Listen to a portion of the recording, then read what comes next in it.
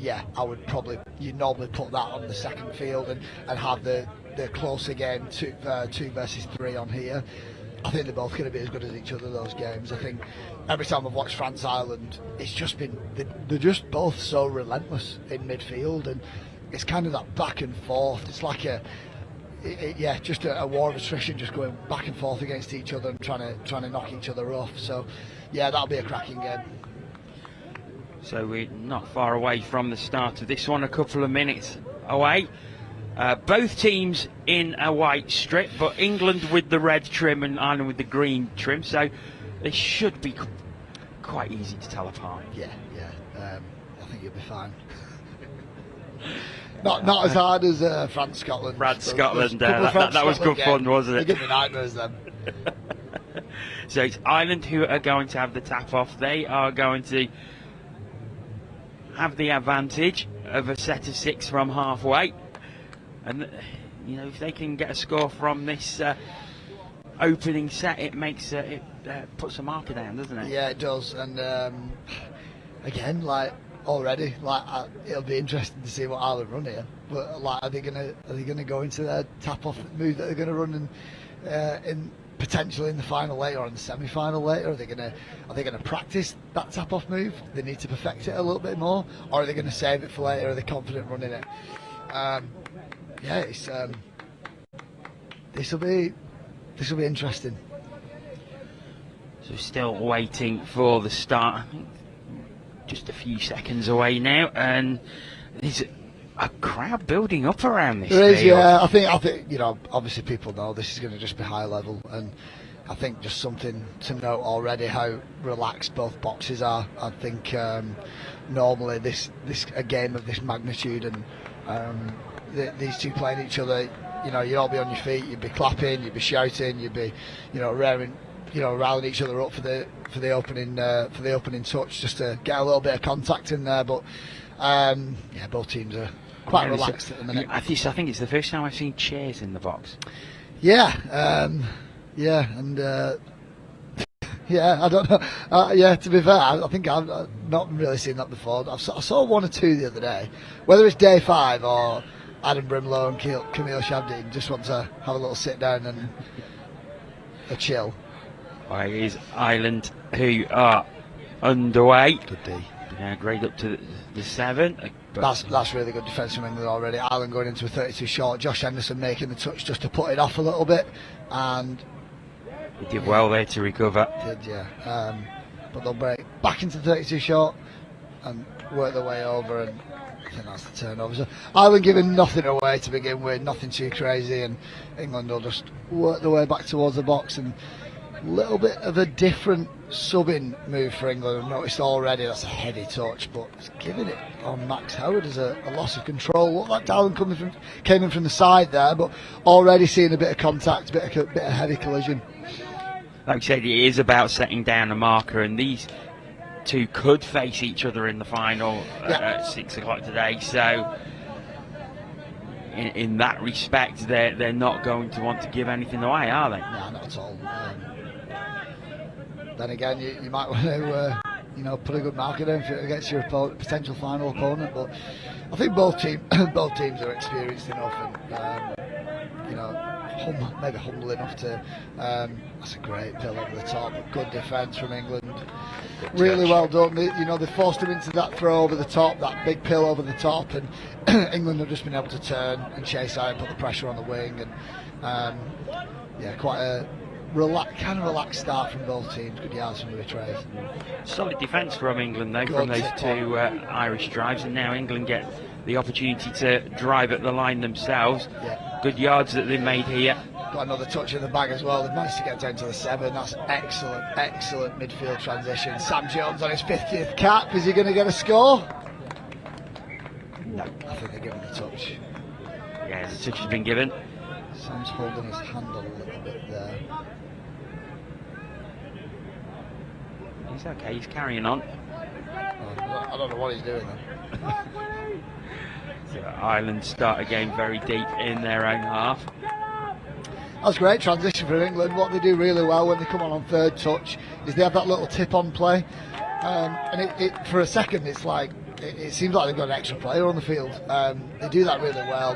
They work so hard to get to the box and work hard to get on, and that's what kind of pushes them ahead of the pack at the minute.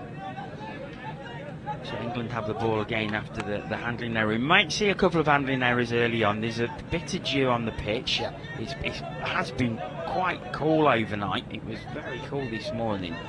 We'll certainly be warming up in the sun now, but there is a bit of moisture out there. England into that punish play with Josh Henderson. He's got a really good dive, but Ireland have locked that up. So something we saw, that was quite a feature of the England-Ireland game earlier in the week. Both teams like to run that 23 platform punish play, and it's just a link quickie. What both teams do well is the progressions off it. So they like to throw back in midfield, and it just opens up the play a little bit more, especially when you've got a tight defence. Ireland, some good little midfield transition of their own, just good little tip-ons, picking off those lone shooters. So it's good D from England. Good dummy. From a player who didn't play in that first game, Will Serracole, experienced England international. Also Max Howard didn't play in that game. I think they're resting two different players in this one. I believe Charlie Thompson and Horatio Price are the two players that England are resting in this one.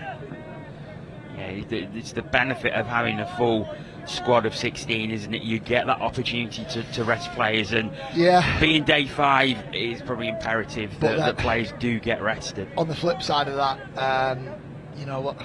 what something we saw last night around the camp, around the halls. With teams like this, they're in finals, and you're going to have to drop 2 players. It's not resting players anymore, is it? I mean, maybe you are in the semi, depending on who your opponents are, but saw a few hard decisions that had to be made last night, and that's part of the sport. And it's a shame, but you've got to make those decisions, especially as a coach. And I imagine a lot of them were really tough decisions. Yeah, and it's one of those things where I suppose you have to take emotion out of it as well. Because at the end of the day, you're looking to win a European Championship, and it's about putting the best team out there and enable yourselves to do that. Yeah, definitely. But like I said, especially when you work so hard for it. Sometimes you'll kind of know. Sometimes it's like we spoke to a couple of the coaches last night, and the decisions sometimes are based on the opposition. So it might be, listen, we're going to go with X player because they offer us, this against France or whatever. Whereas if we were playing Wales in the final, you'd be playing because they're susceptible to this kind of play, and that's what you're strong at. And I wouldn't say it's easier to take, because if you're not playing in the final, then it's tough to take anyway. But it's just part of the sport. So Ireland do drive through. It's a nice I little think play. we have our opening score. We saw Ireland score off that earlier in the week against England, and it's a variation on a hammer. I believe they call it a taipan, which is. Might be corrected for that, but it's a nice little play. It comes straight through the middle. Here's the replay. It's that link coming on that hammer play, and I think Matty Watt, former England international, was quite a favourite of his, that one. Sean Balancey put the ball over, sliding through. So Ireland with the lead in this one. First blood to them. Ireland take the win here. What does that do to their confidence? I think, I mean, I don't know how much they can take from it. It depends on how England play for the rest of this game. Then England might just, if Ireland win and England, aren't really offering anything, Ireland might look back on the tape and just think England were going at that too hard. But it's a really interesting one. I think at the minute England have just worked into the progressions a little bit. They're going away from that punish, and they're feeding it back in field. And I don't know, England's box isn't as noisy as it has been over the last couple of days, which tells me it's quite relaxed. Good dive. Diving That's through, ball down. yeah, and that is going to be the Great equaliser. He's so good at that. He's a tall lad, and he gets outside of his touching of the touching link. He steps off his left foot, and he gets to the ground so quickly. Gets that ball down, and it's like he pushes the ball along the floor. So down there, push it along, and the Ireland middle was just half a second too late to his assignment there. So Josh Henderson brings the scores level. As Ireland tap off the game. We are 8 minutes into this game, all square at 1-1. It does look like Sam Jones has picked up a little hand injury on that dive. He was just practicing his passing action then, and he was seeing Indian head physio carry on this sideline. So when he comes on here, it might be something to keep an eye on. He might have picked up a little knock when he was on that dive. Jonathan Stanley on the board, he comes off. The good drive here. Here is Sam Jones, ball in 2 hands. Camille will pick up and go back to him for that 33 strike dump, and Camille will fix him up and try to go to the outside. Good defence from Ireland. Good possession by England though, they've not been touched and managed to keep the play alive. They'll just kill it in that corner, yeah. So happy to just kill it in that corner and make Ireland come all the way over to their box. Ireland are moving over to the right hand side so they can get some changes on. Do that successfully. Halfway now. Just a double fly. Now the clapping and encouragement is starting from yeah, the he's picking box. up a little bit. I think that might have been a play that kept an eye on. I don't know whether that was pre-planned from Ireland. It was a bit of a double fly play on 4th or 5th touch. Be interested to see if they run that later. But Josh Henderson back in the ball, he's looking really sharp. And they'll go back to Will Lupton on the other side. Ireland maybe dropping off there. Yeah, the referee's got it.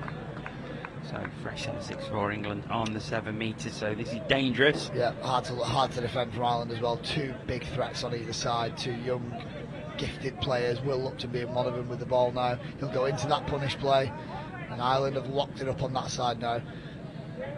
They are targeting the dangerous plays, but now there might be the long, and touch is claimed. Yeah, I think the window had just made that, and what Will is really threatening on is when he's going down on his opposite link, you don't know whether he's going to step outside or inside. He goes inside this time, and now he's got a 4-on-3. Yeah, good touch. Still there for England though, as they work it along. Looking for the space. Oof. Now I think did he get that down? Did the touch come in? I think the touch came in. Then Grinter on his Euros debut. Really quick player, excellent defender, but now he's looking to get England a score, but Will's dropped it there. So Ireland have the ball back. England just seem to be asserting a bit of dominance in the past couple of minutes or so. Yeah, quarter away through this, I'm still trying to figure out what both teams are. How hard teams both are going. Sorry, it's definitely not as quick, nowhere near as quick as what we saw the other day. Both teams seem to be happy to kind of roll up and down the field and not offer too much. There's definitely not the level of aggie that we had in that other game. No, not at all. But I'm going through again. The touch is indicated. Ireland coming back with a few quickies of their own as well, and there's a little bit of space in the middle, but England locked it up quite quickly. So looks like they'll go back into those 32 shorts that they ran earlier. Early release, Pill to the left. Oh, he's got a bit of space now. That's ball down. Oh, yeah, ball down. Yeah, Ireland retake the lead. Nice, really nice. It was a great pass over. Good left to right Pill. It was Dara Foster who put that down. So yeah, it's a 32 short with an early release. Claim the touch, but not given by the officials. They gave the try, so Ireland 2-1 ahead.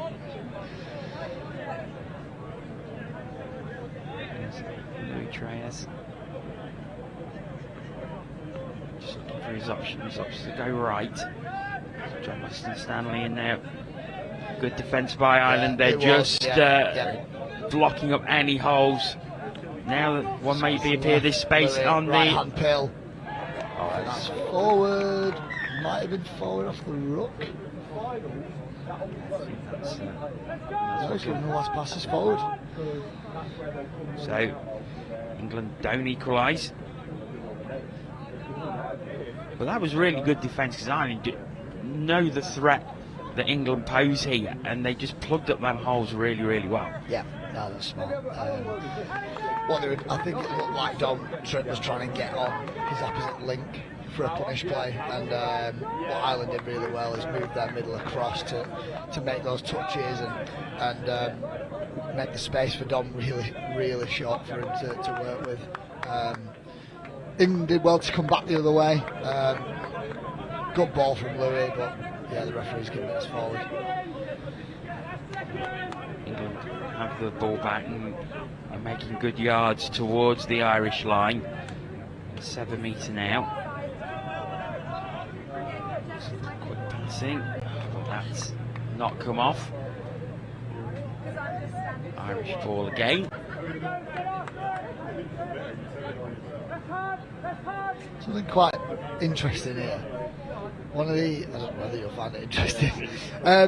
One of the resting Ireland players is quite near the England box at the minute, and I don't know. It's just something I was keeping an eye on.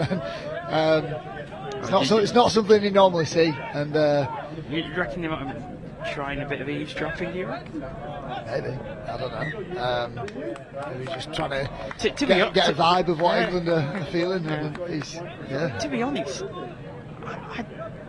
I'd say that's smart. It is, yeah. I mean, yeah. It's do you say is it in the spirit? There's a debate to be had there, isn't there? But it's. I just think if he's something to it, yeah. Because I mean, Penguins is through. Just need to find somebody open. That's great D from Ireland. It is fabulous D. Really Don't think he was too happy. Yeah, really good D. Good speed from Penguins to get through. He keeps it in two hands so he can release quickly. Ireland did really well there. Josh Henderson wasn't happy about something he went chasing after the official there. I don't know whether he felt he was impeded as the ball came to him. He's flying in there. He uses that aggression to put the pressure on. Oh, interception! 2-2. Dom is so. I tell you what, he does that every so often. He'll just kind of pick you off as you're trying to get off the field, and it's that lack of concentration from Ireland. So Dom Tripp gives England the equalising try through the interception. You see it from behind there. Races onto it. So we are all square with 16 minutes played. England 2, Ireland 2. And it has been very, very close. Yeah, strange game. I mean, you say it is very different to the game from earlier in the week, but the skills on show, they're still top level. And the exciting thing for us as spectators is this is only going to get improved tenfold when we get throughout the day. And for this to be kind of a feeling each other out game, we'll work through our stuff. You can work through your stuff. But I think we all know that this is going to just explode. Should they face each other again later, you're going to see a very, very different game. Even in the semis, even in the semis, I think Ireland know that they've lost to France once and they've beaten them yesterday. So they know they're going to have to throw everything out on the table to beat them. And I think England, I get the sense there's a little bit of worry about Scotland. And I think that maybe not going to have to dig into their playbook in the first half an hour, But let's say it's level, or Scotland maybe go 1 up, and we've got 10 minutes left. England are going to have to put all their cards out on the table, and I think both. Yeah, it's just going to explode later. Yes. We're working towards 4 finals at the end of the day, 4 semi-finals to come as well. We've got the men's 50s between England and Singapore. That's next here on field 1. Then we go women's 27 semis, mixed open semis, women's semis, men's semis, then women's 27 final, mixed final, women's final, men's final. Finals funny, baby. Can't beat it. Dom, speed, right hand pill. Oh, he almost recovered it. It slipped out his hands, but poor Meredith almost recovering to pick it up on the line. He just couldn't quite get there. What Dom does really well, and we saw it with that intercept, he's got such a good injection of speed. He uses it on both sides of the ball so well as well, and he just kicks at the outside of his opposite defender and creates that 2-on-1. And yeah, Vaughan will be pretty annoyed that he's not been able to finish that. Ireland driving to halfway. Made some good yards here. Got a touch in hand. Oh, Tom's going for that intercept again. Can't help himself. Doesn't quite come off. That's sloppy from Ireland. That really sloppy. And you know what? That to me is an indication of probably where both teams are at. I think you kind of want to. I think in the biggest games, I think the biggest players, they'll be razor focused, and that just seems to me that the focus might be turned down a tiny little bit in this one. Because you're not going to make those errors. I think there'll be one of those errors in the final, and we've seen a couple of those so far. Ball, tip on. Always really nice quick passing. Yeah, Will Serracle's really good at that. Loves to pick up from half, loves to have those 4-on-3 options, and he's just not been able to pick the right one on that one. So Ireland have the ball again. They're getting their head towards their sub box, get fresh legs on. We're into the final minute of this first half of what has been an absorbing encounter so far. It has, yeah. It's been a good back and forth, and 20 seconds to go. I'll be interested to see if Ireland can get anything from it, but they won't. So England, I think, will be more than happy to just sort of work the way to the box. There goes the hooter. So that will do it for the first half. It's England 2, Ireland 2.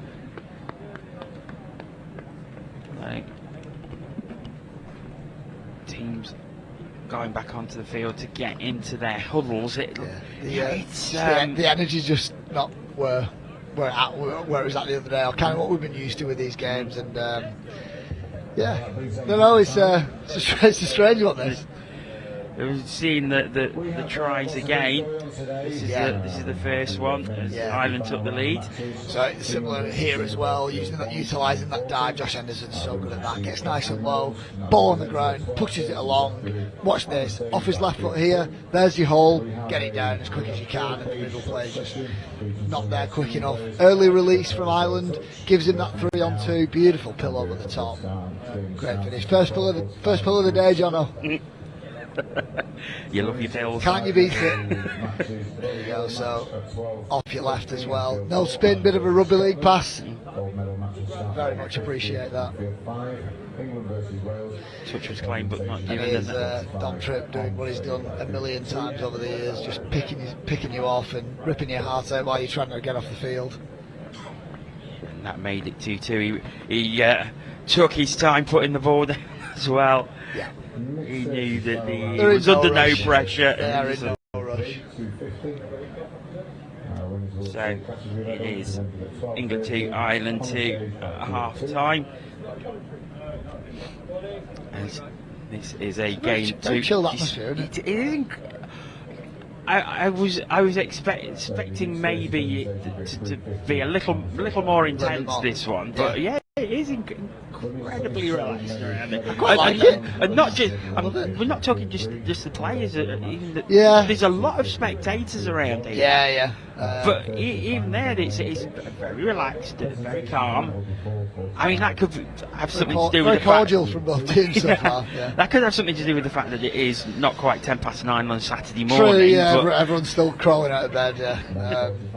but it's a beautiful day here, isn't it? And there's not a cloud in the sky. Yeah, I think we keep building up like this afternoon, but I think as the day goes on, like, we've got a final straight after this, essentially in the men's 50s, and you know we're already just building towards like those finals, like you running through those fixtures before, and it's just so nice to hear the word semi and final in the fixture list, and not just on field one as well, like out on the backfield. We're just going to see finals and meaningful games like throughout the day now, and that's what you want. That's what we've been building towards for 5 days. Exactly. And 5 days of action coming to a close today. So I'll just quickly run through the schedule as we have it. Obviously the finals are not decided yet, but we do have some of the semi lineup. So coming up next, the men's 50 final round game is England against Singapore. At 10:40 we have the women's 27 semi-final, that's Scotland against Switzerland. 11:40 the mixed open semi-final, Wales against Scotland. And at 12:50 the women's open semi-final, Scotland against France. At 1:50 we have the men's open semi-final. That, if things stay as they are, that is likely to be Ireland against France on this pitch. So that will probably be an absolutely belting game. And then we go into the final. So women's 27, Scotland or Switzerland against England or Spain. Mixed open final, Wales or Scotland against England or France. Women's open final, Scotland or France against England or Wales. And the men's open final, pick two from England, Ireland, France or Scotland. It's going to be so good, isn't it? I can't wait for this afternoon. I really can't. I think Some of those fixtures there, they're just mouth-watering. Like, I think like the mixed open for me comes to mind straight away, because if we get England-Wales and we get that game we got the other day, tell you what. Yeah, because it was like 12, Give me that, 12-11, wasn't it? I'd be happy with that. I'd be happy just watching that and then cancel the rest of the game.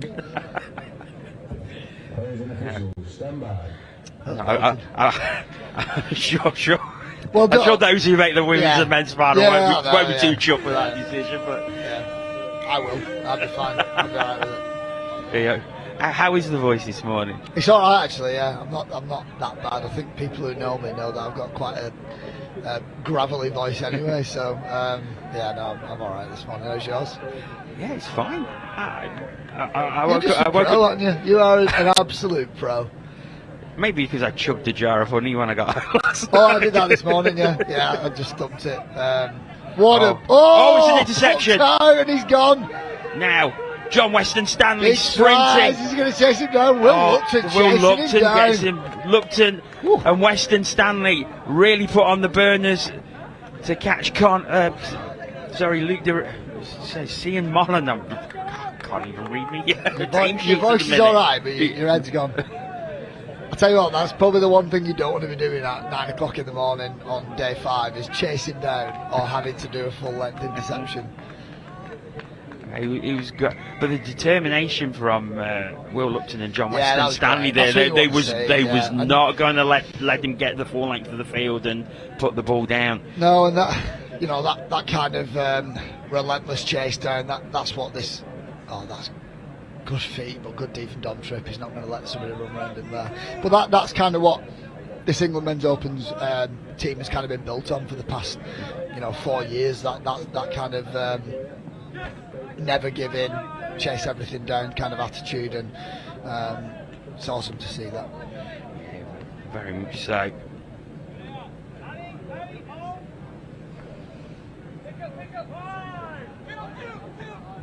Oh, Dom just shut that down. And it was a nice pick up from feeling that he's got a great pill over the top, and he's looking to pick up, throw right to left.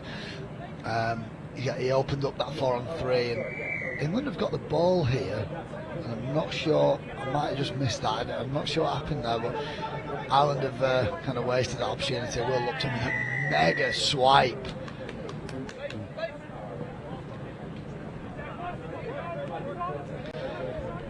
That's really have the ball again. Really good. If you get a chance to watch that again, Will Lupton coming off the field, he kind of wins a penalty because Ireland are coming in quite hard on the touch, and what Will does is he swipes the Ireland defender's hands away and pretty much wins a penalty. Camille gets on the outside, he's got speed. Touch is called. Touch given, but you see the danger that Camille Shabadine poses there. He's a very, very quick player. You see the replay here. He just puts the burners on. Even with the ball in two hands, that's awesome. That, and you know what? We spoke about it. We touched upon it briefly the other day. Kind of the transferable skills to league and union. And for anyone who watched Wigan v Warrington last night, probably one of the best players in Super League at the minute, Jay Field. Just watch this Ireland play. Oh, what a take!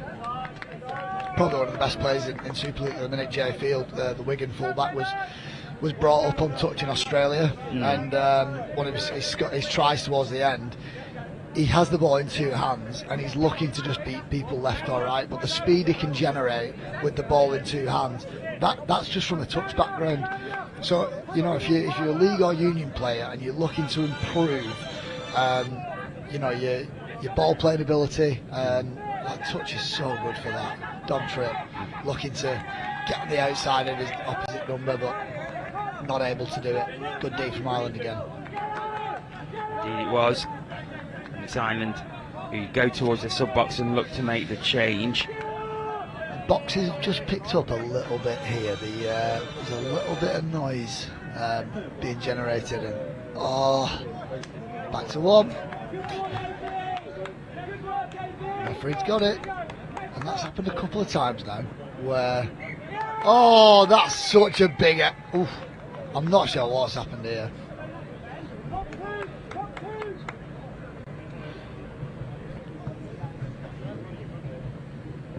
Let's see if we can see a replay of what's happened. Adam Brimlow just doing a little bit of play acting, but I think the referee's saying that he stepped over it, but the guy who stepped over it is actually injured. So that could have been half court there, but you know what? Ben Grunters, I've played with Ben Grunters a few times, and he can be quite ruthless at times. I don't think he's that bothered if somebody's injured. So yeah, he's just rushed in there and made the touch. But yeah, there, Ireland on the sweep, and that's ball down. Ireland back in the lead. Yes, they are. Ireland 3-2 ahead. 25 minutes gone. Ben Grinter just having a look behind to Clark Hobson, who is assisting defence coach Jeff Bimpson this week, and just looking for a few pointers on this, and good angle here. The sweep comes around, so Ireland are looking to exploit that little bit of a gap between Max Howard and Ben Grinter, and the dive's good enough. He's got low. Whether the ref called Max offside, I couldn't really tell, but it's a good start from Ireland, that. But still, I wouldn't say that both teams are going hell for leather at the minute. Good feed from Will Lupton. Tell you what, that must be so. I've done it a few times in training, but Louis Treyers and Will Lupton on one side of the field, that's just a nightmare. Josh Henderson back on that punish play that he loves so much, and that's what he scored off before. So we've spoken about it a few times this week. It's such is about learning and trying to not let those mistakes happen throughout the game, those same mistakes, and they conceded that score early in the game, and now they've locked it up.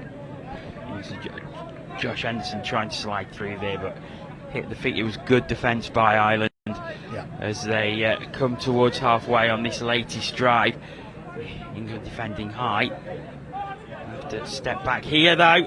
Oh, this is good move. Hands. Great move. And it is Gian Mullen who puts the ball over, an Islander ahead by 2. I tell you what, he tiptoed up the touchline there. I'd love to see that again, but that's great from Ireland. Good heads up footy. they create a little bit of a midfield 4-on-3, and that's a great left to right pill. Link, wing, skirts the touchline. Oof. Goes a really, really good, well worked try by Ireland. Yeah, they kicked to it ahead here as well, and it just puts a little bit of pressure on England. Work for England to do. They won't have been behind that many times in this tournament. They lost that opening game to France, but since then, and oh, it's not quite taken. Will Serakol just jumping into it, trying to take the ball out of mid-air. England still have the ball out. Shabdeen gets it out to the right-hand side. England just trying to be patient, and now the dive through, but that's good defence again by Ireland, I think. Yep, they have the ball. Giving his hand a shake. Hopefully nothing too serious for Dom Tripp. That'd be a big blow for England, and something we've not really seen too much from Dom this tournament is that big pill over the top, and it is a big feature of his game. Sam Jones looking for that link hole. Good D from Ireland again. So yeah, I mean, that to me is a bit of an example of where England are at. Obviously their box is telling me that they are a little bit relaxed, but the fact that things like Dom not throwing or looking to throw 4-on-3, that tells me that England aren't going right into their playbook. They're keeping things quite simple, and I think they are 2 down. I think they'll be fine with this. For those who aren't sure, even if you Shabdeen through, but if we get to watch that back again, you'll see where the hole is. But let's let this set run out. Oh, we are going to watch it. Sorry. They're going to throw long. Good hands. Space out what on a the flick right pass. hand side. Now can he get to the good D from line? Ireland. Great scrambling defence, and that's 5th touch. England looking to start again quickly, and they do. Tripp looking down the And sideline. Ireland have snuffed it out, and Great you can D hear from the Ireland. cheers coming from their side of the pitch.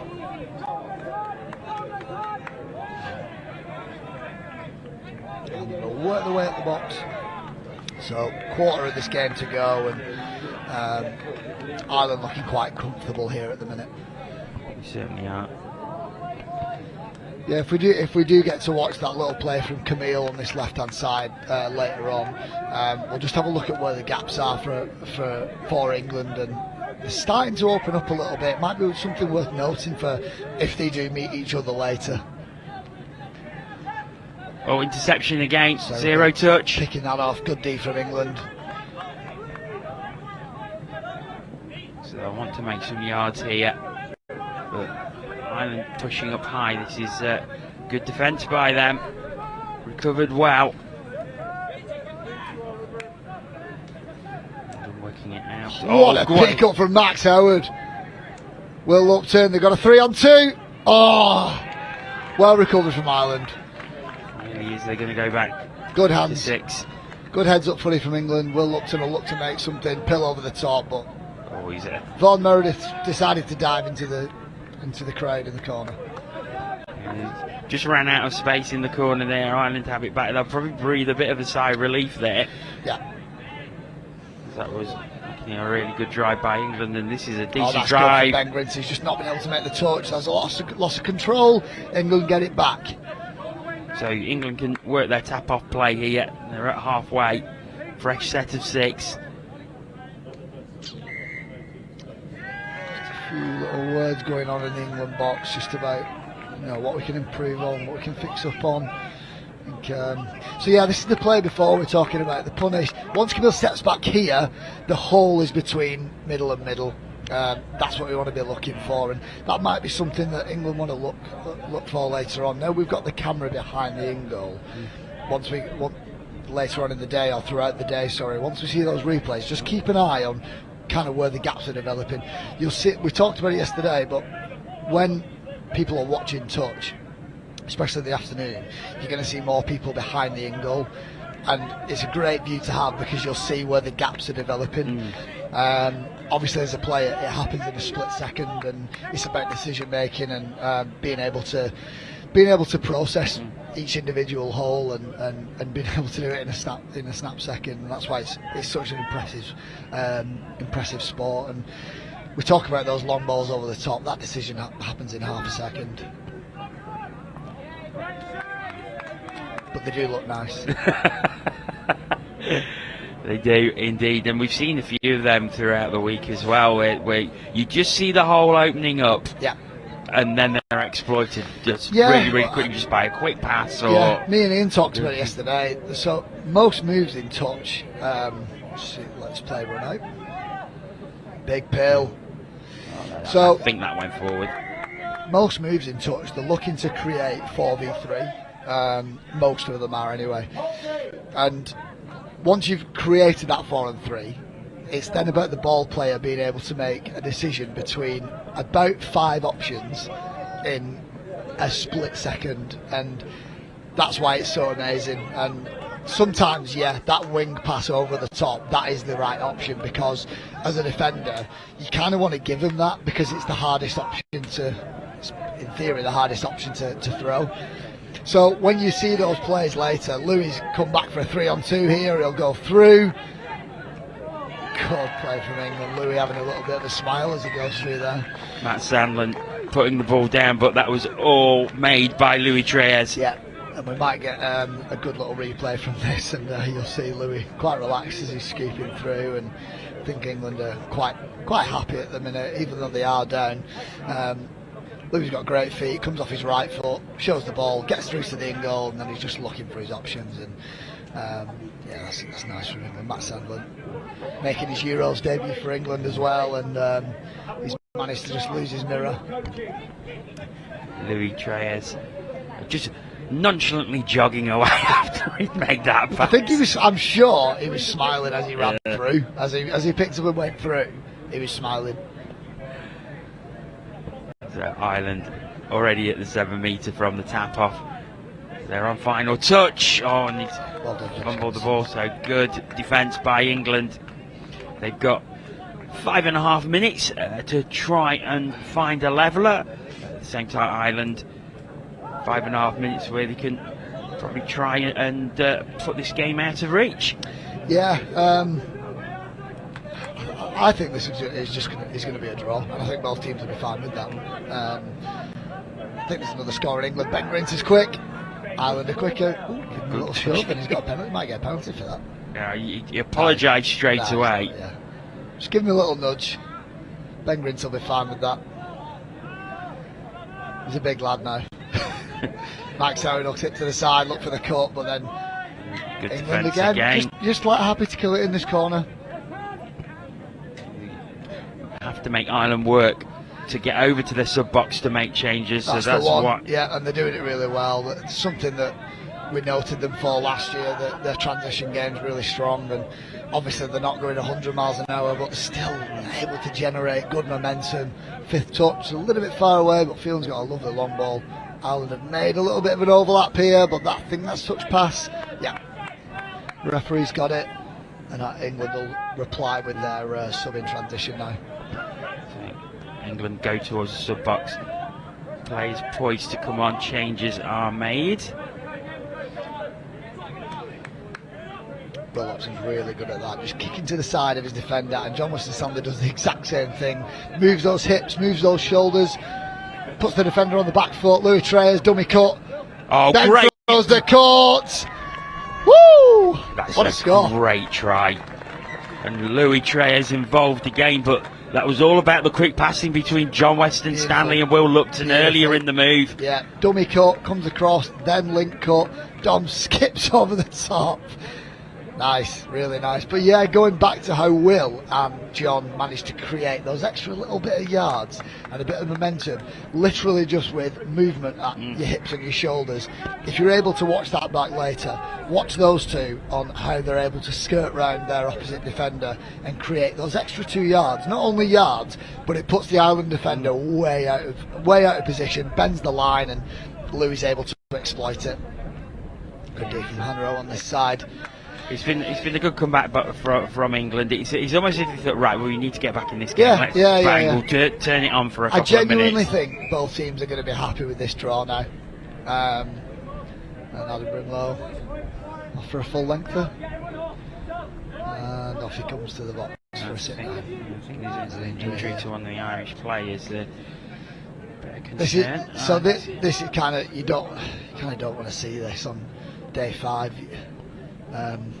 Me and Meeks talked about it this morning. Like, you really don't want to be picking up little niggly injuries on the morning of day 5, especially in a game that. Yeah, he's okay actually. He's jogging back, that's so that's good.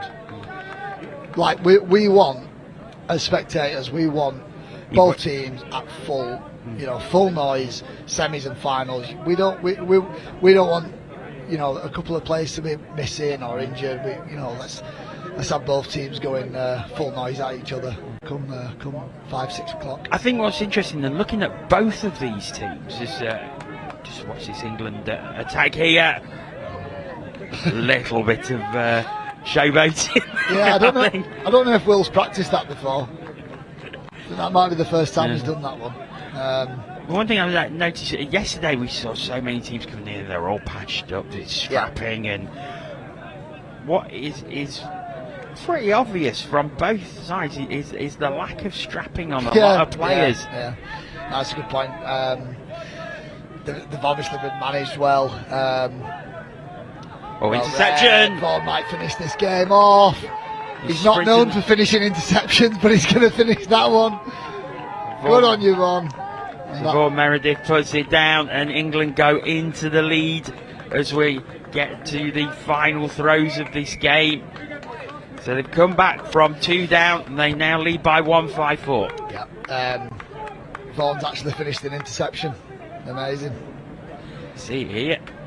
Unbelievable. But well read. He read the ball well, picked it off, and great finish from Vaughan. And Ireland have a minute to maybe finish this game on a positive note, which is what they'll want. Take this into the semi-final, take this into the afternoon, and as long as that's forward. That might do it, as I think England will be happy to just see this one out. It's 30 seconds remaining. I think both teams will be fine with this. No injuries yet. Let's hope we don't see anything in the last 15 seconds. Going back to the strapping, what you were saying before, we touched on it on day 1. This is a result of excellent preparation and well-managed teams and players throughout this tournament. They're going to have to exert themselves in both those semis because they're going to be tough. So you never know it, but yeah, they've managed themselves well. They're not going to feel like fresh now, but they've played 4.5 days, 4 and a bit days of touch now, and I think both teams to me look relatively fresh. And we saw again that wasn't 100 miles an hour, but I think this is going to be it's going to explode in the afternoon. Yeah. Well, that does firm up the semi-finals for the men's open. England will take on Scotland, and France will take on Ireland. That will be on this pitch a little later. Coming up next, we've got the men's 50s clash between England and Singapore. That will tap off in 10 minutes' time. Men's 50s five-round match in England versus Singapore on Field 1, 9:40. Down now that at 1:50 p.m. it will be at 12:30. France against Ireland on this pitch in the semi-final. So as the players take their handshakes and look forward to what's to come, these two may face each other in the final, of course.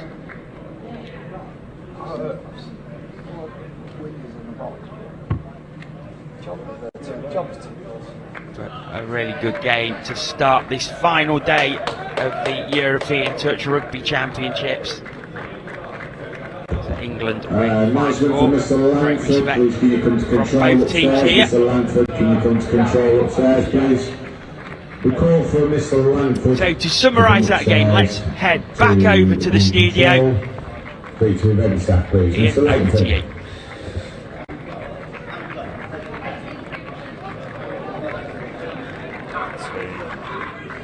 Well, what a cracker that was. And Jordan, you've just been commentating on that great stuff. Do we think that's going to be the final later today? If I was going to put money on it, yeah. That's who my final would be. And I think we're going to see a much quicker game later. Regardless of who's in the final, we're going to see a much quicker game. I think it's going to be a lot more physical. And we're going to see both teams go into their playbook way more. I don't think either team gave much away there. But I think we're not only going to see that in the final, I think we'll see it in both semis. Both semis are going to be brutal, they're going to be physical, they're going to be quick, and both teams are going to just have to put all their cards on the table, regardless of thinking, we've got to save this for the final. You can't think like that now. You've got to get your win no matter what. If it is the final, we're going to see a completely different game, aren't we? I mean, that game there, Ireland got a 2-point lead and wouldn't necessarily say let it slip because there wasn't necessarily so much riding on it, but will England take heart from that? Will Ireland be down a bit, or I genuinely don't know. I genuinely don't know. I think are we trying to read too much into it? Maybe, but that's our job, isn't it? Yeah, exactly let's read a load into it. Let's make some stuff up. Let's make some stuff. I don't know. I think from an Ireland point of view, they were 2 up, and they would have probably been thinking, we're chilled, we're cool, and we're not had to do too much, and we're up by 2 against England. On the other hand, it looked to me, I was a bit close to the England box, and obviously I know their coach is in place really well. To me, that was a relaxed box, but Ireland looked relaxed as well. Neither team did anything on line attack or transition that was like, wow, I've not seen that before, or they've had to dig into their playbook a lot. It was very I won't say one-dimensional, but it was very quite relaxed. I think it showed for me, doesn't it, that you can't take your foot off the gas, and if you, even in this game where let's be honest, it wasn't the most riding on it, was there? No team ever wants to lose, do they? But it just shows that if you do take your eye off the ball, even for a moment at this level, you are really going to get hurt, aren't you? Yeah, definitely, and I think we'll see it later. Like John touched upon kind of like how much strapping he's seen, compared to other teams, and it's 5 days of touch. But these 2 teams, they look relatively fresh. I think they've both thought then we can probably ease off a little bit here because we've got 80 minutes of touch this afternoon. That's going to go mental. That's the way I'm going to describe it. I'm hearing, I don't know how true it is, but I'm hearing we might have 2,000 people around pitch 1 later this afternoon. What a cracker that's going to be. We're rocking ourselves back to the 90s as well. We've got a bit of Let's Get Ready to Rumble. So let's get ready to rumble because it's time for the next game, the men's 50. It's England and Singapore. Let's hand over to commentators Jono and Ben to take you through the first half. Enjoy.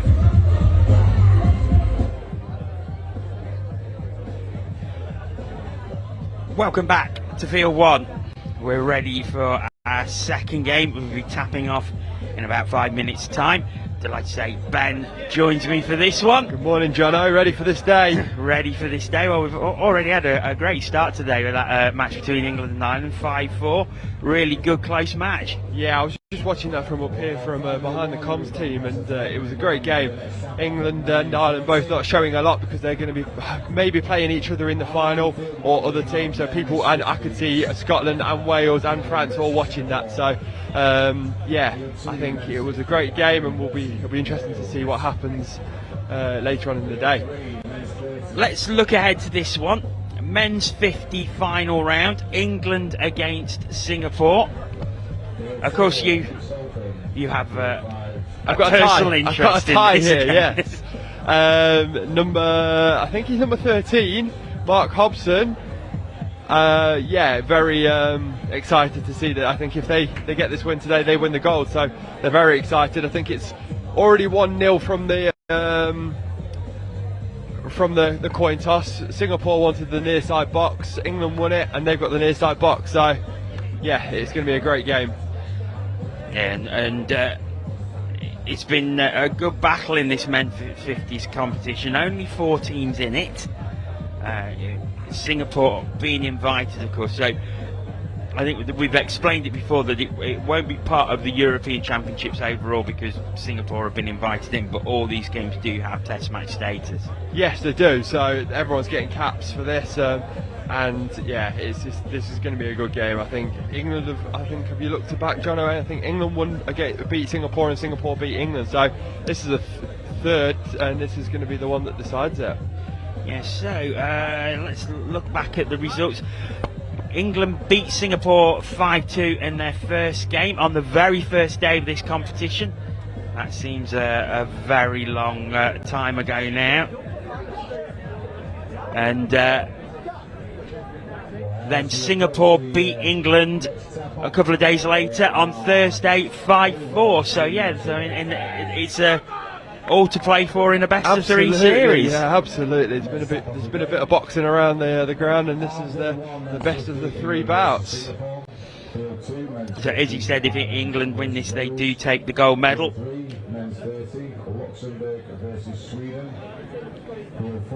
So a lot to play for here. We've quickly got time to run through the teams here. So England with number 1 Simon Whitten, 2 Andy Verney, 3 Chris Davis, 4 Ian Moody, 5 Ian Grisewood, 6 John Banks, 7 Paul Ainscote, 8 James Barnett, 9 Mark Elliott, 10 Adrian Riggs, 11 John Tuitt, 12 Duncan Mascarenhas, 13 Mark Hobson, 14 Spencer Nye, 15 Ryan Anglem, and 16 Ian Spencer. For Singapore, they line up as number 1 James Layard, that's their captain, 2 Kevin Shaw, 3 Alex Hamley, 4 Chris McNamara, 5 David Wilson, 6 Jeffrey H, 9 Robert Coughlin, 8 Roy Moore, 9 Jamie Salmon, number 10 is Huai Huang, who looked very good when we saw him earlier in the week. He was great, so I think he's going to be a key player in this game.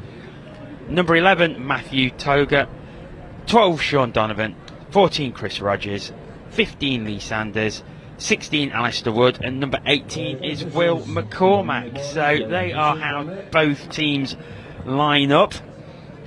We've had a lovely card sent to us from the Singapore team with information on all their players. I mean, the most prepared team. They really pushed the boat out with regards to information about the team, and a nice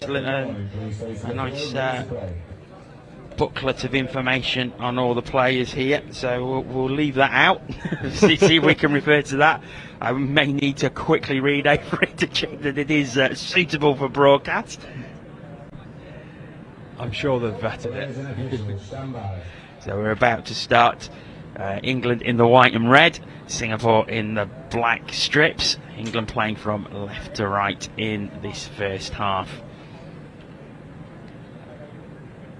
Just awaiting the hooter.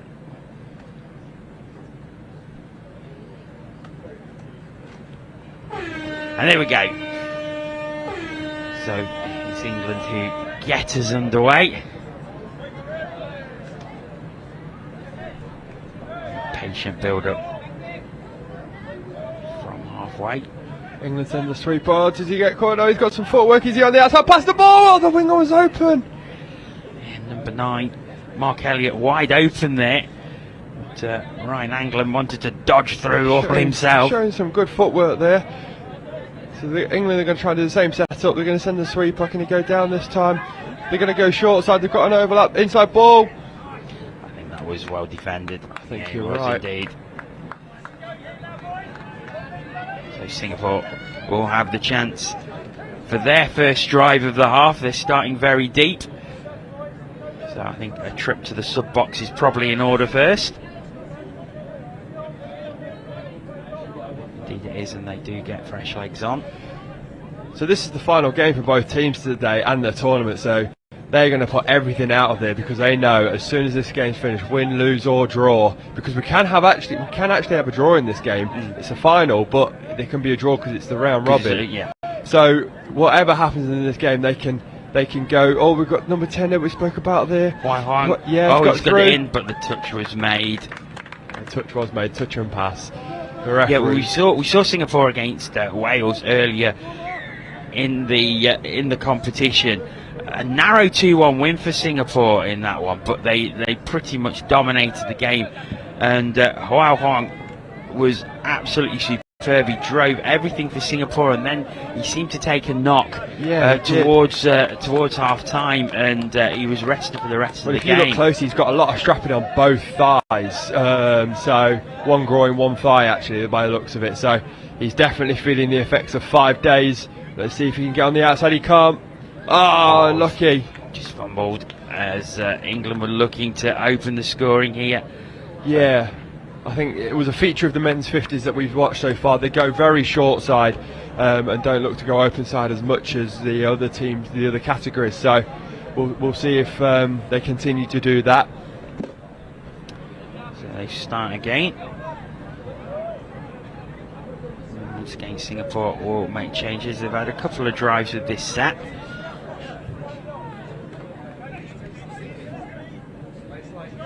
Across to the left-hand side. Good high defence by England so far, but some good yards on. They've got an overlap on the outside. Can they chase it down? They can.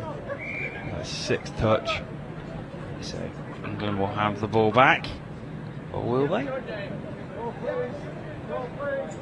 So I know we're in the older age category here, but there is more complaining from these players that I've seen in any other category. Every time there's a call. Excuse me, it looks like they're trying to argue every single call. Maybe it's down.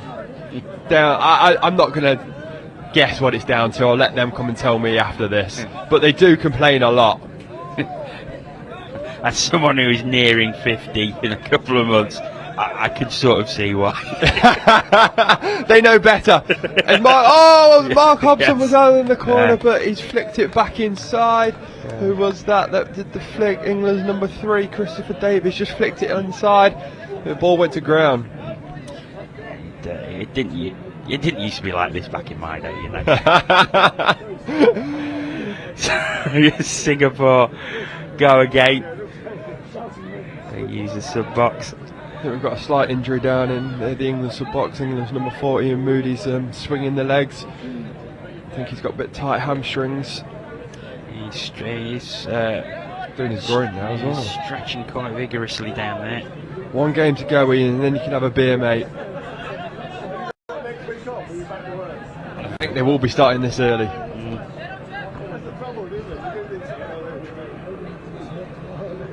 Wow, has the ball, gets it to Jim Layard.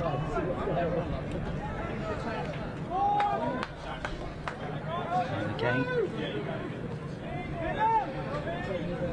just a patient build up here from Singapore. Just being driven back by the England defence. Yeah, it's last play, so England will look to stay square. Oh, good tip on. Oh, it's an NFL pass.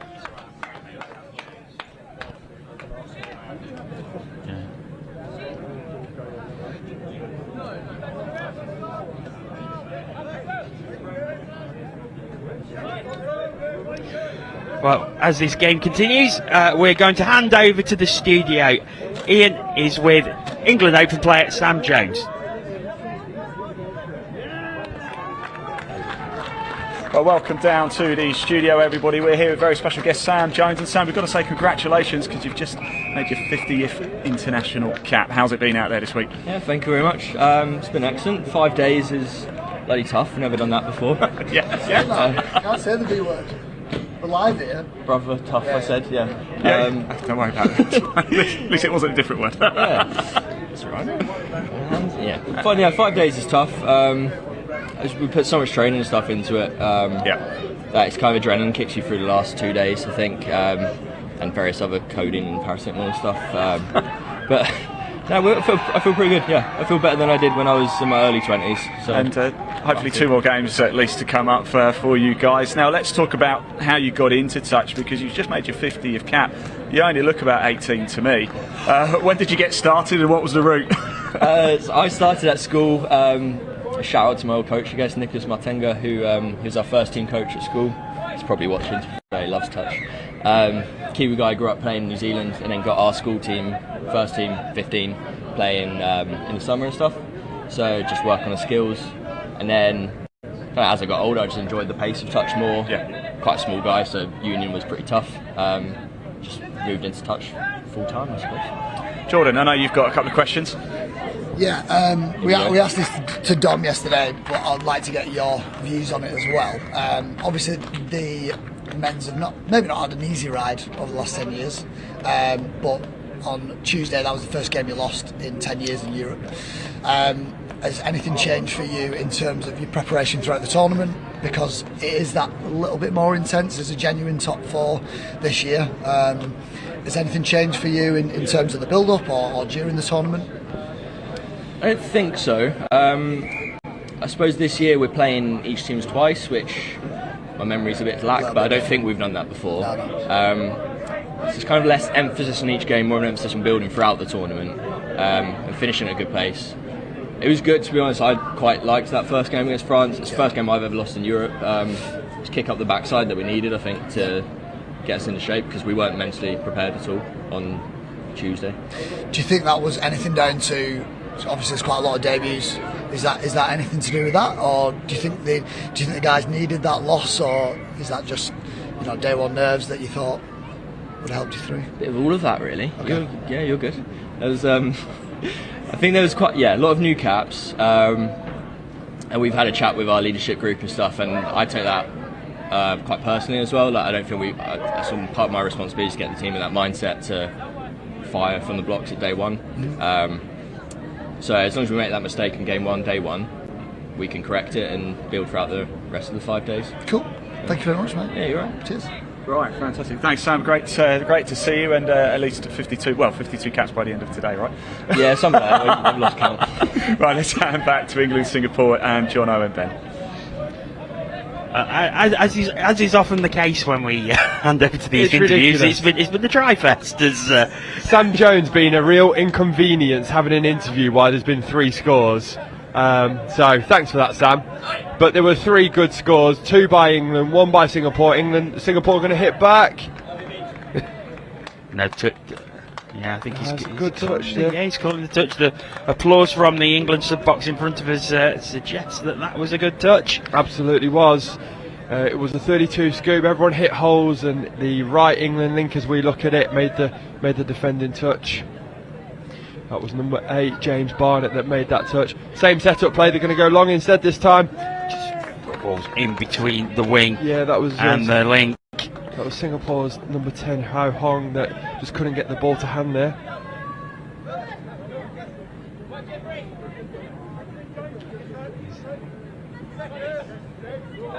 England towards halfway, down it goes again.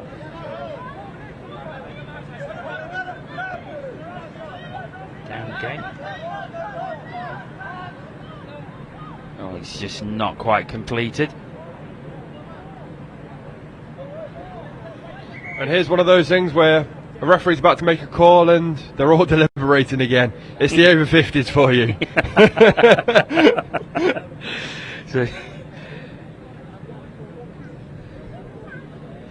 So Singapore have. Yeah, they do. They do have the ball, and it's that man Hua Huang again.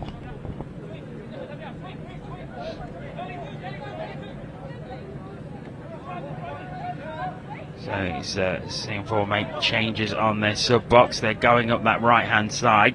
Have to retreat back a little bit here. We're 10 minutes in. England lead 2-1. Yeah, Singapore were just trying to get some substitutes off. I think the winger from Singapore thought the far side England winger was offside, but he wasn't, so he made the touch and had to retreat to go back to the halfway line. Singapore are going to set up their 5th touch play here. I think the referee lost the touch count there. He didn't put his hand up in the air, but he did briefly, and then that means it's 6th touch, and England's now got the ball to try and drive going forward. So England have the ball again. Good drive towards halfway. Oh, this is a really good drive as they made good yards here towards the 7 metre. I'll be looking for a scoop. Oh, there was a big hole there for England's number 8, James Barnett, but no one could give him the ball. Unfortunately, that was 6th touch, but good driving from England. They went all the way down to the Singapore try line. So a good finish. Unfortunately, they couldn't get the score. You say Singapore have the ball again.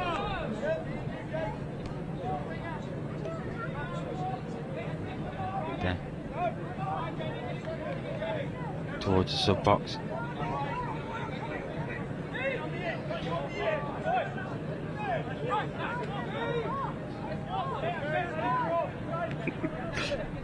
Singapore again.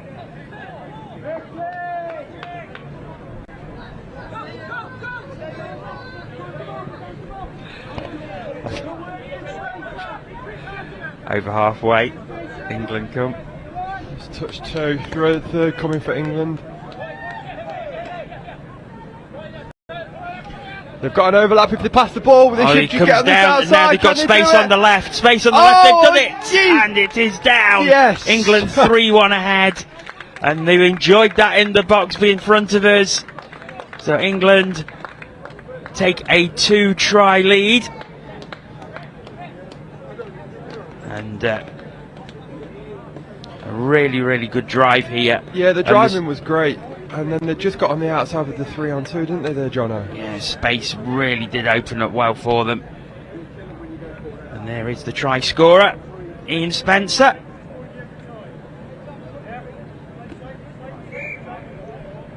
I think Singapore will feel a bit aggrieved here. Just watching them after that score, a lot of them went over to the referee and said, "You miscounted, so you didn't get the 6th touch. You only counted 5," and they're feeling a bit aggrieved after that one. So they'll look to hit back here, and I think maybe that aggrievement will try and spur them on to get that 6th touch. They've got an overlap. They're going to do it. They're going to do it. Oh, Cole opened up, and I think he's down. Great touch by the England's winger number 9. Yeah, touch Mark given. Elliott, he has come a long way to make that touch. Here's the replay. This is such a good touch, all around really. Attack, defence.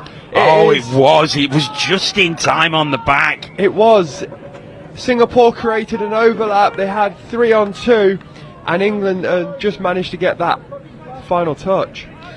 Well, we're going to go back to the studio now. Ian has a father and son ref team. Over to you, Ian.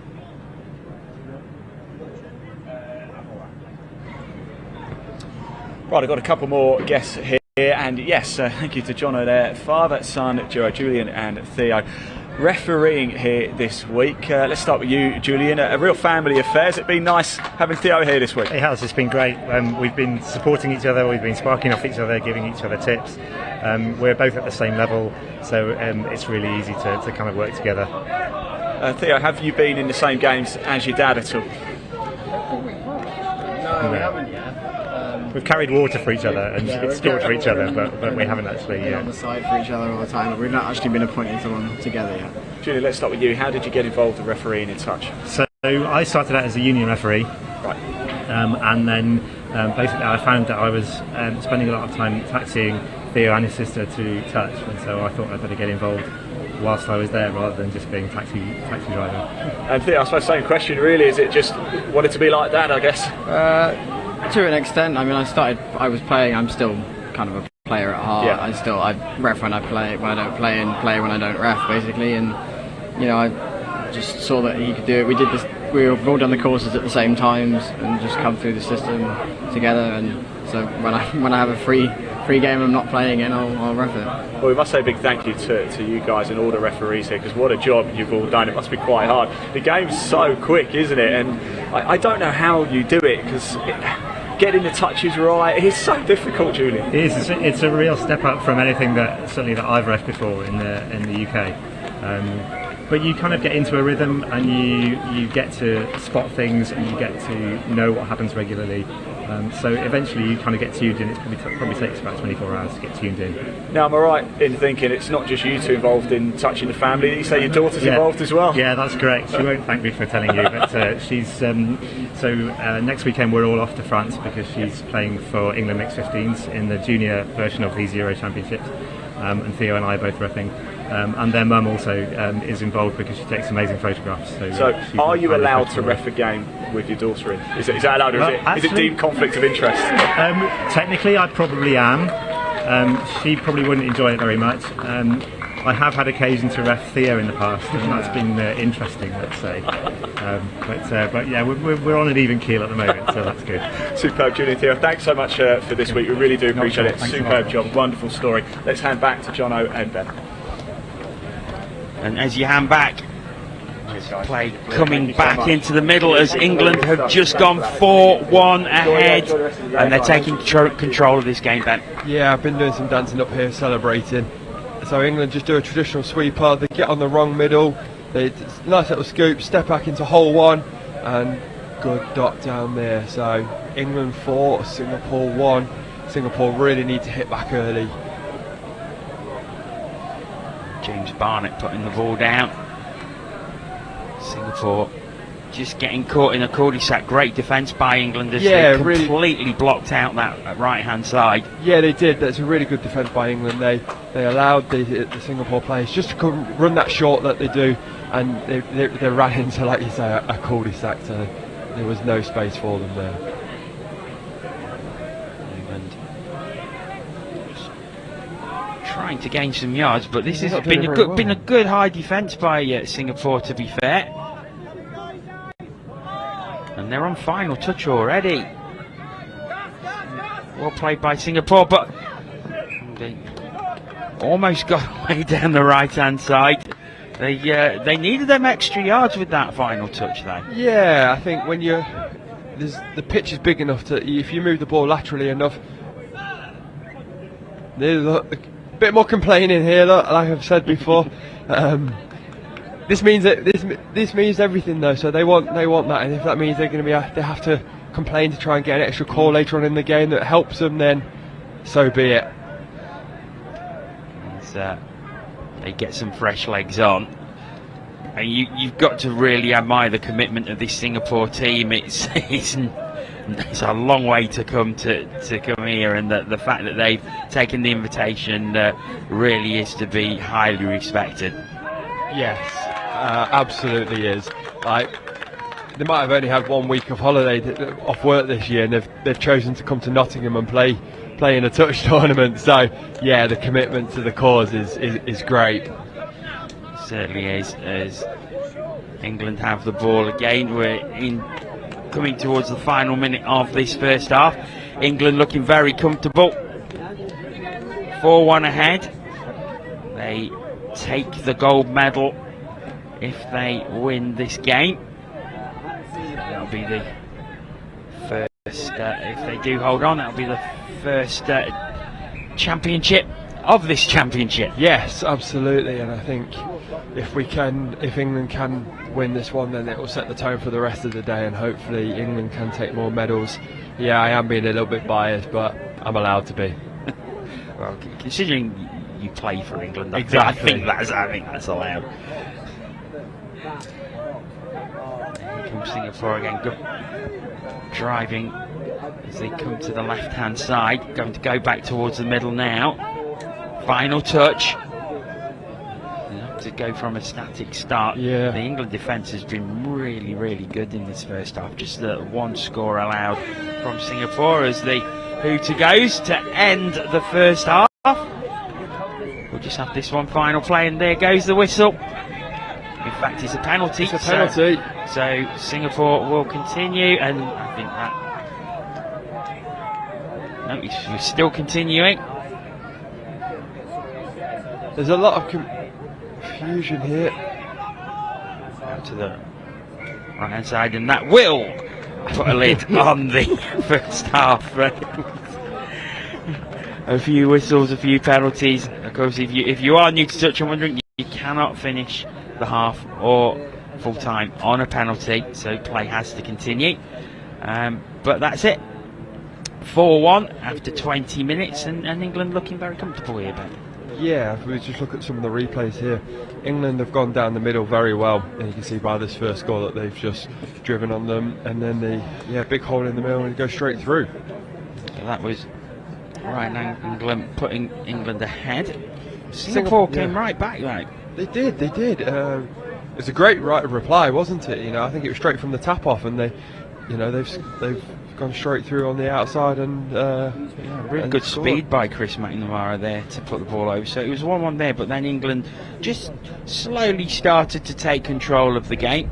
That hole opening up for Chris Davis. Yeah, sweeper play here, and they just get on the outside, and what England have done well in this game actually is actually get on the outside, step back, and then try and cause havoc with their hole running, and they've actually done that quite well in this second game that I've watched between these two teams. And then they get on the outside with this one, and so what that first score does when they create that step back, it causes defences to tighten up, so then there should be some space on the outside, which has caused this overlap, and it's an easy 3-on-2 which most teams should complete.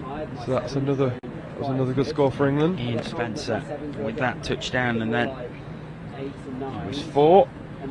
Same thing really. They send a sweeper play, they actually dump on the incorrect middle this time. Instead of getting on the left middle as they look at it, they actually get on the right, so they pick up Scoop. It's a really good knowledge of the game. He steps back, hole one was open, and he went through, and that was James Barnett. So England in control, and as we said, they will win the gold medal if they hold on and win this game. So looking good for the first bit of goal for England. Yes, hopefully. We know that Singapore can score tries, so England won't be complacent at the moment. They'll be pushing for some more. They'll be pushing for the defence to just be as tight as it was last time. In the first half, and yeah, they won't be complacent yet. They won't be thinking about that gold medal just yet. 20 minutes to go, and we know that Singapore have the players who can certainly orchestrate a comeback. One we have picked out, Wow Huang. Everything seems to go through him, especially when he's on the field, and he's coming back out now. So it looks like he's going to start this second half with Singapore. Yeah, it's interesting watching that first half actually. England have done their homework. So from the first time I watched this game, they shot on Hua Hang, who picked up out of half. So obviously as half you can't score. Whereas this time it looks like England have allowed him to run, and they're trying to go man on. Because he can't score, they're going man on, which doesn't create the overlap, which doesn't create as many holes. So I think England have done their homework on Hua Hang, and it'll be interesting to see how they combat him in this second half. And looks like Singapore have got the tap off, have they? I think they have, yeah. I think England started the game, so Singapore with a chance, and they need to get a good drive here, and they'll be wanting to reduce the arrears from this opening tap-off. They've got to do it early. They've got to put the pressure on England early. If they don't, England will look to go over the top of them, so they've got to try and get this score as early as possible to just put that little bit of doubt in the England mind. Oh, not too far away from starting again. Just a few seconds. Just waiting for the hooter to go. Singapore, they look anxious to get underway. They were out there a lot earlier than the England team. They really want to get on with it. It's the football analogy. Send them out early, put the England defence on some pressure, so they know they're wanting to get out there and win. So we are underway here with the second half. 20 minutes to go. Can Singapore mount a comeback, or can England hold on and take this gold medal? We will find out in 20 minutes time. And here is Hua Hong with the ball. They've not got the setup they want, so they're going to have to go off the cuff. They've got an overlap. The step back's on. Good defence. Oh, great defence by England's number 9, Mark Elliott. It's the one that we showed in the same defender as in the first half. And again, they've just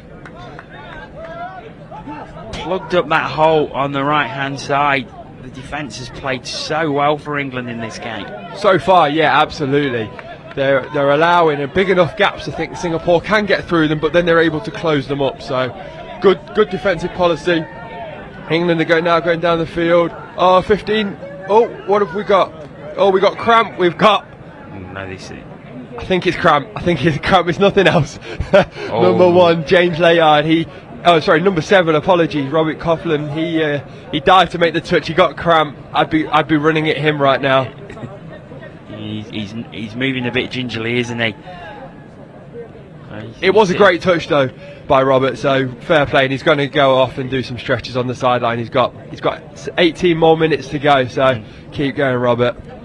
There is nothing worse than that intense pain of cramp, is there? Oh, it's so bad. It's so bad, especially when you're on the field as well. Oh, handling error, and that gives England the ball back, and they're just shy of halfway. So good opportunity for them. Go forward, England, go forward. They get subs on.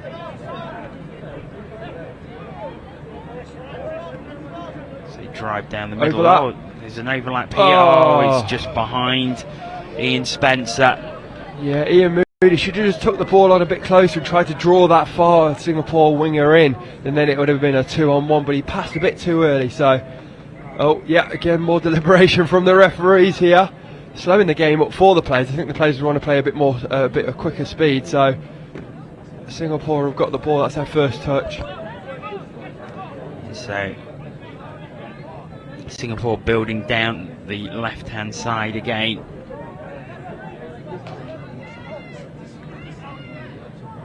Oh, and they've got a bit of speed. I think that may have been forward, and fair play, they stopped straight away. However, they do have the ball still, so there must have been an infringement. Huang picks it up. He's gone short side, so they've done what I've... Oh, it's not taken. Unfortunate. Matthew Tucker. It was great play by Huang. He got into the end zone, got into space, was just looking for the open player to put the ball down. That was a great opportunity for Singapore. It was. Mark Elliott did have the man-on situation, and would have got the touch, I think. So good defence and good play all around. And it goes. Final touch. England need to make something happen here. It was almost an interception by Christopher McNamara. Singapore have it again. It just seems to have picked up the pace. It's got a lot quicker. You know, these guys have only got, well, at the start of this half, it's 20 minutes for the rest of their day, the rest of the tournament, to have a gold run, you neck it by the end of the day. So I'd be giving my all, and these players are definitely doing everything. The speed has definitely picked up. It's really is quick from end to end at the moment. He's in touch. Jamie Salmon standing outside the line as he received the ball, but it looks like there was an advantage anyway. Yeah, I think it was a not walking forward penalty, so Singapore will have a set of 6 here to try and set something up and hit back.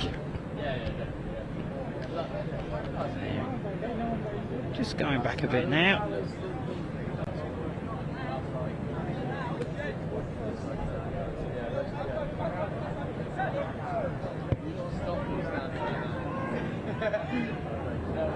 To the left-hand side, it comes back inside. Singapore just going from right to left here, trying to just open up the space. Now they're going back to the right. Are they going back to the left, see where that space is? Nope, they're down the middle, and England's number 3, Christopher Davies, just got that touch in time, so no score there. He's going to try again at the 7 metre, coming to the right hand side. England have that blocked off, and that ends the play. Good pressure by Singapore, but equally well dealt with by the England defence. So England start again. They made some changes from their sub box.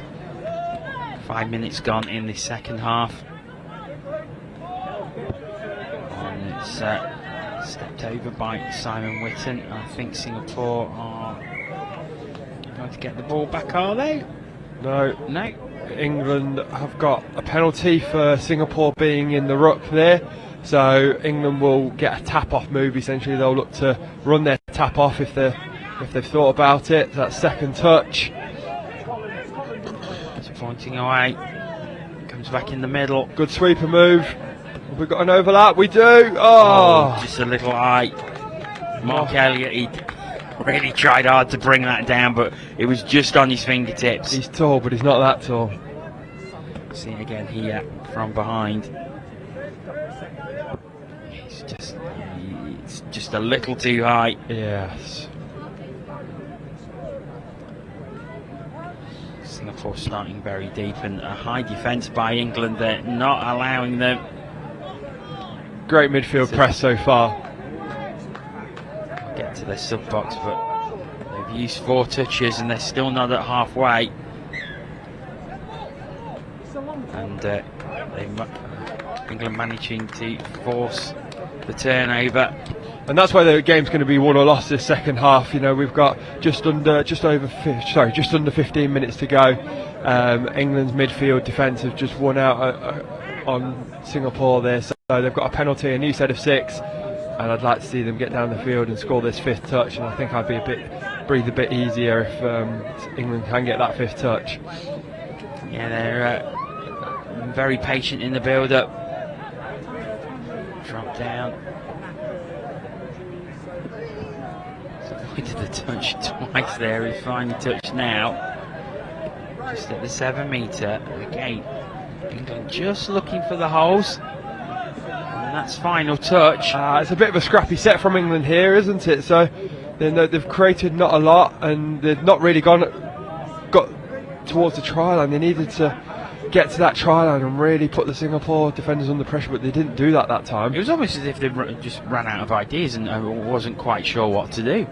I feel exactly the same. It was a confusing set from everyone, so I think people just need to calm down and settle down and just see if they can get through this next 12 minutes. Singapore drive again. They're coming to the right hand side. This is a good drive, but it finishes with 6 touches and England have the ball back. Called back by the referee. Are we clock management? Yeah, Jono. Yes.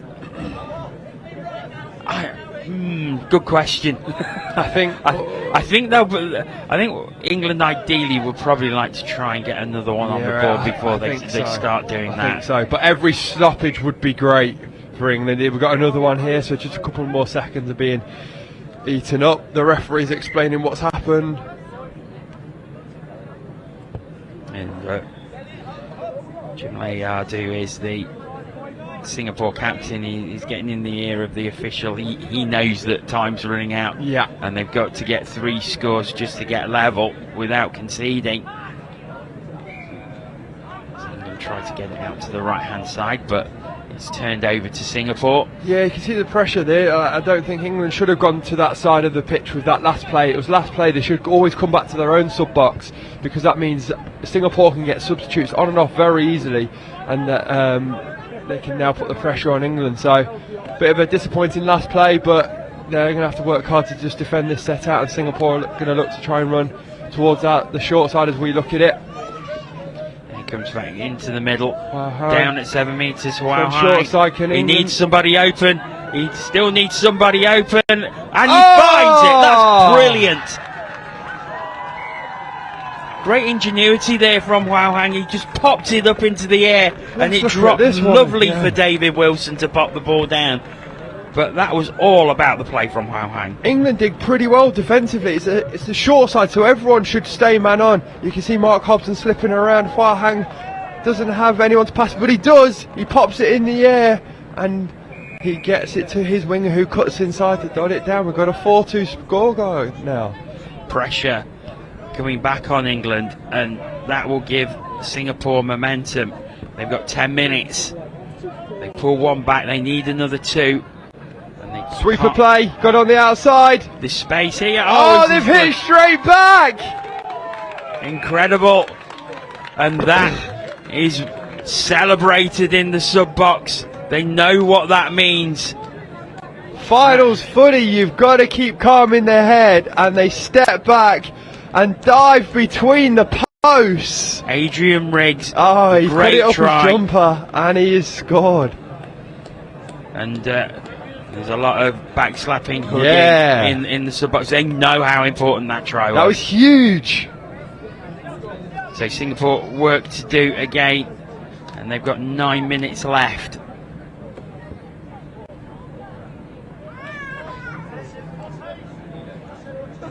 One wise old head once said to me, if you concede and if you score and then concede, it means nothing. But then Singapore hit back, dude. He made the touch. The referee's pointing to the air. She's looked at her sideline referee. Yeah. She's blown a whistle for the score. It's that man Hua Huang. He does it himself this time as he does. bursts through and puts it down. And he's congratulated as he goes off. Watch it here. He uses the foot. Oh, great dummy. Does he get there? Oh, definitely ball provides down. the hole. Gets the ball down. 5-3. Oh, we were breathing easy 2 minutes ago, and now it is all to play for. England need to go forward. They've used 2 touches. You've gone 2 metres forward. Now they get to their own 10-metre line. He comes back. Now there's a bit of space to run into. Good yards on that drive. At the 7-metre. Touch made. Just should have looked up. He had an overlap to the right. Last touch. So Just kill the ball over here. John, just kill the ball over here. Make Singapore do all the hard work now. You've got just over 7 minutes to defend out. Singapore start again. They are very, very deep though. And they'll go over to their sub box. Fresh plays coming on. Good driving by Singapore. Fifth touch coming. England will be happy with this. It's static. And that is a turnover. No, referee, you put your hand up twice! Oh, and there's the opportunity, but it goes out on the left-hand side. And you feel it was already 5th touch. I feel like that was 7 touches because the referee put his hand in the air twice. But no harm, no foul. No foul, no harm. As England start again.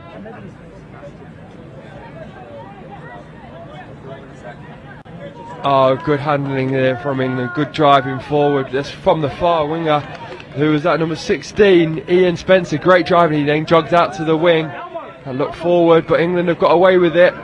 They've got an overlap. Can he get on the outside? Give the ball to... And he comes back into the middle. Oh, great dodging. He's through again. Oh, but the touch is made. Adrian Riggs. For a big man, he moves well, doesn't he there? And England score! Ryan Anglem finding the hole from the quick pass. And England go 6-3 ahead. And once again, celebrations in the box. There's a lot of high-fiving. A lot of celebrating. Let's watch this again as it was Adrian Riggs who went back, popped it down. Great pass, great quick pass. It just created the hole. Singapore stopped. Ball goes over, and England 6-3 ahead with 5 minutes and 40 seconds to play. That was great. England moved the ball to the right. They tired the Singapore defence out. They then picked up. There was no one in the open side, and England just went through. Great finish. Wow, has the ball again. He's 7 metres out. Referee's just pinged England for a penalty for not walking forward, so I think Singapore have to score here. Yeah. Yes, you feel they do. They do! Oh no, made a touch. I was getting a bit worried then. Oh, they have scored! No, he has given it. Oh no! Jeffrey Anish. Oh, his arms aloft. I don't think he was expecting that I one. don't think anyone expected that one. There's smiles as he jogs off. I'm guessing Jeffrey Anish doesn't score many from that. Wow, clearly that celebration, yeah.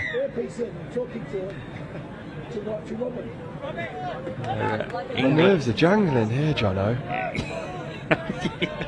I don't want to be around Mark Hobson if he loses, that's all. Well, they've still got 2 in hand. I think you're okay at the moment. England send the sweeper here. Mark Hobson gives it to number 3, Christopher Davies, who got on the outside. Can he make the score? Good defensive read from 11, Singapore, Matthew Togger. Yeah, it was a really good touch because the overlap was there. You see it here. The overlap was there. It's a great defensive read. He just gets across in time. Well done. What's the referee going to do here? Does he? No, it's a new set of 6. to Singapore, so it's just a turnover. Great place for England to turn over the ball, though. If you're going to turn over in anywhere, that space there is the perfect spot to be in. Down it goes as Singapore look to build along the left-hand side. They make changes from their sub-box. 3.5 minutes for them if to Singapore pull two score back. now. That's going to put real pressure on England. The England defence need to hold It's firm. last touch. Last touch. But it's that man Hua Huang. He's made things happen, but not well this done, time. Well done. You can see all the England box clapping away. There'll be some celebrations if they manage to hold on to the victory here. So, Just over 3 minutes to go, Jono. yeah. You've got to give massive credit to Singapore. They've made a great game of this. They've made this a real good ball game. The referee walks the opposite way to everyone else. He's called an over the mark. So Singapore have got the ball. They've got 40 metres to go to try and get another score. So it will be interesting to see how they construct this drive. They start again. First touch is they've only made 2 metres. There's the helicopter with the trophy just hovering over. We are that important. Singapore haven't taken advantage of it, and England have the ball again. They just need to manage the game out now, but they... No, that helps. That helps. Number 11, Matthew Togger, just got his hand to the ball. So a new set of 6 for England now. They just need to get down to the Singapore try line. That will really help them, whether they score or not. That's what their goal is here. 2 minutes to go. They're just going to want to manage the game, not to give away any errors or turnovers. Just slow it down and try and run down the clock as much as possible.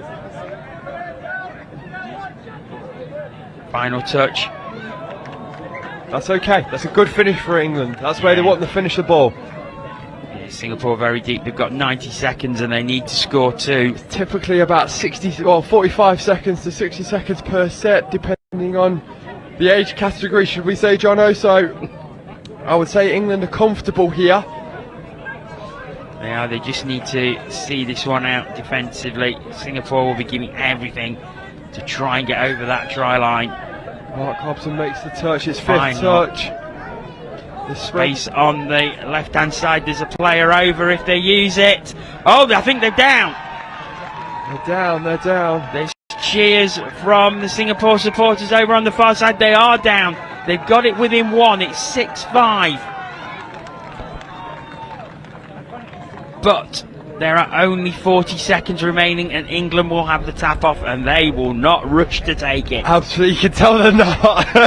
You know, we watched some slow touch last night in the men's 45. The way they're trying to get to the ball was even slower. Look after the ball, they win the ball game. Let the ball go and ball to ground, they'll give Singapore an opportunity. That's 2 touches. 3rd touch now. Again, they're driving very, very deep. They're going to send the sweeper. Look after the ball. Oh, yes! Yes! And there is the hooter. Arms aloft in the box in front. England have won the gold medal at men's 50s. A great game. What a comeback from Singapore, though. What a comeback. What a game we had there. 4-1 that England led at half-time. 6-5 is the final score. England do take the gold medal, but they were really made to work for it. Oh, that second half was brilliant. Singapore knew they had to put something on England. They really tried. They really, really tried. So, what a second half. I don't really know what to say about it. It was end to end. And yeah, so good. And England are now champions and they're so happy. You can see them celebrating on the pitch. And great respect between the two sides there with the handshakes. And what a game that was. Well, as the teams celebrate down on the field below us, we're going to head back over to the studio. Ben has joined in. Who is your 15-minute warning? That will be the script for the whole day. Well, congratulations to the men's 50 team. They take the gold medal. It's our first trophy we're about to see. It is. But my word, what a game, Ben. I mean, at half time it was 4-1 to England. I just didn't think Singapore had it in them to come back to like they did, and to come in within one score of that final, of winning the game or drawing the game. Then yeah, it was such a good second half. Well, they never give up today. I had Jason up from Singapore yesterday, and they were buoyed because they've actually beaten England already Yeah, in this tournament. it was a 3-match test series, and England had won one, and Singapore had won one. And it came down to this really, and they got the job done. That mental strength there for England to get it. I mean, Singapore came straight back into it, 4-1 down as we The heard. nerves, for me, I'm not playing, the nerves were there, and they must have been nervous, and actually they kept conceding scores, and it went from 4-1 to 6-5. Yeah, great game. Why do you think that was? Was it just nerves, or could they just not stop that Singapore train coming? There's only one game today for these guys, you know, so they're about to have a beer now, and they have got one game. Yeah, absolutely. Even at 10:27, they deserve a beer. 5 days of touch. We just see, we can't see it in the studio, but they've got a big huddle. Singapore, they had 20 minutes of touch to play. That's all they had to do for the rest of the day. You're going to put it all in, and they really did. I can see you enjoyed that one. Oh, it's a personal one for me. It was brilliant to watch. I'm very happy that England won. Still so much to come up. Oh, yeah. I'm going to let you go because I know you're going to see if you can grab a couple of players for us as well. So I'm going to let you go. I'm going to bring our next guest in. Mel's going to join us as well. She's about to do the women's 27th semi-final game between Scotland and Switzerland. Mel, thanks for coming over. Thank you. You are the busiest woman here this week, aren't you? Not only have you been doing commentary duty, you've been refereeing as well. You've done 3 games. Yeah. Recently you did 2 yesterday, didn't you? And 1 this morning already. How's it been going? It's been very, very busy. If only Ed Budget give me a women's 35s jersey, it'd be nice to pop the playing onto the resume as well. But no, it was a great game this morning, the senior mixed, England-France, with England getting up before their clinch match later on today. Now let's talk about your career then, because obviously a player as well. How did you get involved with touch? I played in Australia quite a bit, just in after-work teams quite socially, and then I came over here and just to meet some new friends, meet some men. I thought I'd start playing touch. I like the honesty, Mel. That's Melissa Day for everyone playing at home, 075. But no, just to meet some new friends. And the social vibe of touch is amazing in London, where I live, but across the UK and in Europe as well. So many great tournaments. You meet so many good friends. It's a fantastic sport to play. Nice little location drop there as well, London. Now look, we've got the women's 27 final coming up with Scotland, Switzerland. What are you expecting from this one? Expecting a really tight game. These two teams, in their first pool game, Scotland got over the top of Switzerland 6-2. But in their second pool game, Switzerland came back in a big way, and they drew 5-all in their latest pool game. So there's another semi-final, England-Spain on one of the backfields, but I think we've got the best game in front of us on field 1. Yeah, it is going to be a cracker. Now the pressure's starting to ramp up now. There's no second chances anymore. They'll be aware of that. But do the coaches, when you get to latter stages of a tournament, do the coaches change the message? Or is it, look, you've been doing a great job so far, here we are, it's day 5, just do what you do, you know what to do. Can you coach them now? Is it a case of, you've been doing it all week, you know what to do, you know how to play, go do it? You've got to feel for the coaches, because there's going to be so much pressure on these teams, but I think the coaches are really just trying to keep the teams composed, get those learnings from all of their earlier games and have them demonstrate it in the matches that mean the most. And for these days right now, it's the game coming up on field 1. A bit sad not to be reffing it. I'm a bit sad not to be reffing it, but to be fair, really excited to have the view that we do of some fantastic players. Nicole Steiner from Switzerland, she's one of my favourite players, number 2. She's got 17 scores on the board for her team. Wow. And for Scotland, Tutu Osova-Dunran, she's on fire. She's got 20 scores. So they've got some real firepower in both teams. So Mel, she's a referee, former player, she's a commentator and an ace researcher as well. Mel, let's go back to actually you again. Now we know you're obviously a player. Yeah, what a shame. Was it a natural transition to go into refereeing as well?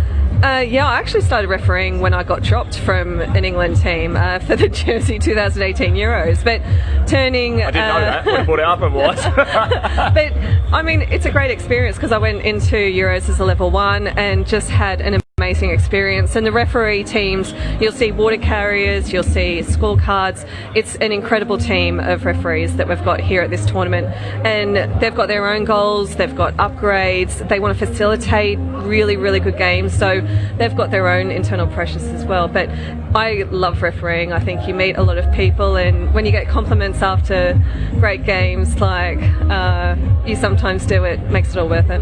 Nice compliments like you avoided saying probably best not, it's not after 9 o'clock yet, is it? We've got to wait for the watershed. We've got to wait. We'll be waiting a while for that one then. Right, I'm going to have to let you go in a bit. No worries Before you at all. go though, I just want to know your highlight of the week. So far, of course. So far. Oh wow. Highlight for the week was, for me personally, I think commentating with Jordan Melling after the watershed. That was the final game on Wednesday, I think, wasn't Men's it? 40s France with the Silver Fox. That was a personal highlight for me. In terms of what we've seen on the field, I think the Bulgarian team has been a real highlight for me. The absolute just guts, determination, positivity that they're showing.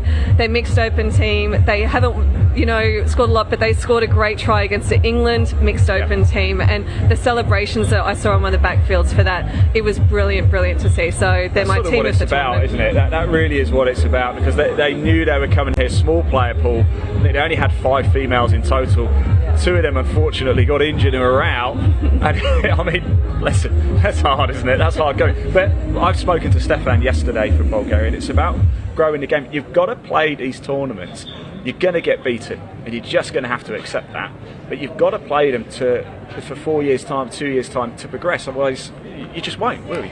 Yeah, and you've got to play them to build the connections. I've seen Stefan, their coach, captain, organiser, he's going around, he's talking to different teams, talking to different clubs, like getting them interested in Bulgaria, in coming over, coaching. So what he is doing as an individual for his country's touch, it's amazing to see. Really Fantastic. good. Look, I'm going to let you go. Thanks so much, Mel, for joining us during this break. Coming up very soon, we are going to have the Women's 27 first semi-final, Scotland and Switzerland. We are still trying to get one of the men's 50 players. Mel has just had a little sing to the song that's going on behind. So I'm going to head over to the commentary box very shortly, go see if I can get one of the men's 50 and bring him up very soon. We'll be back for the Women's 27 semi-final, Scotland and Switzerland shortly.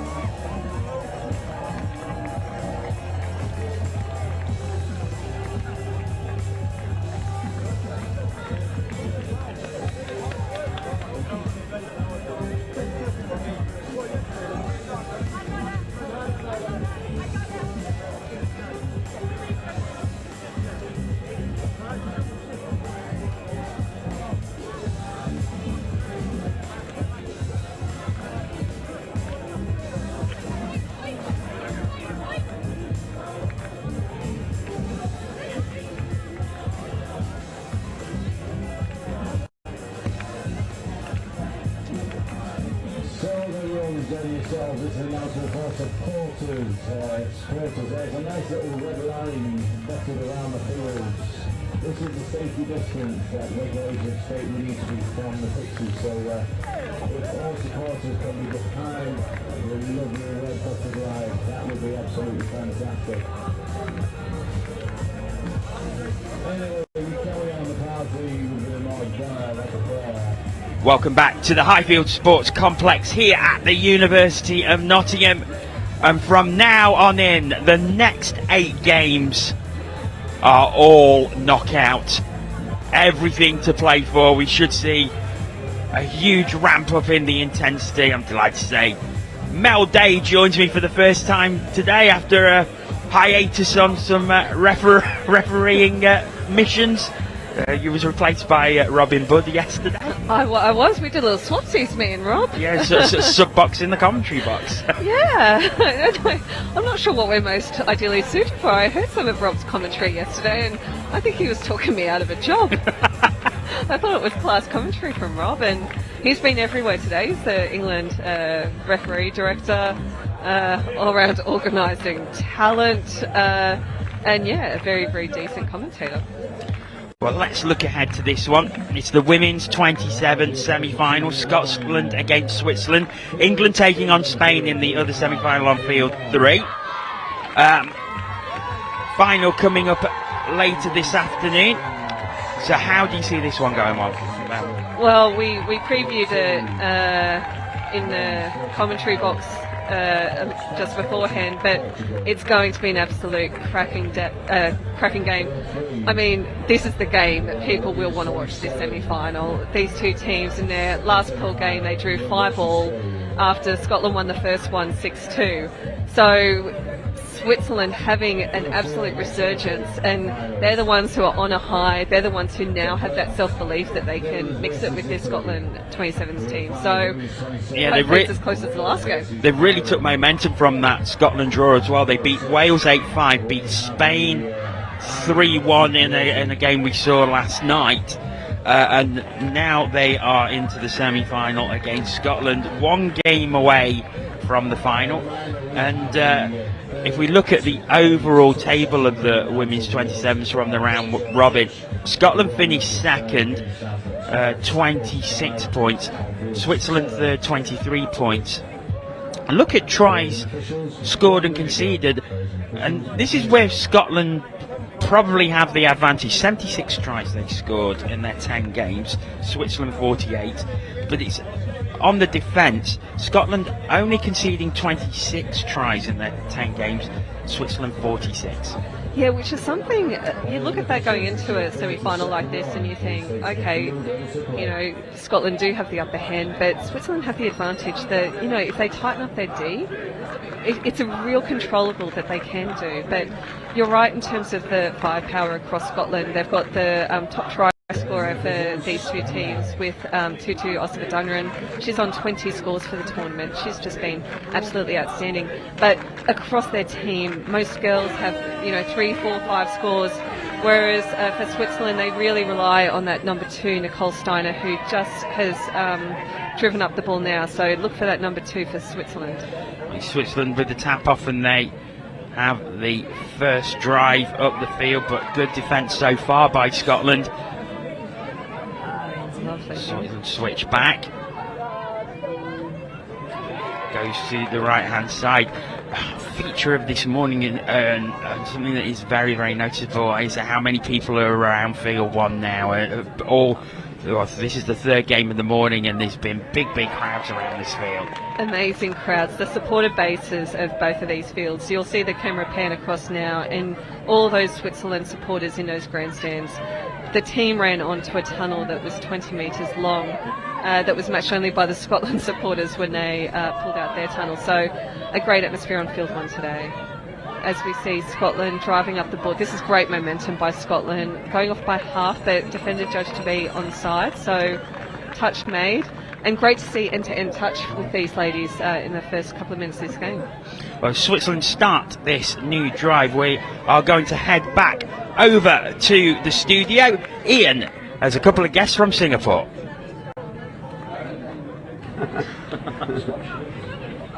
Hello everybody, welcome to the studio. I'm with, you're not going to believe this, my name's Ian. This is Ian. And this is Ian as well. The three Ians, you couldn't make it up, could you? And don't be fooled, they're not from Singapore, from the men's 50. England team just won the gold medal. Gentlemen, how are we feeling? Let's start with Ian. Yeah, you got it right. Good. Congratulations, how are you feeling? I'm ecstatic, I would say. We're just about clinging on now on the fifth day, but it's all been worthwhile. We've just finished with a great final against a great set of guys from Singapore, and we've just come out on top, you know, and it's a close game, but you couldn't ask for any more. So yeah, I'm feeling pretty happy about things. White cap, Ian. We've seen it at Singapore, they've been great, haven't it? It's almost been like a tri-series between the pair of you. You know, you won one, they won one, and then you won the end one there. How's it been? It's been very, very close. We're a top quality team, good set of lads. As you say, we just squeaked it at the end. I think all three games have just had 2 or 1 try. I'm right in saying that. So really, really close games, right till the very last shoot, as you saw in that last game. So now you probably don't care anymore because you've got the job done, but you were 4-1 up at half time, of course. Don't remind me. Was it a little bit of thinking, the job might be done here, or that's never the case, Ian? No, they just kept coming, they kept bringing it, and you know, it's just the nature of touch, isn't it? You get a little bit of momentum, you get a couple of scores, and that's how it was in the other 2 games as well. So there was no complacency, it was just them bringing it, and we struggled to cope with them at times. They had some real talent out there, which at times we were just clinging on. So, but we managed to do it. So that's the most important thing, I think. You certainly did. Ian, let's come to you again. What's the plan for the rest of the day? You're going to stick around, you're going to have a drink, you're going to watch the rest of the action? Absolutely, we'll probably have one shandy today. That'll do. Yeah. But we'll definitely stop around supporting the rest of the a little play on the scooters, we quite like the Nottingham scooters. So a little play on those, and then just home to bed. Bit of a party this evening, I think. I think it's going to be a big party. Ian, congratulations to the England men's. And yes, please. Just one thing from us, I mean, this has been a massive team effort from the 50s. I mean, we've had an incredible team behind us. Team England have done a great job.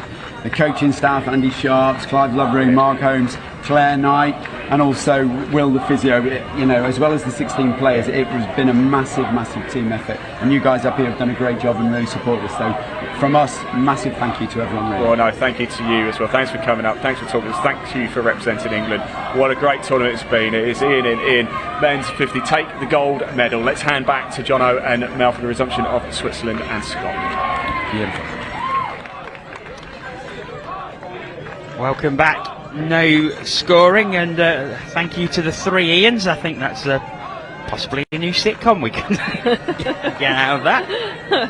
Yeah, it's great to see those men's 50s, and watching them play, you could see Isabel Hobson down there with her little daughter with signs saying "Go Grandad." It's fantastic to see the men's 50s division, and they've brought their whole families through touch, which is great to see. Scotland on the attack.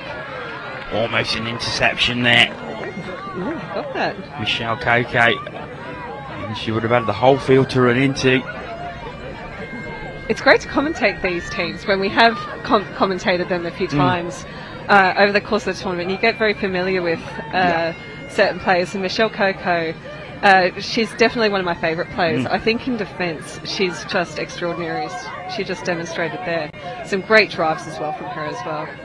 Well, the bagpipes are starting up, as you can probably hear in the background.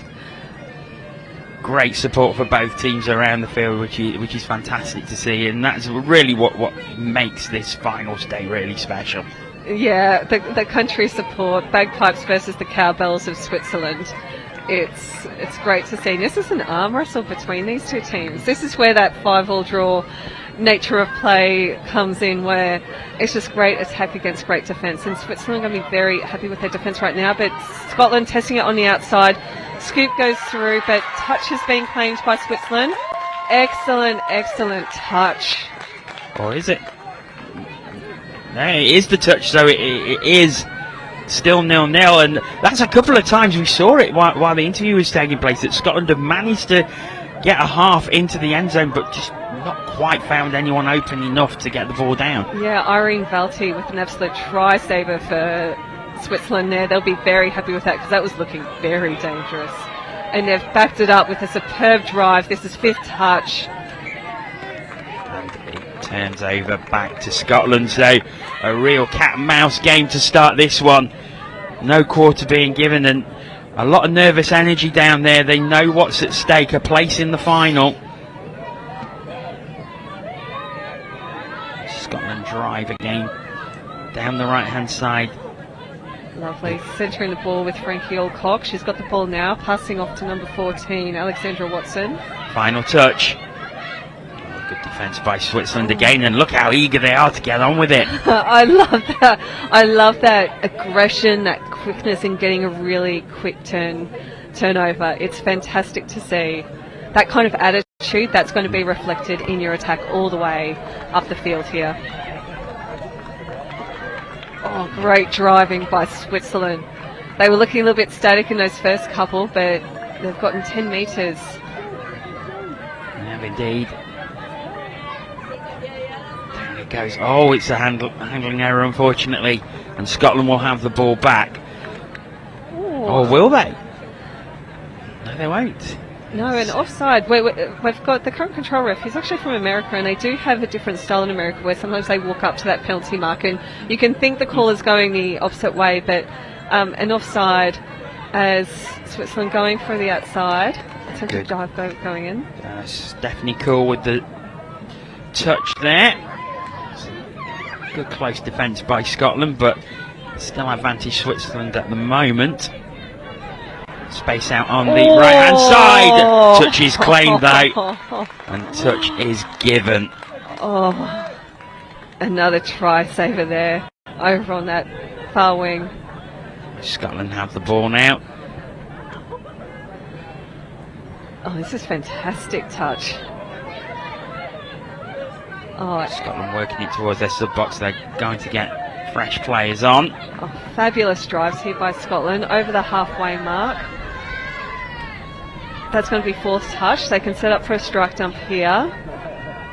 Centering the ball, a 32 play. Short runner coming through, passing off, going to the outside, little step back. And Claire Maxwell hands it off back into the centre. They can't take it, and Switzerland have the ball back, and that brings cheers from their mass supporters on the far side. It's incredible the volume of noise that's coming from those Switzerland grandstands. But they're giving it away again, and Scotland now have a really good opportunity. They're 10 metres into the Switzerland half, and they've got a fresh set of 6.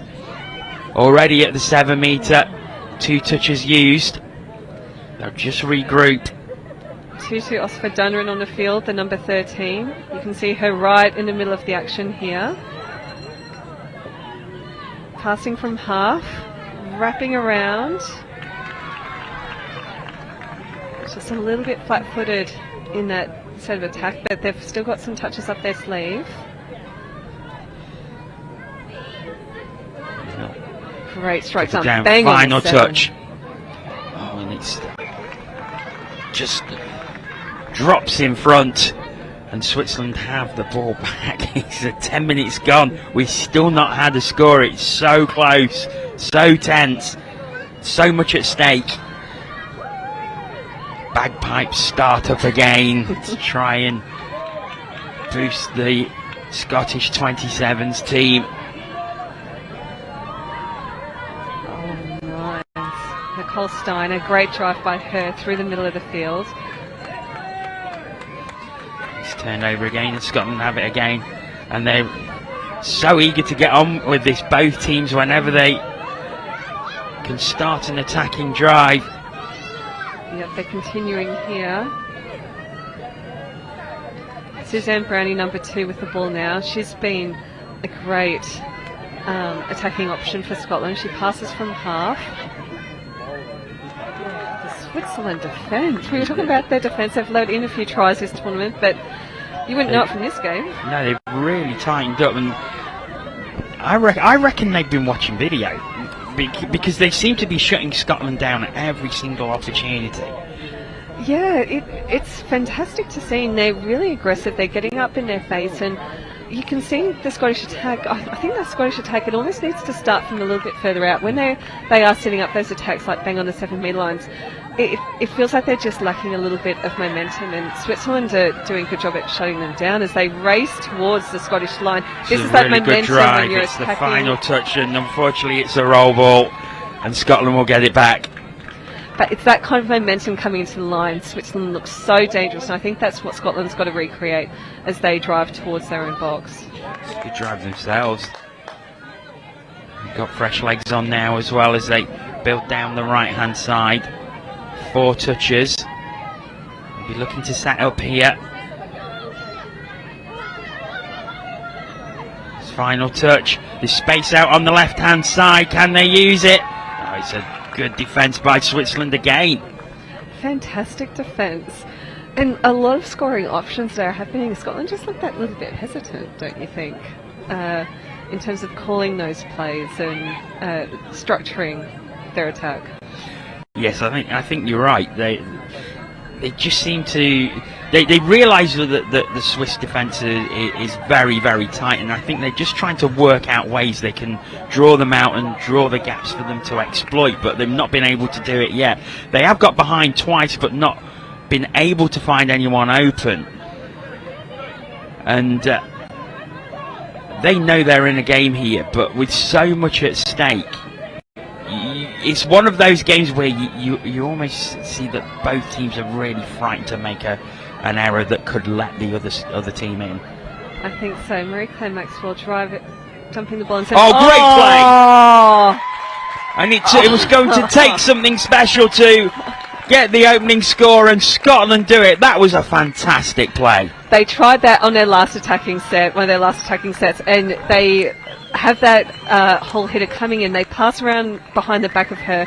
They tried it once before, and that ball landed just in front of Tutu Osipha-Dunran, but this time that pass absolutely on the money. Here we can see the 5 shooting through, the ball going back behind.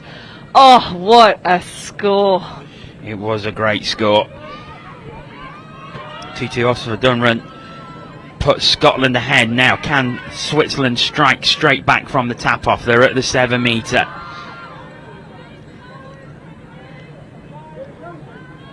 Down again. There's space on the left hand side. They just hesitated a little bit, which stopped the flow of the move. I think if they'd not stopped and hesitated, the pass out to the left hand side was on. Yeah, and we've talked about number 2, Nicole Steiner, with that long ball, and she's just thrown it there. Hopefully by throwing those long balls, she's going to keep that Scottish defence spread nice and wide, and hopefully we'll start to see some holes on the inside, because she's scored plenty individually, so she's obviously getting through the middle of plenty of these 27's defences. Scotland moving again as a great touch by Michelle Coco stops the move in its tracks for the moment. That is final touch, and Switzerland have the ball back. So a game of defences so far, and it was going to take something special to unlock the Swiss defence, and it was something special. Yeah, we often call those plays like screen plays, where you've got that runner, that decoy runner going through. And you know what? That's a kind of play that, you know, you've seen in men's touch and mixed touch for years and years. And to see it executed so well at women's 27s level, it's just so exciting to see. And it's great that they had faith in that play. It didn't convert during one of their earlier plays, but they've kept at it, and it's paid dividends in a big way. What a great score. And here they go again. Fantastic driving by Scotland, but equally good defence by Switzerland. Just probably a little hesitant getting players out of the box there, which held the move up slightly. Final touch. Ooh. Space out on the left hand side. It doesn't quite make it there though. 5 minutes to go in this first half, and it's been a great game. It's so close. Yeah, fantastic to see, and I think that was the right option from Claire Hill to do that pick up and go the left hand side. Just a little bit more juice on that pass, and it would have looked good. And a shout out to the number 10 from Scotland, or the number 11, sorry, Marie-Claire Maxwell. She's just making the touch now. Her setup plays and her role in this Scotland attack, I think, has been exceptional. Her strike dumps, her direction. You need just those great setup players like her, and I think she's having an absolute perler. She is indeed. And a lot seems to come through her as well. Scotland make some changes. It's a good drive along the right hand side, but again the Swiss Swiss defence holding firm. They're on 4 touches. This will be final touch. Can they get something happening at here? They're still alive. But once again, the Swiss defence just closing all the holes, giving Scotland absolutely nothing to aim for. Yeah, number 10, Irene Valti, the defensive player for Switzerland, the white cap that you see. Great, diving efforts in her touch. She's been exceptional in defence. She's already been a try saver in this half from shutting down a scooping player. Her commitment in that defensive role has just been, exemplary this game. Exemplary. I sound like a school teacher. I saw that word in a lot of my friends' report cards. Suzanne Brownie diving through a couple of times, but she's touched as she goes through both times. She'll get another opportunity though as she strolls back to the 7-metre line. And East Scotland links and wings, they're standing very, very wide from the middle, and this is why. Here we go. Out. Open. Oh, it's well covered. Now it may open. Now, has that been given? No, the touch was made. Superb defence, desperate defending from Switzerland because it looked like the hole had opened up. And this is where they've learnt that cover D, when these players step back inside, and here they go on the left-hand side. Again, little flick attempt. I think that may be forward. I think it was forward, unfortunately. It's always nice when it happens behind the line, because you can confidently say that was forward. Anywhere else on the field, and it would have been a question. Was that forward? Exactly. That was definitely forward. But yeah, that Switzerland cover D, you'll often get players that step back in, and you need those defenders like running over and covering off those step backs. And Switzerland did it to perfection in that play. And I think that desperation, that support of each other, that's really what they've built on from some of their earlier games. Yeah, they have indeed. And they've kept it very, very tight. Scotland just ahead by the 1 as we have 90 seconds remaining in this first half. Still anybody's game with 20 minutes and a bit to play for a place in the final, but space opening up on the left hand side for Scotland here. Have they got the room? I think touch was... Oh no, it's not, it's been given. Touch wasn't made. Scotland go 2 ahead right at the end of the first half. And we've seen them target that, pick up from half, targeting that far side of the field. Once again, just like that first couple of attacks, they try the same attack a couple of times and it may not come off straight away, but they learn from those earlier plays, and there you've just seen a great step back and excellent score from Scotland. The way they're structuring these attacks is just so good at the moment. They're not losing heart if they're not coming off the first time. They're being really patient and converting on, the second or third go. Switzerland got time for probably 1 drive at the line. They're on 5th touch now, and the touch made, so Scotland survive. And they look to start again. They've only got a few seconds, which is why they're starting very quickly. But there goes the hooter, and the touch is made, and that will be half time. Scotland will be delighted with that. 2-0 ahead. It was such a close half of touch rugby as well. So incredibly close, and I think just such a good game. Not many errors in the midfield. It's been end to end.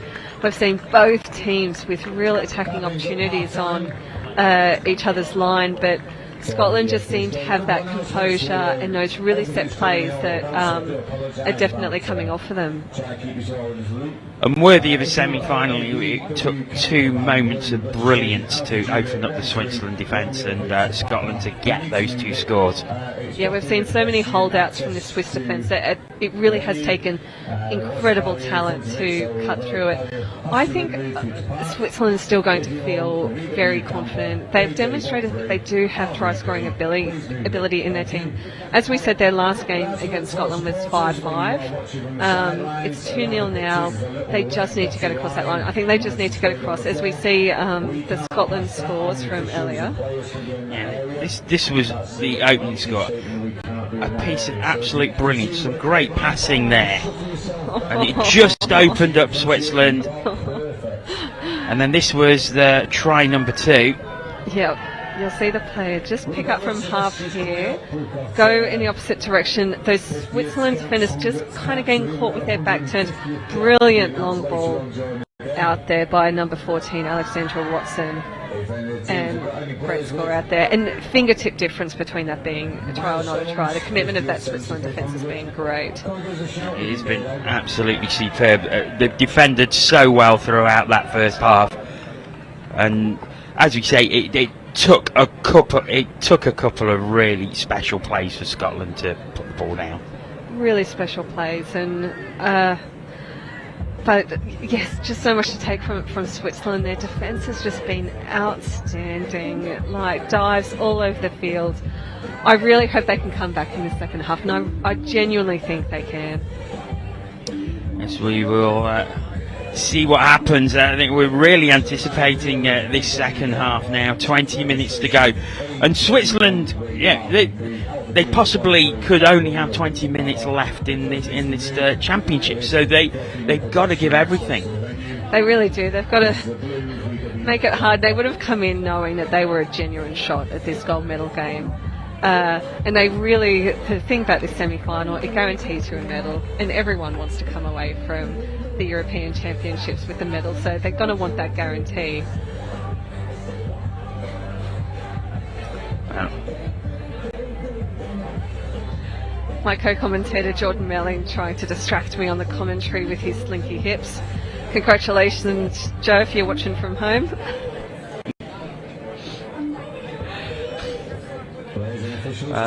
2 minutes ago until we start again. You see the Swiss team on the far side all sat down in a circle, just going through everything. I suppose, if anything, they've perhaps not been as much of an attacking force as they could be. They've had to defend a lot from Scotland, which they've done really, really well so far. But we perhaps need to see a little more of them as an attacking threat. Yeah, I think so. They haven't had as many goes at the Scotland line. They have had a couple of repetitive repeat sets of 6, but they just don't seem to be playing that really expansive play. That said, the Scotland defence is just shutting everything down at the moment. But if they can just bring that desperation intensity and that execution level of their defence to the Scotland try line, I think they are in with a real chance. They're clapping each other's hands as they run onto the field. The Swiss cheer squad, we can hear the Swiss cowbells ringing. Yeah, it's Scotland who have the tap off. This is an important set, a really important set. So important. And the ultimate goal of both of these teams is a gold medal. They're going to want to just execute this second half with such precision and such success. I should never say that phrase on the microphone. To take into the gold medal game, because that's what it's about. What's going to happen in a couple of hours' time. And the crowd that was behind the right-hand goal has made its way to the left-hand goal now. And it is Scotland who start off this second half. A really important set of 6 for them. If they can get 3 ahead from this, Switzerland will have to do one hell of a comeback. But they've not quite got it down so far. They still have the ball though. Down it goes. Space opening up here, but it's another good defensive play by Switzerland.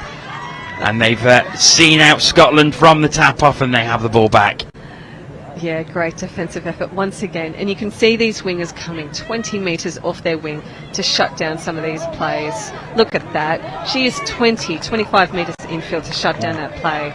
Fantastic defence. And Marie-Claire Maxwell, Scotland, once again, she was the one that got them set up, did the big drives, the go forward to give them that opportunity on that line. She's been outstanding.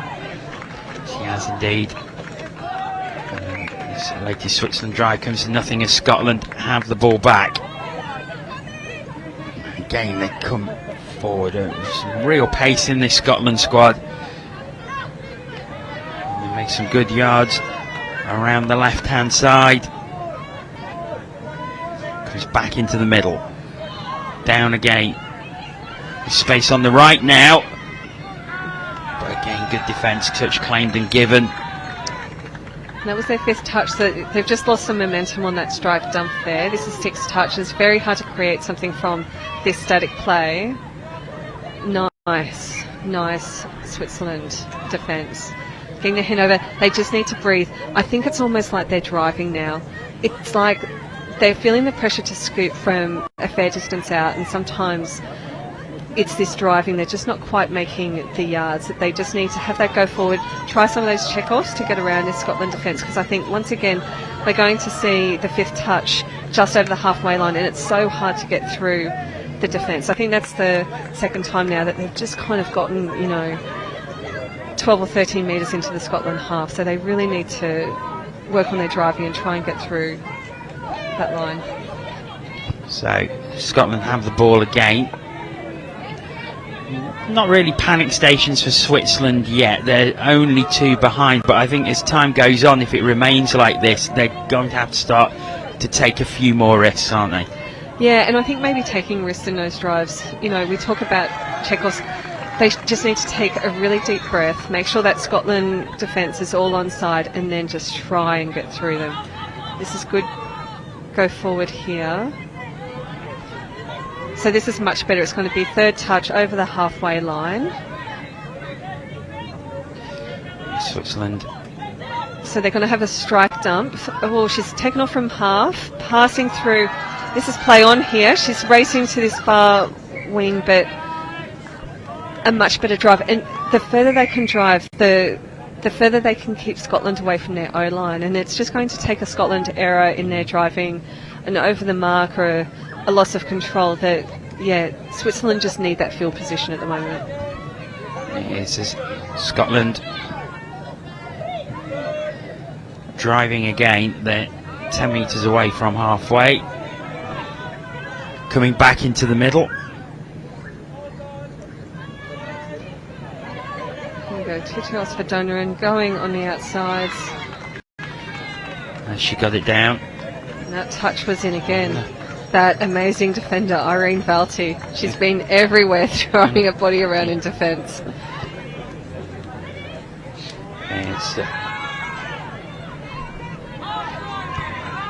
Without the commitment of Irene Valti on the field, I think the scoreline would be more like 5-0 to Scotland. So she's definitely earned her keep this game. As Switzerland come again, but again this move breaks down, and as it does, we're going to hand over to the studio. Ian is with Annika from Bulgaria.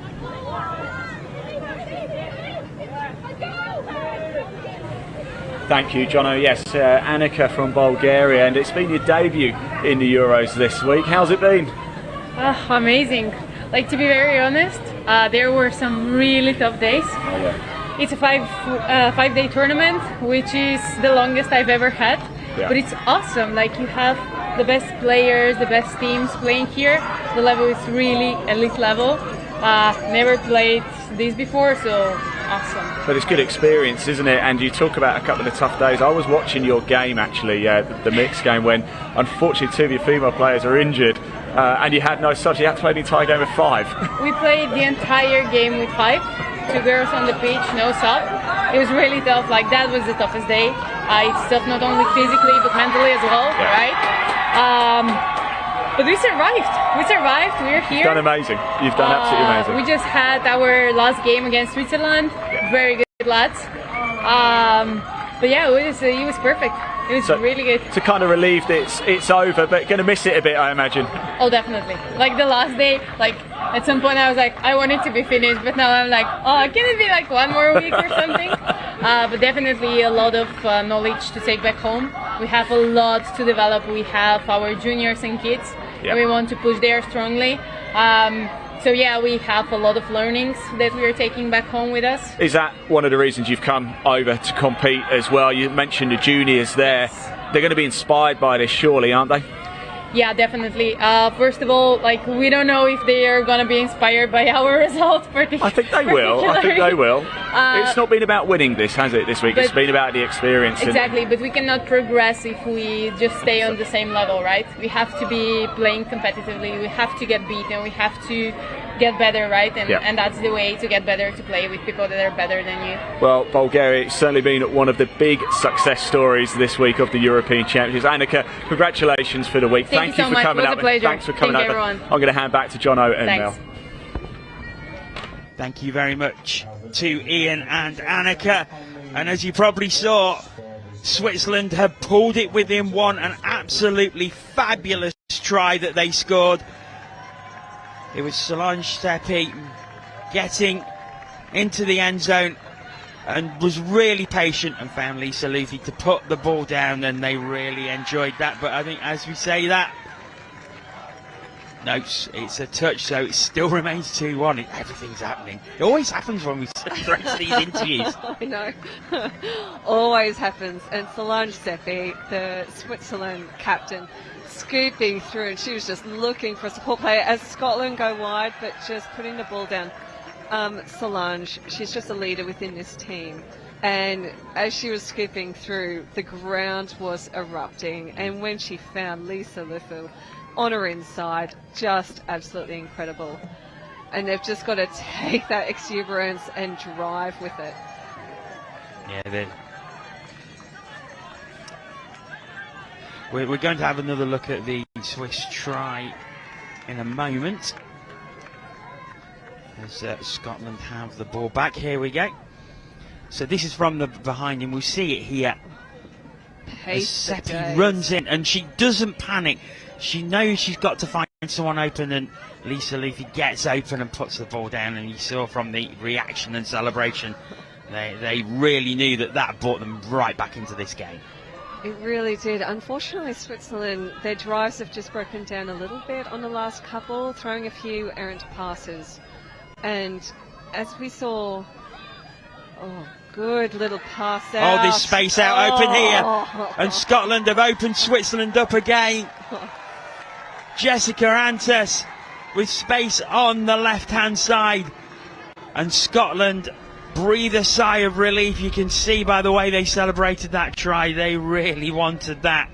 They love this play. You can see quick pass, throwing it behind that other attacker. Once again, a mirror image of almost one of their scores from the first half, but that just needed an extra pass out to the wing, which, yeah, Tutu did with perfection there. So, 11 minutes to go. Again, Switzerland will not be panicking yet. And they'll see if they can maybe draw it within one again from this drive. Space opening up on the left-hand side. They decide to check back, and it's fifth touch. And again, it's from a static start. Difficult to create anything. And it breaks down once again, and Scotland have the ball back. Nicole Steiner unlucky there. She did a really successful step back, and she was expecting her attacker to just be punching that hole on her inside. But the good thing about a tap-off, not so good that you've just been scored on, but the good thing with the tap-off, it just gets you up to the opposition line and puts some pressure on Scotland driving out. Because the one thing that you'll hear from coaches' boxes a lot is getting the 7 into play. Get the 7 into play. Drive really hard so that you are forcing that defensive team in their 7 minutes, because that's when the score is going to happen. Scotland again. Final touch, so another good defensive set by Switzerland, but wriggled away through Alexandra Watson, but just couldn't quite avoid the touches, and Switzerland have it back. But again, they're on their 7-metre line. They're very, very deep. Yeah, they just need to get some pace on these drives. You can see these runners are almost right next to that half. They need to be coming from much deeper so that they're running onto that ball at full pace and really putting those defenders under pressure and catching those defenders offside, but they're just a little bit too flat in their attack at the moment. Running through. I think they're going to call it for a touch pass, unfortunately. Fortunately for Scotland, because they were through there. It was Barbara Tout who went through.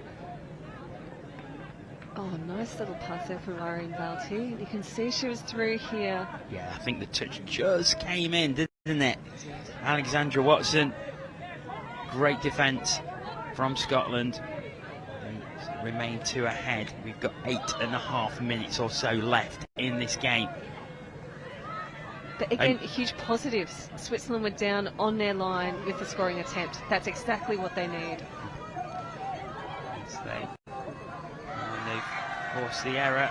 And again, the cheers from the far side, where their supporters are, giving their team fantastic backing from over there. Just as the Scots are from behind the goal with the bagpipes. It's a great atmosphere around Field 1, as it has been all day, and we're only on game 3. We've still got another 7 to go. I know, it's incredible, isn't it? Oh, great pass away. This is play on here. Unfortunately, 6 touch, but you know what? Great work again, getting down almost to that 7 metres. And we saw they were getting down to 7 metres, and their first 1 or 2 drives just weren't very good. So if they just early in their touch count get those drives, you know, just have those runners coming from a lot deeper to create that momentum. They've got the potential to get down there. Oh, that was a few more yards than they expected, and they're running through, but the touch is claimed. Suzanne Brownie goes down, but I think the touch has been called. Yes, and Switzerland have the ball. Quick replay here, we'll see this as it bursts through. I think, yes, the touch there, it was claimed. I mean, fair play, Scotland, they're going to play to the whistle, they played on. Which is what you've got to do. Once you hesitate, you miss a scoring opportunity like that. It's not good. And here we go, so some much better drives right through the middle of the field. Pick up from half, pass off again. Unfortunately, I think that this is going to be a forward pass here.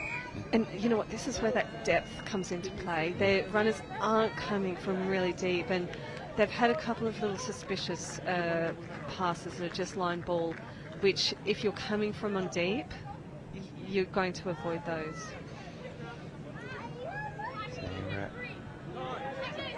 Starting again, they bring fresh legs on. Oh. Another good drive by Scotland. Back into the middle there. Just holding up now. They've just really got to manage the game, Scotland, haven't they? They manage the time, not let Switzerland grab another one. It's 5th touch. Space opening up on the left-hand side, but it's well covered by Switzerland once again. Good defence. Didn't look in question that they were going to hold them out there. Okay, let's see how Switzerland can drive the ball on this set. Take a touch and have these runners coming on deep. You can see Michelle Coco. That was much better from Michelle Coco. Go towards the sub box.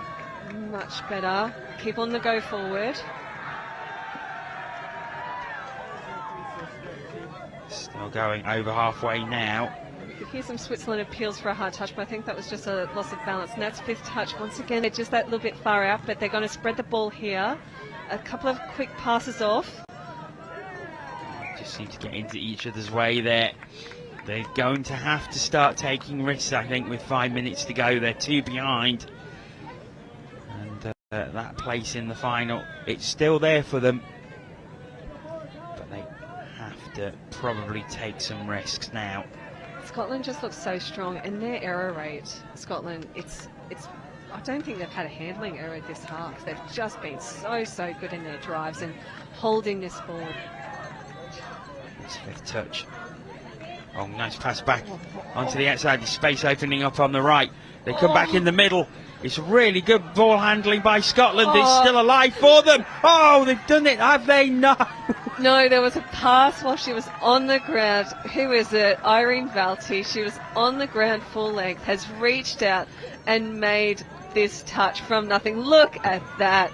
Touch was in. Just incredible defensive effort. Irene Valti. Oh. It was desperate stuff and a desperate touch because Scotland were through there. I tell you what, if the touch hadn't been made, it would have been a fantastic try. It would have been amazing from Scotland, and they almost deserved a try from that incredible setup. Well, they have the ball again. keeping it close to their box to get some subs on. You can see the players coming on now, including Suzanne Brownie, who's created a lot of opportunities for them in this half. Centering that ball. Well, she gets it back, and now space opening up on the right hand side. She goes herself. Touch is claimed. Oh, she was unlucky not to get that. Unfortunately, the Switzerland defender, we could just see her retreating behind this scoreline. On this replay, you'll see this Switzerland defender, unfortunately she's well behind that scoreline on the left, that number 6, but the touch coming in from the inside player. It's given back over to Switzerland. We've got 3 minutes left. They're going to have to get desperate now. They are. And it all comes from these drives, and they've gotten a penalty, which is definitely going to help them. It's going to give them 10 metres of space to hopefully drive hard and make some room. Here they go. Good passing. Oh, unfortunately, just another handling error from half.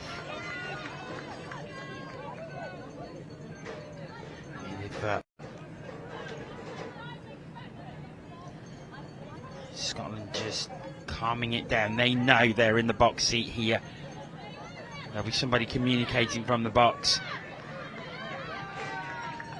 Trying to burrow through there, but yeah, this Scotland 27 side, they're just class with attacking players just all through their team, and you just cannot give them the field possession that you are when you're turning over the ball before the halfway line. Unfortunately, Scotland are going to take advantage of it, which they have a couple of times as they target the outsides again. Great dive, and ball was down. And great that call by the ref. has probably put Scotland into the women's 27 final.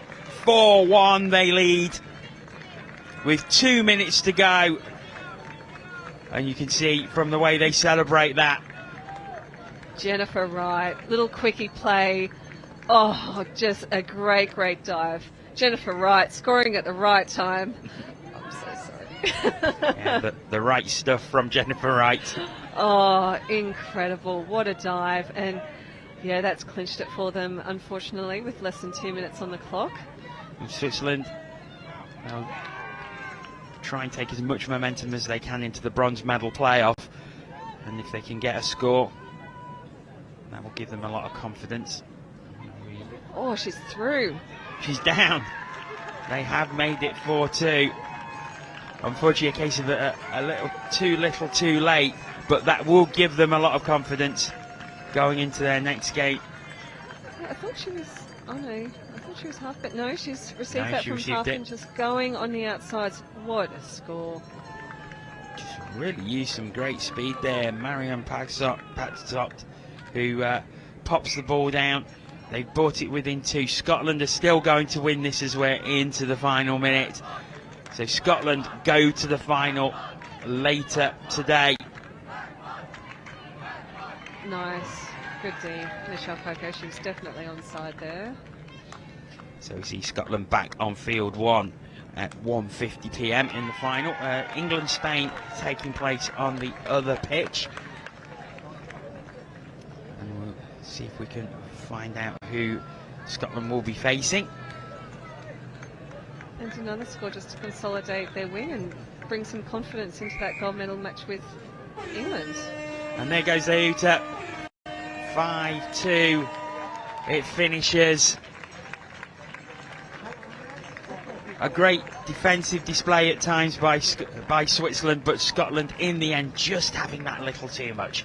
Yeah, they did have that little bit too much. Yeah, I think in that second half they're going to look at their game and just know that it did break down, unfortunately, with those drives off their line. A couple of mistakes, which the class of this Scotland team, any pod that was on, you knew they had a chance of scoring, and that's the difference in class. You know, with a team like Scotland. And Scotland, with that last score, they'll really be hoping to take it to this England 27 team in the gold medal, which I think I'll be joining you for later on today. We will look forward to that. I'm going to release you so you can race over to the studio with Ian. So it finishes as Scotland 5, Switzerland 2, and Scotland will head over to the final, as I say, at 1:50 p.m. p.m. today. Next game is coming up at 11:40. That is the Mixed Open semi-final, Wales against Scotland. But right now we are going to head back over to the studio. Mel has raced over there and she's with Ian. Yeah, hello, welcome over to the studio. Mel's made the long trip all the way back over here, haven't you, Mel? Breathe. We are literally 2 metres away, but we like to be a bit dramatic, don't we? We do. What do you make of that game, Mel? Scotland getting it done? They got it done in a great way, and we can see Switzerland, despite going down in that game, and they'll be playing bronze later on. Yeah. But we can see all their teammates creating a tunnel for them to come off the field. The support within the Switzerland team, in particular, I think has just been so good. Switzerland, Belgium, Scotland, in terms of that whole country support, they've just been great. Everybody just gets on, don't they? They just make it work. Now, I believe England did beat Spain.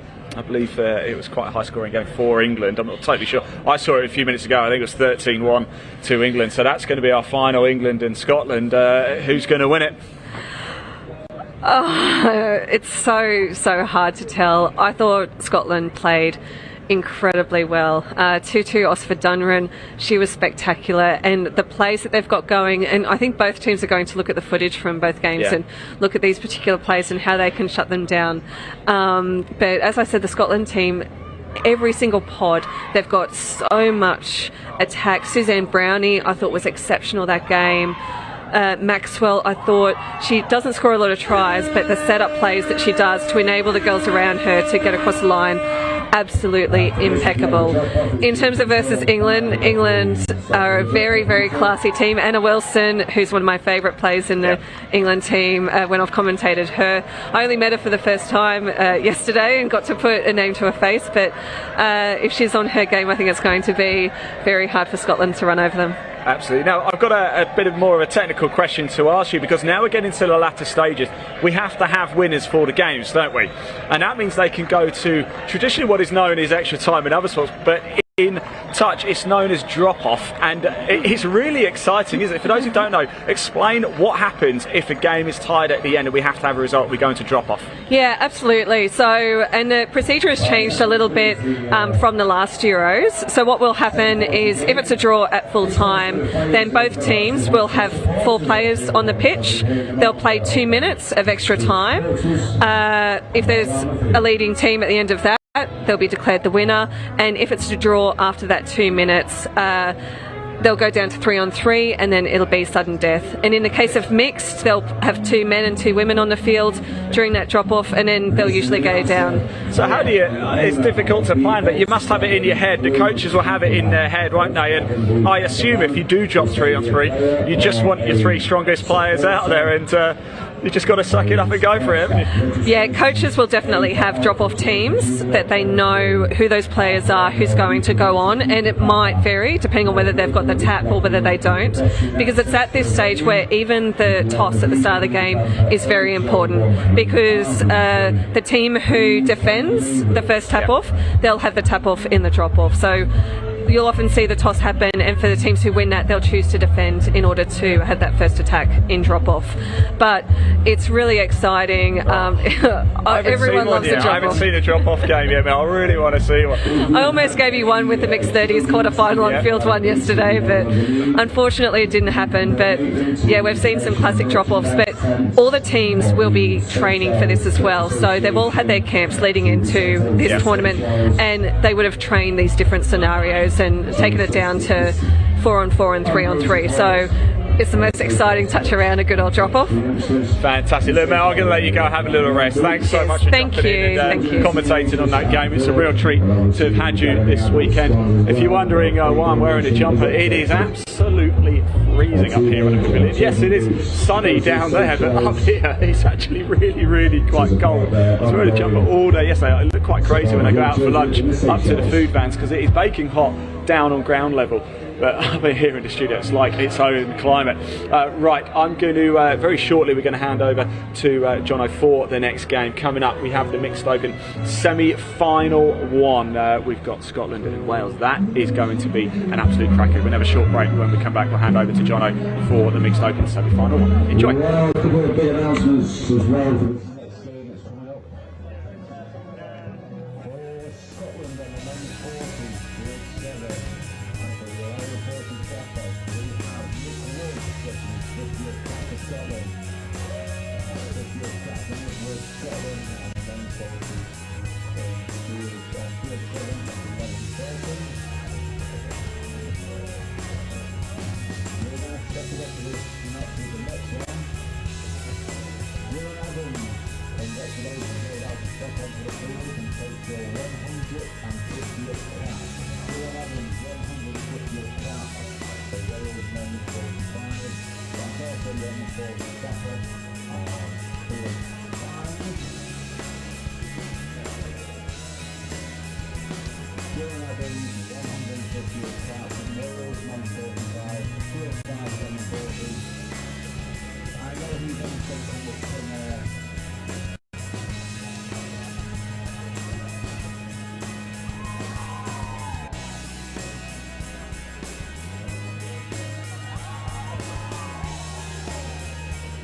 So that's Wales men's 35 field 5 at 11:40. Wales and Scotland. Scotland's won 4 World Cups, which is also won 10 Euros at age category. Congratulations to John Evans on your 150th cap.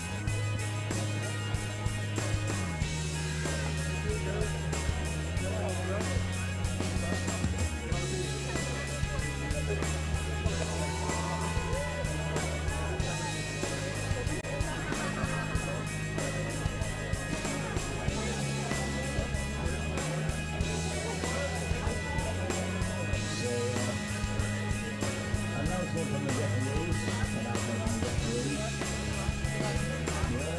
Over Saturday, taking control 2 is on his 102nd cap. So the referee taking to the field is 102nd cap. Unbelievable. He said, I'm not playing in the title, I'm going to figure out a play very important. He said, this is 102nd cap on field 2. Give me out of play.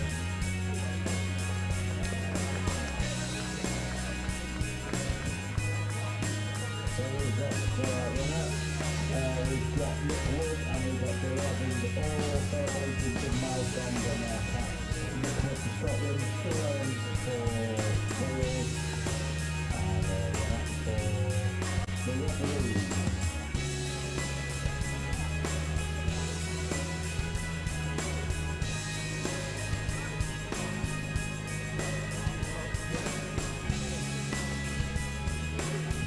So the next step up is 11:40.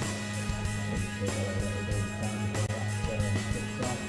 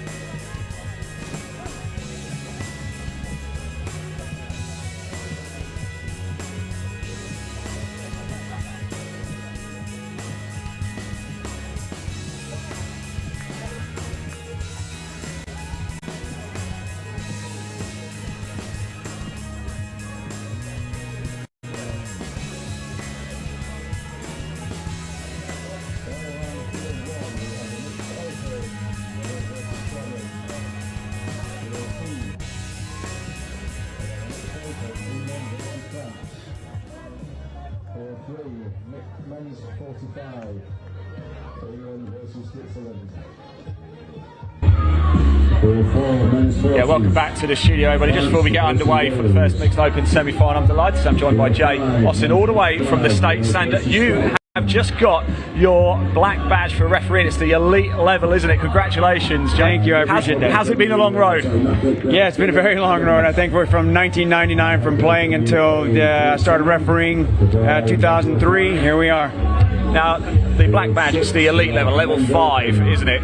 Yes. How do you go about getting to that level? What are the stages?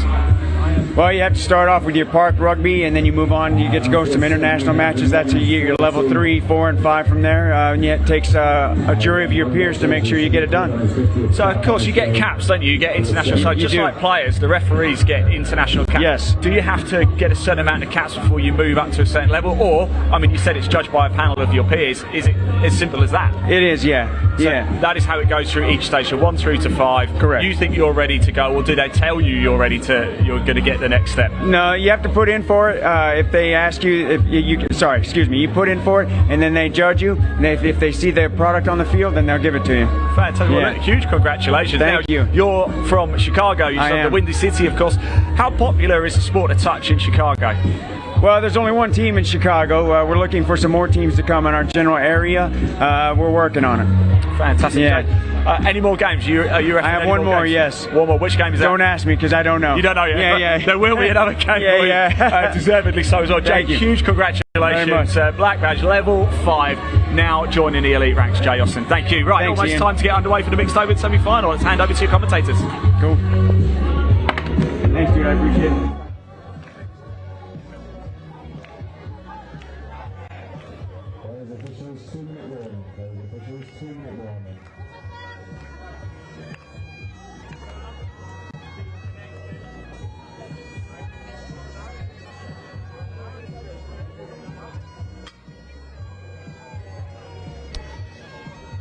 I have to say, Ben Meakin, my name's Chris Wimmer, by the way. Thanks to Ian for that chat between games. It's always good to hear of touch happening in all corners of the world, and we've certainly got representation here from the Americas, including North and South America here, as well as Scotland, as we can see with Eddie Sanwan, who serenaded the opening ceremony with his bagpipes and has continued to do that. He loves the it. course. He's He does, so doesn't good he? at it. This, I don't think he enjoys playing anymore because he gets to do this. Yeah. And this is something about touch. You get all your teams lined up and you run through the tunnel. It is such a special occasion on finals day.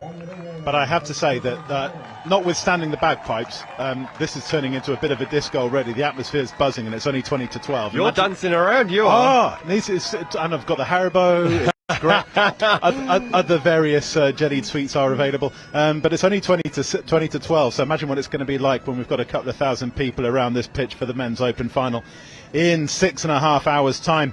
But in the meantime, we have got the mixed open semi-final between Scotland and Wales. Wales finished second with only one loss from their 9 games. That was a thriller against England on Thursday. Scotland finished third in the table. Their 2 losses coming in their round-robin campaign to England, who they lost to on Thursday as well as to Wales, which was on day 1, which they lost 5-8. So this is going to be one where, on paper, you'd have Wales as favourites, but you can't put anything past Scotland, who are, of course, the World Cup bronze medalists from 2019. Yeah, absolutely. I mean, this is going to be a great game. I think if Wales continue to do what they've done in the group games, then yes, you're right, Chris, that they should go on top, get out on top here. But then Scotland have got some great experience as Wales set up early, they step back, they've got a hole in hole 1, and that is the first score for Wales. We sort of wanted Scotland to put Wales under pressure, but with Daniel Roberts, the number 10, he's not the scorer, but he has been an absolutely crucial figure in Wales reaching these stages here. Yeah, they run a sweeper back, so they give the ball back to the dummy half. Dan puts on the brakes, and Nottingham boy Owen Carroll gets over for the first score of this semi-final. And here comes Scotland. They are the reigning champions as well in 2018. And that's been given as well, and all of a sudden we are 51 seconds in. Frantic stuff. Shootout time. Absolutely. what is defence, and I think that might be the nature of this game. And if we look at this replay here, so I think it's a sweeper. They gets it on the outside.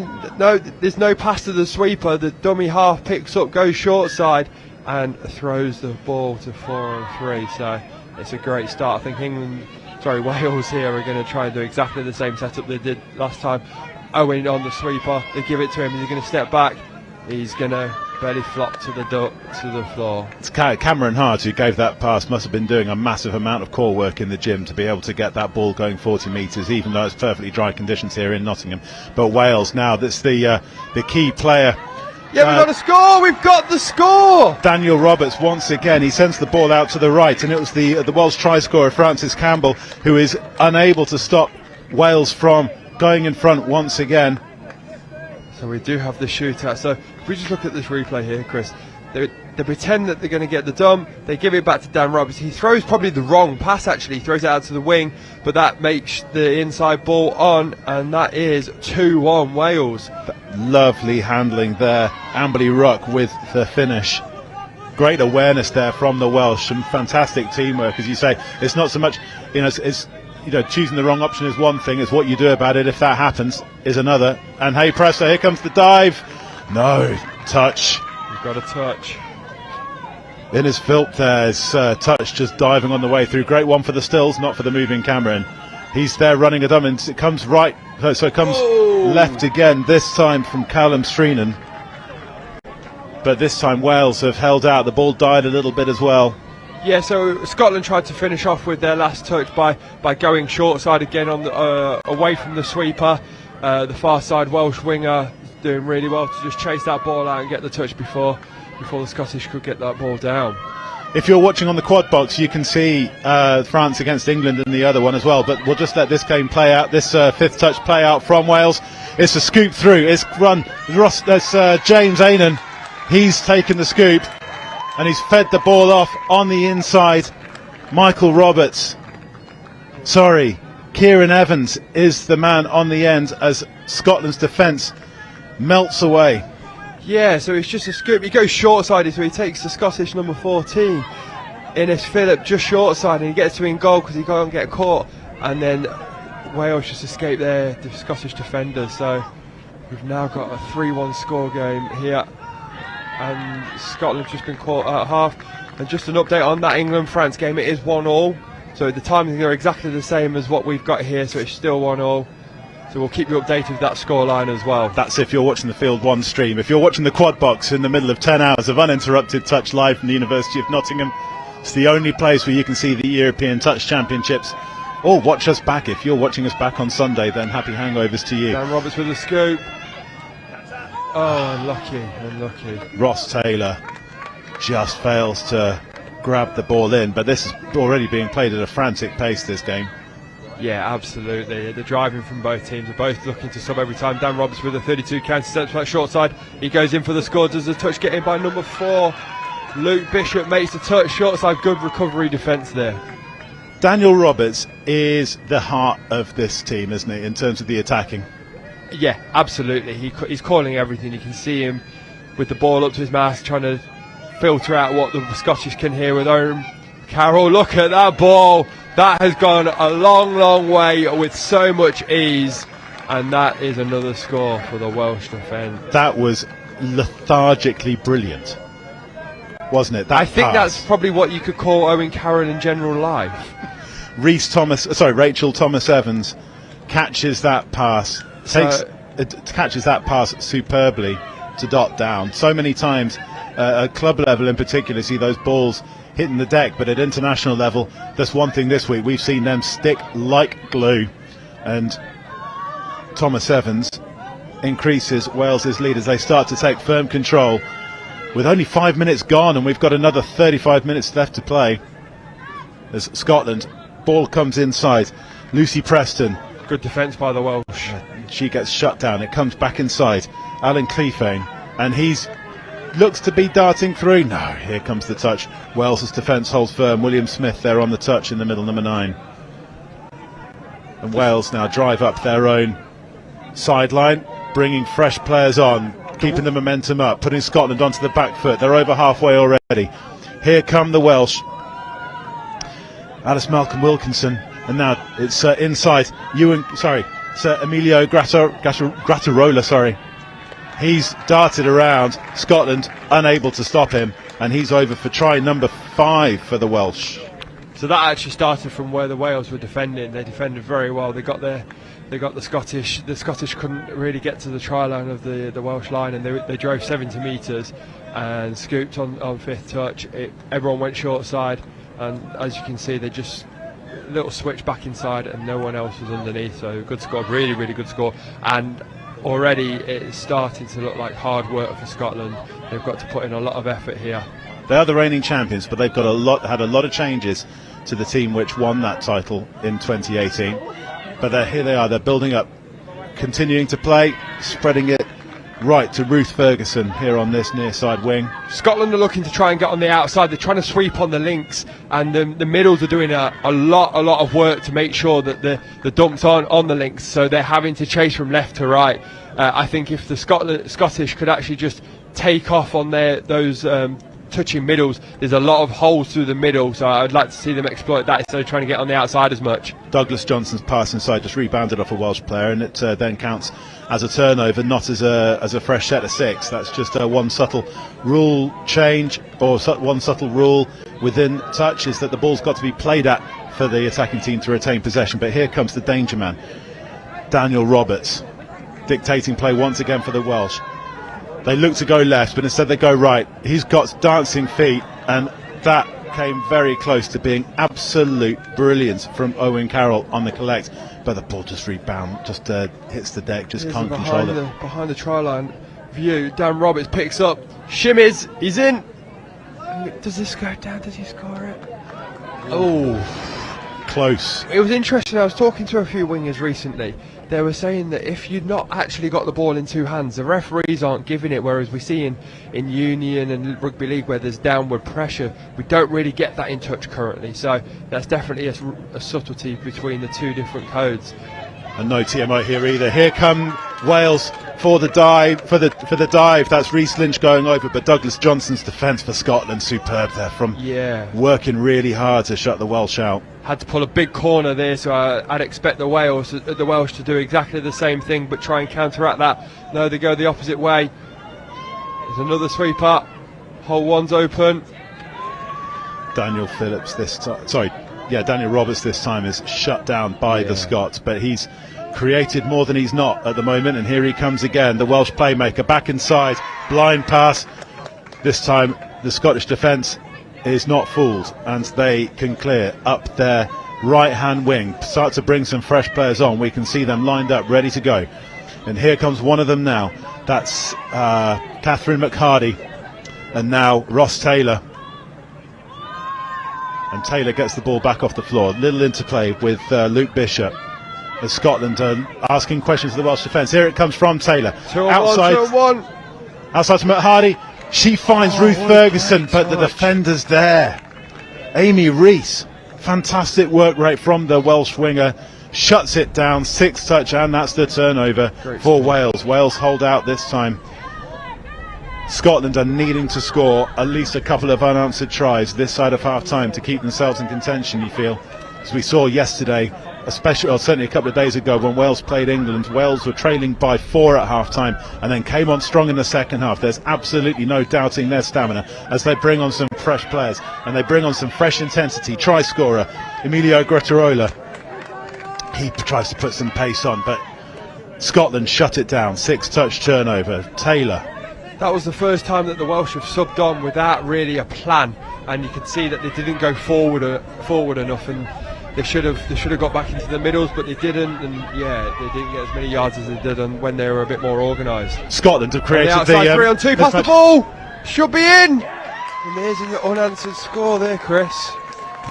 That was when they brought. That's one thing when he said in terms of Wales sending on subs without a plan. Scotland automatically they sent on Lucy Preston, who we've seen on the far side link, she came on at the near side link, and then all of a sudden you had the overlap there. They're sweeping on further wides, the male players, and it just created that little bit of a mismatch and an overlap. Male and female players, and that's how they got that overlap.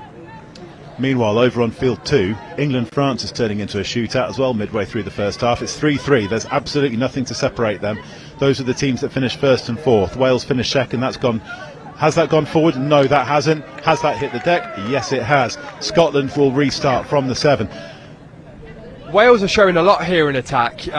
They've had a lot of success on sweepers, but they didn't score on the last sweeper set, so they've now changed it up, which is something that I don't think they should have done. They should have stuck to sweepers to start to keep on this second half. They went to a 33 short, which is also known as a hammer, and instead of giving the short runner, they gave it back to the dumper, and they couldn't get on the outside. They did have the overlap, but the Scottish winger just shut in there, and the ball was ground. I'd like to see them keep on with those sweepers at the moment, because that's where they've had so much success. But Scotland look to scoot here. Link hole's open, and I think it was a touch and pass. Yeah, they've given that as a touch and pass. Catherine McHardy just couldn't control the ball, but Scotland's just Ross Taylor and Luke Bishop again combining through the middle channel to ask questions of that Welsh defence. Scottish giving Scotland good momentum, but speaking of that, Wales are now rolling into the Scotland half. A couple of touches still to play. Here comes Grattarola. 5th touch. Wales have got one play to try and create something, and they created that? It's just fantastic defence coming in again from Scotland. Yeah, the far side link, we'll get her number, I think it's number 12, Frances Campbell, was just channeling, so the ball had to go over her head to make that touch, and then that gave her enough time to just cover over and make sure that she can make the touch. So it's good defensive there. Here comes Scotland. They've looked to create that mismatch again on their left hand side. It's the experienced Alex Clefane. He's got the ball back into his hands. He's the half. He can't score. He's going to have to pass the ball to score, and he's done that. And that's a fantastic scoop and score from Scotland. They have scored 2 tries unanswered, and all of a sudden they are back in this at 5-3. This game changes in a heartbeat, doesn't it? We had Wales on top. They've then changed their attacking move, which I don't think they should have done. Scotland have gone down twice because Wales haven't scored, and they've scored twice, so it's now 5-3, and there's only 2 in it. We have definitely got a ball game. Ball games all over the University of Highfields. The University of Highfields Nottingham Sports Complex. It's been a long week. Day 5 of 5, and only midway through it. And Wales going for the dive is Owen Carroll. He's touched on the way to the ground.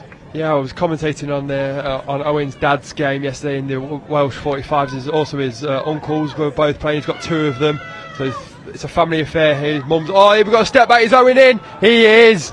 This is superb footwork by Dan Roberts here, and he is casually walking off, knowing that he has done something quite special here.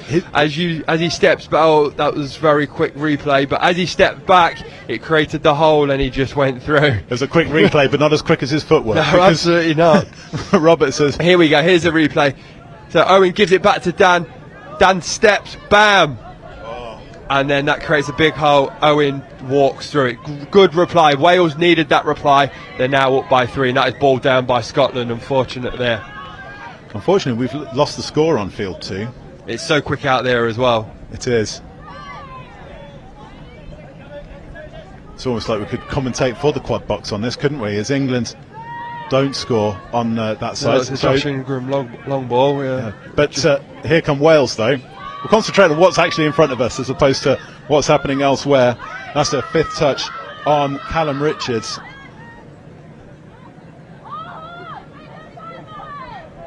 What's interesting is that Scotland is that... No, did he make the touch? No. Yes. Amazing defence there from the Welsh.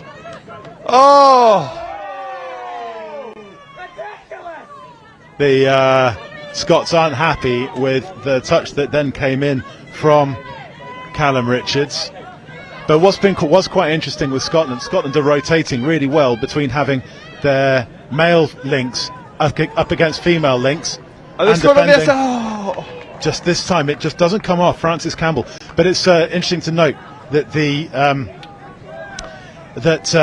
Scotland, when they're defending, they're managing to get female link on female link, and in attack they're having male link on female link. So they're managing to swap that, and Wales aren't doing that. No, maybe Wales think their women can get on top of their male link, the opposition there, whereas Scotland are really trying to put it. Wales got the outside. Oh, it's just a bad ball there by Kieran Evans. Sorry, so just go back to your point. Yeah, it's the nuance of mixed touch. Normally you're trying to get your male link on the opposition female link. Technically they should try and get around them, but if you've got an athletic link, female link, then they help so much, and you'd look to back them against anyone in this game. And here come Scotland. They've got one strike play to come. They had one strike play. They've just lost the count there, Scotland do. The referee put his hand in the air, which signals fifth touch coming. Oh, and coach killer Kieran Evans goes on the outside, who just missed his 2-on-1 near us here. He's just swept round, he's dropped the ball, so Scotland have got another opportunity now to try and get this fourth touch. I think England have just taken the lead 5-4 in the other semi-final. Both games tapped off at the same time, so there's 3 minutes to play until the hooter. And this we've got a score. We have got a score. Wales, even though Scotland were playing a metre or so outside of the Welsh line, Wales just weren't able to make that extra couple of inches back, and we are back to a 2-point ball game. Yeah, we'll just analyse this replay when it comes up. It seemed a bit frantic, and it didn't look like Scotland had much of a plan. But as they take this outside, number 6 there just drops. He stumbles, he throws the ball back, dumps the ball. Number 10, who is that? Douglas Johnson just gets the ball back, and he just dots the ball down between the two Welsh defenders. Here come Wales, building once again, and the dive comes in on the left, and that's given. Is this given? Referees deliberating. I think the call is that the touch was made, but potentially by an offside player, and that has been given to Owen Carroll once again. Yeah, so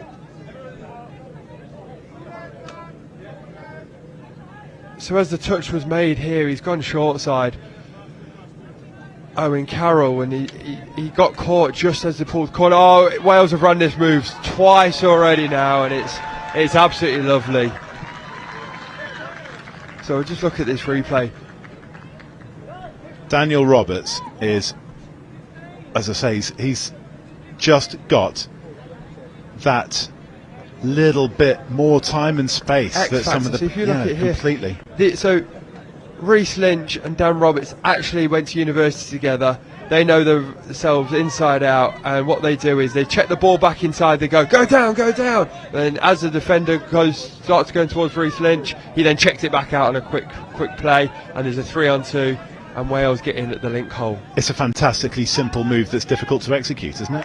Oh, it's so difficult because you've got to have quick hands. You've then got to have the capabilities of stepping out and be thinking about it. Oh, wait, Scotland got an overlap ball down. 7-4 the current score to Wales.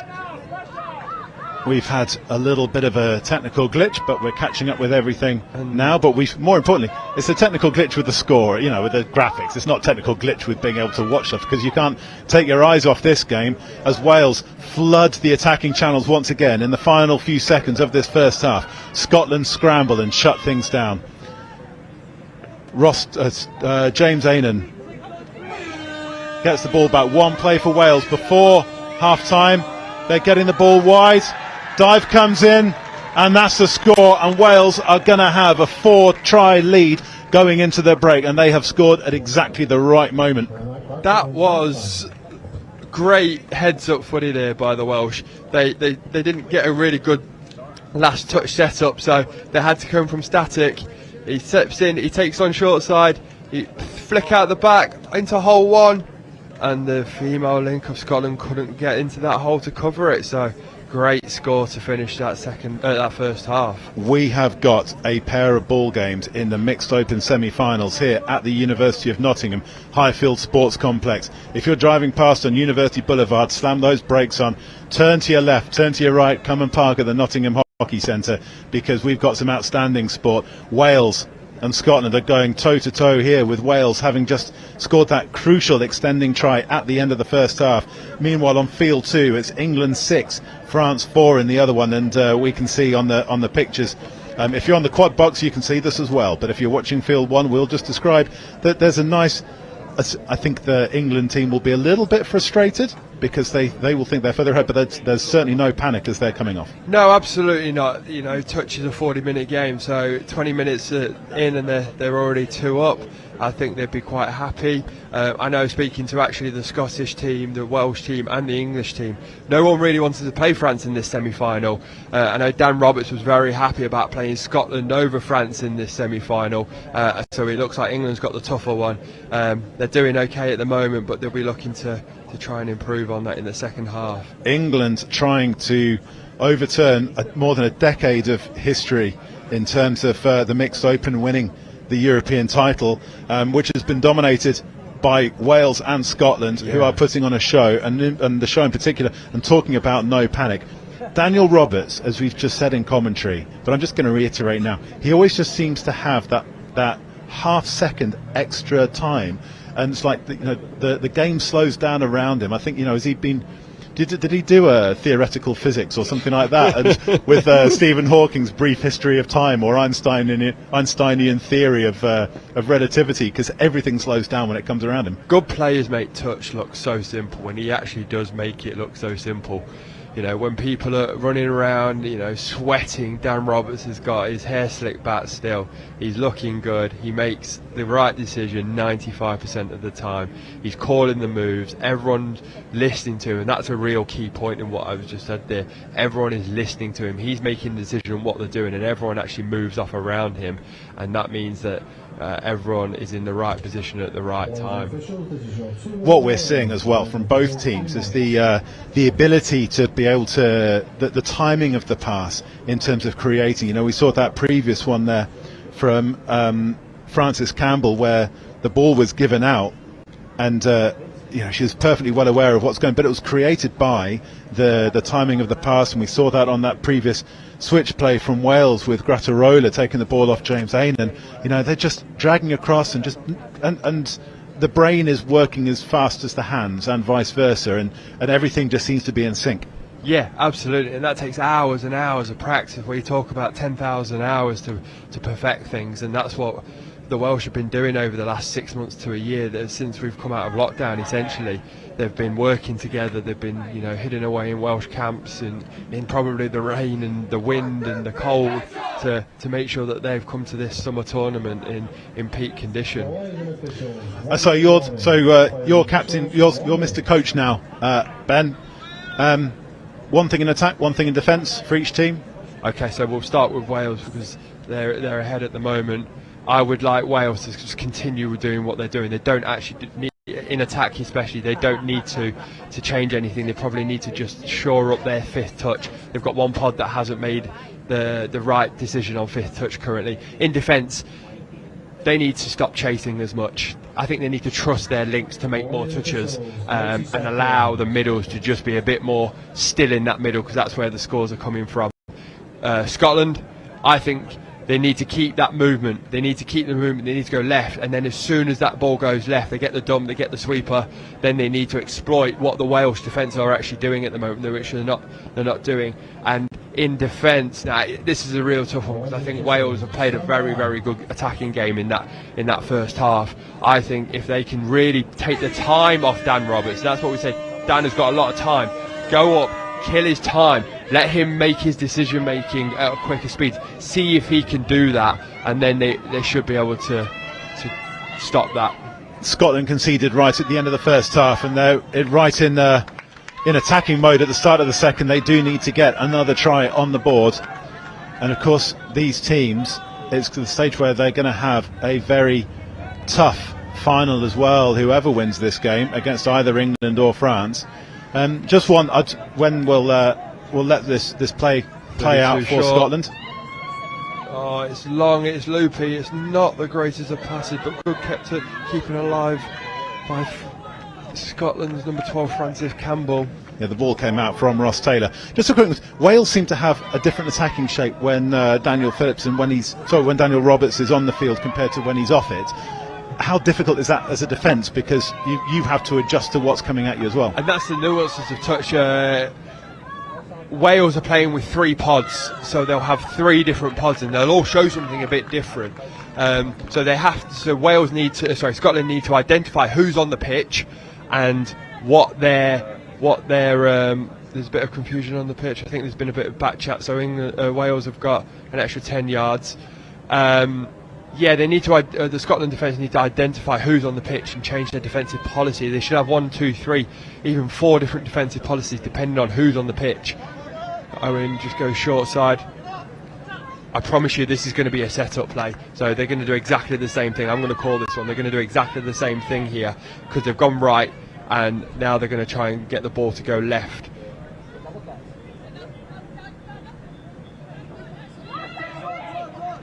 And here it comes. Tony Romo to my right has just called that, and Wales have scored. Seren Carson, she's taken a boot to her foot for her trouble by accident. It's so simple. It is so simple. And I'd like to see the Scottish defence just do a bit more here. You know, everyone's... Yeah, the Scotland defender just makes the touch. He doesn't really flick and get out. He stops. He allows the outside to be shown. And Reece just gets on the outside and gets in a simple 2-on-1 pass. Yeah, the ball will always travel quicker than the runner can match, and that's what happened with Ruth Ferguson, who was just unable to get there for Scotland to shut things down. But the Scots are now... short side scoop, he's through into in goal. Scotland will not go away quietly into the night. I'm calling you Tony Romo. Did anyone see that throwback? Jeez. That's gone fully... I know it's a bit... play ends in American football when it hits the ground, but that's gone fully 40 metres up the field. All right, Tom Brady. It's a fantastic throwback, but that was exactly what Scotland needed. Yeah, absolutely. They've shown something different, so they've gone quickie after quickie, 33 open side, short side, and this time they've gone for a scoop, and it's paid dividends. As Wales go and build again, and it's that man, Daniel Roberts, is over again. I'm just going to say, here's one thing for both sets of defence. When the wingers can catch either long or short passes, how, in terms of, we saw that now at both ends, where the defenders are having to cover them and creating space in the middle. How important is that as the game wears on, just for those spaces to be able to exploit? Yeah, it's massive, because you've got to be able to exploit those spaces, otherwise you just won't get on top here.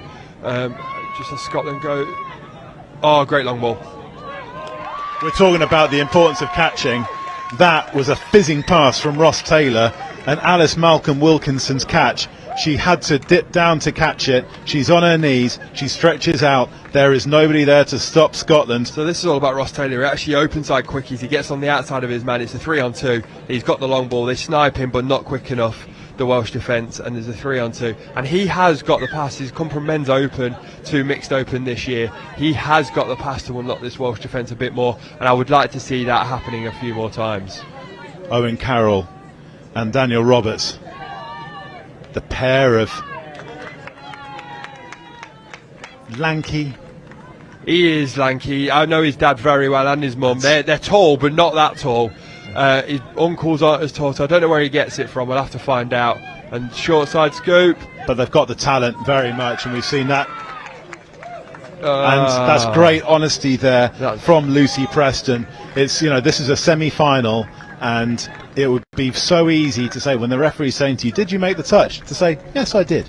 But no, this is a game of honesty, and if you're watching at home and are new to the sport, that's the sportsmanship that we like, and that's Reece Lynch, the beneficiary. And Wales are now back up to a 5-point margin, I think. Yes, there we go. And just for people who are watching on the quad box, England 7, France 4. So only one score in that second half so far. But long ball from...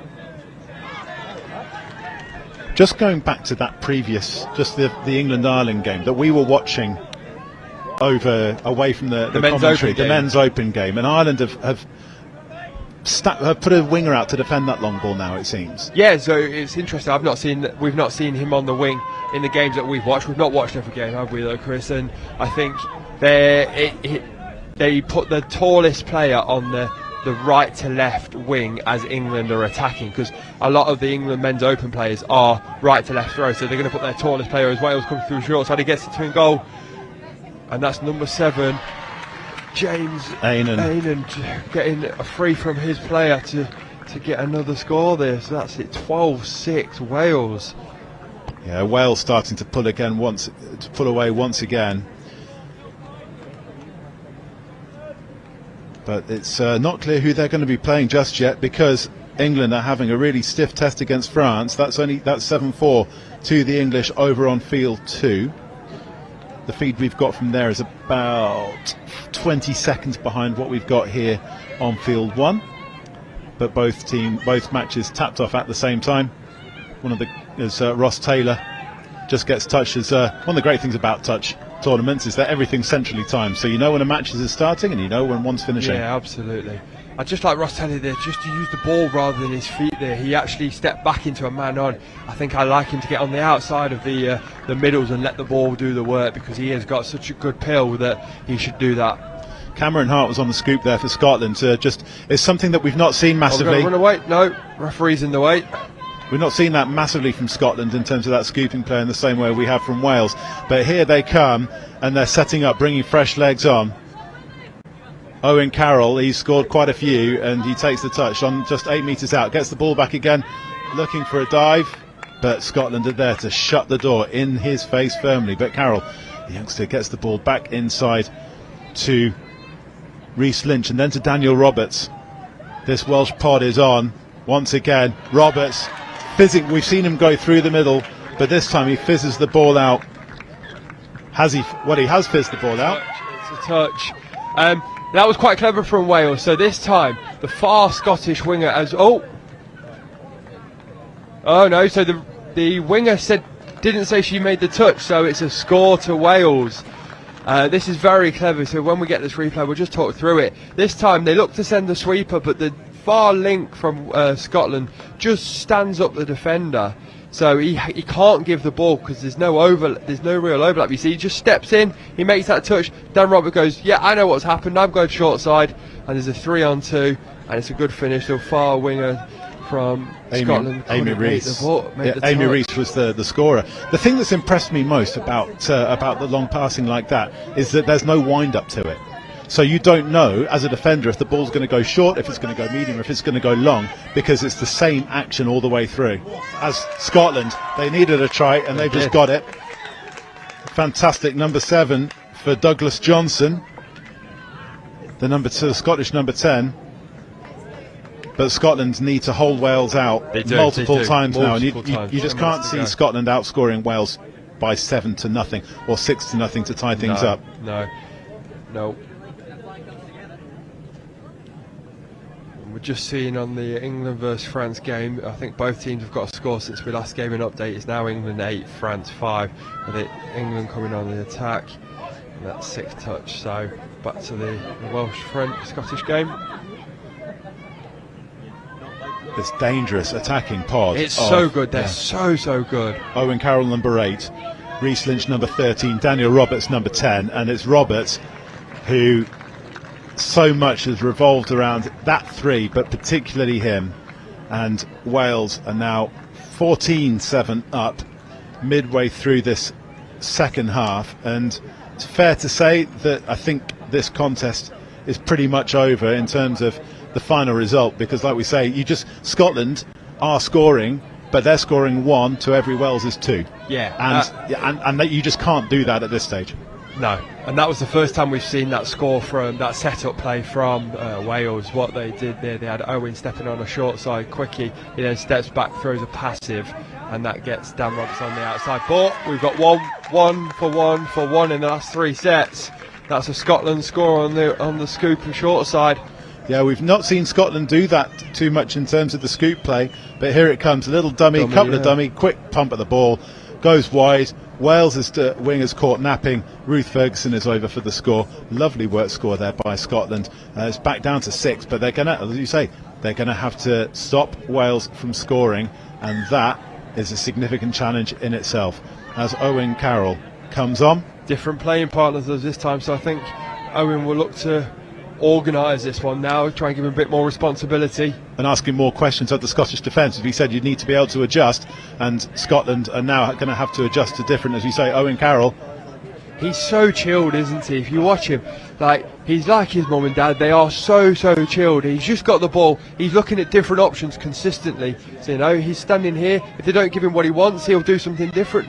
As he goes short side, he's got such a good pass as well. This one wasn't as his finest, and it just goes to ground. I just love watching him play, actually. This time, Mr. Freeze's pass hits the deck. Yeah. The cool Owen Carroll, but he is so calm and collected. His dad for years has said to me, Ben, calm down. And maybe he's been saying, maybe Owen's been watching me over the years when he was a youngster get upset, and he's taking that cool and calmness from his dad.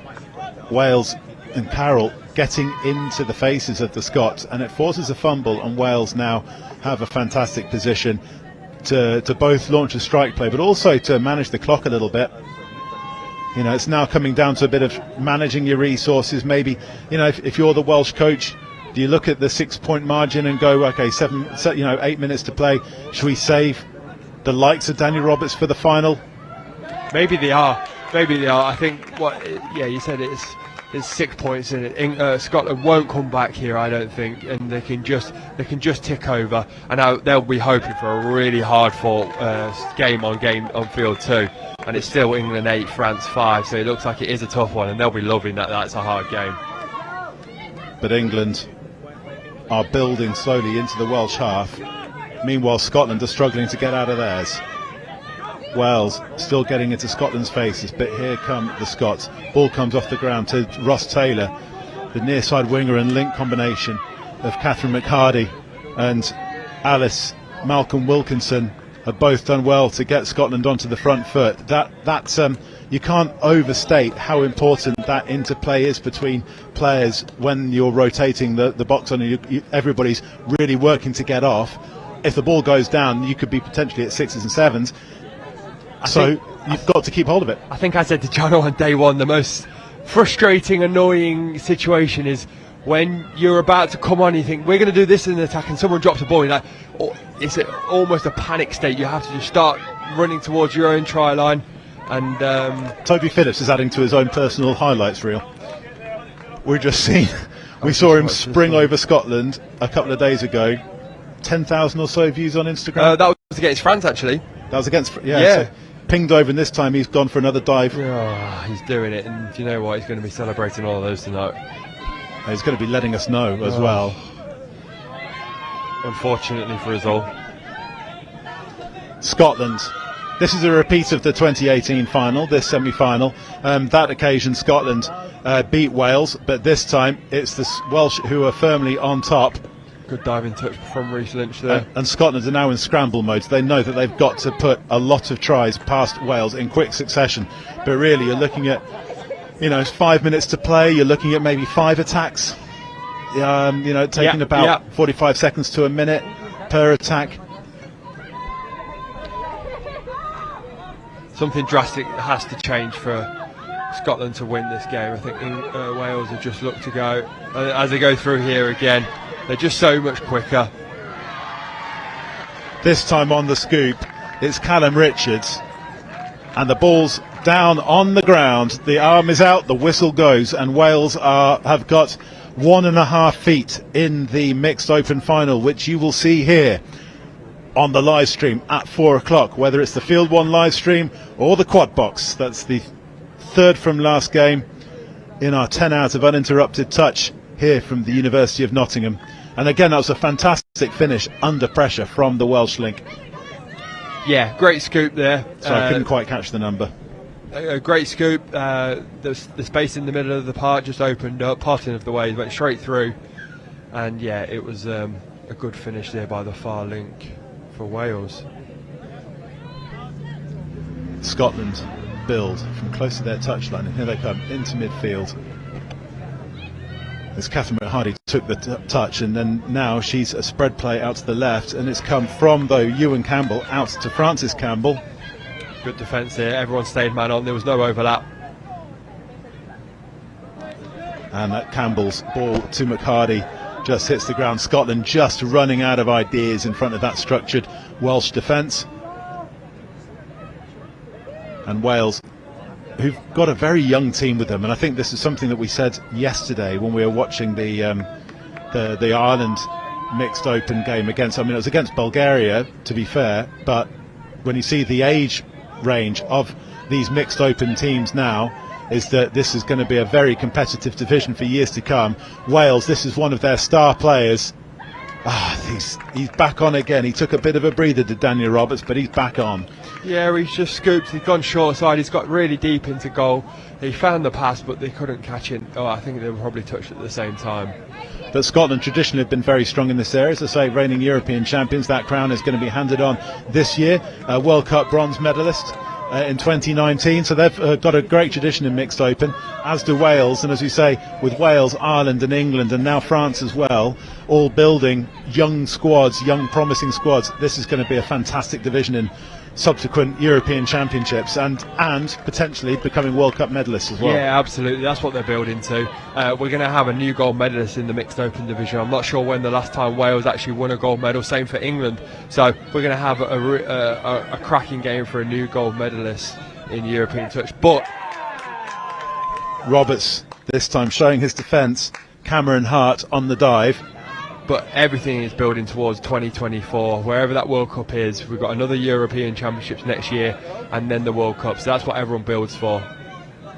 Ross Taylor, the Scottish talisman, flicks it back inside to Cameron Hart.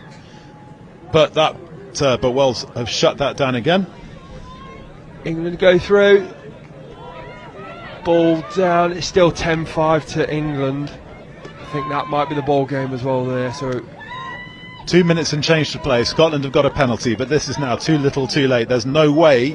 There's unlike in rugby union where you get 5 points and potentially 7. There's only 1 point for a score here, and Scotland are 7 behind with a minute and a half to play. Half court, and that's a turnover play.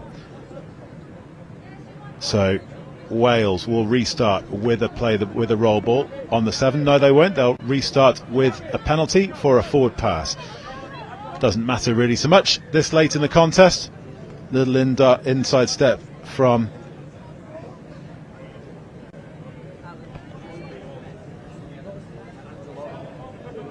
Amberley Rook. Just gets pulled back, and the play will restart. I don't think the referees were happy with where the tap was taken, and it comes back again, and Wales will run their subbing move once again. Amberley Ruck, who scored superbly under pressure that previous Wales try. Daniel Roberts, he's been their talisman all the way through this competition, asking questions every time he comes onto the field. We thought that Wales might rest him for the end of for the final few minutes of this contest once we knew it was safe, but it wasn't. They were just mixing and matching their attacking plays, trying things out, and this time it's Grattarola finding Ainan. That passing combination worked in the opposite direction in the first half, and this time it is the number 7, James Ainan, who scores. Yeah, Scotland are just withering a little bit here now. They've got tiry legs, and Wales just pick up, go short side. Emilio Grattarola just goes short side and finds his number 4, was it? So, I know you're going to have a full preview, but I'm going to kind of get one step ahead of Ian in this one now in terms of England-Wales. We saw that as we see Scotland. Oh, great score! Sorry to interrupt. That's all right. Scotland will sign off with a fantastic move, fantastic finish there from Catherine McHardy, but it's too little, too late for the Scots. So Wales, England in the final. Who have you got? I'm grimacing here. I can pick the winners in the men's and women's. I can't pick one at the moment. what I've just seen from Wales, they are so clinical in attack. They're so good. I'm saying drop off. I'm saying drop off. I would love England to win, obviously, but I'm saying drop off because England have got so many attacking players, so do Wales. I don't think it's going to be either a big defensive win or it's going to be a high scoring going into drop off. Jonathan Bullard, just to our left, was the proper. He was relishing that. We've had some fantastic extra time play in the English National Touch Series this year, and if you're right, then this is going to be continuing here. I hope I've Tony Romo'd that one as well. What you did, you even inspired. I'm 2 from 2 this year, actually. You even inspired. You didn't just do a Tony Romo call, Ben, earlier, but you also inspired the Hail Mary long ball coming as well, straight after the next score. So congratulations for that. I'm sure CBS's check is in the post sometime soon. I'll be dining out tonight like Toby will as well on these. So thanks very much for the co-call on that, Ben, and I'm just going to hand over to Ian, who's with Jordan, and they have got Mark Croston, who is the chair of the Federation of International Touch, with them. Hello everybody, welcome to the studio. What a game that is. So it looks like we are going to have England against Wales in the Mixed Open final, and it's going to be an absolute cracker. We'll touch on that shortly, but before we do that, we've got Mark Croston with us, the chair of the Federation of International Touch. Mark, what a treat it is to have you here. What have you made of the week so far? Well, I think the treat is all mine, actually. I've seen some great touch on display this week, and some great competition. So individual skills and some great matchups as well. Really looking forward to the finals. As the chair yourself, it must be very pleasing to see, and you must be proud. This is about growing the game as well, isn't it? It's great, and there's new teams from new nations this week, new athletes who are experiencing the Euros for the first time. So with the weather as it's been a great week. Well, it's like its own climate up here, isn't it, Jordan?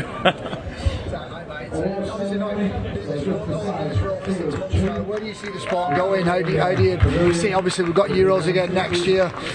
We're not really sure of the venue just yet, but where do you see the next Euros going? Where do you see touch in Europe going?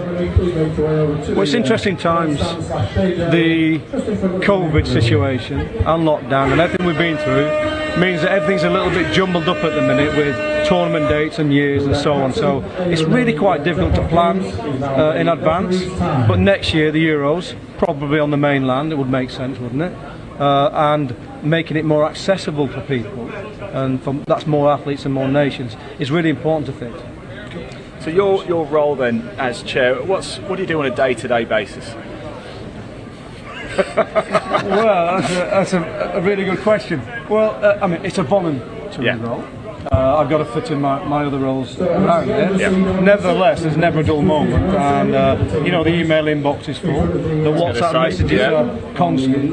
Did about 38 WhatsApp groups, and But overall, it still feels like a privilege to get the opportunity to have an influence on the sport, and I'm constantly meeting new people. Yeah. Trying to work out different languages, of course, and understand different cultures. From Wigan to Wollongong, it's literally net. You understand Wigan pretty well, though, don't you? Just a little bit, yeah. A little bit, yeah. So it's an absolute privilege. Yet, what myself and the new Fit Board are coping with and accepting is that there's a lot to do, but there's a lot of opportunities. We're all keen on making sure that fit helps the sport to move forward. It does, Mike. We've just heard you've been called actually. I think you've got to go do the medal ceremony. Did you team up to do that in the middle of this? That's how busy of a man you are. Yeah. So when we say day-to-day routine, it's handing out medals. It's minute to minute, isn't it? Yeah, and Chris' fee is higher than yours, so I will go now. Yeah. Well, there you go, Mark. Thanks so much for joining us. We really do best of luck, and it's a pleasure. Please do. We'd love you. Jordan, if you stay with me for a little bit, we'll let Mark get himself off now. Mixed Open. Yep. We've got our final, and it is England-Wales. Now, if we look at the table, England in the round robin, 9 wins, obviously 0 defeats. Wales 8 wins, 1 defeat. Obviously, that defeat was to England. However, that doesn't tell the story, because that game was Wales 11, England 12. We've got an absolute corker coming up at 4 o'clock, haven't we? I've been saying it for the past few days now, and it's kind of been building up to it. I said it this morning again. If we can get a repeat of that game, we're in for a cracker. But the thing is with England, I feel like they've got a little bit more to give. Yeah. That would be my preview of that game, and I'm just watching them again against France. At times, then they were ruthless, and that's what the good teams are.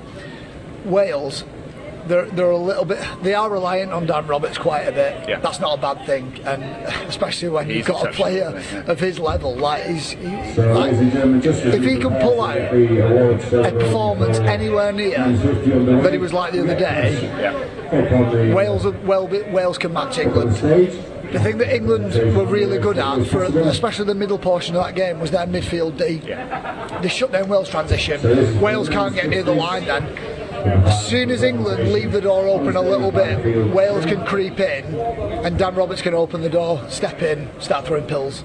And that's what we want to see. But, either way, I just can't wait for that game. So Dan Roberts is the man to watch for Wales. Give me a top 3 for England to keep an eye on. Toby Phillips, number 7. He, I would still say he scored the score of the tournament with that forward flip. I don't think he's been beaten yet.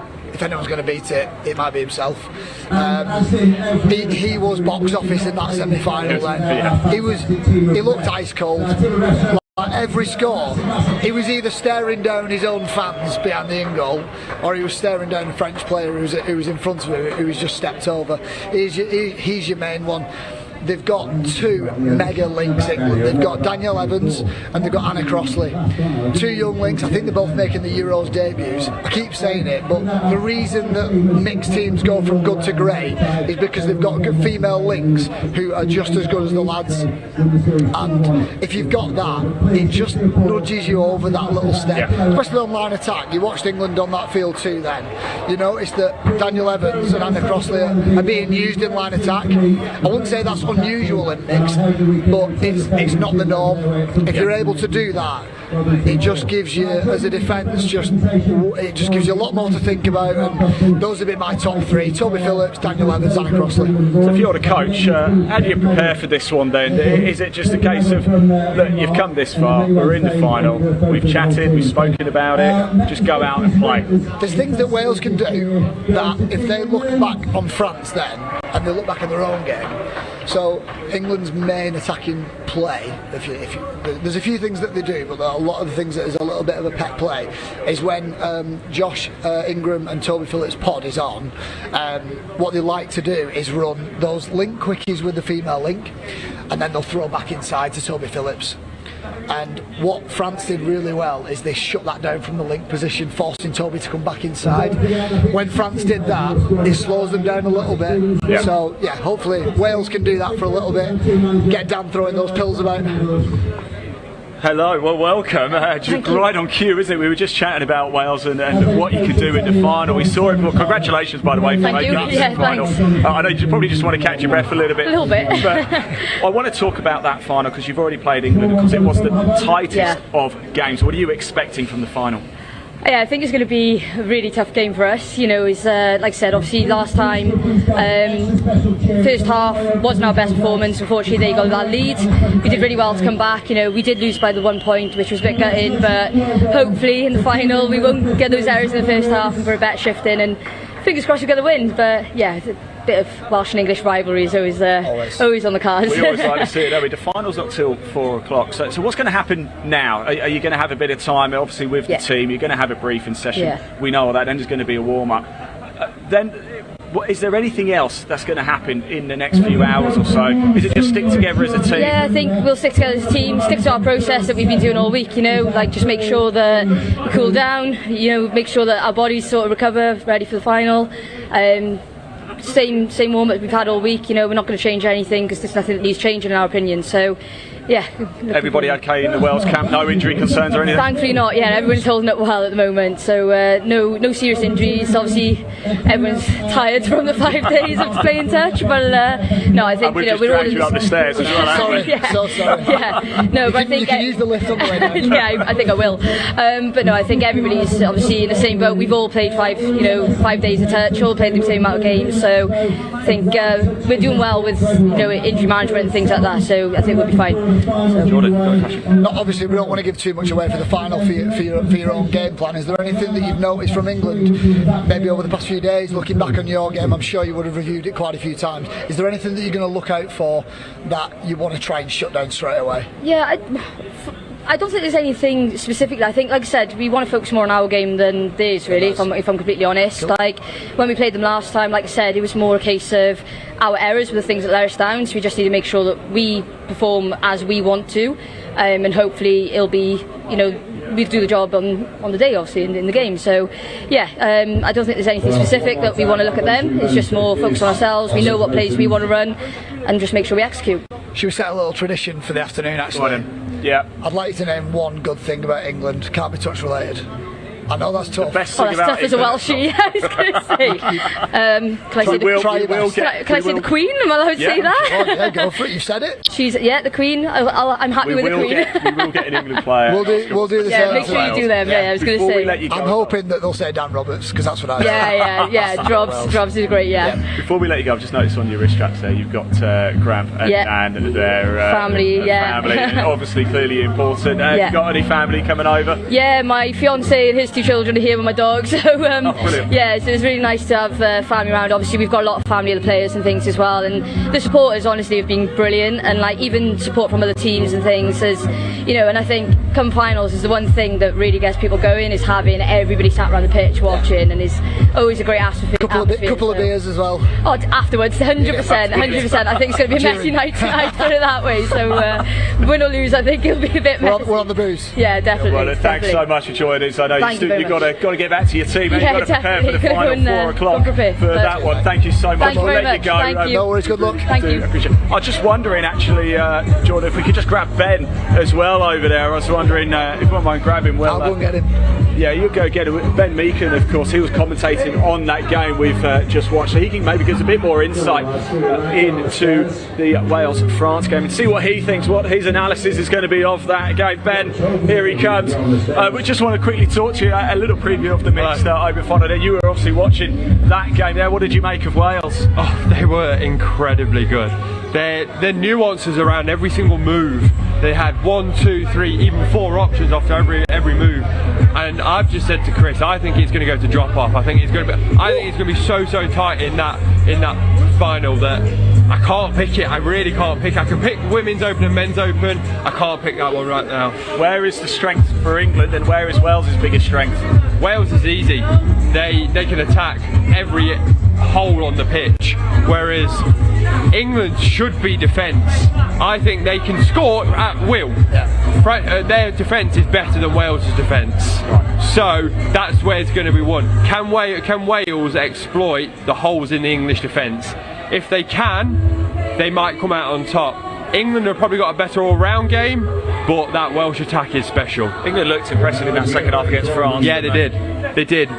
And when they get their driving and they go forward and they stay tight and compact in defence, then not a lot of teams will beat them. And we showed how close it is going to be when they played in that pool game. Absolutely right, chaps. Thanks so much for joining us here in the studio. I'm getting all nervous. Yeah, the music's getting more upbeat. It is actually. We got another guest. I know that Shanghai wants to come in. Let's bring him in. Here he comes. I'll go now, this man over here, known as Shanghai, of course, and I have to applaud him. What a job you've done for me this week as well, lining up interviews, getting people involved as well to come up to the studio. What have you made of the week of the Euros so far? Look, absolutely classic Euros. I mean, the weather's been really kind to us. The participants have been absolutely fantastic. The opportunity to meet some old friends and get back into the swing of touch around Europe is just such a brilliant opportunity for us, so can't complain whatsoever. This might be a really stupid question. Shanghai, Shanghai? Explain all. Explain all. All right, I'll drop the whole story here. No, actually, I lived in Shanghai for about 5 years, and around Asia you tend to get a name just because, you know, it's part of the whole culture behind touch. So for a while there I was called Shanghai, and when I came over here the name kind of stuck. There's a bunch of secret stories behind it, but you know, we'll have to have that discussion later on. Maybe over a beer. I think that we've got the finals coming up. I'm going to ask you, start with the mixed. Who's your pick? England, Wales? Well, no, I'm sorry, I can't do that. Part of the refereeing background is we don't play favourites, of course. you know what we really hope for is we really hope for a good game, and I think you guys do as well. Absolutely. That's what we all want. You want a good contest, you want a nice clean setup, and I mean the objective of all those referees out there is to give the players the opportunity to play as best as they possibly can. Yeah, absolutely. To the highest standard, and we do that. For our top referees, we say, when you're on the field, you need to make that game better. You need to provide the players the opportunity to play at the absolute pinnacle of their game, and if they can do that, that's what we're really looking for, and I think that's right for you. Yeah, absolutely. You don't want the referees to be seen, and if they're not seen, then the game is playing at a high standard. Yeah, absolutely right. So, perfect. Shanghai, thanks for everything. The referees as well. We must say a big thank you to the referees. Absolutely. Sorry to interrupt. No, go ahead. The referees have been great. You know, we've had a lot of referees on field one, and it's been very impressive what the referee coaches have done. You know, you brought referee coaches over from all over the world, and yeah, it's been really impressive. The organisation of it as well, by the way. I mean, that goes a bit of a miss too, doesn't it? As we said before, what was it? 950 players in total here. I mean, it's some organisation, and for you and for the referees to sort out too, because it's a difficult game to ref, isn't it? We've got so the organisation here. You've got about 1,000 players. We've got 75 referees down there in a tent. So they're split into little groups of 10, and then you've got a panel over the top who's doing all the assessments and the coaching of the referees to try and make them better. You know, that's an enormous squad to deal with, and we've got some senior referees down there who've done this year on year on year, and they just add that flavour and control into things. So every time the referees come out, you know, ready for the shot, ready for it out there, and then they come back into the tent, and as often as not, they're pretty busted. So big shout out to Annie Cramp, who's been our physiotherapist for so long, and general medical practitioner. She keeps us in the game. Yeah, you know, it's at that point it's a brotherhood and sisterhood of referees. Somebody's broken, I guarantee you there'll be 4 backups saying, "Yeah, we'll come out, we'll help, we'll prod you along." That's what it's all about. Superb stuff. Right, not too long to go now. Is it sort of 10 minutes or so before the next game? It is the Women's Open semi-final, Scotland and France. I'm not going to ask you because we're not. You've got to sit on the fence. But Ben, Scotland and France, who's going to win it? Who's going to get to the final? Oh, I think France. France will come out on top. Wait, I've gone dominant. They will come out on top here, and I think we'll see an England versus France final. And Shanghai, we just want the sport to be the winner, don't we? That's what we wanted. Well, there you go. That's a wonderful line, isn't it? But you know, I wouldn't be there to get to second this man. So I think that prediction for the final's probably pretty good, but we'll see what happens. Yeah, absolutely. It'll be exciting one. Stay into it. We are going to see you very shortly. The atmosphere, the excitement is really building. It's final day. It's Super Saturday here at the 2022 European Touch Championship. It's almost time to get Scotland and France underway. So we are going to hand over to your commentary team very shortly. See you soon.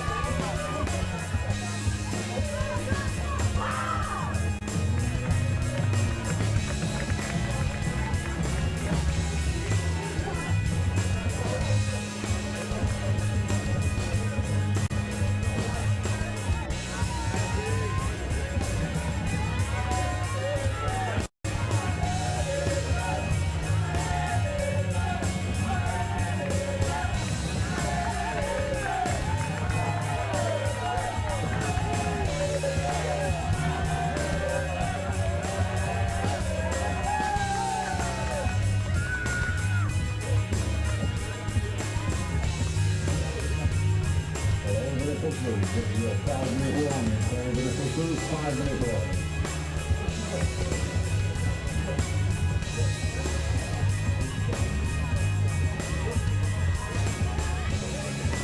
As we come down front to the next game, a reminder to supporters. As a gentleman for supporters, there is a little bit of red line all around the pitch. This is the regulation distance from the pitch that we need to do. There's a few nice little red line in front of you. With it, if it's behind you, you don't need to shuffle back. And if you are not playing one of the official players or referees, please can you not be on the pitches. Please can you not be on the pitches. The pitches are for the players.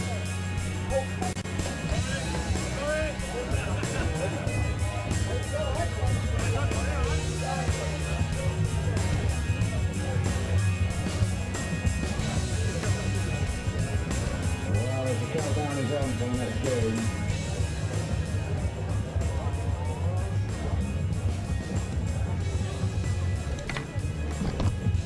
Welcome back to Pitch 1 here at the Highfield Sports Complex in the University of Nottingham. And it's coming thick and fast now. 6 games to go. And they are all going to be absolute crackers. And Jordan's with me for this one. We've just been talking beforehand. This should be something special. Yeah, can't wait. Cannot wait for this. We've seen France Women's Opens a couple of times. We've had Scotland on as well. And you know what? They're both quite similar teams because they've both got 2 pods, and within those pods, each pod has like a strike player that will shoulder quite a bit of the attacking responsibility. On one side of the ball, you've got Hannah Crisp, that big strike player in one pod for Scotland. She's really experienced. She's so quick. You've also got Lena Gladden on the Scotland side as well. For France, you've got Cecile Mass, creative. She's like an on-field coach.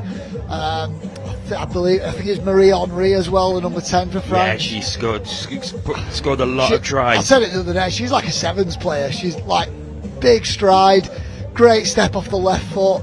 France play really good heads-up touch. That's always been the same across all their divisions. And France will look to play some, maybe not really structured touch, but I think you're going to see some really good touch from especially Scotland, especially on line attack. Let's look at the head-to-head between these two teams from the round robin. So they first played each other on Wednesday, and Scotland winning that game 2-1.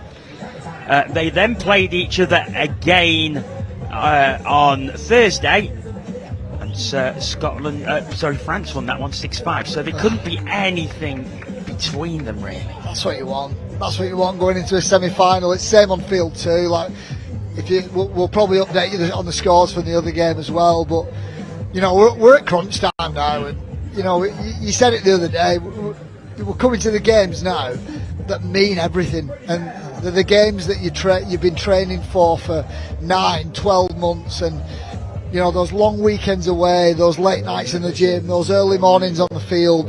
This is what the games are for now. It's touch weather. There's plenty of people at the fields. You're playing opposition that are, you know, nearly level to you, that you've got to prepare for, and you've got to watch footage of, and you've got to do every little thing you can to make sure at the end of 40 minutes you're up and you're going to get yourself in a final, and you're going to get yourself a medal. That's what we're all here for. Wales England. Cannot wait for this. Yeah, Wales England is the other semi-final taking place on field 2. We will keep you in touch with that as much as we possibly can, as we await the start of this one. Of course, they're both playing in their navy blue kit. It's just it's just the last dig at us on this final day. So France, they've always got to get us. So to stop confusion, France are tapping off. They're in the blue kit that has a slight red and white trim. Scotland in the blue kit with just white. They've got plenty of white on the chest of the Scotland kit, so that's how we can tell them apart. And it's France who start straight away, and they're diving through, but I think the touch was made. Yeah, Cecile Mass again. She's the strike player in this pod. She's a lot of experience, and she calms the play down. She knows what she wants to run, and she runs them so well. This time she's going to get herself into half. She might pick up. She will. 4 on 3. What a pill! Ball down, the claiming touch. Ball down. We've got our first pill of the Women's Open semi-final. An early pill there. But it's a bitter one for Scotland to swallow as they take the lead. That was brilliant. You've done this before, Jono. What a pro. Marie Nury has opened the scoring there for France from the tap-off, and it's 1-0 France lead. So if there's a player that's going to return and try and put a return back to to France here, it's Hannah Crispin. She's in at half here, number 2. She's going to pick up and go short side, speed, left-hand pill. Good D from France. I think they've read that quite well there. I talked about it the other day. If Hannah's at half, she's so dangerous, but I think France might have known that's coming. She's going to a live play this time. Skip to the outside. That's ball gone, but it's a turnover. France have dealt with that quite well. It's a good defence by France. They've picked off the first attacking threat by Scotland, so they'll have chance to drive again. That's great pressure. They're still we keep very talking deep. about it. We keep talking about how big the midfield battle is, and Scotland already making themselves known. Marie Henry's quick though, and she's got a good left foot step. Lucy Green's dealt with that well. France have got a scoop from their own half. If there's a player you want doing it, it's Henry. She's dished over the top, but that's forward. That's forward. Woo, what a start. Yeah, it certainly is. I did like the way that Yves Somme shouted to Marie Nury then, and just saying, no, don't waste your energy. Yep. It's a forward pass. Yep. Got a special guest coming in the studio now. We have indeed. We will hand over in a second as they're just getting ready. But it is Scotland who use now. So now Scotland have essentially got a tap off. Yeah. They're just in France's half. They've got quite a strong pod here. Leah Gladden's going to work her way down to the 7, and they can start running those plays that have been so successful for the past 4.5 days. Yeah, so we are going to hand over to the studio. Ian and Ben are with a special guest. Over to you, Ian.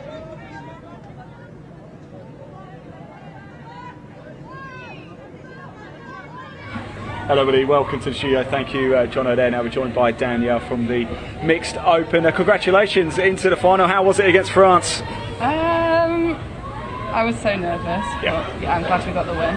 First half was quite tight, wasn't it? Second half you really just opened up and just managed to get into the lead. For the first 5 minutes, and the guys were ran around me, and I was like, oh, this is going to be close. I need to stop moving a bit quicker, and then we got. I think just before the second half we got into our groove a bit more.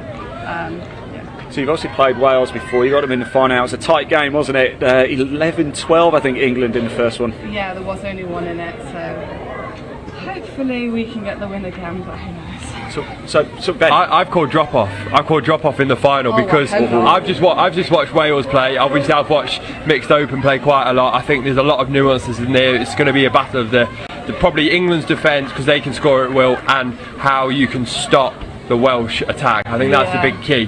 They have got some real good guys. Yeah, they do, and their females are chopping holes, putting players in the right position. So it is going to be a really close match.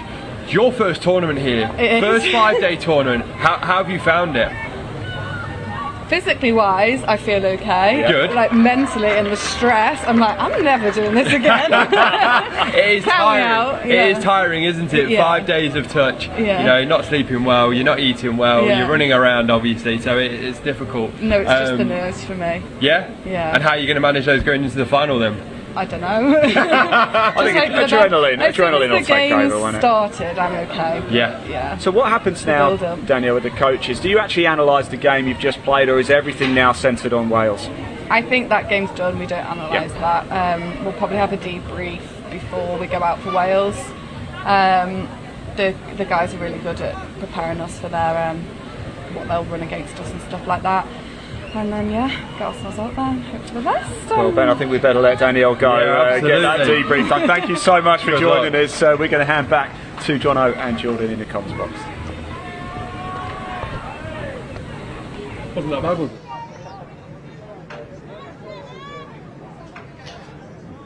Many thanks, guys. Great interview, and we've had some great action on the field here. Wow, you've been watching that interview. France 2-1 ahead, Scotland coming back level 1-1. But then it was Cecile Mass with a fabulous try, just finding the hole to put France back into the lead. So 2-1 France lead. On the other field, it is currently England 3, Wales 0. Looking very so sharp very, as well. very, very good start for the English over on field 2. But in this one, it is very, very, very close so far, and it's Scotland attacking again. Yeah, I thought Scotland had let France off on that last set, but France losing it on transition, and they've given Scotland another chance here. Short side's open, they're going that way. Great ball back inside, good touch. Yeah, he's a good touch there, and Scotland still with the ball. They've gone out to the right hand side, come back inside, but that was final touch, and France have the ball back again. Some nice little variations from Scotland's line attack, but the thing that I'm impressed with so far is Scotland's midfield here. Like, that's such good pressing. If they can get, and they've done it again, they've forced them. So what I look for, there's numbers here. There's numbers. France were subbing off. They've been caught napping. Wide. Oh, great recovery! So well. Fantastic recovery there by France. It really was. It looked. They were subbing off. There was so much space on that right hand side. What I'd look for from Scotland here, you know, we're approaching that quarter of the game mark. They've got to make France pay. QB. Oh, they're working their way through those progressions on the sweepers now, Scotland, and they need to find one of those progressions that works. Nice, that's awesome. That is such patient touch. If you want to look at a team that works through a progression of a move, watch Scotland Women's Open on a sweeper. They've worked their way through about 4 progressions. The last one, it's a pick-up short side, right foot. Now I've got a 4-on-3, first hole's open, boom, down, game on. Leah Glading brings the scores level. That's awesome. There's nothing in this game at all. And I wouldn't be surprised if that's come from the coach. And we had Eddie on yesterday, the Women's Open head coach, experienced player. I would not be surprised if that's something they've looked at last night, knowing that they're going to have France today, and France are looking to reply. 32 short. That's good D from Scotland, I think. No, the touch wasn't made. Oh, France is straight back in front. Oh, they're going to be. Eddie's not going to be happy with that. They've been way too loose, middle there, I think. So that 32 short, they're going to come back to, it's actually middle link hole. They've come under, they've tucked under a little bit too tight, and she skipped to the next hole. And Mathilde Henry, who is England on the other field, by the way, 4-0 up. They are running riot. So England in a very comfortable position on the other field. We will keep you in touch with that score while this game is going on. Is that a loss of control? It is. That's tough. That's a tough couple of minutes for Scotland. Conceding that score and then giving up on line attack, and it's a bit of a nothing error as well. France come to halfway then. Scotland D quite high up, and that is final touch. Cecile Mass will pick up. Good D from Scotland again. We talked about it yesterday on those midfield scoops on 5th. You know, it's going to be quick players that are going to pick up normally. What Scotland have done really well there is they've forced Cecile Mass to step off her right foot and come back to the middle, and her only option then is 4v3, which is fine on line attack for a ball player, but they're still 30 metres out from the line. They haven't got much of an option. If Scotland keep their midfield D up, they're going to stay in this game for much longer and give themselves a chance. 33 counties, pick up, come back through the middle, wings open, got to be a score. Down! Woo, what a game. What a game we've got. Kirsty Venter. She was just stood there for ages. I thought, pass it. I know. But you don't want to screw it up. Watch her come through here. It's another little variation. So counties, pick up, right foot. Now I've got a 4-on-3. My first hole's open, so I'm going to go through. I'm still half. Got to look for that option. Skirt the in goal. find your winger. Great patience by Leah Glading really as well, patience. because she wanted to make sure that, like you say, it wasn't a longer pass. She wanted a shorter pass as possible. Sure she had time to do it. Yeah, she's got the time. Pill from Marie Henry. They've come Score. straight back in front. Wow. This is such a good exhibition of women's open touch. Oh, just awesome. Marie Henry, she collects a 32 long. She gets to the outside of her opposing middle and she's got a choice to make. She makes the right one and executes it well. Scotland have got a reply. This is such a good game.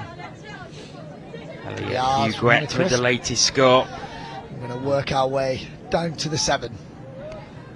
As they go down now. Could have been a loss of control, but Hannah Crisp wants it back. She wants to be the live player, and she is on that counters again. Skip to the outside. Just not quite there, but Scotland are making the chances just as France are, and we saw them come back before. We know they can come back again, and it's a really good game. This just 1 point in nice it. and high scoring as well on the other field. I think Wales might have just scored, so that would make it 5-2. Yeah, 5-2. So we're a quarter of the way through both semi-finals now, and we've got two contrasting games really. England look like they're running riot on field 2. This is a good back and forth battle. That's going to be great midfield defense from Scotland again. That's the thing that's keeping them in this game.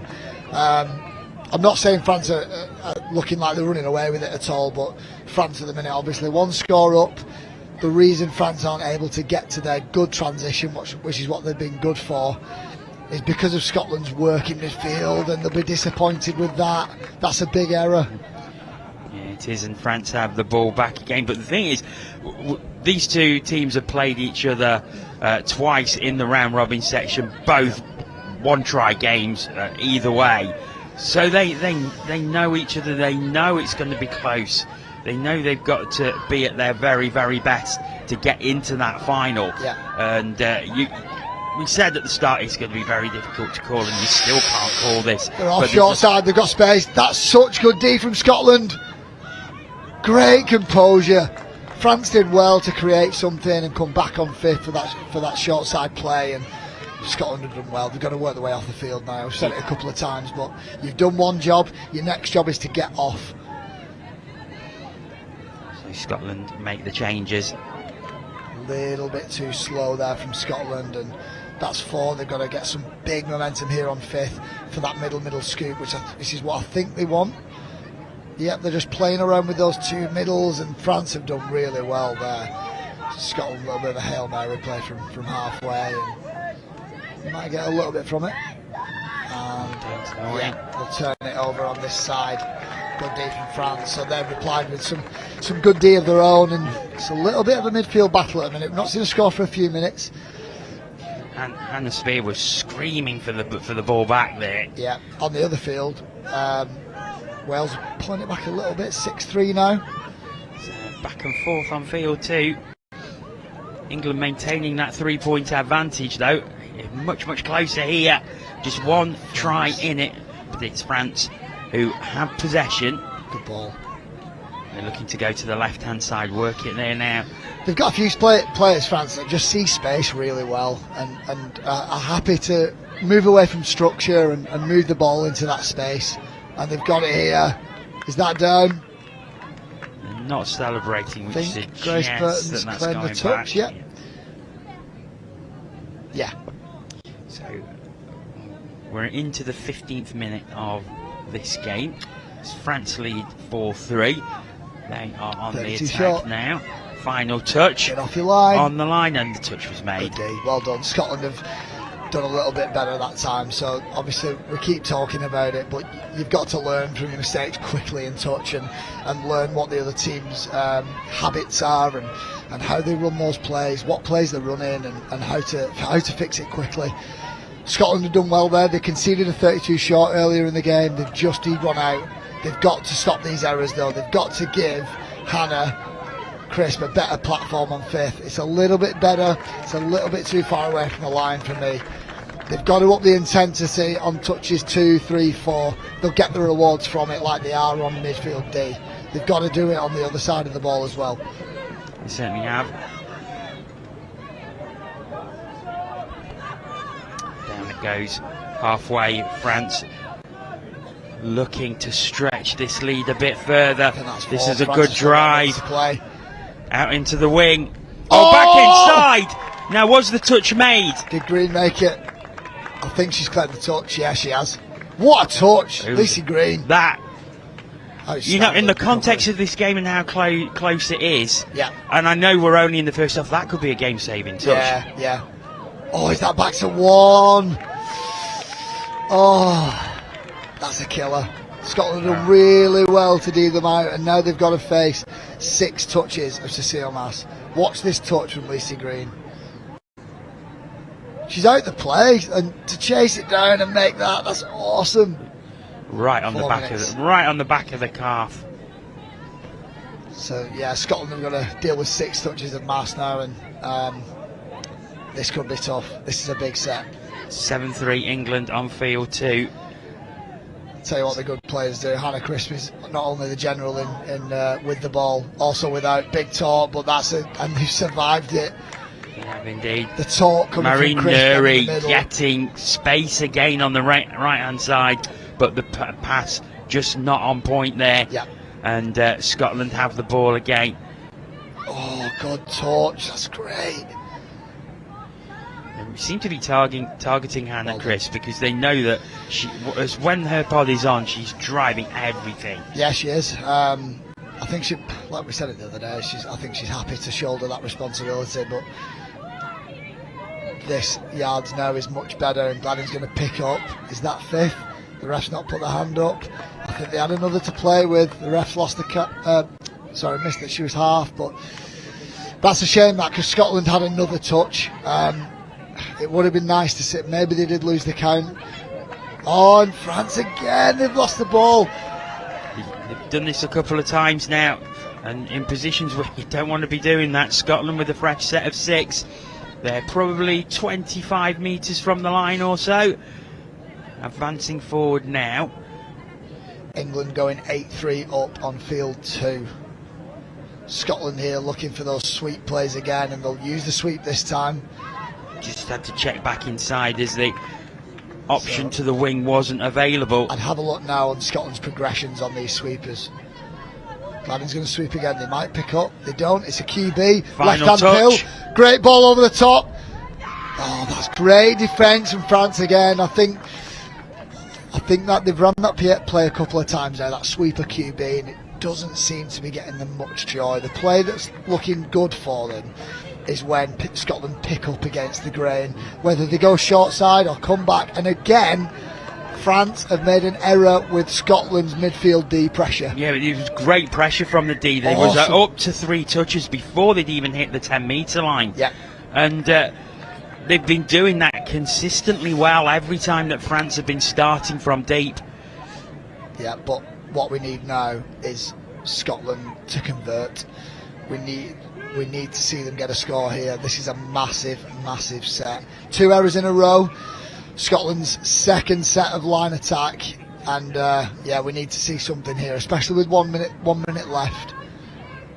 Still Grace Burton moving on the at ball. walking pace at the minute. Now they put it down. Just looking for the. And that's 5th. That's 5th. So it'll be hard to get something from this. A bit of a dead play. Probably a short side scoop. Nope. I think she's lost the count. Oh wow! Oh wow! Now this space opened up on the right hand side. If they use it, can it be down? What a play! What just happened? What a play! It was just put out the back. I thought they'd lost the count. Oh, if we can see that a couple of seconds earlier, you'll see some amazing sleight of hand play. Maybe we can watch that again at half time. We've got 15 seconds, but Scotland have just done so well there to get anything from 5th touch. Oh, what a half! Wow! And that is going to give Scotland some great confidence and momentum. Right at the end of you can already see it. Their box is high-fiving. Sorry, they're happy. They're coming on the field. France is a little bit relaxed, a little bit more subdued. Shoulders down, isn't it? But I just want to see that last score again. Oh, it was incredible, and it was made from. These are the highlights of Big Pill. Cecile Mass has been so good for France. We talked about it before. She's the strike player for them, and she can throw it off left and right. So 4-on-3 here, wings open. I'm going to go over the top, dot it down. Great take as well. Marine Nearing. Scotland with those variations on the sweepers. So picking up against the grain, beautiful dive. They've run through those sweeper progressions so well. They're just starting with the sweep play, then they're going to work their way through. And this lovely one, just picking up, hitting that link straight away off the deck. Great dive away, because Marielle Theophane was really close to her. And we come back with Cecile Marks, quickie, off a left foot, step back through the middle, and that's just Scotland being overly tight. If they can fix this up, their midfield D is causing so many problems for France. That's a massive part of the game for Scotland at the minute. But here's that sweeper variation we're talking about again. This time we're going to pick up and go short side. I'll come back off my right foot, 4-on-3, first hole's open. Great option, great read, good execution. Watch it here again. Sweepers coming round, 16 pulls corner. We're going to pick up against the grain. France are expecting it. Come back to the sweeper. 4-on-3. It's a little bit of a sharky play sometimes that teams call it that, and it's so nice. It was just that quick pass that opened up the hole, wasn't it? But here, that was all about Mathieu Domry, who just goes through. Sorry, this was the one where Scotland are a little bit overly tight. You see the short come in here. She actually goes through the next hole, which is the middle link hole, and it's just because Scotland middles were just overly tight. But Scotland doing really well to pull this back level. Okay. This was to make it 3-3. Yeah. This was the one where it was great play actually by Leah Glading. She waited, knew she had time to make sure she got the ball to Kirsty Venter, who put it down. Picks up from half, goes short side, similar to that Sharky play before, come back to the middle. This time she goes straight through, but she's half. She's got to skirt the in goal, and she's done the right thing there. You said it before. She's just patient touch. So this is the ball, and that was an easy put down. And then this is the last try, so you want to watch this. So this is fifth touch. There's nothing on. Watch this. What? I have never seen that before. But then to get a 4-on-3, get a 3-on-2, 2-on-1. That's just good execution, good skills. But that little sleight of hand play. One, I've never seen it, and two, I didn't think it was going to work. We'll see it from behind here. This is like some American football type move.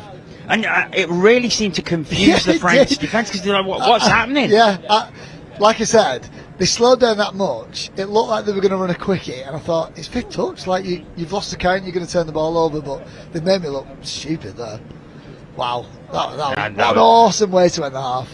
It certainly was, and we are still no closer to seeing who will be in the final. Over on field 2 at half-time, it is England 8, Wales 3, and you would fancy England to see that one out and make the final later on today. I think but experience, you cannot call this one. Not at all. No, not at all. I think if you're watching field 2 now, switch on over, watch this one. So, 4-4. Scotland with the tap off. They've not led at all in this game. Now they have the tap off for a set of 6 from halfway. If they can get the ball down here, it's how France respond, because they've not been behind in the game at all. And if they can come straight back, all well and good. If that then provides probably another psychological blow to them, because you saw the body language when they came off at half time after conceding that 4th try. There's so many things that could happen here. I'm going to call it, John. It's going to go to drop off this. That's what we want, that, don't we? We do. That would be a fantastic spectacle. We'll explain the drop off as the half goes on, and as Scotland See how likely it is. into their tap-off movement, so ending that sweeper. Pick up from Burton, short side. Wingers free. Couldn't get it over. Good D from France. They're doing really well defending that pick up against the grain. Really well. But Scotland's sweeper's just dangerous. Oh, what feet! Oh. Good touch. And it's good defence, and France have seen it out, and they have the ball back. I'm loving this. It's a great game. I'm loving this.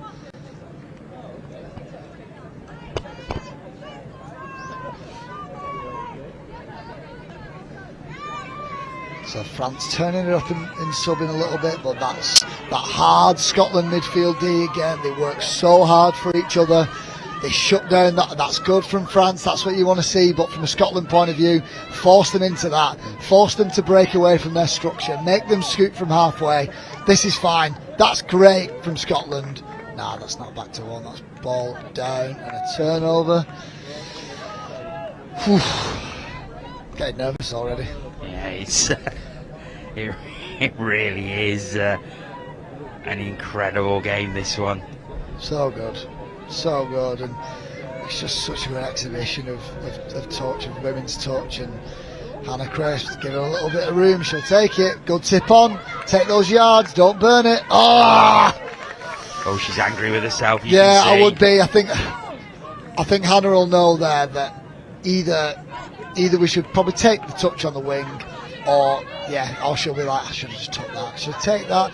We've got good yards. Take the touch. Then they can play on the opposition 7 rather than forcing those passes in field. We're not at that stage of the game yet, I don't think. But Scotland winning the midfield battle early on, and that's a huge part of the game. We keep talking about it. That's got to be a loss of control. Play the touch. France, I think I heard 5th come in then. Yep, that's your 5th touch. They're going to look short side, come back.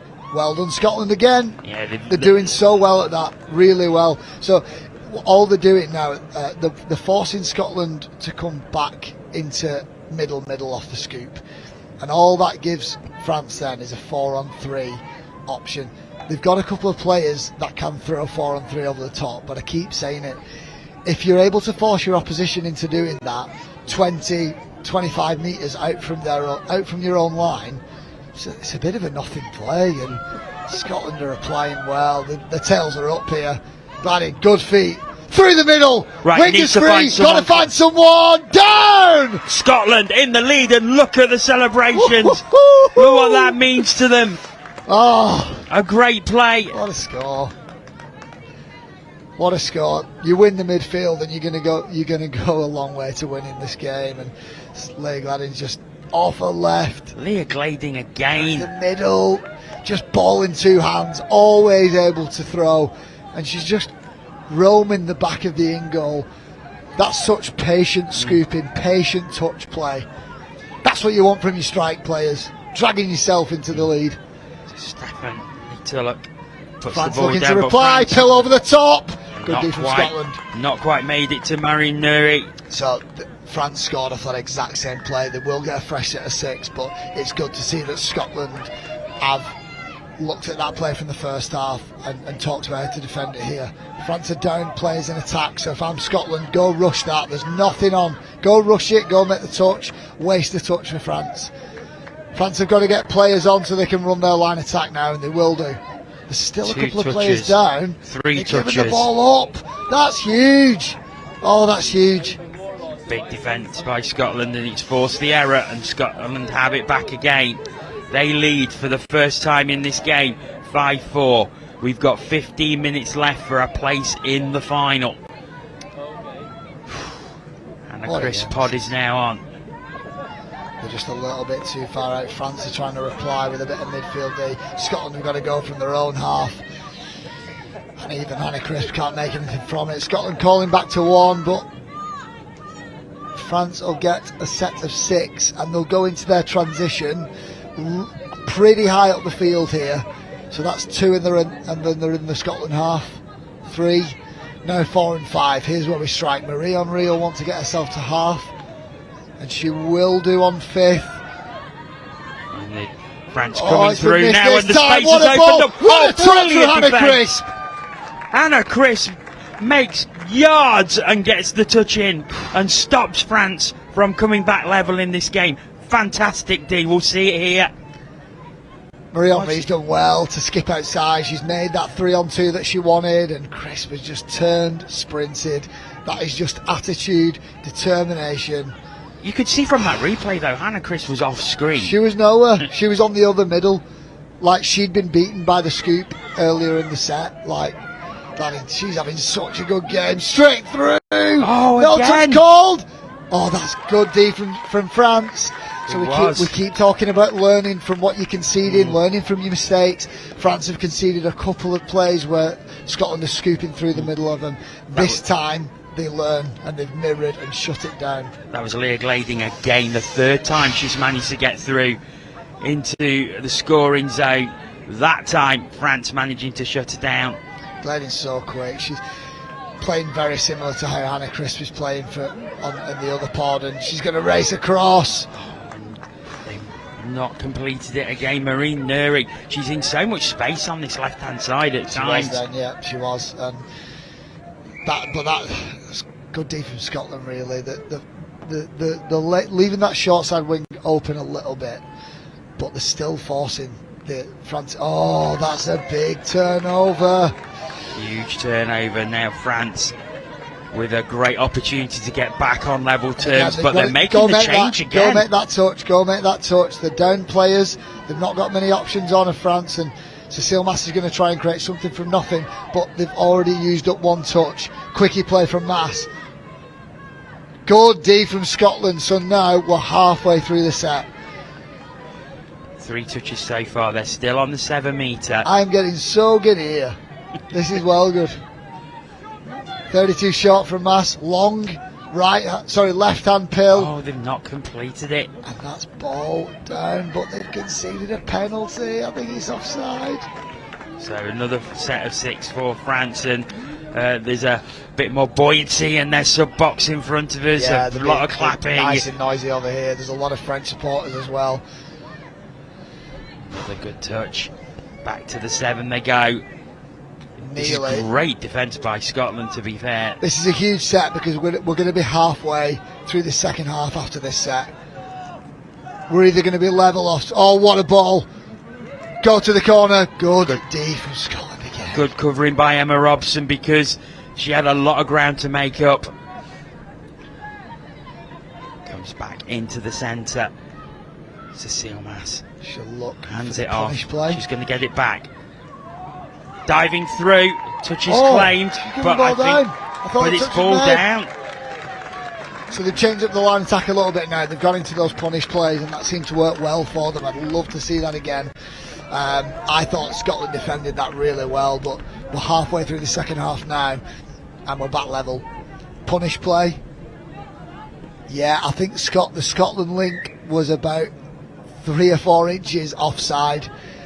Literally one step and she would have been on, and I think she could have afforded to as well, but that's well read from France. I wouldn't be surprised if they go back to that. So France back on level terms, 5-5. Sweeper from Scotland coming. Burton pick up. Space. Oh, great what switch. A play! Oh, this is a dream. It looked, in all intents and purposes, it was going out left. So there was so much space, and it was just a great, quick pass back inside and down. It's a pre-planned move. It's another progression on the sweeper. It's what's called a swinger play. It's a sweeper / ninja. Sweep together. Sweeper comes round. The middle channel is open. Burton tips inside. Nice low dive. That's why that middle channel's so wide, because the touching player is thinking, I've got to go wide because my sweeper's coming. Once Burton picks up, tip back in. Beautiful. If you want to watch how to run all these sweepers, watch the Scotland Women's Open. France are going to reply. It's forward. Indeed. It's forward. The sideline ref's giving it. So Scotland stay ahead 6-5. You do not want to take your eyes off this for a second. Let's watch this again. And yeah, so she's behind 7 there. Yeah, that's forward, definitely forward. And Scotland breathe a sigh of relief. into the final 10 minutes. Scotland lead by 1. This is still anybody's game. Great yards. Scotland have got to keep this intensity up. We're going to come to 5th touch. Great yards again. Give a good platform to Gladys. She's oh, that's good. Oh, she's off. Play on. Down. Oh, and it's Leah Glading again. 4 times she's gone so through. well. 3 times she's been successful. What a game she's had. Scotland now lead by 2. This is so good. This is so good. Scotland to push themselves 2 scores ahead. That's massive. And referee calls play through. She's offside, and she's offside because of the speed at which Scotland are rucking. That set then was Hannah Smith and Leigh Glading just orchestrating momentum and generating momentum, and you're building momentum touch after touch, and once you get to 5th, that's when you can explode. And that was just great touch. Oh, Scotland a little bit too tight there, but they've defended it well. It's still 5th, turnover. Scotland's defence is standing firm. Yeah, it is Scotland start again. Punch through the middle, then they're going to work their way to the box. Good hands. Burton, get it down. Oh, it's an handling error. France. That's big. They need to play with a bit of urgency now. Yeah. 8 minutes to go. Yeah, so what we want to start seeing now from both teams, like you said, urgency from France. You're 2 down. I want to see composure from Scotland. And when you're coming off the field, you've got your next job. Scotland's current job at the minute, D this set out. They're going to go to link sweepers. Good feet Back from into the Henri, centre. so she can dish it back in and we can play again. Counties from France, and they've awarded them. They've got themselves a penalty. Sorry. She's driving through, but I Big set. don't think that's going to be given. Big That's set. going to come back. So Scotland are going to deal with Marie Henri for 6 touches. We're going to go quickies to begin with. Just stepping back, Scotland Nothing defence on. holding firm. Yep. Hannah Crisp getting up nice and high. They're going to go 32 long. It's a little bit of a short / long, but Scotland look like they dealt with it. Great touch. We're halfway through. They seem to really have focused on Marie Henri, the Scots, don't they? They've not given them. That's what the good teams do. They do that homework, and she comes on a sweeper now. Oh, is that good defence? No touch from Missy Green. And we were talking about Marie Henri, doing your homework on it. You can only do so much on those types of players. She comes round on a sweeper. She's great speed. She creates that 3-on-2. And she's just able to dish off at the right time. That link hole was just open, and she's dragged France right back in this game. Yeah, Marielle Theophane Watch her come pops round it here, down. yeah. So she's created a little bit of a 3-on-2. Green's got a little bit of a decision to make. I thought she'd made an awesome touch, but great day. Scotland will pick up on the sweep again. Yeah, Alicia Green, actually, you just saw her on the replay there as she was running around. She piled her hands up. I didn't touch. Good honesty. So 7-6 I think. as Hannah Smith. We're going to go fire up. Glading. Right foot step. Great D from Scotland. It's interesting. Sorry, from France. It's interesting that is the first time that Scotland have ran that fire up play. Interesting to go into your playbook a little bit more. I'd like them to stick with those sweeper progressions that are working so well for them, but France look like they've got the tails up a little bit here.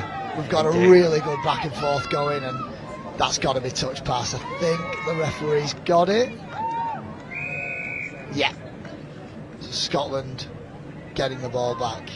And another good thing for them as well, it's slowed down a little bit there. This is eating up time at the minute.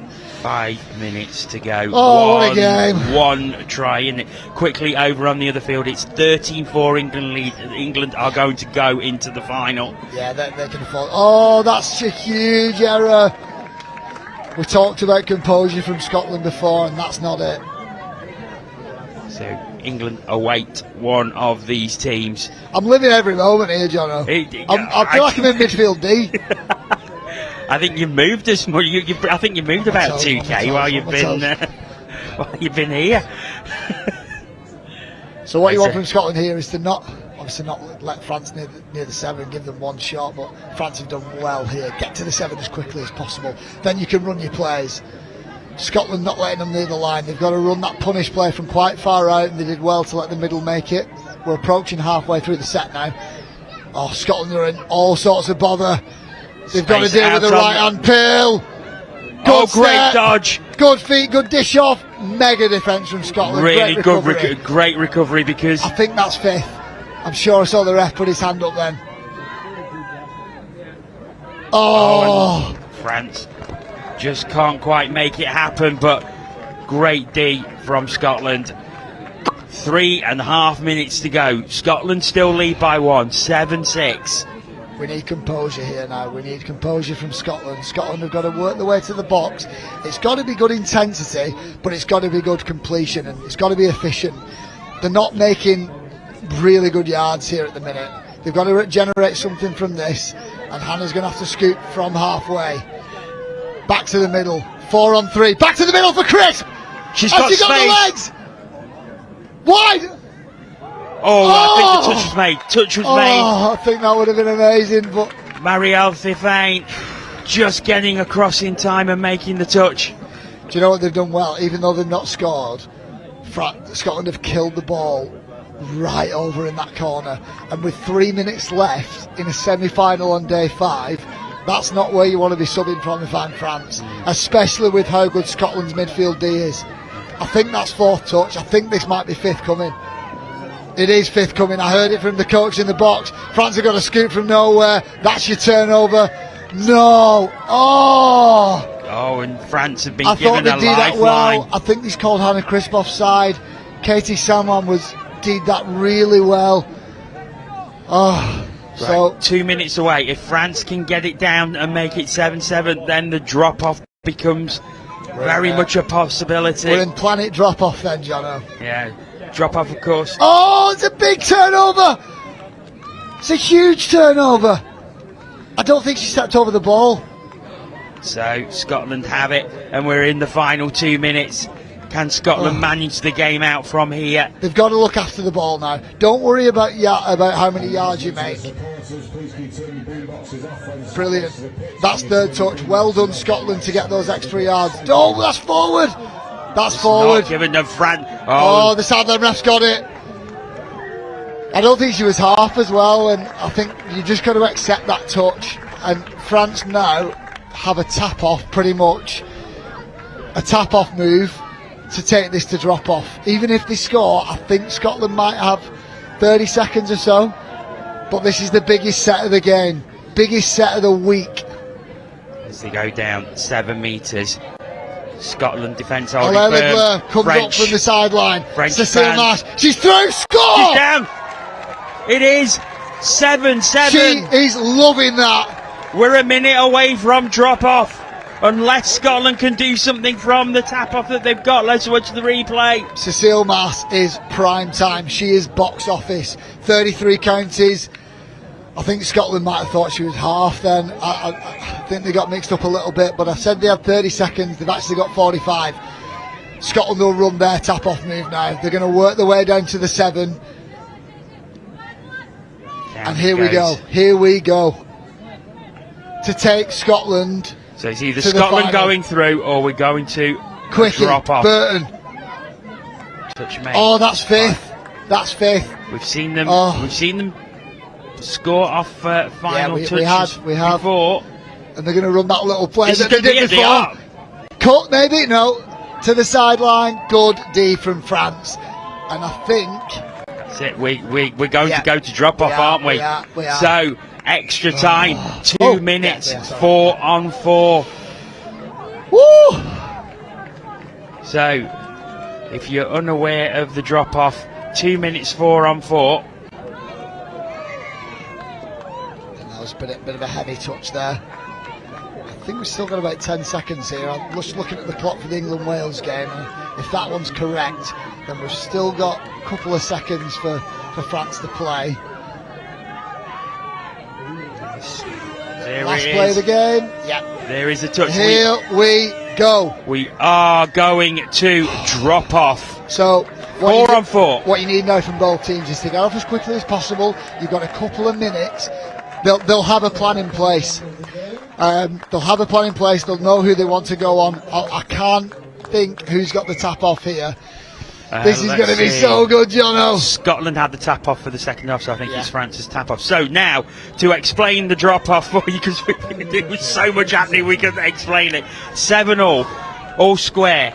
It's obviously a semi-final, so for a place in the final, there needs to be overtime. So Scotland have got the tap off, and they've got the 2 players. Sorry, they've got the 4 players on. If I was going to pick 4 players to put on, it's these 4: Hannah Smith, Grace Burton, Leah Gladin, and Hannah Smith, Grace Burton, Leah Gladin, Hannah Crisp.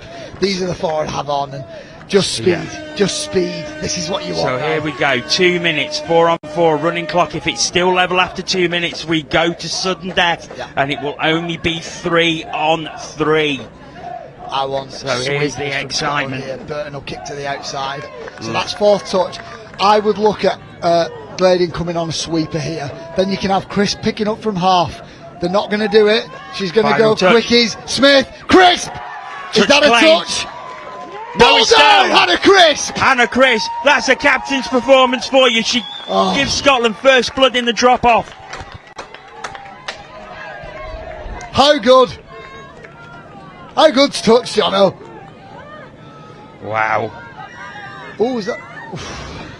Right. So Hannah Crisp going over there. We've lost the clock a little bit. I think we've had about. We're going to have to rely on our senses, Jono. We've had about 45 seconds, I think. And France have got their 2 players who had 1 on. Marie Henry, the touch was. They're going to play the touch, so they've got Cecile Mass and Marie Henry on. These are the 2 players who I'd have on. They're going to get Mass into a live situation. Watch Marie to pick up. Maybe pulling out the touch. They're going to go quickies with Mass. Is that down? It's down! It is down, the nod. Cecile Mass. Oh, what Hannah Crisp can do at one end, going on? Cecile Mass does at the other. 8-8. What a game. We've had probably a minute and 20. You know what's awesome? The 4 Scotland players that started are just staying on, and the 4 French players, I'm pretty sure, are staying on as well. They brought Mass off, but Hannah Crisp is just going to dig in with Leah Gladin. She might pick up. They're going to go quickie, step back. She's there again! Score! Hannah Crisp gets a second try of the drop off. We can't and Scotland go 9-8 ahead. I estimate it to be about. There it is! Scotland got to the final! What a game! And look at the joy from the Scottish bench. They're jumping, they're hugging. The French are devastated, as is understandable. What an incredible game that was. Scotland take it in the drop-off, 9-8, and that was all about Hannah Crisp. Hannah Crisp, Leah Gladin, 2 unbelievable performances over the past 5 days. To turn it on in that game, in a drop-off, Cecile Mass did everything with Marie Henry to keep France in that game and to win it. But wow, so that's how you run a quickie and drop-off. This is the try that won it. Right foot step, there's your space between the middle and the link. It's just so good execution, composure. Watch this. This is how you run a quickie step back. Split to the outside hard, big right foot. Pick the right option. Wow, what a game. What a game. What an incredible game. It will be England against Scotland in the final later on. 5 o'clock. Awesome. Jordan, I'm going to have to let you go because Ian's beckoning from the studio. He wants to get. Because my blood pressure's gone too high. Yeah, give me a break. So as you head over to the studio, we say many congratulations to Scotland. They will be facing England in the Women's Open final at 5 o'clock. A stunning game of touch rugby we've just witnessed. And we're probably going to get another one coming up. The Men's Open semi-final is next. France taking on Ireland. Let's head over to the studio, head over to Ian. He's with Jordan. They'll look back on this game and preview the Men's Open semi-final. Over to you, Ian. Well, welcome back to the studio, everybody. I've just literally had to pick Jordan off the floor because that was absolutely insane. It's the first drop-off we've seen here on field one. But it's tears of jubilation for Scotland. It's tears of despair for France. But what on earth did you make of that? How can you unravel I don't know that? what I just watched. That was one of the best games of touch I've ever seen. If you get that chance to watch that and break that down again, I'll talk about Scotland a little bit. Their line attack, they nearly ran sweepers for the whole game, but they ran about 6 or 7 variations on the same move to near perfection. And it's patient touch, it's experienced touch, and it's just so smart. Like they were like thinking, right, we'll run that variation. That's not worked yet. Maybe this next one will work. That's not worked yet. Let's try the next one. That works. Let's run that on the next play. And it was like 40 minutes of just Scotland working their way through it. I said it might go to drop off. I'm so glad it did. That was just awesome. And then on the French side of the ball, Cécile Masse and Marie-Henri did everything they could to pull Scotland to keep France in that game. And such a shame for them that they couldn't do it, but amazing from Scotland. Congrats to them. Looking back on it, they deserved it. I think a lot, along with their line attack, the thing that won that game for them was their midfield D. If you can go back and watch, especially in the first half, the aggression that they put and the energy that they put into touches 1, 2 and 3, France couldn't breathe and they just had to scoot from their own line. And oh, what a game! What a game! This is how why good touch. You should get involved with touch. It is absolutely insane. We must say as well, England did make it through to the final as well. We're going to have a guest coming in very shortly, but it looks like England are probably going to be favourites for the final. However, Scotland are a big threat, aren't they? Yeah, like if they can play like that, I wouldn't be surprised with the coaching that they've got in the box that they've got a few tricks up their sleeve, and maybe they'll run a few extra plays and a few extra progressions. They might, I think definitely England favourites. We've got a very experienced England player here right now. With unfortunately, you're not playing this week. It's a joy to be here, isn't it? It is a joy to watch, isn't it? People playing well. Yeah. Talk us through a little bit. Obviously, we didn't get much. I didn't get to see the England game too much. Yeah. How did the girls go? Really, really well. It was just what we needed. A couple of tough games yesterday. Everyone else has really raised their game, and it's the best performance we put out against Wales. So really, really good. Is it fair to say England are going to head into the final as favourites, and does that add a bit of extra pressure then? I think there's always a bit of pressure when you've not lost a game before, but we've dealt with it in the past. We'll deal with it today, and off the back of that, as I say, I think we Scotland. We're going against Scotland. Yeah. So it's going to be a real tough game, but I mean, I'm confident, but then I'd have to play. So You've played Scotland twice already, 10-3 and 10-1. Yeah. So there's no danger of complacency, though, is there, when it comes to oh no, finals footy is finals footy. Like, you never know what's going to happen. People come out. Finals footy, I know. People come out and they throw everything they've got. So yeah. Just to touch on this yourself to just before we go back. Yeah. How's your injury going? Obviously, I know you've had a few issues with it. When are you looking to be back? I'm aiming for next Euros. Is the plan. I've had one surgery, maybe one more to go.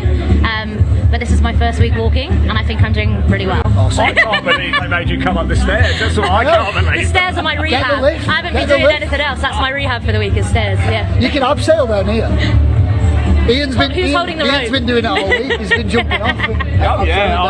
It's like pre-match entertainment. In fairness, I've not been up here. It's a nice view. It is. Stay up here. Yeah. We need a paddling ball down there, don't we? do. Thanks so much. Best of luck for the final. Congratulations to everybody. We have another guest lined up as well. Do you want me to take that from you? Brought the lineup. Very special guest as well. We've got Lauren Thorley coming in as well. Now, Lauren, you started your career in touch, and we must say congratulations. You just finished up at the Commonwealth Games in the Sevens. How was it? Yeah, brilliant. It was unreal. To play in front of a home crowd like that, I think, was just incredible. Like having everyone on your side, because usually whenever England goes anywhere, we get booed. So it was just incredible to actually have everybody like really rooting for you. And when you had the ball, you like lit up with the crowd because you had their energy. Why is there always a target on the I don't know. I know we're in Canada, and literally, as soon as we had the ball, it was like dead silence. We were like, I'll take it as a compliment. Nice, thanks, yeah. What an experience that was, though, playing in those stadiums in front of those crowds. Let's come back to touch, though. It's where you started, wasn't it? Yeah, so I started playing touch 4 years ago now.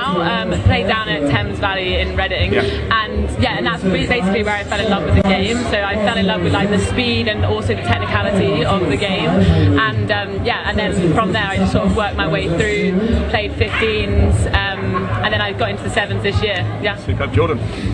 It'd be great if you could talk us through. Obviously, I come from a rugby league background. I was still a touch player as well. But if you could talk us through sort of those sort of skills that you can move across both sports, that'd be great. Yeah. So for me, I think with touch, you have to manipulate the defenders loads, and that's really what I learned. Was even in a much bigger picture in 7s, and it's a big open pitch, but actually you still have to manipulate your single defender, because it's that 7-on-7. You can't hide on the pitch, and that's exactly the same as touch. Like you have to really work the space to be able to exploit it. So I think that's basically what I learned the most, is how to manipulate defenders, but also keeping the ball in a small space, keeping the ball alive, and good handling skills, which I don't think you get necessarily when you're on 15s, because you could just carry hard. You don't always have to move the ball around. Great answer. That's such a good answer. Yeah. Do you want to talk? Have you been here all day? Yeah, I've been here all day. How are you finding the atmosphere? Loving it. Like I'm so happy how many people there are, and also because the sun's out, so I feel like it's very really good vibes here. Yeah, loving it. Lauren, thanks so much for popping up. We really do appreciate it. Best of luck with your career as well. We will be watching closely. I'm delighted to say that from you. We've got another guest as well. Here she is. It's Hannah Chris. Delighted. Hannah Chris, look at this. You are so good. Oh, no. You are awesome. Hannah, let me give you that. Congratulations. Thank you. Oh, geez. Of course, you joined us in the commentary box yesterday. Yeah. You've been super busy, but congratulations. Thank you very much. That went right down to the wire. I mean, we didn't make it easy for Talk us ourselves, through it. right? Oh, my word, That's why you win the toss at the beginning these days, isn't it? So you get 2 taps at drop off. My goodness. I don't even know. I don't even know what day it is. I mean, what a game! Like France really stuck it to us. Every game that we've met them in this tournament has been like one score in it, end to end. It's been brilliant. Like they've really gone for it. So tell us the pressure in that drop off, though. I mean, it was insane. Here, Jordan was jumping up and down. I felt like I played. I honestly feel like I played. I imagine you're probably not sweating more than me, though. It's very. I'm not far off. It must be so, because you know you can't make mistakes, though. Yeah, you. I mean, that's the thing, is you cannot make errors in this. But it's credit to Eddie. It's one of those things you train. You do a couple of sessions out before the tournament. You say, right, if we get to a drop off, what do we do? That is what we do, and we did it twice. So we're going to let you enjoy the moment for a little bit longer, but of course England in the final. Yeah. They are going to be favourites, but you can make that work to your advantage, right? Yeah, I think so. We've you play a tactical tournament. You know you're going to meet some teams 3 times. You show certain things, you don't show others. So hear that? A few aces on the screen. I dropped that. Just while you're talking about obviously tactics for the next game. Talk us through, because I talked it to death. Right. Your progressions on sweepers, because it was as if you were just thinking, let's do line attack, but we can only run sweepers and progressions off it. You did it. So your execution on it and your selection of it was near perfect. Yeah. Is that on field? Is that Eddie? Is it a combination? It's a combination. So we've trained really hard this year at being able to recognise what the defence are doing. So a sweeper is almost like, right, okay, we're going to force you all to make a decision, and off the back of that, if you do this, then we'll do that. If you do that, we'll do something else. So you have a playbook of options off the back of it, and it really is just about having one person on the field who picks what that next one is. I see you cornering, I'm going to do this. I see you shutting, I'm going to do that. Are you going to go to the very last page of the playbook for England? We're digging 6 foot deep. Beautiful. That's what I want to hear. Coffins out. That's what I want to hear. Yeah, who knows? God, it's going to be, Knowing Eddie, I reckon the playbook is what? 200,000 words? 200,000 word count? And the rest 200,000 pages. Maybe the same size as The Hobbit, Lord of the Rings, the Bible. You said The Hobbit. We've got the Old Testament, the New Testament, and the Testament that's not been written yet. So, thanks so much for coming out. Congratulations. Thank you very much. You've got to go get yourselves prepared. I need to eat some food. And eat, yes. As you can see, we have the next game ready to go. It is another corker. They're coming thick and fast. That was the men's open semi-final between France and Ireland. Let's hand over to Jono and Ben. Many thanks, Ian. And so we're seconds away from the start of this men's open semi-final. Ireland, who we've already seen today on pitch one, a very narrow defeat to England in the opening game of the day, which gave them this semi-final berth against the French. The French, starting on the tap-off, led the round-robin table all the way up until today. England just taking that top spot there on the other pitch with the semi-final against Scotland. And on this pitch, it's France against Ireland. And Ben, this should be a cracker. I'm so excited for this. This afternoon is just building and building. We've had two incredible semi-finals on pitch one. We're going to get a third, and then we're going into finals. How exciting is this? It has been so good. This is going to be a great setup as Ireland get a penalty for a hard touch. Yeah, so Ireland, France with a error in their tap-off set, which has given Ireland the ball. Because these two teams did face each other in the round robins. Yeah, they did. So it was one win each actually in the round robin. So again, this is the third to play for. You know, winner takes all really does take all in this one, and Ireland just get a bit confused in what they're doing. They try to run a 32 short. He's going to try and run another 32. 32 punish play. Is he in? Touch claimed, but I think that is ball down. Indeed it is. Ireland first blood in this semi-final. Yeah, and this is just a little punish play. Mark Phelan just gets the ball down. Instead of stepping in, he steps out. He takes on the link, and he gets in between the link and middle to score for Ireland to go. As you see, he just splits out. He goes on the outside, he steps back, dives through, and that is 1-0 Ireland. France coming straight back though. It's a long pass out to the wing that isn't completed, and Ireland will have the ball back. We'll just quickly look at those results again from the round robin. The first game that these two teams played, a very, very narrow victory for France, 7-6. But then yesterday, to complete the round robin for France, Ireland with an 11-4 win. Yeah, so a big statement from Ireland yesterday. France had a tough day yesterday. They played England and Ireland and lost both, unfortunately. So they all look, and they had a rest this morning, so they've not actually won for 2 days. So it'll be interesting to see what happens. Pass doesn't find its mark, and it'll be French ballers more and more people surround pitch one. We've had fantastic atmosphere around here all day today, and it's only going to build as more games finish, more players become available, more people as well. Yeah, spectators absolutely. coming around the pitch, and they're bringing their own seats, and it's great to see so many people and hear them shouting away for their teams. Really does add to the whole event. 32 counters play here. They've got an overlap 4 and 3. Why is he scooped it? Oh, he didn't need to step back. The whole one was on. Unfortunately, they picked the wrong option. Number 2, Jean-Francois Baird, just got on the outside, but they split. They came back inside instead of staying into hole 1.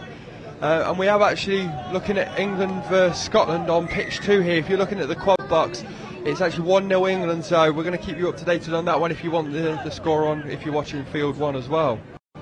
That will give you an idea of who will be in the final to conclude this tournament. That kicks off at 6 o'clock this evening. Mark Phelan again, he's going to try and construct something. John Ennis with they're going to run a sweep play. Ball down, I would say. No, he's giving the penalty. The referee has. We're not as close as the referee. So a fresh set of 6 for Ireland from the 7 metre. A great opportunity for them to go 2 ahead here. Very, very early in this game. Not played 4 minutes. Yeah, we're just coming over to 4 minutes now.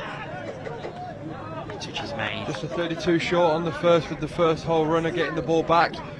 Then now they're going to run a sweep play. Mark Phelan on the outside. He steps back, he goes between the 2 middles. Referee says touch is made. Definite touch there. Ireland still have the ball though. They've got 2 touches to play with here. What they're going to run? They needed to try and play something there. Oh, and it's just out of the grasp of Ben O'Connell. France have the ball. Just like the men's 50s, there's a lot of deliberation going on between the Ireland and the French and the referees. Ireland are saying that there was a touch by the French winger. French winger said he didn't mean to touch it. Referees agreed with Ireland, and it is a new set of 6 for Ireland. Indeed it is. I don't like that by John Ennis. I think they should look to try and score on first touch, but they take a settle play. Second coming, early release. Ball's over the top. Oh, and it's down again, and the massed Irish supporters down below are up on their feet cheering. That is 2-0 Ireland, so we'll just break this one down for you at home. So they did take that settle play, didn't like it, but that's fine. They've now got it. They do a 32 short early release, and they go long from the captain there, Ryan, who gets that long ball away. Keegan Mullen putting the ball down. So Ireland 2-0 ahead. France has work to do. 32 long here. So it's interesting. France have had some really good, successful days in this tournament. Obviously, they've struggled in the last couple of days, and in the last couple of sets, they've just looked a little bit. I wouldn't say clueless, but they've not had the fluency that they would have liked. As Ireland pick up short side, they step back long and go hold one, and that is 6th touch. It was a bit of a hard touch there, but obviously we're seeing an increase in the intensity from this morning, from the England-Ireland clash, where both wanted to win that game, but I think they were both holding something in reserve. Now we're seeing the full strength of this Ireland squad. Yeah, absolutely. They've got to open their playbook, otherwise they won't be able to get through this game. I think Ireland have started really well. France haven't started the greatest. I think they'll be looking to try and get on the scoreboard as quick as possible. Only 4 players on for the moment. Mark Feeder's going to go on the outside. Don't think he's down. I think the touch was made. He's going to go back. Mark Feeder loves to chat to the referee. He genuinely is always chatting to the referee, trying to get in the ear of them. What's he going to do with the ball? He's going to spread it now. And it's an ordinary drop ball from Ben O'Connell there, isn't it? It is indeed, and France have the opportunity to drive forward. They're at halfway already. 5th coming. Oh, that was 4th. Now 5th coming. The setups go short side, go long side, hole, links on, it's a tap ball and it's a score! Oh, that is superb punch. Why did he do it? He didn't need to do it. If he'd have caught the ball, he'd have gone in and scored himself, but he's looking fancy for the TV if we see this one back. He didn't need to do it. He did do it, and he got away with it. Oh, wow. This is like a goalkeeper when he's made a easy save, making it look hard. It's a great tap on. If he'd have caught and gone straight through the hole, he would have scored, but he's made it look even better by tapping it on. Thibaut Charrier with the punch across. We've seen many of them. It was a good finish though, and that's what the French needed. They needed to get on this scoreboard. So we've now got a game. So it's now. Great pass, and once again it's out there to Kean Mullen, and he puts the ball down, and the French supporters find their voices again. They really enjoyed that one, and just like that, Ireland are back 2 ahead, 3-1. Yeah, we'll have a look at this one. I believe it was an open side, a quickie, regular quickie into a short run, step back, 4-on-3, long ball, and he's in. And as we look at that score, we've seen England go 2 up against Scotland if you're watching on either pitch 2 or the quad box. So England 2-0 ahead against Scotland, Ireland 3-1 ahead against France. As France go through again, I think the touch was made before the ball went down. Yeah, nice open side quickie there, so he split away from his defender. He got on the outside, good 2-on-1. As Yannick picks up, Link holds on, he's not picked Interception. it out. So that's 7 touches.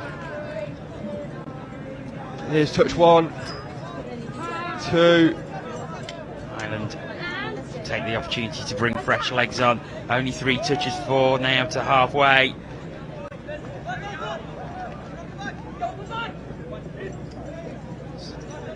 His final touch now.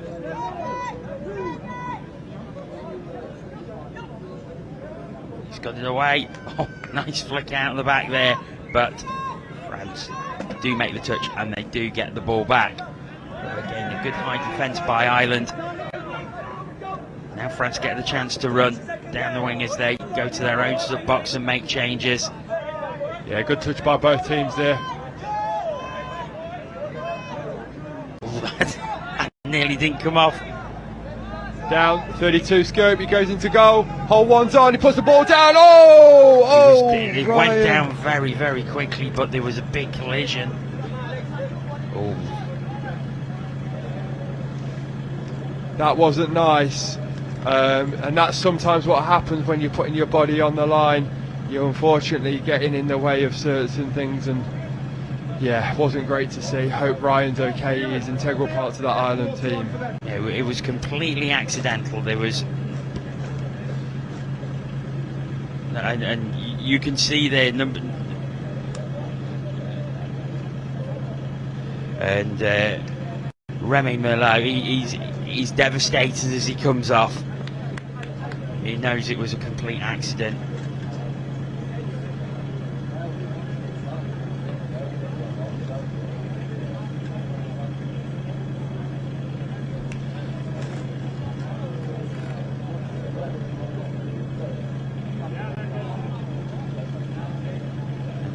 He's still being tended to, and you see some of the crowd amassed by the side of the pitch, and he's up.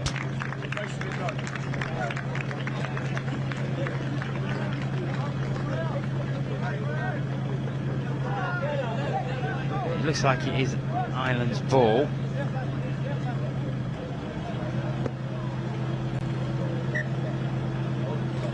Going off the back. He's up and walking, which is really. He's actually on the pitch here, Jono. He's just the one that subbed off number 7. He wasn't the replacement there. He was number 7. He went to the sideline, so it looks like he's okay. Oh, that's good. I actually thought it was a score. The referees have given a different outcome there, so they've the Irish. I mean, he's put his body on the line. Oh, good touch. Ryan's put his body on the line. It was a great touch, and I think he's actually made the touch with his head. So fair play to him. We hope he's well. Yeah, he's. It did go down really, really hard.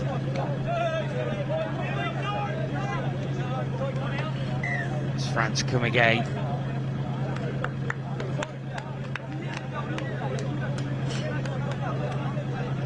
As France start again.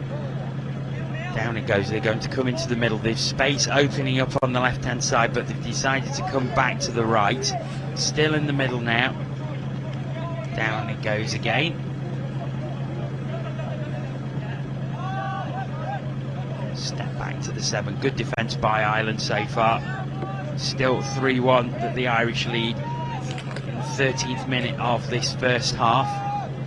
It's 3-1 England over on pitch 2. Into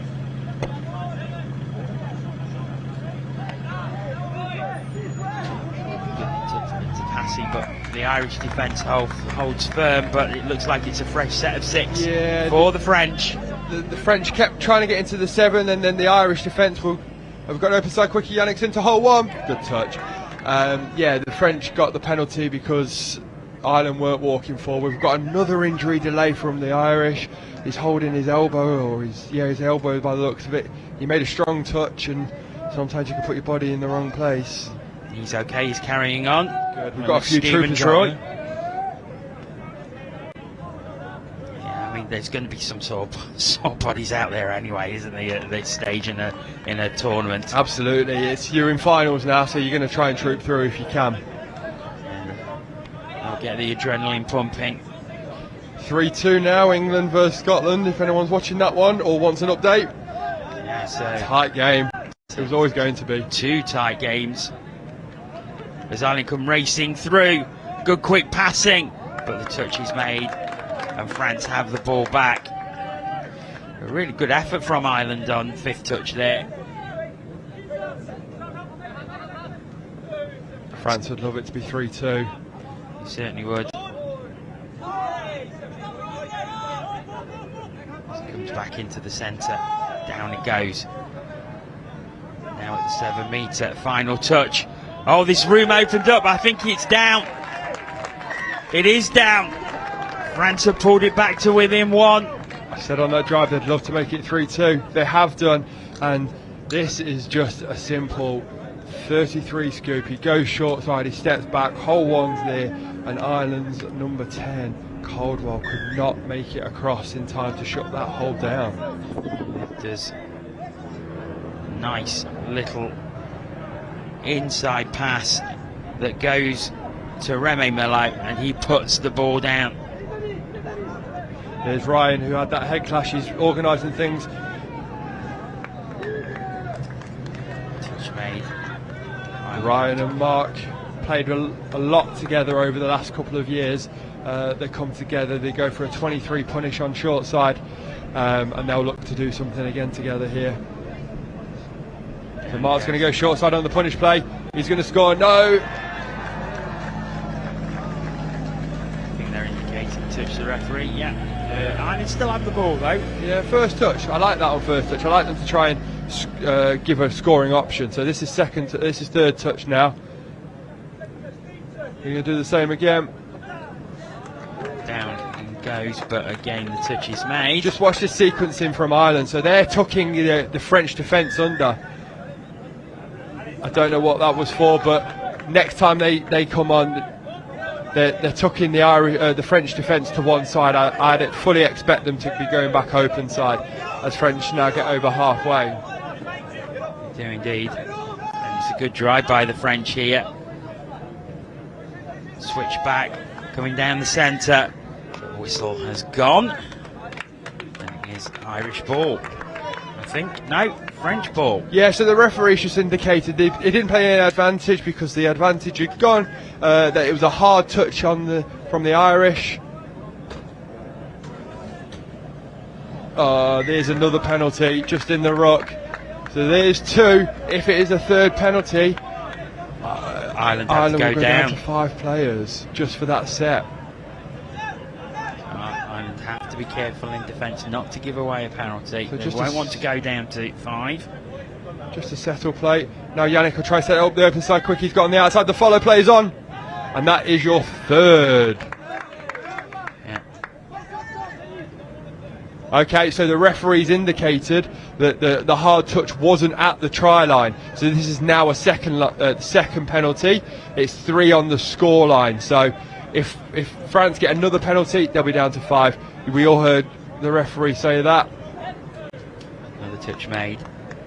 So France trying to break down this Irish defence. It's held together very well so far in this set.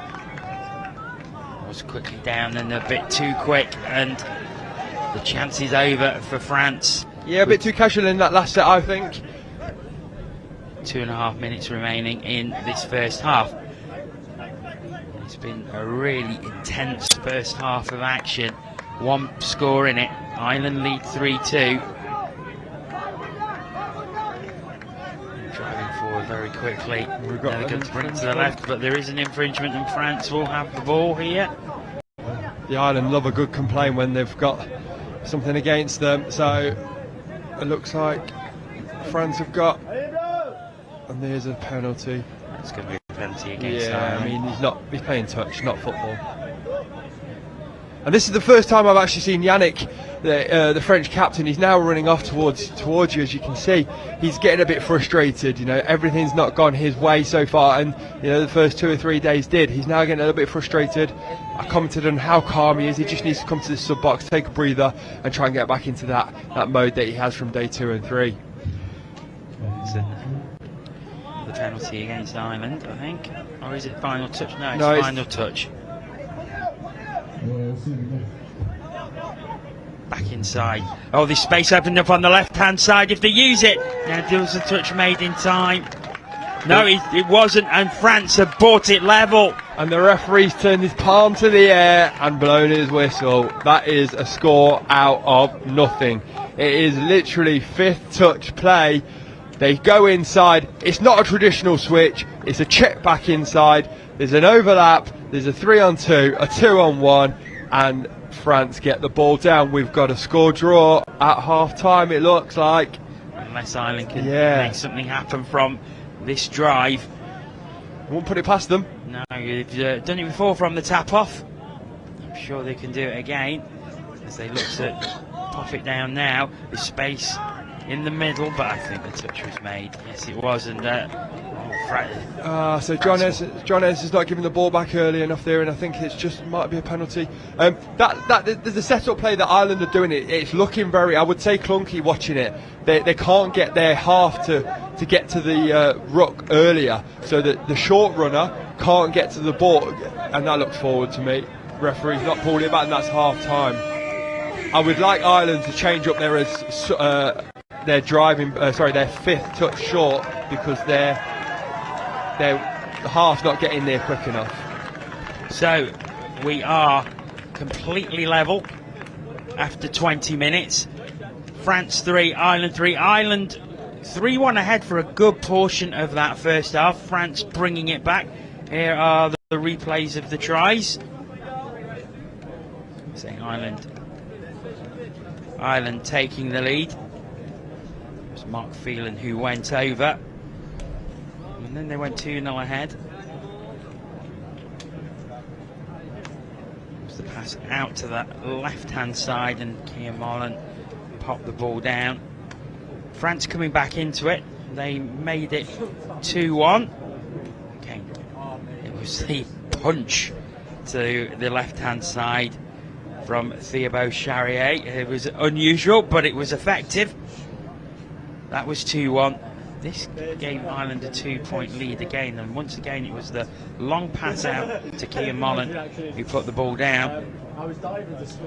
This was France making it 3-2.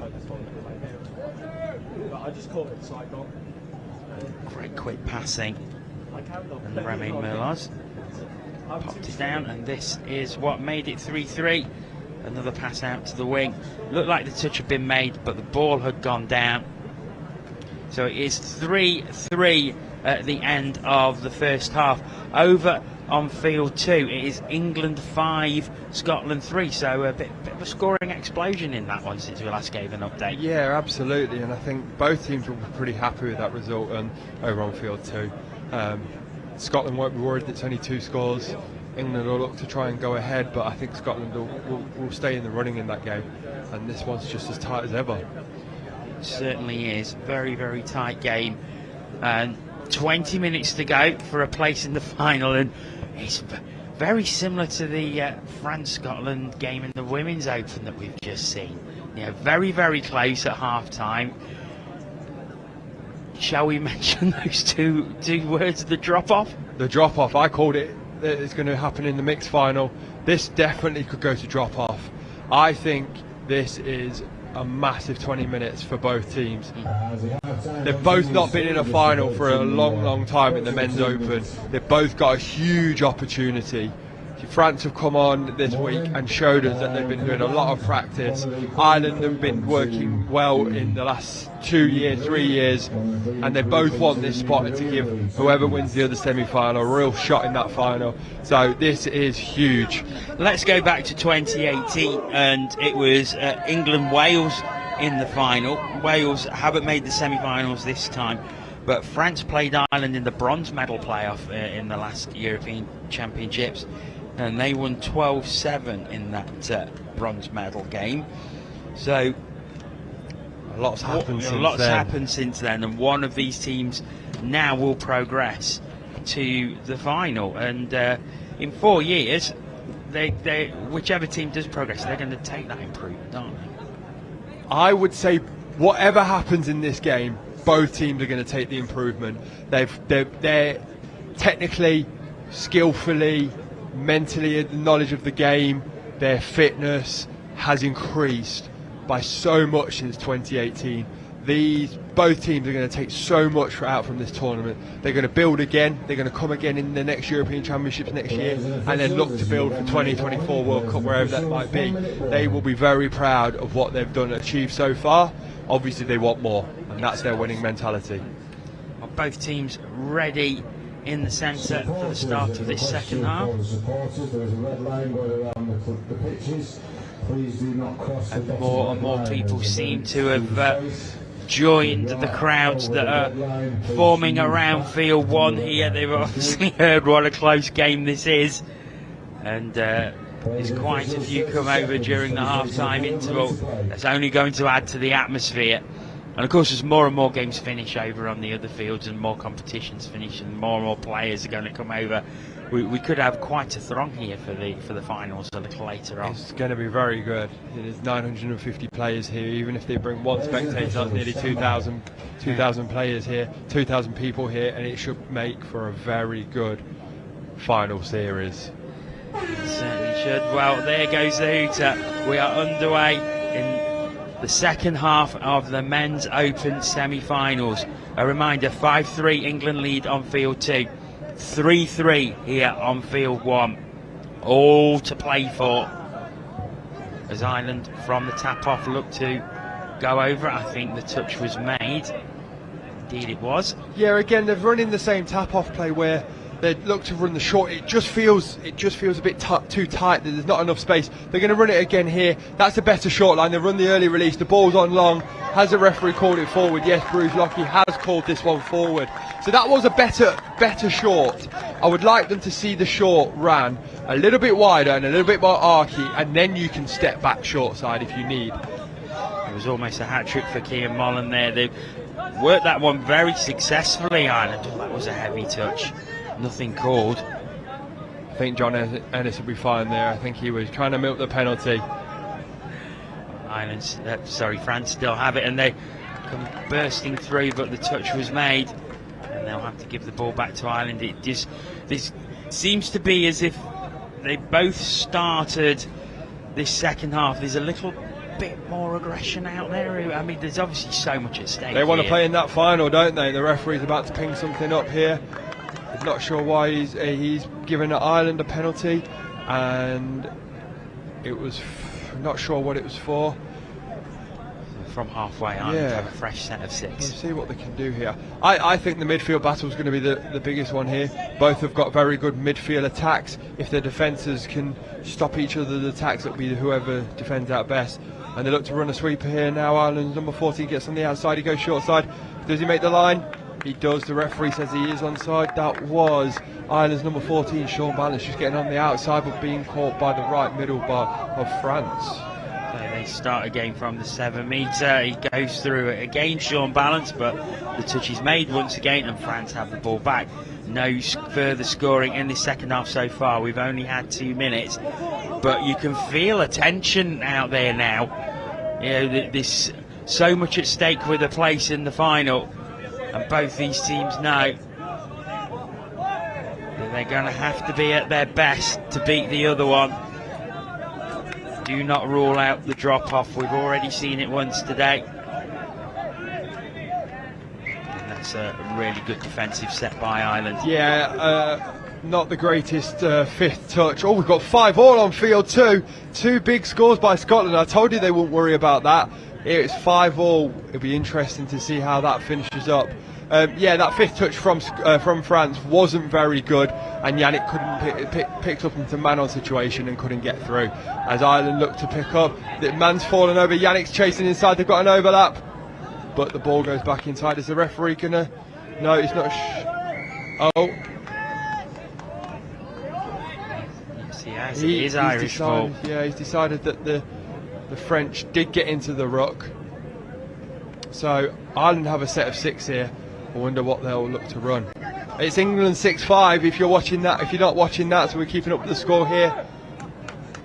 So 2 very, very close games as Ireland look to try and get back into the lead. But so Ireland are playing in pods here. They have just ran a traditional quickie with a short line in between the 2. Are they going to run the same again? No, they're going to run a 32 counters. Links on. Is he in the hole? He is. He is indeed. Palm down, palm up, and point. Ireland go 4-3 ahead.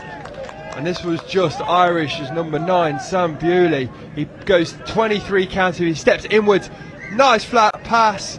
And Ireland link over on the far side goes between the middle link hole, and they go 1 ahead.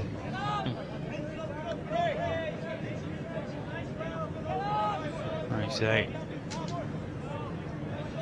7 metres out. Run out of space there, France, haven't they? Yeah, they have indeed. They went to right hand side. They come back left now. Good defence by Ireland again. And the Irish, sorry, Jono, the Irish have just been caught not walking forward. So a set of 6 for France.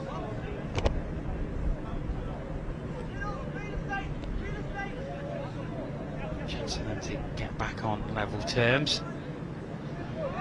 Ireland have just changed up their defence here, so France are trying to go on there, the middle player on that far side, the link, sorry, but the middle's not allowing them to, so I think Ireland, as French, have got to start running longs off this now. If they don't, it's just an open side quickie, steps back, that's a score!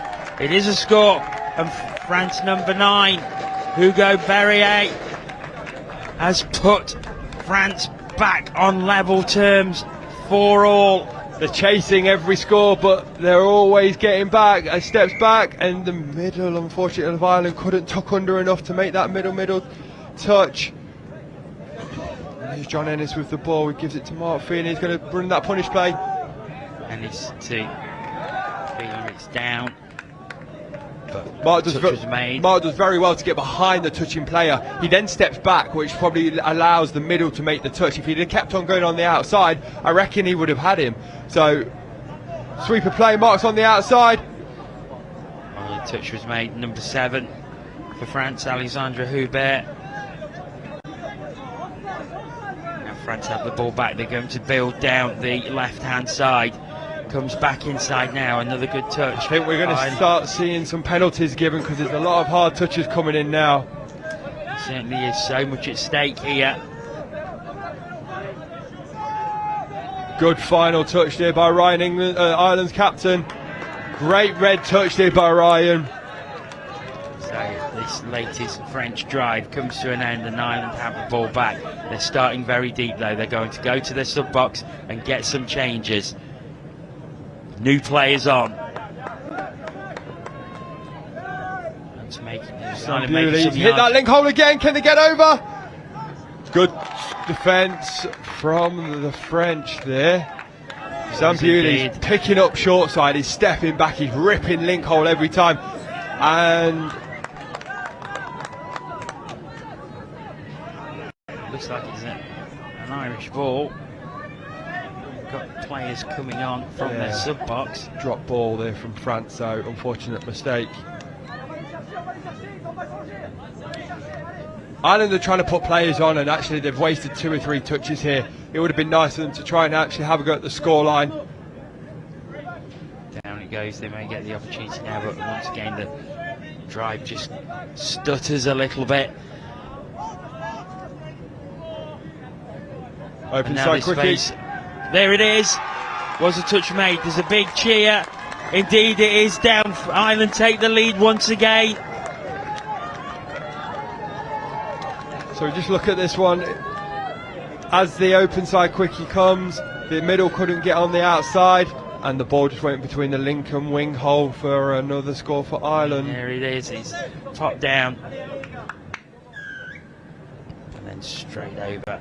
Really, really good try for Ireland. Still 6-5 to England if you're interested. It couldn't be closer on either field at the moment. France looking to go through. That was France will start to go open side here. They're making the Irish defence tuck so far under. That's a French mover, 21 short. They've got a wrap. Oh, the ball is down. What has happened? That's a 21 short. How have they scored off that? And Ireland complaining. They think they made the touch there, but nothing doing. The try has been given. This is the most French scores of all French scores. They've run a 21 short. They run a 21 short switch, and number 12 just steps back. It's Bastien Codbarrow who puts the ball down well. Oh, great hands. We've got to score straight back here. And Ireland gets straight back ahead from the tap off. Unbelievable. And it's that man, Cian Mullen, again. He's got his hat trick. So Ireland have run this where the quickie goes out, the runner comes short. They actually haven't passed the ball yet, short side, and they are still going short side, but it goes through 3 sets of hands, and the winger just scores and dots it down. I think they'll start stepping back off that one now. Yannick on the quickie, steps back, link hole. Oh, nearly caught by Ireland's number 14, Darragh Forster. Incredible stuff. He dived forward. It'd been interesting to see if he'd have caught that, if he could have kept his feet to run the length of the pitch. He was at full length. As France still have the ball. Back inside again, another touch made. And Sean Balance. If France run this again, they're going to hit link hole. But they can't get the setup they want. So it's an open side quickie. I told you the link hole was on, but Darragh Forster does a great job of channeling. That is great defence. Superb defence by the Irish, and they're off again. Seem to have their tails up just a little bit now. 10 minutes to go. This is a big set for France. Sam Bewley picks up short side. He's gone short side this time. He steps back. Link hole's on. No, touch, good and defence. They've run out of touches, and France start again. I'd like to see Sam Bewley just pick up, take 2 steps and step back and rip. He took a few too many there. 3 touches for France to halfway. There's 4th. They need to set this one up. They're going to go 32. They get it on the link, so 32 scoop. He's going to step back. Link hole's on. Oh, it's Bastion couldn't get through this time. Tell you what, there was a risk of the interception there as well.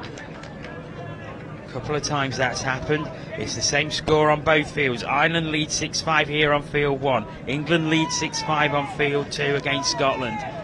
Still no closer to knowing who will be taking part in the men's open final at 6 o'clock this evening. Any one of 4 stillers. Ryan is through. He's through. Can he find someone? Oh, he's dropped it. He's dropped it. Oh, great. That was to go 2 up. Oh, that was such a shame. Did so well, made so much space. See it here. Oh, Ryan's done so well to get through after that big head knock earlier, and he was free. John was free. He won't be.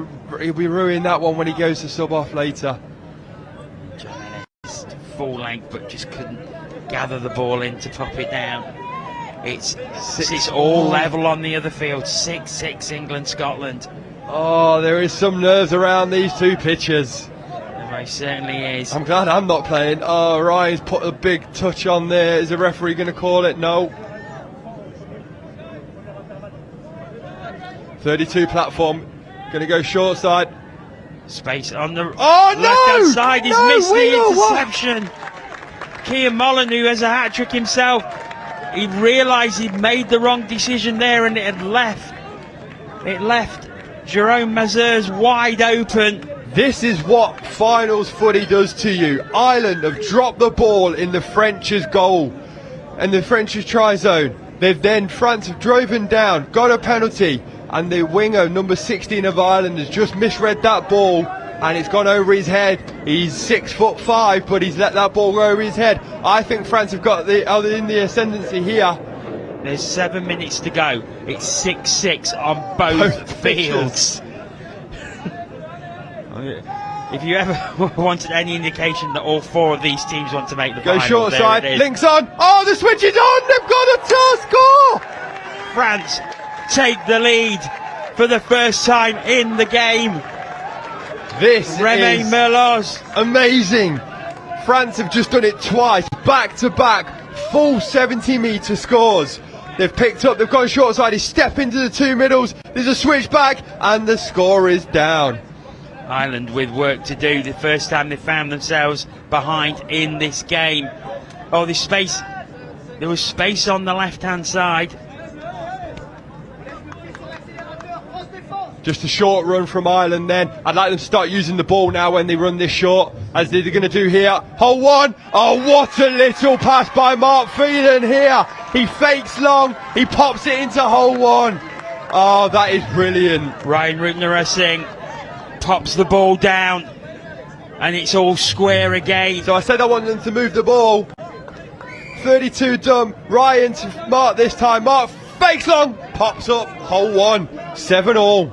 England have gone ahead on field 2, 7-6. This is so good. Still no closer to knowing Open who's side going to be in quickly, the that's got to final. be a forward pass, referee. No. France still with the ball. They go back to 7. Incredible stuff here. What a game. What a game. Yannick's going for a 32 dump. Touch made, I think, yeah. Unconventional, should we say. 7-all, 7-6. Arnaud Carré was not happy with his mid there. He was gesticulating towards him as they ran back. Need to keep it together. Not long left, 5 minutes. All square, 7-7. Sam Bewley picking up, going long. I told you 2 steps and throw. Just couldn't find that wing, it was a bit flat. So, I haven't seen Ireland run what we know as a fly in the touch community. When they come out of their sub box, they've got an over. Oh, France have made an error here. They're all shouting at each other. Yannick's going to come off because he's a bit tired. Players are moving. They've got to get back on quickly. Ireland doing the same though, so France get away with it as both teams make changes. It's hot stuff. England have gone 2 up, 8-6. 4.5 minutes to go as we're looking at it. So it's all to play for still. France are winning that midfield battle. Sweeper on the short side, it's the doggies. Can this? Oh, it's good. Kian Mullen going down, but the touch was made beautifully by Jérôme Mézars.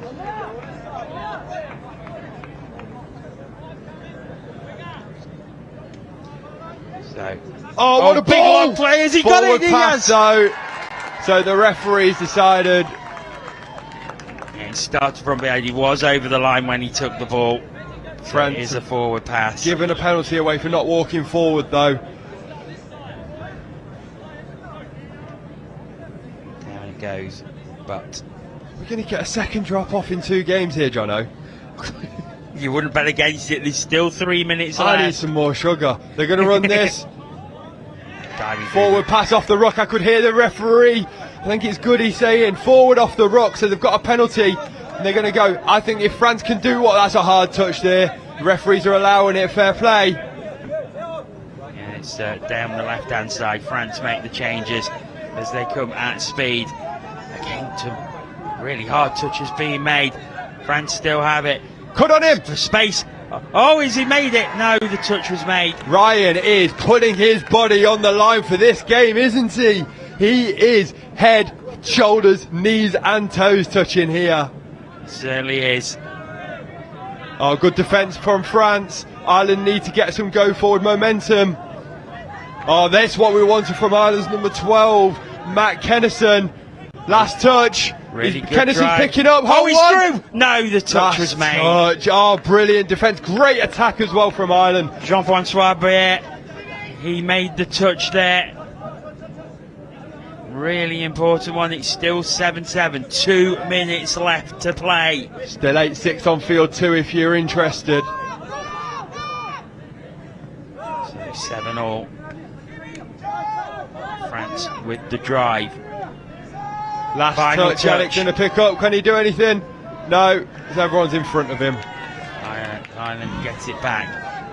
We have 1 minute and 45 left. In fact, there's an infringement. Throwing the ball away. France. Another 10 metres. You don't want to be doing that at this stage of the game. No, I don't like the call personally. The ball was just put on the ground near the Irish defenders. You can pick it up, but handling error. Chance for France now. They're getting desperate. They want to take this game. Last golden goal, I'm saying. Golden goal. Whoever scores is going to win. Good touch there. Comes back into the middle. No. Good defence by Ireland as they're defending high and they're going to get the ball back. The French coach doesn't like it. He is not happy on the bench in front of us. So that was a 7-on call. France had 7 players on the pitch. That means there's a penalty from halfway for Ireland. We have got 50 seconds. And if Ireland score, they win. If they draw, we've got drop-off. Or could it be an intercept from France? We She'll see. We've got Ian from the studio biting his fingernails to the right of me. I've never seen a guy get so into it in a week. That's brilliant. Mark Phelan on the outside. Oh, past the ball, he would have scored. Comes back. It's Mark Phelan. Oh. He has the ball back again now. What are they going to set up? 15 seconds remaining. Right, Ireland have got a penalty. They've got 10 seconds. They're going to have to be quick. One touch. No. There is the hooter. What can they do? Ball to ground. We've got to drop off, Jono. We've got to drop off. 7-7. A second drop off in consecutive games. And England are going to win it 8-6. So they have worked really hard against the Scottish. And they're in the final again. Scotland will be gutted, but they have come a long way in this tournament. I expect them to be challenging this time next year. So England are in the final. We still don't know who they're facing yet. France 7, Ireland 7. We've got 2 minutes of drop-off to come. Pick it, Jono. What are you going to say? I'm going France. Oh, I'll go Ireland then. Oh, here we go.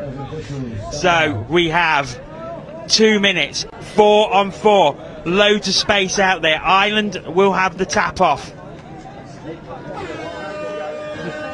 The balcony is packed. I hope they've practiced this. John Ennis goes up. They're going to run the short. I reckon they're going to early release. No, he goes short side. Oh, he's dropped it. I tell you, they need to release that ball as soon as early release was on. Now France is going to go forwards. Can they get on the out? Patient build-up. They've had 2 touches already. 3. They're not halfway. They bring new players on. Penalty to France. But it's a penalty to France and against Captain Ireland. Yannick comes on. Is he going to be a game winner? He has been so many times. 30 seconds we've had of the drop-off period. I reckon one score wins this, you know. I think you're probably right. Touch made. France just look. Here we go, Yannick, what have you got for us? That's got to be a not walking up penalty. The referee's allowing them. He's going to go open side. Is he stepping? QB! Oh, what an it! Ryan's done so well, but they've got a new set. We've got a minute left to go. Oh no, he's giving it to Ireland. The referee has pinged them for a chatting penalty. I thought he was pointing to his mouth. Mel Day, our resident referee, has said it was a forward pass. And that's a dummy half court. Oh no! And France have it losing again. their mind here. France have it again. We've got 35 seconds. We could be going to 3 on 3 and sudden death. It feels like suddenly 8 people don't know how to play touch. So Yannick goes to the 7-yard touch, 7-meter line. I'm calling it yards, not meters now either. Oh, there's space out. Oh, what a touch. What a diving touch. Play some touch. We've got 10 seconds left. France still with the ball. Can they make something happen? There's space over on the right-hand side. It's the last play. Oh, it's We're going down we are going to 3 on 3. We'll start again from the same position, and it's Ireland's ball. I don't know if the French coach knows what 3 on 3 is. He's flapping, he's pointing, everyone's pointing, one in the air, one finger in the air. What is happening? France have only got 2 people on. What is happening here? Why is this happening? Ireland sprint. Oh, what a diving touch! That's incredible. Ireland have got to score from this now. Comes back into the Mark centre. To Ryan. Ryan gets the ball back. He's got a 2-on-1 on the outside. Ireland are going through to the final. Sebastian Cornwell puts it down. Devastation for France. Joy for Ireland. And Ireland have made it to the final where they'll play England. France are out after being top of the round robin for so long. They're not happy with the officials. The French are going crazy. The coach is having a go at the referee. The referee swings his arm in the air. I don't know what he's moaning at. It was a 3 on 2. I don't know what happened there. Ireland got on the outside. You've got to say that's the fault of the French coach, because he only sent 2 players. I don't know. We'd have to break it down at some point, but that was mental. Here we see. So this is the breakaway that started it. James O'Donnell sprinting down the left-hand side. I'd love to know what the French are complaining at. They only had 2 players on the pitch. Now we all know drop-off is 3. This is the winner. And the space opened up there for Sebastian Caldwell. Oh, He's what a the moment. hero. Sebastian Caldwell. But great play by Mark Phelan. Coming back inside. He took it there.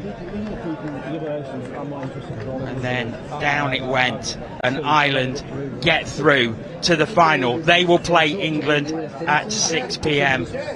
What a game. What 2 games we've had. Absolutely sensational. And it's only going to continue. We've got 4 finals coming up now. But that was absolutely sensational game. 7-7 at full time. 4-on-4 couldn't separate them. And then it went to sudden death. We need to take a breath here. The women's 27s final is next. That's Scotland against England. We do know all of our finals now as well. The mixed open final, Wales against England. The women's open final, Scotland against England. And the men's open final will be Ireland against England.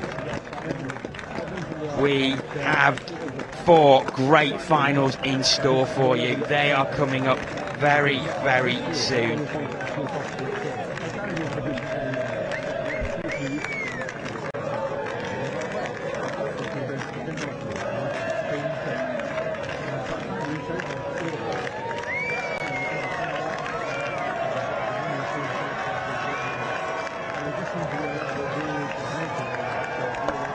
Ben is back.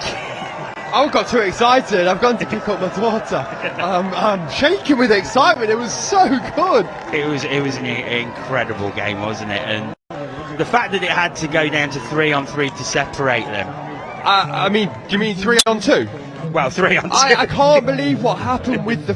I'm going to go and chat to some of them in a bit. I need to obviously figure that out. I'll obviously give them a bit of time, but they seemed to for 3 minutes. It feels like Ireland and France forgot how to play touch. They were just running around a bit headless and a bit clueless, but that's what finals do to you. They were so good in that second half, and then for some reason the hooter went. Ireland had 3 on, France had 2. There's only one winner when that happens. There is indeed. It's you can see that there's some of the French players are still down there, and you can see they are absolutely devastated. They really are. Yeah, they are, and they're going to be, but they've got to pick themselves up because they're going to try and win that bronze medal. Yeah, there's tears on the bench in front of us, and well, let's take a breath. And let's head over to studio. Ben has walked over. Ian is there. Ian and Ben, try and break that one down for us. And let's have a look ahead to the women's 27s as well. Ian, over to you. Yeah, welcome to the studio. Thank you, John. I don't know if we can break that down, can we?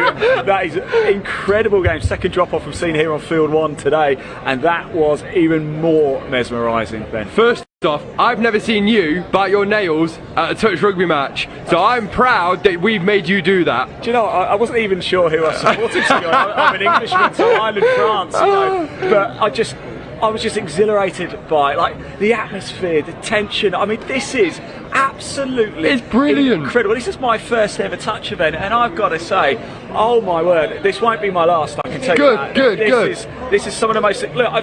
Yeah, the goosebumps you won't be able to are see there. the camera. That is goosebumps, and that's not from the weather. It is literally that exciting. Why do more people not play tennis? Oh, absolutely. We need to spread the word, and hopefully this footage, that game and the game before, the Women's Open and the Mixed Open, will prove that, and hopefully we can get that word out there. Well, I'd love to spend more time, unfortunately, because we've got to, well, not unfortunately, it's fortunate as well. It's the Women's 27 final, Scotland and England coming up now. Now, what we're actually going to do during this as well, the players are going to be announced out. They're coming out now. We're going to have the national anthem. So let's hand back to your commentary team as soon as they're ready for the Women's 27 final. Scotland taking on England here in Nottingham. This is going to be an absolute thriller.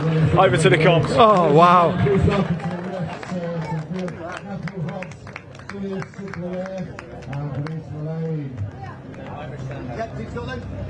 Welcome back to the commentary box. Here we're getting ready for the Women's 27s final. The first gold medal match on field 1 today. Obviously there are gold medal matches happening across the boat. Jono is having a personal care moment, so you're with me, Mel Day, as we see the Scotland Women's 27s running out onto the field and lining up with the referees for this gold medal match.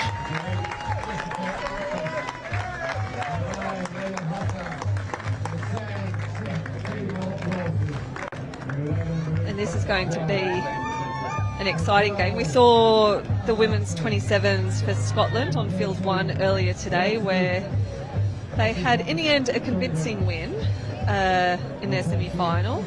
They were pushed the whole way by Switzerland, but they'll be happy with that win. And here they are lining up against the Women's 27s, undefeated this tournament, and I think favourites all through.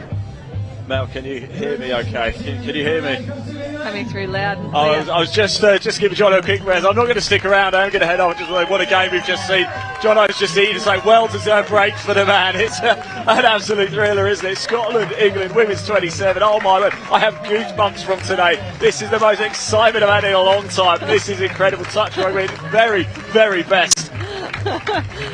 And these girls have a lot to live up to with that last game. That was an absolute cracker for the ages.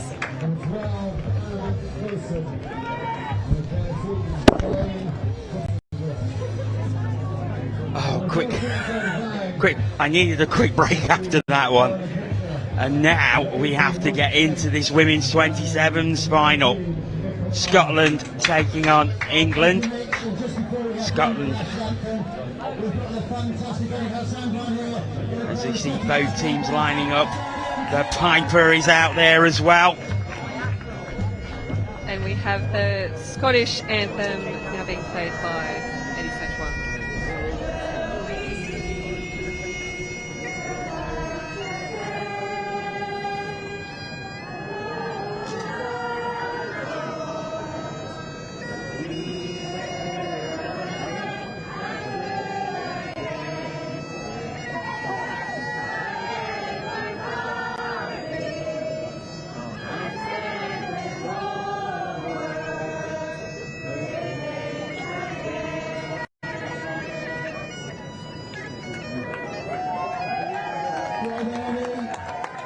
Fantastic, thank you very, very much. Mitch, over to you for the English national anthem, please.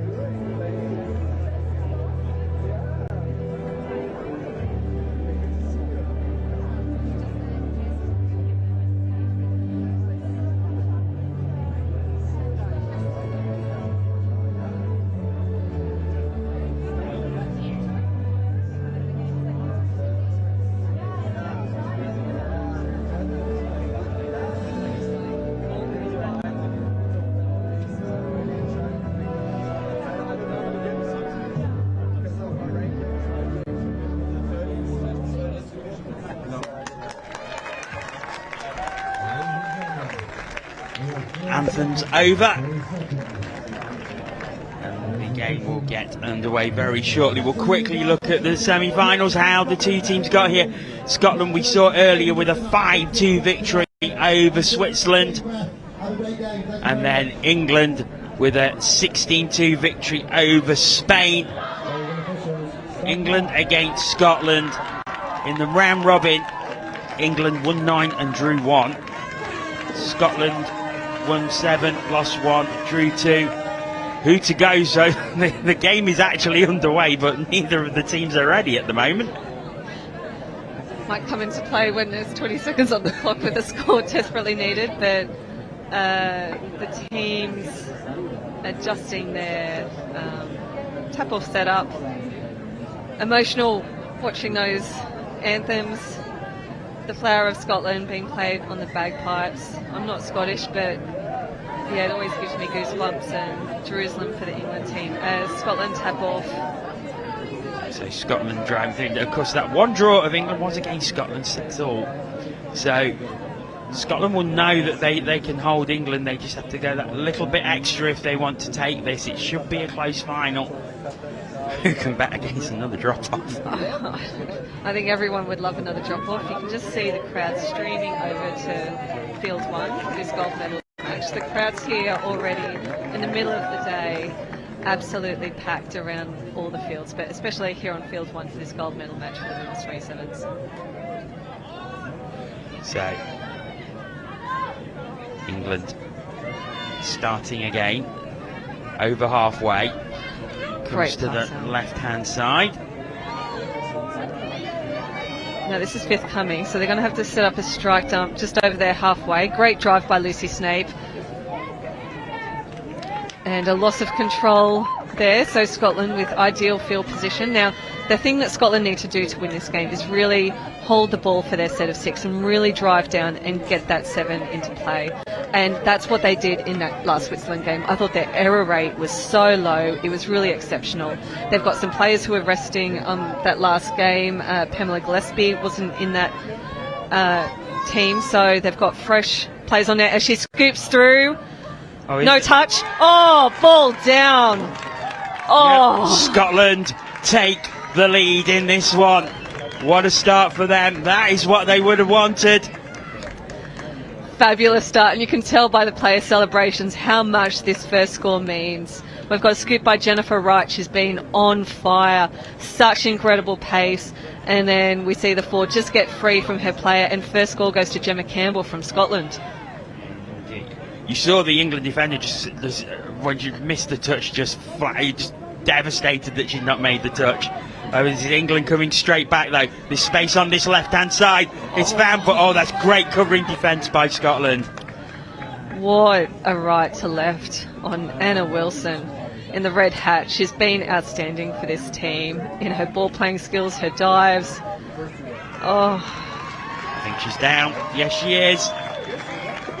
England strike back straight away. yeah, it'll be interesting to see what happened here, whether the touch was made and whether she was offside or whether she just unfortunately missed that player. I think they were calling her offside, unfortunately, and they've called play on. So, touch made but offside, therefore England can carry on. Oh, just incredible driving here by Scotland. Oh, the dive is in. It's another score, I think, is it? No, she's taking it back to the 7 metre. There's going to be a consultation with the officials. That's 2-2 Oscar Dunran, the 13, going for the dive there. And it looks like just a touch. So it stays 1-1.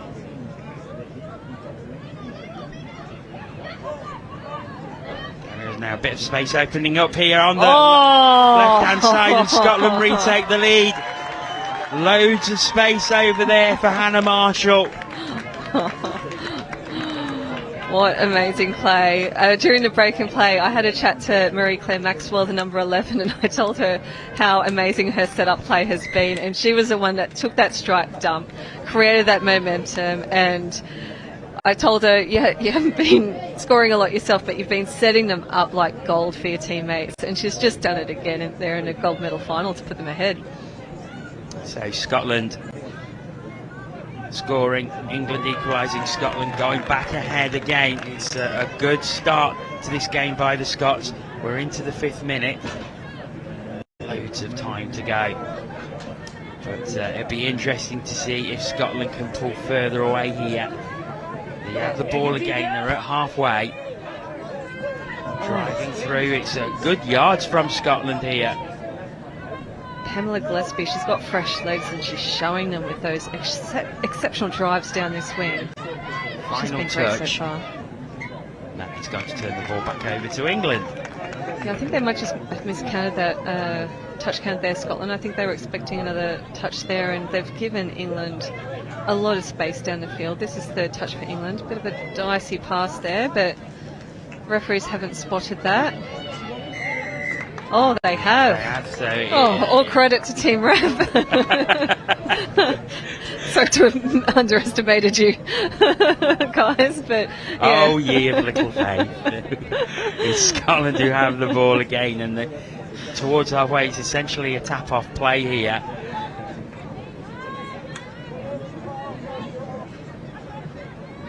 Again, Scotland have got good yards on the drive. It just holds up now as they look to get fresh legs on. Yep, Layla Hassan, the number 7. Maxwell going to half. Just going to feed it back in and get a nice dump here. Feeding it to Oscar Dunran, but just not happening for them on that play. It's going to be interesting to see whether they run the same plays as they did in that Switzerland game as well. Those screen plays were very good for them in that last game. They had problems at time working out the Swiss defence. They did it eventually, scoring the 5, but I think the story of that game was the fact that Switzerland perhaps just weren't strong enough in attack throughout the game, which gave Scotland the win. Here, Scotland have been very good on the attack early on. They've been really driving good yards, and they've put England on the back foot somewhat. Yeah, I think they have. They just look the more composed team in his first passage of play. You can see both teams kind of running these decoy runners through on their drives to try and unsettle the defence, trying to cut off the subs, but very good defence there. Excellent work by Sally-Ann Buttsworth, the number 13 for England. Oh, skipping from half. Good ball out. Has to come back inside, and it's good passing by Scotland. The touch is made. England have the ball back. Yeah, trying to kill it over on this side of the field, giving England a lot of work to do to try and move at the full width of the field. But England look to be going direct here. You can see this 3-man drive, just the same group of 3 players targeting these offside mids. They've made a lot of room. They've fed the rapper there. Now going back into the middle. Very good yards made by England on this subbing play. Oh, that's a good. Oh, it nearly came off. Really did nearly come off. Sally-Ann Buttsworth just trying to get it to the left-hand side to Katie Fielding. We'll see it here on the replay. This just didn't quite come off. Scotland have it again, over halfway. They've made some changes. Final touch. It's good driving though. And a good touch in the end. Carolyn Bryce, number 3. I don't remember her much in the Switzerland game. She might have rested that game as well. Yes, I wonder if she... yeah, I think you're right. I don't recall too much from Carolyn Bryce in Switzerland. Probably rested. They do have a full set of 16, Scotland. Only 14 allowed on the match day squad. And that's the difference in a 5-day tournament like this. If you have 16 players, having those extra 2 to bring into rest players, it can be invaluable. Yeah, these teams will be constantly rotating their players, constantly rotating their strike players. against games of, you know, different opposition where they have different expectations how that opposition is going to play. During their semis, I would have expected them to play their full strength squad as England just seem to be struggling to work out the Scottish defence at the minute. They've got that one score, but they've not really got that close since. No. Their driving has been very good and full of confidence, but yeah, when they're making it down to those strike plays, they're just not quite executing them in the way that they would like at the moment. I think this will be fifth touch coming up for Scotland here, just over the halfway line. You can hear the referee calling one of the players short. Unfortunately, that's fifth touch. You can see the frustration of the Scottish player there, and I do feel that frustration. She wanted a strike dump. She's targeting that offside player, and you're kind of waiting for that offside player to get out of your way, but then she was called on. You don't get a good strike dump. It just interrupts that whole attack, but no penalty forthcoming. Handling error by England, and that's going to give Scotland a fresh set of 6 in the England half. Comes back into the centre, and now here they go. Good driving through. Good defence though at the same time. 3 touches for Scotland to play with here. Yeah, Tutu Osfer-Dunran, the number 13. Difficult name to pronounce, but we've had a lot of practice because she's been everywhere on the field as she gets it from a sweeper play, running around the back of that ruck. Touch the game.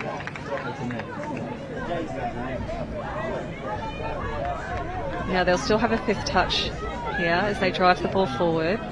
It's a pick-up to the short side, and they've pulled the penalty here. So Scotland have a fresh set of 6 on the 7 metre. They made some changes in their sub-box. So they get a couple more attacking players on. Suzanne Brownie coming on. We've seen her put the ball down a few times across this week.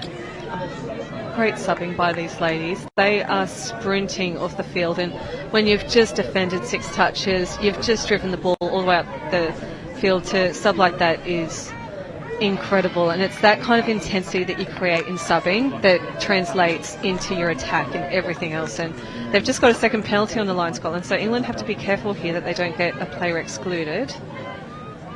There's was space open on the right hand side, but England have covered it well.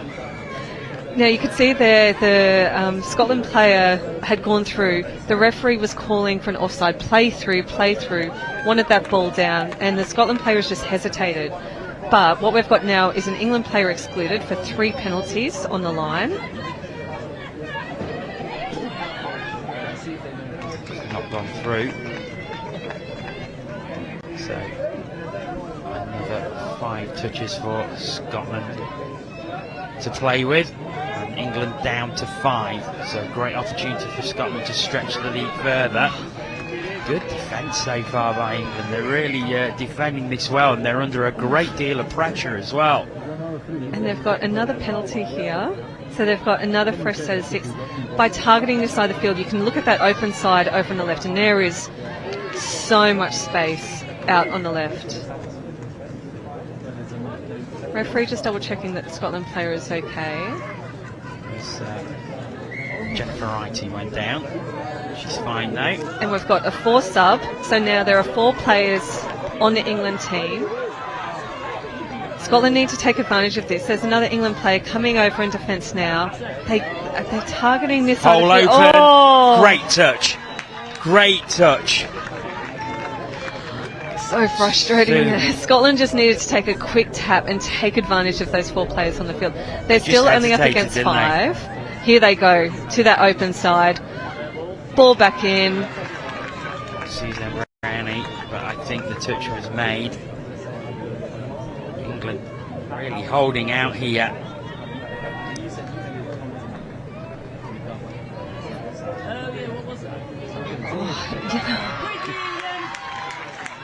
And England have survived. They're back to 6, and Scotland might be ruining that opportunity to stretch the lead further. It's so hard when you've got those multiple sets on the line. you get down to 5 players at 1.4 players, D'ing out a set like that, normally you think the momentum will be with Scotland, but by not scoring, it's almost demoralising for the England team. When those 5 girls ran off the field, they would have got the biggest cheer, so they can kind of act in a different way, but Scotland will be structuring a tap-off move here. They've got a penalty on the halfway line. They're towards the sub-box as they bring fresh legs on. England again, they're defending quite high this time. And Scotland just seem to, after being so free-flowing early, there just seems to be a little bit of hesitancy crept into their attacking play. And she goes long. Oh, interception. Now she got the legs. Oh, what a touch. Pamela Gillespie. Body on the line. Is she okay? No, she's hurt. She's definitely put her body on the line. She's walking off. We hope she's okay because she's been outstanding for this Scotland team. I just wonder if she's probably a little bit winded. She hit the floor there. The ground is very hard on that pitch now. It is. Oh, handling mistake. Jamie Cone and Scotland have the ball back. Scotland need to stay composed here. Drive that ball up. They're going to have one of their strike pods go on now. There's going to be 5th touch coming now. Feeding into the middle here. We've got a sweeper coming around the back of that ruck. Oh, it's opened up. Tutu Osler-Duran has found the hole. She fooled the defence. The hole opened up in front of her and she had the easiest job to run in and put the ball down. Scotland do lead 3-1 now. And you know what? The subtleties in attack to manipulate the defence to do this is just incredible. A little cheeky around the ruck and you can just see her throw that tiny little dummy and that hole has opened up incredibly well. Scotland 3-1 up. I don't think anyone would have guessed this coming into this gold medal game. You certainly wouldn't, and Scotland played excellently. They just seemed to be getting a bit frustrated and hesitant by the way that the England were defending, but a little bit of magic there by Tutu Osler-Duran, and they are 3-1 ahead. Last touch here for England, and the touch is made, and we've not really seen enough of England in attack, and I think that's the difference between the two teams. We haven't. Unfortunately there, Anna Wilson decided to run that ball. She's got such a strong right to left. I thought that long ball was on. But it's interesting having commentated Scotland earlier. Switzerland couldn't get over them because of these problems in their driving, these errors, early errors in the touch count, and that's exactly what England are doing, and Scotland are punishing them exactly how they punish Switzerland, which is with tries on the board. Unfortunately just going down there, but they've definitely got all the running, Scotland, with 2.5 minutes left in this half. 2.5 minutes until half time. See if there's any addition to the scoreline. England will certainly be wanting to at least get one back, but if Scotland get another, they're really going to be in a good position at half time. But here it is for England, and they do bring one back. Oh, I think the touch was in. I think there was a touch on the scooper here. Oh, so it's not given. Let's watch. Isabel Thomas, she's got such incredible speed. You can see her taking up off from half here. Isabel Thomas picking up from half, looking to go straight through, but yes, touch was made. Great touch there by Jessica Antis. As we see Scotland once again put it down early in their touch count. We've just seen England there striking when they get close to the Scotland line, and Scotland just can't afford these errors. 1.5 minutes on the clock. England choosing to sub. They went direct on that set, so those players are going to be tired, so they're switching players now. As we have another turnover, another error in the middle of the field. Both teams are going to talk about this at half time. For a gold medal match, they're going to be incredibly disappointed about, putting these balls down in the middle of the field. Oh, what driving. Great driving by Scotland as they bring fresh players on. We're into the final minute of this first half. Great to see Pamela Gillespie back on the field as well, the number 6. She was obviously just a bit winded before as Scotland scoop and play on. Ball was down, surely. Suzanne Brownie. 4-1 Scotland lead. And it's no more than they deserve. They've been dominant in this first half.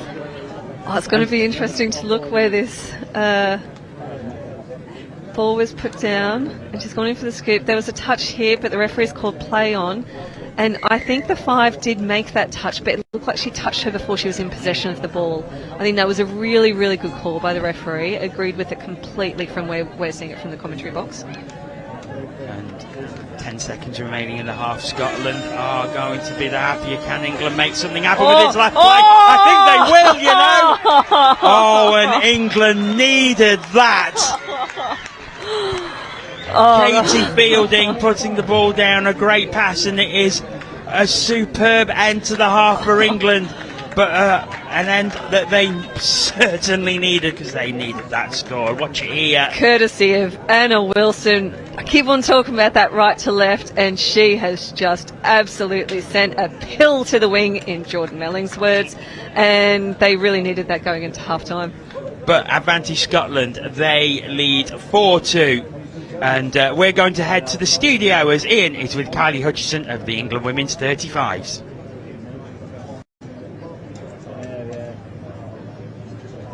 Yeah, thank you, Jono. Welcome to the studio, and I'm delighted. In fact, a little bit honoured because I'm joined by a European champion, Kylie Hutchison, Women's 35, England. How does that sound, Kylie? Sounds pretty good, yeah. I was really going to swear there. Very good, yeah. We were just chatting off air a little bit and kind of mentioned, glad it's all over now, though, because it's a lot of games, isn't it? But what a ride it's been. Tell us about your week. Yeah, it's been a long week, five odd days, 11 games. Yeah, we've obviously been trying to build and get better each game, and we've been able to do that and finish really strongly with a good final. So, yeah, how proud are you of your team? Cannot put into words how proud. It's the great bunch of women.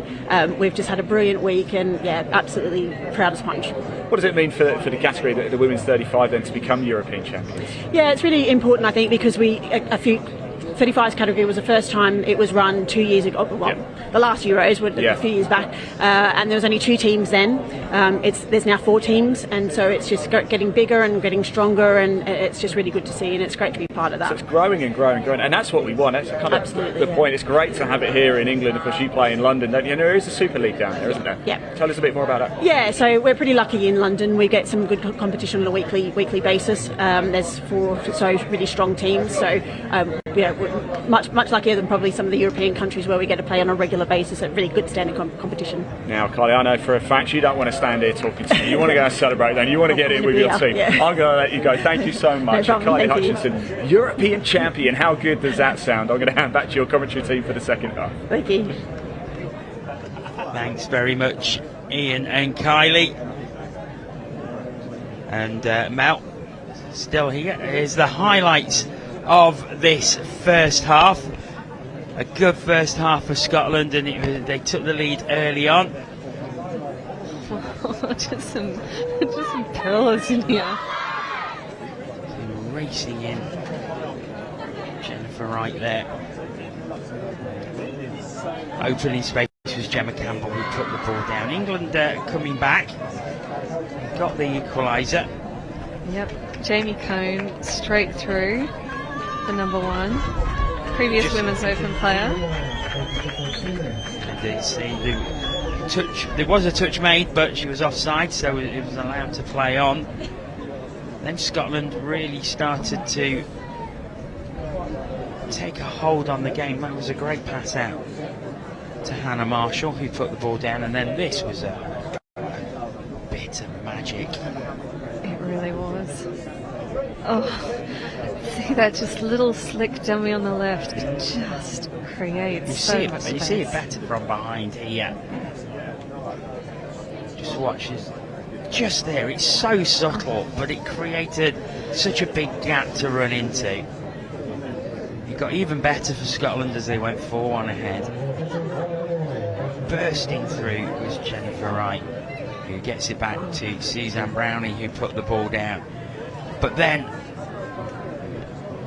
see the final try as we watch this again from behind. Look at the space that Suzanne Brownlee manages to get. She's being covered, but like you say, the touch was made on it before she received the ball. Yeah, absolutely. It was a really good call by the referees. We see the final try from England at the very end of the half. This is exactly what they needed going into the second half. And Anna Wilson. Katie Fielding putting it down. Anna Wilson lining up with the tap-off team with Isabel Thomas, or Izzy Thomas. I played touch with her in London, Izzy Thomas. She's got wheels. She's run around me more times than I can count. But I mean, coming on after that men's open semi-final, when you got these crowds, you want to put on a show, because that was just all class from the men's. And I think the 27s are definitely doing that in spades as England tap off. And I think the key thing for them in this half is just reducing those errors on their drives. They gave away plenty of field possession. As again, we just see, you know, that lack of composure. They just need to be really sympathetic in their passing, hold it for the set of six, because they've got such speed within their teams, with the likes of Izzy Thomas, that just by holding the ball for a set of six, they will actually get down to the Scotland try line. Here goes Scotland. Yeah, so 20 minutes stand between these two teams and the gold medal, and it's advantage Scotland at the moment, and it may be even better for them. Oh, Suzanne Brownlee, she looked like it was a lost cause, but she's managed to get to the ball. Unfortunately, couldn't pass it on. Let's watch it again here. Jennifer Wright, she's just on for the scoop every day of the week, twice on Sundays. She's just got such speed on her and such vision. You can just see her running those right lines, almost happening for them, but England driving very intensely. They're at halfway. I feel like I could commentate this game just through ohs and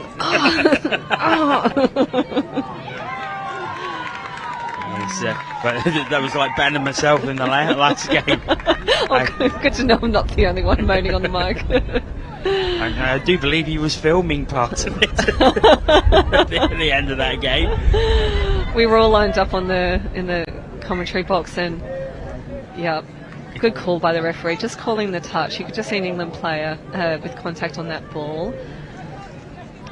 It's actually nice just to get that kind of small stoppage in play there from Scotland. It just brings a little bit of composure as they drive into the England line. They've still got another touch up their sleeves, which they're using. They're recentering that ball, setting up that strike dump. There they go, fifth touch.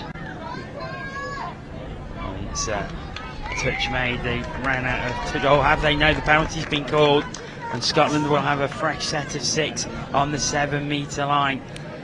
Really good opportunity for them to stretch the lead back out to 3 once again.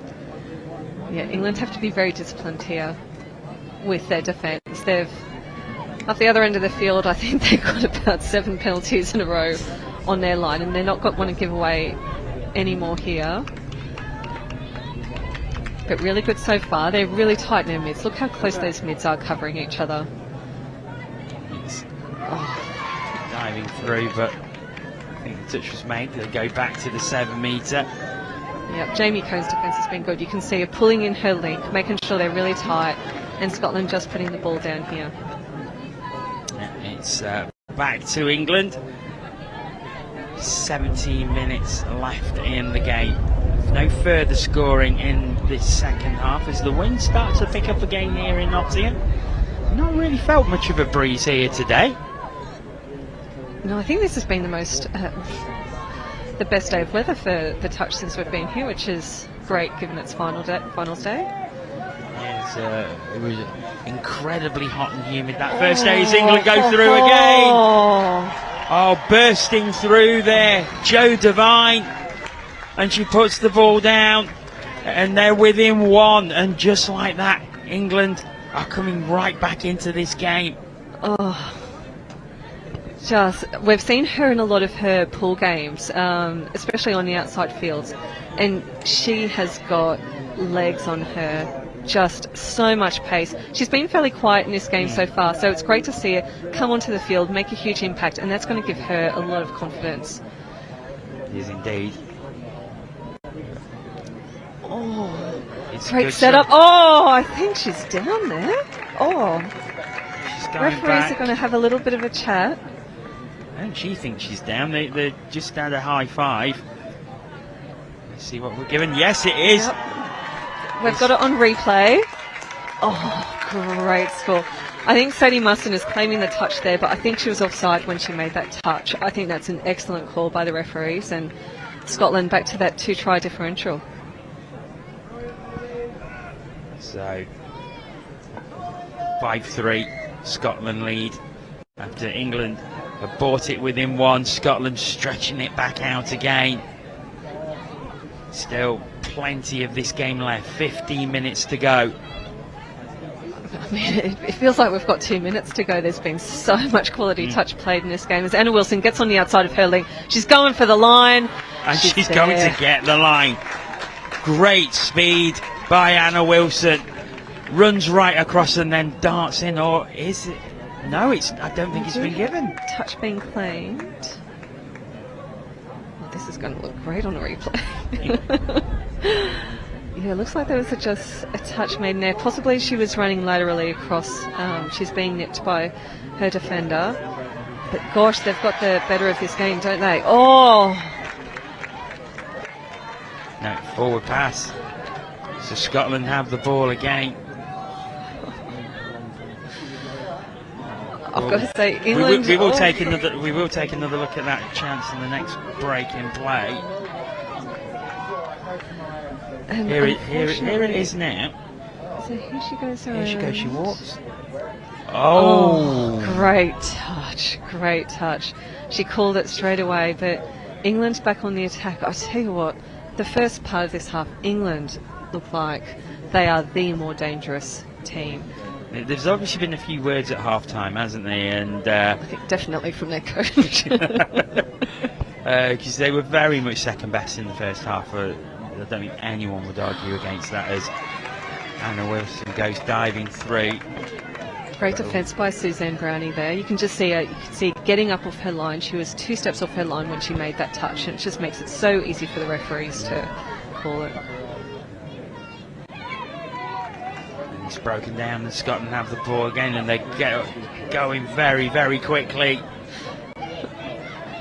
Getting towards the sub box, they'll bring another pod on. 4 touches. This is going to be their strike touch now on the 5th. Picking up from half. There was an offside defender. Oh, there was space on the right-hand side there. Unfortunately, just not seen in time. 13 minutes to go. Scotland lead 5-3 in this women's 27s final. The key thing there, Scotland held it for their set of 6, and they went forward on every single drive, and they set up an attacking opportunity. That's what they need to be doing every single possession that they have. England coming again. Great touch. Oh, that's brilliant defence by Alexandra Watson. Katie Fielding looked like she was away. It's still alive for England. Final touch. Space over on the left-hand side. Can they use it? Can they get it down? It's another brilliant defensive play by Scotland. Unbelievable. Both sides of the pitch. Look at this, one side of the field to the other side of the field. The cover defence by these 2 Scottish wingers to cover those 2 outside plays. Just incredible, incredible stuff. Fabulous stuff by Scotland. They are not going to let this league go without a fight. A little skip from half. This is the last play. Oh, they got it out to their wing. They can recycle it back inside. They've kept it alive. I think the touch was made there. I think there may be a little forward pass in here. The girls are continuing to play back in the background. Who needs a ref anyway, ladies? Well, it's so loud down there. They're probably having difficulty hearing the referee's instructions and the whistle. There's so many people surrounding this pitch. Yeah. Yeah, you probably estimate probably in the region of about 500 people around here. Yeah. And then some. But England still look like the more dangerous team. They do look desperate for the line, and desperate in a really, really composed way. Like, they're setting up their attacks, they've got their speedsters on. And here we go, Sadie Musson, great ball player, passing out, no space on this side. Sadie Musson spreading it back. The cover D is going to have to happen. There. I think this is going to be a score. Indeed it is. Rose Willoughby goes over. England have it within one once again. And this time they finally get it down before the touch comes in. Great last pass there from England. And I think the credit for that score has got to go to Sadie Musson. Her little jinx and her ball play when she does have that ball, it's really subtle, but it almost creates these overlaps. And you can just see her change that direction of play with those jinx. And although it went through a couple of set of hands after her, I think she created that opportunity. So great work by Sadie. Was indeed. But Scotland, from the tap off, they're at the 7 metre. A bit of space opened up on the right hand side. They've chosen not to go that way, and it is last touch. So difficult to get any momentum going, but you never know. We've seen it before, but unfortunately that is not completed, and England will have the ball again into the final 10 minutes. Dare we mention those two dreaded words again? We've seen the last two games go to the drop-off. Could this one head the same way? We'll find out in about 9.5 minutes' time.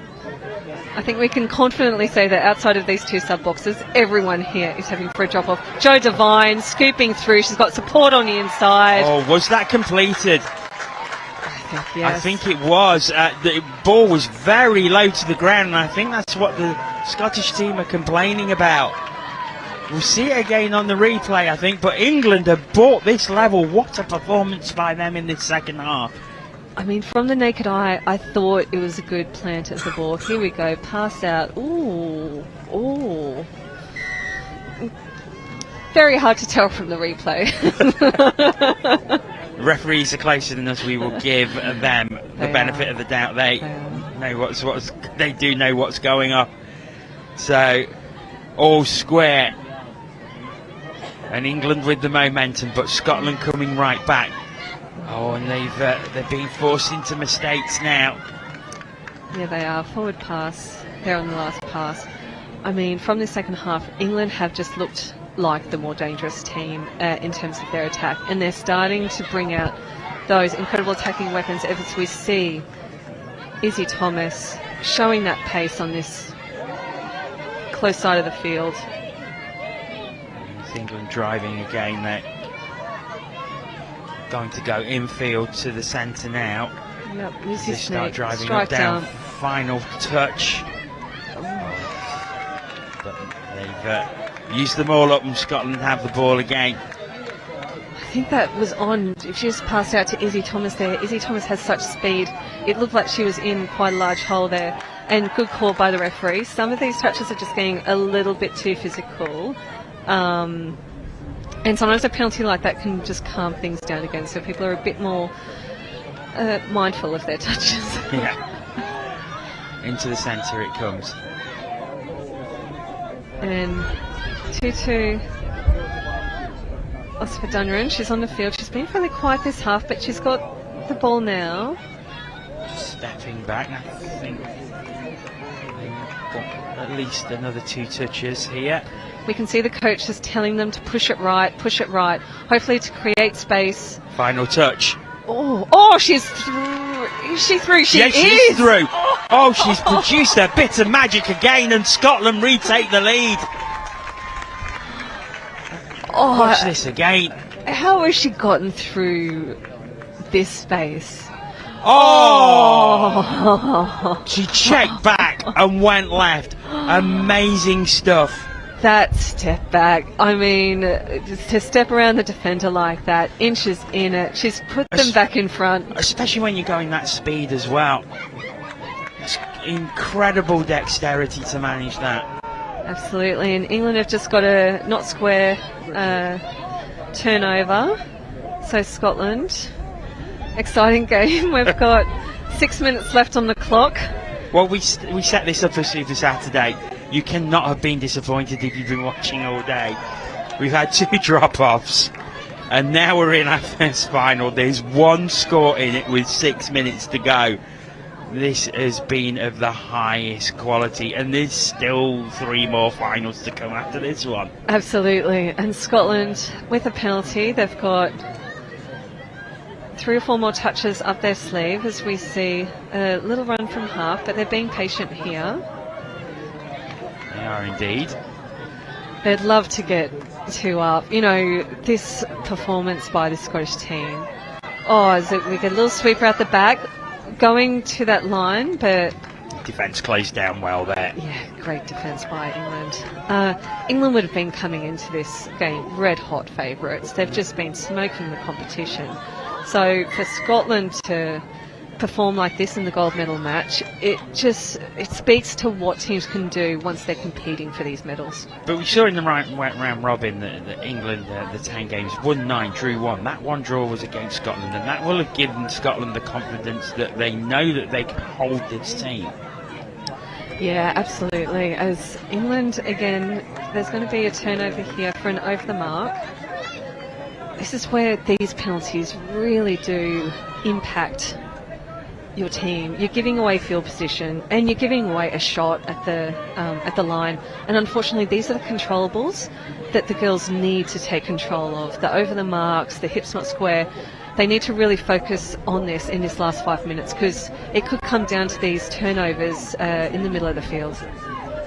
Certainly could, as Scotland go to the right hand side, but no, it's giving it back to England. But time is getting precious. 4 minutes to go. Can England get back on level terms? Can Scotland stretch the lead further? We will find out in the next 4 minutes. Yeah, probably like 4 or so possessions for each team for the rest of this game. So they really do need to make them count, as Jo Devine passes it out wide. They bring it back into the middle of the field. She's got such speed, the 14, Jo Devine, and she's had a great second half. She's created a lot of this momentum for the England team, but without it, they would have still been 2 or 3 down. So goes. And an offside penalty there. England, 6 touches. They're within 20 metres of the Scotland line. They have to try and make this count, because then if they can draw level with 3 minutes to go, then it's well, who do you pick? Yeah. I pick the drop. That penalty, unfortunately, was always coming. So they've got a penalty on the line for dropping early. You could just see that touch wasn't imminent. All the girls were trying to get back, and they're going to have to try and do this out. They're doing it really well at the moment. You can see they're all kind of squeezed almost into that half of the field where the England ball is at the moment. And it's into the middle now, a bit of space opening up. The hole is there. It's down. 6-all. This is so unlucky. This is just an unlucky touch. We can see Tutu Osvadunyarin. She just loses her feet. She's down on the ground, and they exploit that hole. It's unlucky. She's appealing for that, but unfortunately, if you do just overbalance and you fall down, it will be play on. I'm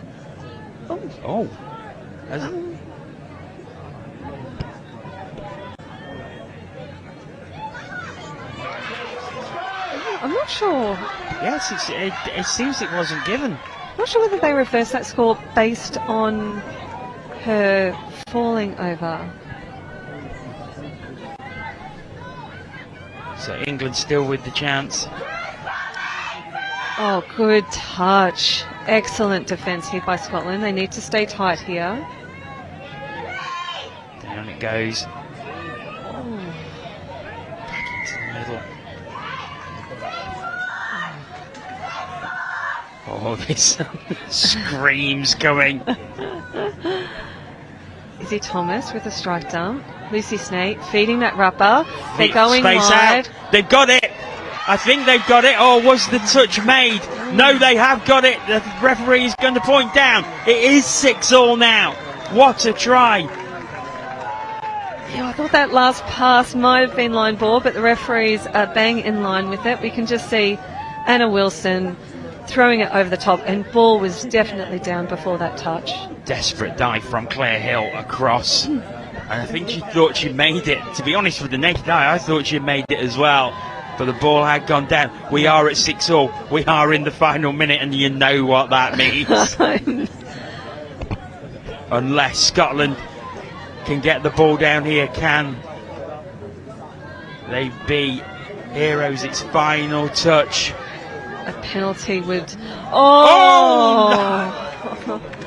And that last pass just going forwards. We can see the referees now. 20 seconds on the clock. They're going to have to drive up very, very quickly. But I think we are going to have our third drop-off in 3 games. Unless they make a break in open play, in a situation like this, and catch an offside defender. Last play of the game. They're trying to create some space on the left. Scottish defenders there all day. Still alive. Cover defence is streaming across. Jo Devine, she's got the ball, she's got the speed, and she's through! Oh, it's incredible! What a way to end it! Jo Devine puts it down, and England have taken it at the very last. Unbelievable stuff here. Jo Devine wins it for England at the death. Mel, what do you say about that? Oh, what can you say about that? It's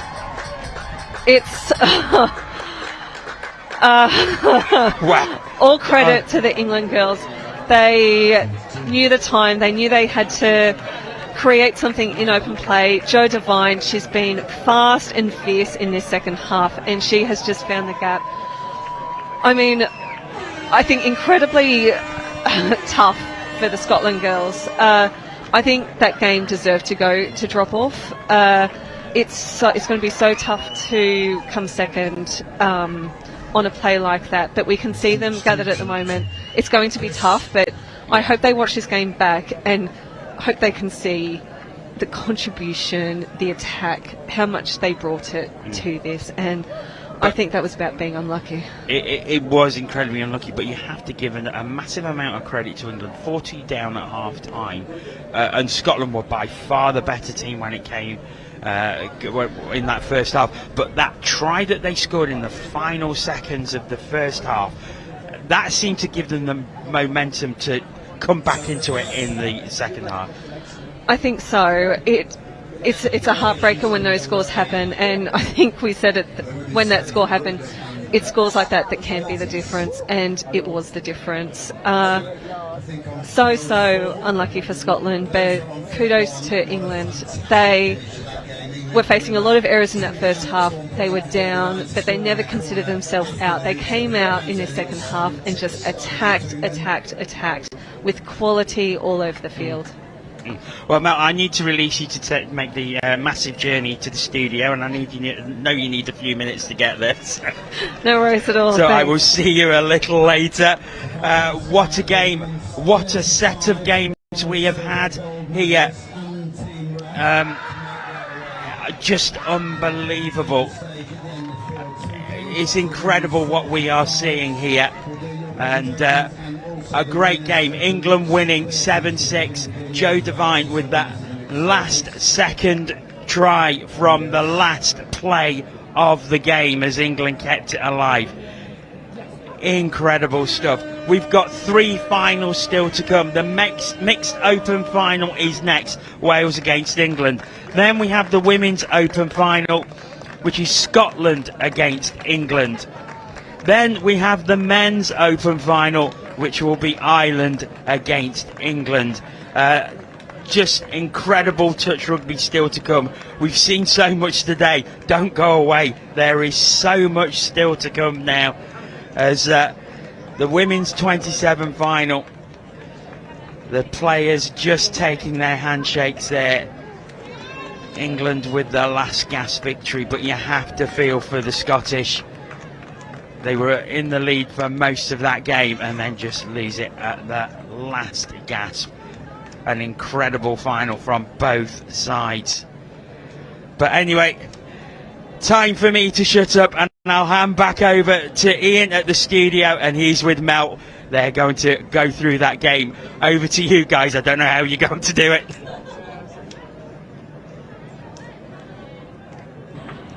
I am utterly speechless. I mean, the last 3 games, oh my word, this is just insane. We were nailed on for a drop off there, weren't we? The break, and it just erupted here, Mel. Talk us through that. I mean, 20 seconds on the clock, you've got a turnover, you've got tired legs, do you sub? They didn't have time and they just had to make that break in open play, and that's exactly what they did. Jo Devine, a fairly quiet first half, but this second half she turned it on. She created a lot of scores in that second half. It was a divine performance there, wasn't it? And of course they came back and did it. Oh, thank you. You've been spending too much time with us, I think. Yeah, I need to go on holiday. Look, I mean, we talk about Scotland got their noses in front though, just weren't able to do it. What changed for England to get themselves, first of all, back into the game, and then go and win it right at the end? I think it was their attack. I think in the first half they just didn't seem, they've got so many fast players like Jo Devine, like Izzy Thomas, and in the first half they just felt like they were being really tempered by this incredible Scotland team. They also reduced their errors in the midfield, so you could just see them attacking very strongly up the field, and I think it was that reduction of errors and just bringing out those strike weapons. Now, I've been asked by Chris Simon to ask your thoughts for your player of the match. Who are you going for and why?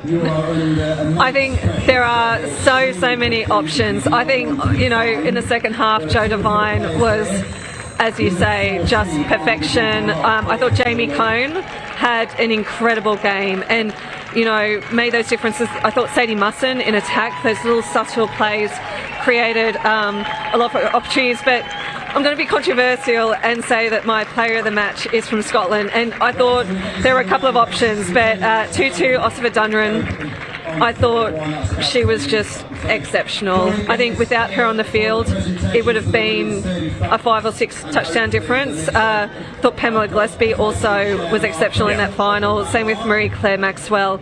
But I think Tutu she created things. She made stuff happen, and she didn't get her head down against a team that have gone through undefeated. You can't, can you? And they stayed up, and I saw at the end, I mean, it must be devastating for Scotland, but they came together as a team, and they are in one unit, aren't they? Yeah, they really are, and, you know, they've had a loss to England this campaign. England have put a lot of other teams to the torch. They would have come into this team full of confidence. So for Scotland to dominate in that first half, they've got so much to take away out of it. But they lost to an absolutely incredible team in England. This 27s team, it's one of the best that England have produced, I think, over the years. Well, it certainly is. Well, women's 27, it is England who are European champions. Mel, I'm going to let you go. I wonder if you might be able to see if Jordan's happy to come over for a second. I will. I'm going to talk him through that. I know he's been out on the field watching others. Coming up next, of course, in 10 minutes or so, we do have 20 minutes or so. I should believe it's 4 o'clock starts. The mixed open final here. Jordan's going to pop down shortly. Oh no, the guys are going to go straight on comms, so I'm going to hand over because we are going to have the national anthems coming out soon. The mixed open men's final, it is going to be an absolute cracker. It's Wales and England. Let's hand over to your commentary team very shortly, and they'll take you through the national anthem, the squads and the game. Are we going to have a drop off? Is it going to go down right to the wire? It probably will. Do not go anywhere. There is nowhere else you need to be this afternoon than watching this. Take it away, boys. Jono, what is going on today? I don't know. I really don't know. I've looked after my voice so much. I've been screaming down the microphone. We've seen some incredible games. What happened there at the end of that game was just... I just can't explain it. It was like the last play. Yeah. He was at halfway. So I was out watching the mixed 30s, and the England mixed 30s won, by the way, on a personal note. Ryan Meemchek came back from that full knee reconstruction about 11 months ago, and he's just scored in the final, and they've won. I'm out there giving him a hug, getting a little bit too emotional, and then somebody runs across to me and goes, "What's the end of this? What's the end of this?" And I can't. How good is touch? Like, this is just amazing. Every game is just delivering. This is just awesome. I mean, we've had two go to drop off. That was going to be our third game that's straight. That's right. That was going to a drop off. But fair play. Joe Devine picks the ball up and just absolutely sprints across the pitch, beats everyone, just finds a gap that wasn't there. There was nothing happening. It was just going across the centre line. They was looking for that gap, looking for that perfect play, and they found it. And England didn't lead that game. No. Until they're like, here it is again. Watch it again. Like, just pure speed, ball in two hands, create the space and bang. You know what I love here? Look at the crowd. When she comes down, look at the crowd there. That is just awesome. And we'll get a better shot of it here. Ball in two hands, create your space. Look at the people behind the in goal. It's just class. So good. It's class. And we have to compose ourselves for the mixed open now. This is just getting better and better. Jono, we've got 3 Opens finals now, and I'm absolutely shattered already. Yeah, how are we going to keep? How are we going to keep going? And it looks like we are going to throw back over to the studio. Ian and Mel are there, and it is Joe Devine, the winning try scorer, who is there for an interview. Let's get back over to Ian.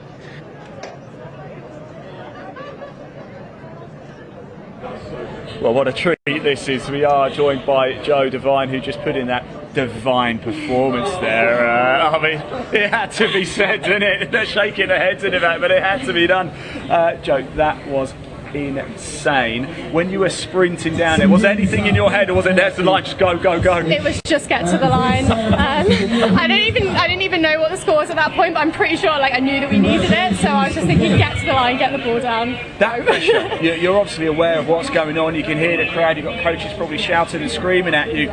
That play, it was a bit of a risk, but you had to do it. There's no second chances, was there? No, as soon as the buzzer goes, you've just got to try and keep the ball alive, keep it moving, one end to the other, and just wait for the holes to come and hit it when you've got it. Well, let's talk about half time, because you went in and you were behind. Yeah. What did the coach say at half time to get you girls ready? Just to keep our calm, trust the process. He said there's nothing that's broken, we are doing the right things, we just need to keep going. We knew we had it in us. Stay composed and we don't have to stay composed anymore, Mel. Joe, you've been outstanding this whole tournament. I've seen you in so many games with those twin plats just running down the field. It's quite appropriate that you've scored that winning touchdown. Any other highlight players from your team in that final that you want to shout out? I think everybody, the absolute grit. When we knew that we were down, we didn't get flustered, we didn't start going at each other. Everybody pulled through, everyone kept their calm, and we just came together as a team. And it's a cliche, but everybody, they're amazing. Were you expecting Scotland to come out like they did? Because that first half performance from them was just outstanding. Yeah, so the second time we met them in the pool, we drew to them, so we knew they would really, really want it. So we were expecting them to come hard. But yeah, we just knew that we had to just keep doing what we do. Joe, fantastic. How does this sound? European champion. Amazing. It sounds good, doesn't it? I'll tell you what, Mel, I don't think she wants to stand here talking to us, does she? I think she wants to get down over teammates. Start singing Sweet Caroline. I think you might have a frothy with your name on it.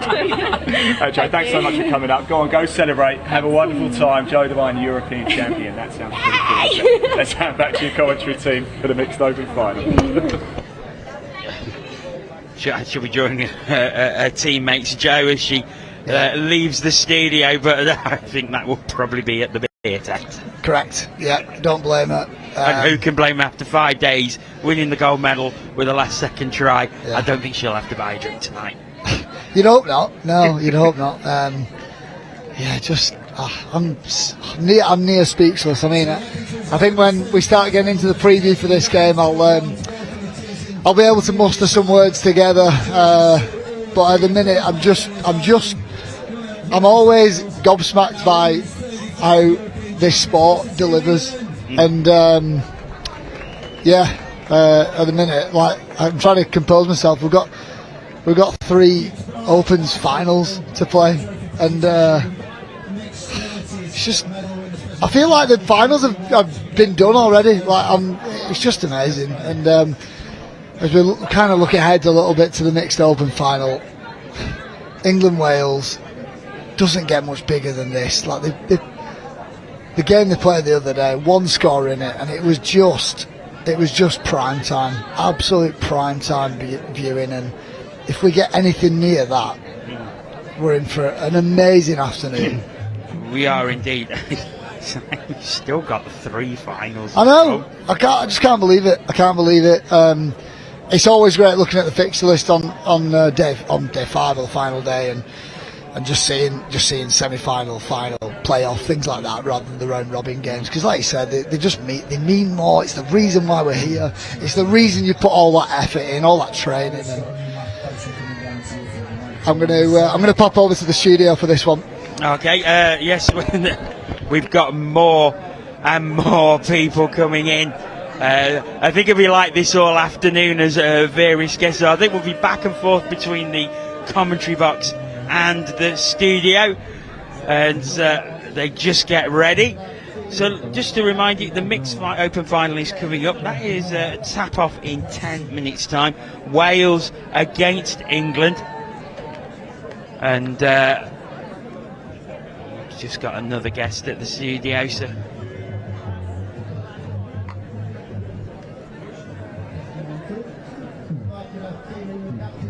So we are going to head over to the studio.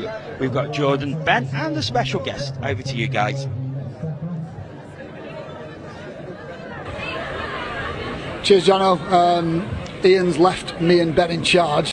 I'm not sure how this is going to go. But yeah, welcome back to the studio. We've got European That's how you champion. should start. Thank you. I'm doing well so far. Don't stop me. Now. Yes. Welcome back. We've got Ryan Niemczek, European champion, mixed 30s. Ryan, we watched that game, but talk us through it, thoughts, feelings as you've just come off the field. Thank you for having me, firstly. Good to be here. Finally, we've got you up. Yeah. Did you use the disabled lift? I didn't use the disabled lift. No, I kind of got dragged up by a few people. So it's just been applying more codeine and more tape pretty much the entire tournament. So I've got quite a lot of people to thank for that, which I'll probably take a quick chance to. Jen, rest of the boys, everybody else who's pitched in, everybody else behind the scenes, yourselves. So a quick thank you on that point. But yeah, team-wise, wow. The culture in our team is fantastic. Yeah. It is very fun. Brilliant. When you've got such massive personalities, it's difficult not to believe you're going to do something. Sean Mack, who I'm sure now is an internet sensation, was at it at 7 AM this morning with various renditions of Grease medleys and whatnot. So yeah, it's pretty easy to get up for games when you've got somebody in a squad like that. So yeah. So you played France 3 times this tournament. Drew 2, was it? No. Drew the first one. Won the second one. And we played them again. So we've played them this morning. Oh God, I don't know. You've played them more times than there's been days in this tournament. Pretty much. Talk to me about what they've been, how they've been pushing in this tournament. They've been good. It's the French. They do something different. Yeah, absolutely. Some beautiful touch from them. They always ask a different question, and it's lovely to play. And actually, at this grade, people have been playing against each other for years, so there's some nice relationships and some good sportsmanship and gamesmanship going on as well. As before we head back for the mixed open game, obviously we've kind of talked people through what you've been through for the past year, and I know it's a lot. And if you want to touch on it a little bit, just kind of what you've had to do to get to here now. I think it's, to be honest, the team has kind of brought me through everything, and I've done a quick thank you. When you tell a coach that you're going to turn up in 10.5 months after a total knee reconstruction, they believe you.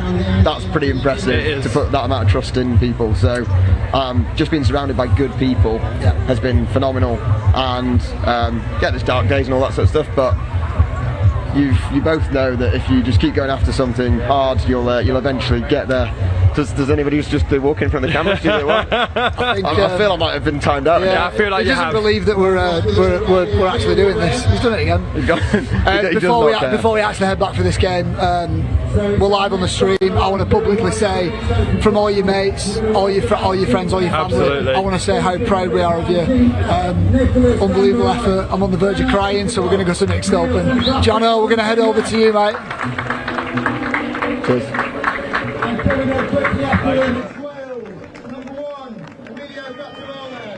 Welcome back. to the commentary box as the teams and officials are entering pitch 1 for this mixed open final. So we're going to concentrate on this one now.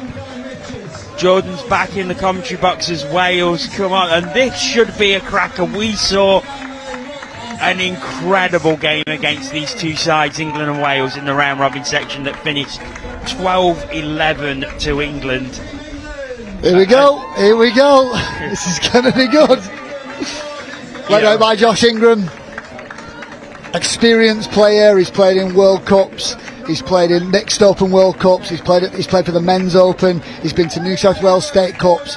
He leads the team out now, and here come the England mixed open. Yeah, they are coming back onto the pitch.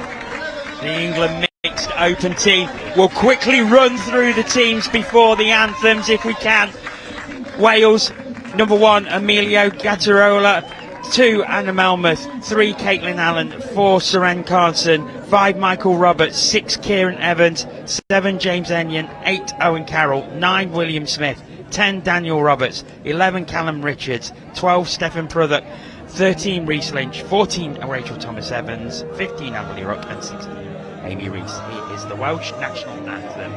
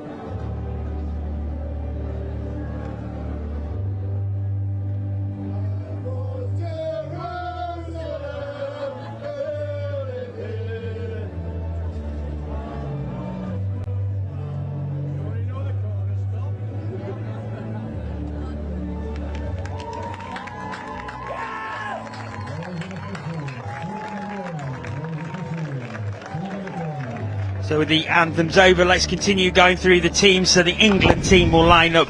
Number 1, Isabel Hobson. 2, Josh Ingram. 3, Edward Brooks. 4, Danielle Evans. 5, Harry Goldman. 6, Anna Crossley. 7, Toby Phillips. 8, Bradley Murphy. 9, James Plimsoll. 10, Daniel Mayle. 11, Matthew Maynard. 12, Kendall Fry. 13, Ella Loveridge. 14, Megan Pemberton. 15, Tom Lawton Davis, and 16, Jamie Ironside. There's a rave going on directly to my right. There's Mel and Jordan just jumping around. Oh, we're pumped. Jordan and I have been standing out there in the line with mixed open in years past. We've got a couple of silver medals to show for it. I have a shoebox full of silver medals from playing for Mixed Open because for a good 10 years we couldn't beat Scotland in a Mixed Open final. It has been a long time since England Mixed Open won a gold at Euros. Oh, let's hope they scratch that itch today. Come on. Well, this is going to be a difficult game. We saw that 12-11 game earlier in the week, which was nothing short of incredible. And you cannot call this one as England and Wales both take to the field. Just a quick reminder that in 2018 it was Scotland who took the title. They beat Wales in a 12-11 final. That was a cracker as well. I think that went to drop off. And Scotland have won the last 4 as well. So Scotland are the holders of this one, and they have been for a long time. But the pod that Wales have got on now, we can't stop talking about him, Dan Roberts. But Owen Carroll is going to use him on that punish play. He's going to pick up and follow. He's got Reece Lynch on his inside. He's got Amberley Rook on the left link. Threats all over the shot for Wales. Passive out the back. Oh, there's space, and it's Wales who have gone to open the scoring. What a good indication of how this game's going to go. Wales did not run that 3 days ago. They've just pulled that out of the bag. This could be a completely different game. Rachel Thomas-Evans with loads of space on the right-hand side puts the ball down. And what a pass. No Sydney Harbour bridges happening there. Just flat and fast. Flat pill to open up the Opens final. That's what we like. Yeah, if you watch the score here, so step back off the quickie. Dan Roberts is in that passive line, and it's hard for the wingers to get pressure on there. But England go back to their strike weapons. Ironside skipping to the outside. That's a touch. Is made Good in the save. corner. Great save in that corner. Interesting that they didn't use Toby on that sweep to begin with. They've gone with Jamie Ironside, and Josh Ingram will look to dictate play. They go back to Toby. Toby on the 33 counties. He gets it. Wing was free, but that's great defence from Wales. They'll be happy with that start. So Wales start from deep, but with a chance, with a good drive, they could stretch the lead further. They use their sub-box. The ball. Look at the crowd, Mel. It's a How good huge is this? crowd. We're on the first Opens finals as well. There's like 3 or 4 games still going on. This is only going to get bigger. Now, we were saying how big the crowd was at the women's 27 final round here. We reckon about 500 people. It's grown more. Oh, it's just gotten bigger. And you know what? This game's going to be a cracker. And one thing in Mixed Touch we keep on talking about is the strength of these female links. Amberley Ruck, you've got on Wales. And across the England, he's through. He's through. Wings free on the thighs. I've seen her. Pass forward. Mega defence from England. Great scramble. Yeah, it's Emilio Gradarola is a Galaxy player. He is class. So quick at a half. He's a real feature in that pod of 3 boys that have came on there. I think if he'd have turned round, he would have seen someone free behind him. There was a few options quite early on, and he was looking to get to the back of the in goal. They just couldn't get there. Really good scramble from England. Custard Pod's back on. Goldman, pill over the top! Oh, he's given forward. Sideline rescuing that forward, do you think, Mel? Oh, I thought that was unlucky. I thought that looked flat out of the hands, and I thought he was quite close to his try line. I thought we'd seen our first pill of the Opens finals. What a shame. Well, it almost was 1-1. It's still 1-0 to Wales. Good start. Wales really good start. Starting again, they were at halfway. Carroll, a little swipe on Dan Mayo, 2 similar built players, tall, rangy, athletic, and here comes Roberts, right foot step, there's your 4-on-3, but good defence from England. England really seem to be targeting Dan Roberts. They know what a danger he possesses, and they closed him down really well there. Yeah, really good D from England. They'll have done the homework. Justin Conway, Gabe Pennington will have done every single person's homework. Justin Conway's been playing touch since the 60s, so he's been about, he knows all the tricks of the trade. Yeah, he was about 80 when I played with him on my debut. What he is now. England have got to make something from nothing. Brooks, ball in 2 hands, some space in the middle. Is that back to 1? It is. Yes, he pulled it straight away, didn't he? Oof. So England, full set of 6, and what England have done here, they've got Daniel Evans. They're going to move it out to left link here. So now they've got Boyvie go on the right, but Evans dangerous on this punish play. Wales done the homework. They're going to shut it down and let the middle make it. John, they've been running lots of quickie plays, England, using that female link. Yeah, it's such a feature and it's so dangerous because it gives you so many options. They might rip back to the middle here. No, they give it QB, space in the middle, link He's not taking it. I think they got a penalty. Here we go again. But that's a really nice little variation. Like Mel was saying, so they'd like to get Evans and Crossley opposite the boy, and then they can run those punish plays, those quickie plays on the link. But this time they've QB'd back inside. She's give it straight back to her half. England can then use it. Good D from Wales. They're really disrupting that punish. So what they're doing to disrupt it is getting Dan Roberts the middle to make the touch. But they make space again. Space back in the middle. There's the rip. Brooks outside. Pill over the top. Oh, good covering defence. That is great defence. But a penalty again. Is that 3 in a row, Mel? No, I think that's just the 2 so far. We saw that so many times in the 27s final, Mel, where there was great covering defence over the wings, where it, all intents and purposes, looked like it was going to be a try, but then somehow someone would come across and make the defensive play. Yeah, and you know what? Not just the wing. Sometimes the wingers will come and there'll be a step back. You need those links to bust it over there as well. As England go for the outside scheme, but through the middle, I think he's... Good D again. Oh, great. Tell you what, Wales have done the homework here. They really have. It'll be interesting to see how far England will get into their playbook here. It's interesting as they get to the 7-metre line. Wales really defending this well, and they've been under a great deal of pressure over the last couple of minutes. England just highlighting to the referees where they can see these players not moving forward, but great defence by Anna Melmoth. Such good defence. She is such a great link for Wales. Teddy Brooks is trying to make something with his speed and holding the ball in 2 hands, and he's just not able to get anything. It's a big section! Has he got the speed? I don't think he does. They're sprinting back. Matthew, he's still got. He's dropped it. I was just about to say, this is awesome that he doesn't have support players, so they're not throwing those impossible passes and dropping the ball, but he doesn't need a support player to drop the ball, unfortunately. What is going on today? Just panicking. So unlucky after such a great the maddest drive. day of touch ever. We've got 3 games left. I think he was watching, he was looking to his right-hand side. I think he was looking to go for the corner. He had the ball in one hand, and I think he just knocked it with his own body out of his hand. Ingram and Phillips back on. Phillips dangerous, right foot. Good D from Wales again. I think that's ball to ground. He's played it quite early there. Oh, what? It's happening. He's half. He's half. No, right, we need to see that again, because he steps over it, then number 12 steps over it as well. Watch.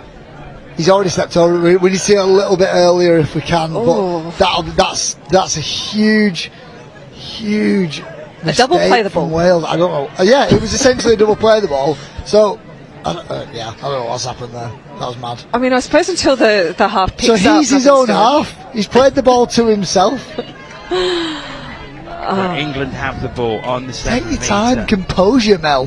Come on. Composure. Rip back in field, surely. Ingrid through the middle. Through. He needs someone free. He needs someone free. England equalise. Such good patience. We saw that on I think it was field 2 a couple of days ago. He gets to the in goal and just skirts the back of the line, looking for his options. Really patient. Good work. And Jamie Ironside it was who put the ball down, but running through here. Look at those big gallops, straight through, the big horse, dots it down. He's a big bloke, he needs a big hole to go through, doesn't he? And he just found one. Josh Ingram. It's a big horse-sized hole.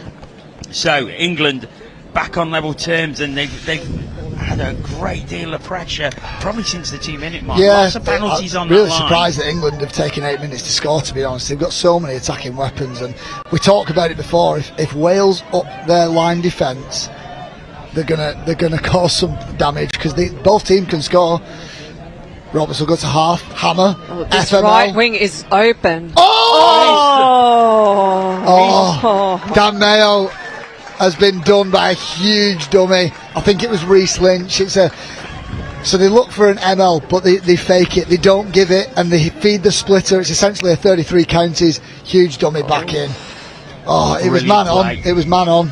You know what? We saw a very similar play in the 27s game, where it's just that little jink out and it's a little dummy and through. What? Toby Phillips, you little demon. England fire straight back and get it back on level terms once again from the tap-off. Sometimes you just need those players, don't you? You need players that can score from nothing, and look at this. This is nothing. Oh, how did she miss that touch? Toby Phillips. Because of his yellow boots. She was at full stretch there. Oh, incredible effort. Just such an incredible effort that I'm surprised that she didn't make contact. But Toby Phillips, his feet are in a state. He can barely walk, the bloke, but geez, you're can he right. run. Yeah. I saw his feet the other day. They were like mummified. Just strapped to the nines. I think there's going to be a lot of strapping day 5 of the tournament here. I tell you what, Carroll has got such a good dive. Especially with his right hand. I think he's called them off. Oh no, he's played the touch. All good. We're good. We're back to play. Quarter way through this, 2-all.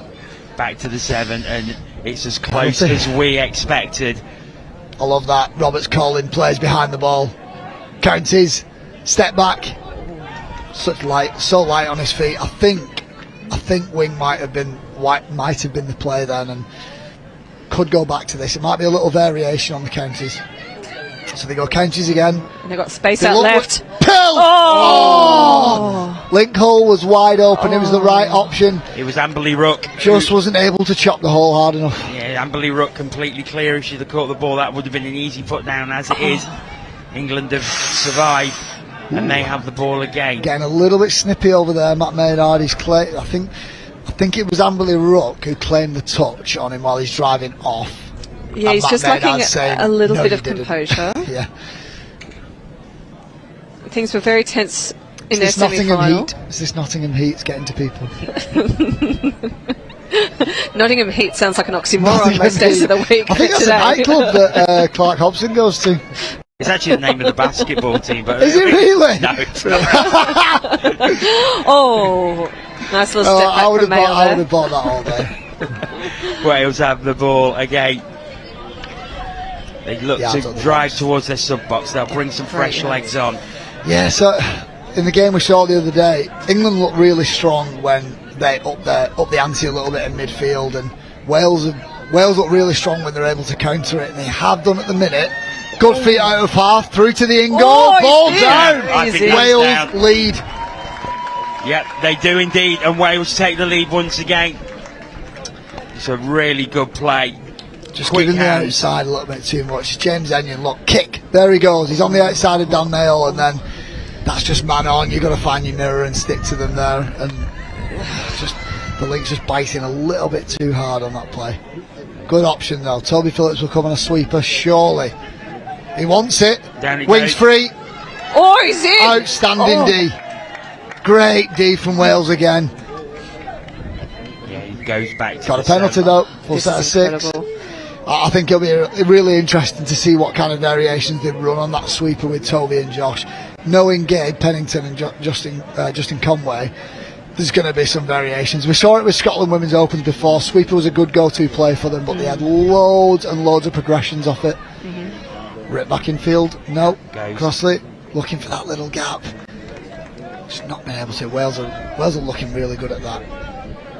They'll maybe look to go right inside, come back inside on the left. Crossley has it again. Rip back inside.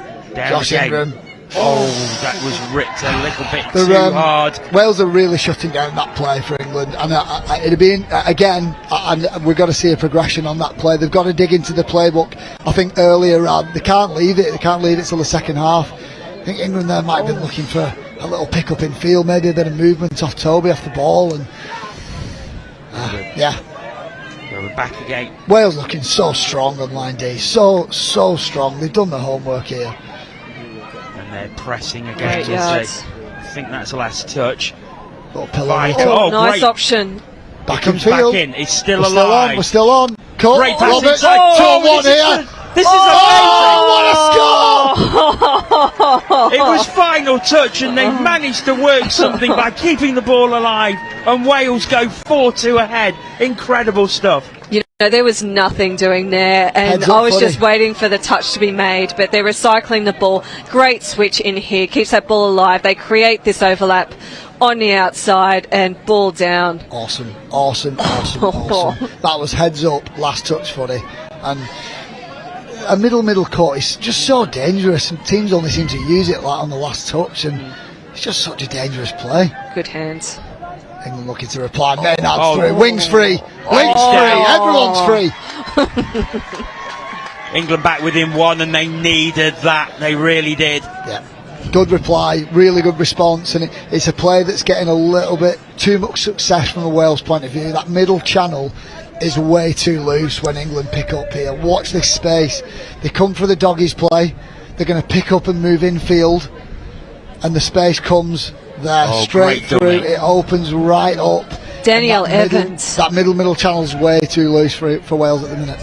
Those female links, Danielle Evans, just no one on her. Space for days. Yeah. Great hands as well, because there would have been a bit of juice on that pass. Yeah. Carol. I think that was a little bit forward. Too much juice. The juice on that pass had gone off, I think.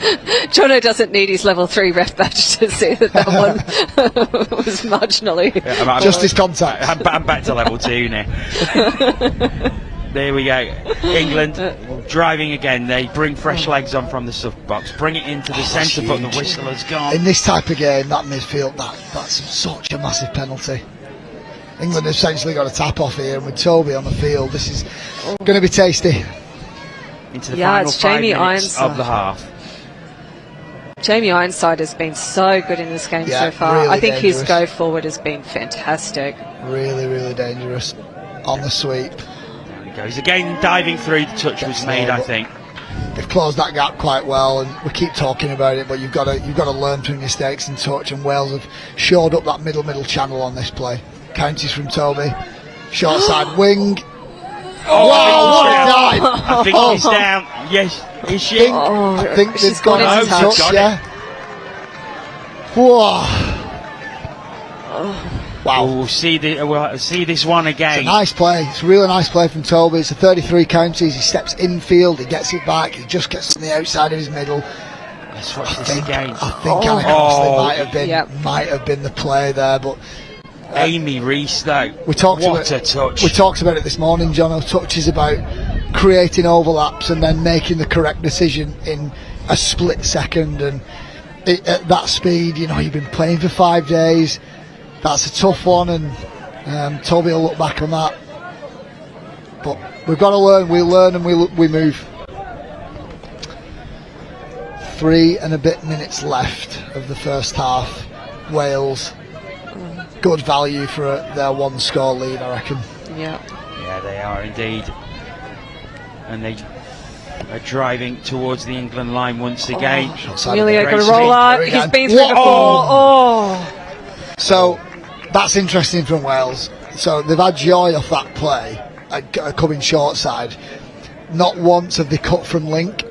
And for me, if I'm Wales there, keep working to the corner. Like Adam Reid and Noel Ford would shoot you for cutting from link, wouldn't they? Don't cut from link. Lose your mirror. That's a tough one on Wales there. 2.5 minutes remaining in this first half. It's Wales with a slender lead, but England driving well here. This space on the left-hand side. On the left. They just couldn't get to it. They couldn't execute. Yeah, over the mark there. I thought that was a bit dicey, that last roll ball. But they were going at such speed. It's so hard to make sure you initiate that touch and just get that ball straight down when you are going fast. And if you are just half a step over, it looks very, very dicey when you're going at speed. Here come Wales once again. Wales' transitions was really good. They're getting really a lot of success off it. They're so quick out of half. There's your 5th touch. They come short side, open side, short side again, and that's ball to ground. England defending that much better. 2 minutes to go in the first half. It's 4-3. What a game, Jono. Well, they're just coming thick and fast, aren't they? The quality that we've had this afternoon has been nothing short of sensational. We built it up as Super Saturday. We did. I think we'll have to rename it Super Duper Saturday. Yeah, Super Duper Championship, Super Bowl Saturday. England for the first time on their transition trying to use that fly play, and all it is a middle coming on with a middle out his back. They're looking to pick on a defensive middle from Wales, and then skipped to the outside, and it didn't come off there. Dan Roberts on the ball. Carroll. Doggy's play. Oh, there's space. There's space in the middle there. Really close. We just needed those holes to be hit. And that's... Oh, is that back to 1 now? 6 again. Yeah, the sideline ref's going to come in on that one. I don't think that was back to 1. Yeah, sideline refs come in and made a really good decision there. Good call. Sometimes you see these players, you know, they'll be actively trying to make a touch and just not playing at the ball. And good call by the refs. That must be such a tough one to make. And yeah, I think they've got that right there. It depends, Jordan. When you're a level 4, it gets pretty simple after a while. England driving into the final minute. They've got about 20 seconds. Can they get on level terms? These are the two you want on. Into half term. England making a platform for Phillips. Oh, great defence. Edward Brooks throwing the backhand out. Wales box are looking really happy. I think you would say Mel stoked, wouldn't you? That little backhander coming. Great defence. How is that 20 minutes? I don't know, it's flew by. It has flown by, and we are at the end of the first half. Wales leading 4 tries to 3. Here are all the Love tries. that play. Love that play. I think Wales have got to go back to that. Look at the space, that step back passive. Wales have just looked so sharp in that play, but this is what's giving England joy. They're going down the links, whether it's a sweeper or a punish. The half will pick up and come in field, and Wales's middle is just part. It's giving England scoopers just acres of room to get through, but look at that. Beauty. Just that defence getting wrong-footed, having to just change completely in the opposite direction. Having a lot of success with this as well, Wales. Picking up from half, kicking to the short side. Not able to get to the in goal on that one, but it's a good 3-on-2 decision. And England have missed out on a couple of those. But here we go again. We're going to pick up from half, rip to the long, over the top. I think that was some mega defence from Wales. So here we go. They're going to go on that link sweeper, pick up in field, show the ball, go straight through that middle channel. Then it's look for your free mirror. Daniel Evans free on that one to dot it down. But Wales, for me, slightly stronger team in that first 20. Good value for a 1-score. I'd say towards the end of that half, I think England were really bringing it out. Wales started with fireworks, and England have definitely pulled them back. Yeah, I keep saying it, but I think England have got to dig into their play. But no, there's a tendency to not reveal everything straight away. You've got to put all your cards on the table now and run those moves that you've been saving for this game. Run those plays that you... I know full well that they'll have done the homework on Wales. They'll know what they're susceptible to, and England have got to come out now, all guns blazing, put the cards on the table, but Wales are going to do the exact same thing. It's just about countering, and you got 20 minutes back and forth, learning from your mistake, countering it, running it again, going through those progressions of your moves that are working, and this is going to be awesome. You cannot wait. So another 20 minutes to come. Can we mention the 2 magic words at this stage? Always. Yeah, we called it before with the women's semis. Why not? Let's go for a drop off. Why not? Can you see? Yeah, can you see? I can see it. Of course you can. You can see it with every final, I reckon. And at the minute, why not? Yeah. I'd love it. I'll be honest. Why not? More touch. And how is this the second last game of the day? Third last. There's still 2 more to come. There's 2 more. Oh, yeah. Okay. It's mad. What is happening? My mind is melting. With that 99p.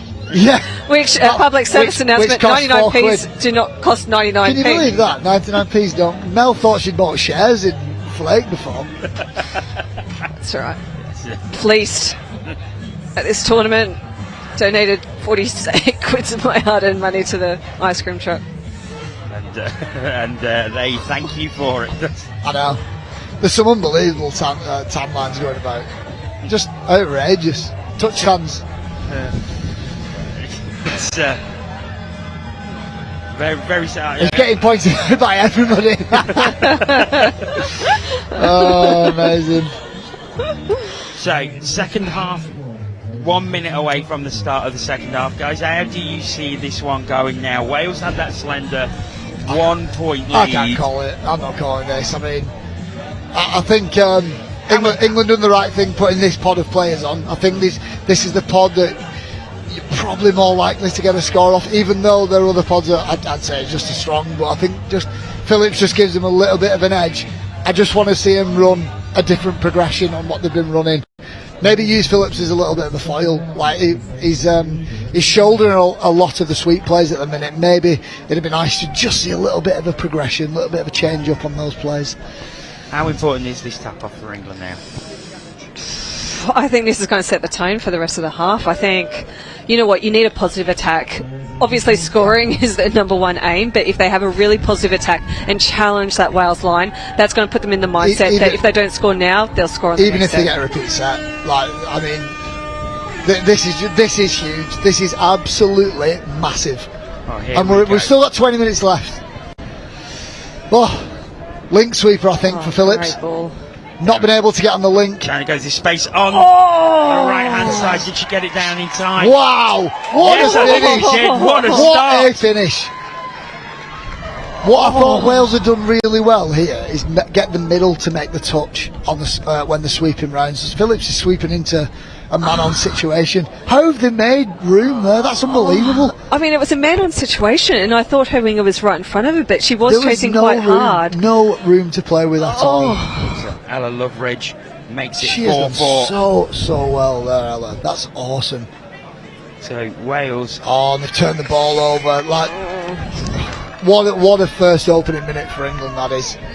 Score if you tap off, and then D Wales out. Yeah, basically got a second tap off straight off the Yeah, mark. exactly. Yeah, this could be a bit of a two-way swing here, and England look like they have the tails up a little bit. Still 4-all. Unbelievable game. Do indeed. And there's a handling error, and that gives it back to Wales. Lawton Davies coming on that 33 counties, that bad play that Phillips had a little bit of success with in the first half, and England look like they turn it up a little bit in midfield. You see one or two of them flying up, and then you've got the next one. Maynard's the next one to put pressure on. Wales struggling to breathe here at the minute. 4 touches, they're not over their halfway line. They'll have to do a strike dump from just over their halfway. Wow. Here they come now. Back, right Through to the left, centre. 4-on-3. Oh, is that back to 1 now? I thought he went to the passing channel there. I think that's quite tough, actually. I think that is tough. Oh, that's unlucky. I thought, you know, the pass was on. The England player prevented that pass from happening. I would give that 6 again. Wow, that could have gone either way. And Wales did really well to create anything from that, and to get a 4-on-3 from the middle dump from the middle of the field. You can't count them out. Just even though you have put pressure on them, touches 1, 2, and 3, they'll still generate something from 4 and 5. We've got the hot custard pod on at the moment. Oh, trying What to a burrow dive. through. Diving through, but I think the touch was made. Yeah. It was indeed. Mel, can you translate? Penalty? Offside? Obviously an offside player, but an onside player has made the touch. Harry Goldman, he's got a cracking dive on him. Cracking face on him as well. Oh, Harry true Goldman. story. What a takeover on the left-hand side. What just happened? Megan Pemberton. She took that out of nowhere and puts it down an England lead. Harry Goldman. Unreal. Good looking Goldman, good looking Pill. Watch this. Quickie. Outside his middle, right to left, but watch the take, watch the put down. That is out of this world. That's box office. And you know what? I'm not going to give a lot of credit to that pass because it was over her head. No, but that winger pulling it down from there. That's not a good pass, is it? Terrible, Harry. That was all about the take from what a Megan put down. Pemberton. Bit of a dodgy pill. Yeah, out on a that dodgy pill, yeah. surf, but Megan swallowed it up and great put down. Pass him out the back again. That's the play that Wales scored off in the first half, and England have learnt from that mistake. Cut. Great So maybe should have given it. And England have really been in the ascendant seat in this second half. 2 scores to go in the lead. So, with England starting so strongly, Wales just have to remain composed here, because they will get a good chunk of the game where it'll swing in their favour, but they can't let this game get away from them now, because Phillips... Ooh. Yes, Amberley Ruck. That's good. Amberley Ruck's done well there, really well. Great touch. The link hole was free though, the link hole was free. Toby might want to go back to that. He's now got a full set of 6 as well. The Wales defence has been exceptional. Now, I think what the referee has called there is that she has made the touch, but she called it early. And they've just got to make sure that players only call the touch when they're making contact with the player. But Rucko, over on that far link, she is an exceptional link player. Here she comes. Oh, bossing it, Indy. Bossing it. Yeah. I think Lynch might have just had it. The only thing I'd look for there from Toby when he comes on that sweep again is that Ruck is trying to snipe that sweep, and she is quite far in. She's going to play about with the links a little bit. Ingram down on the quickie.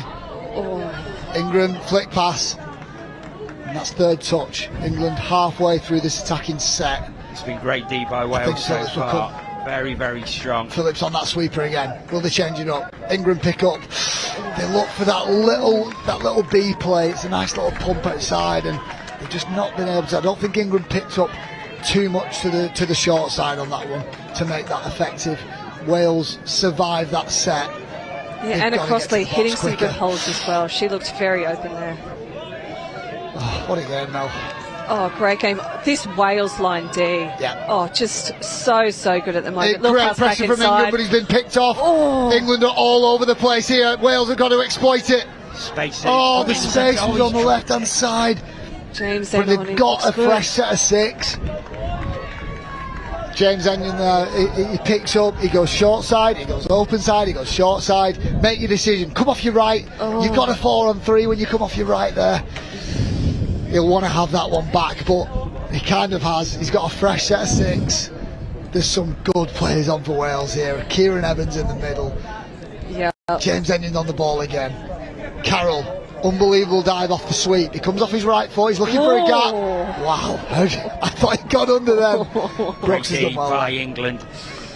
As they're keeping Wales out, but this is great pressure from the Welsh.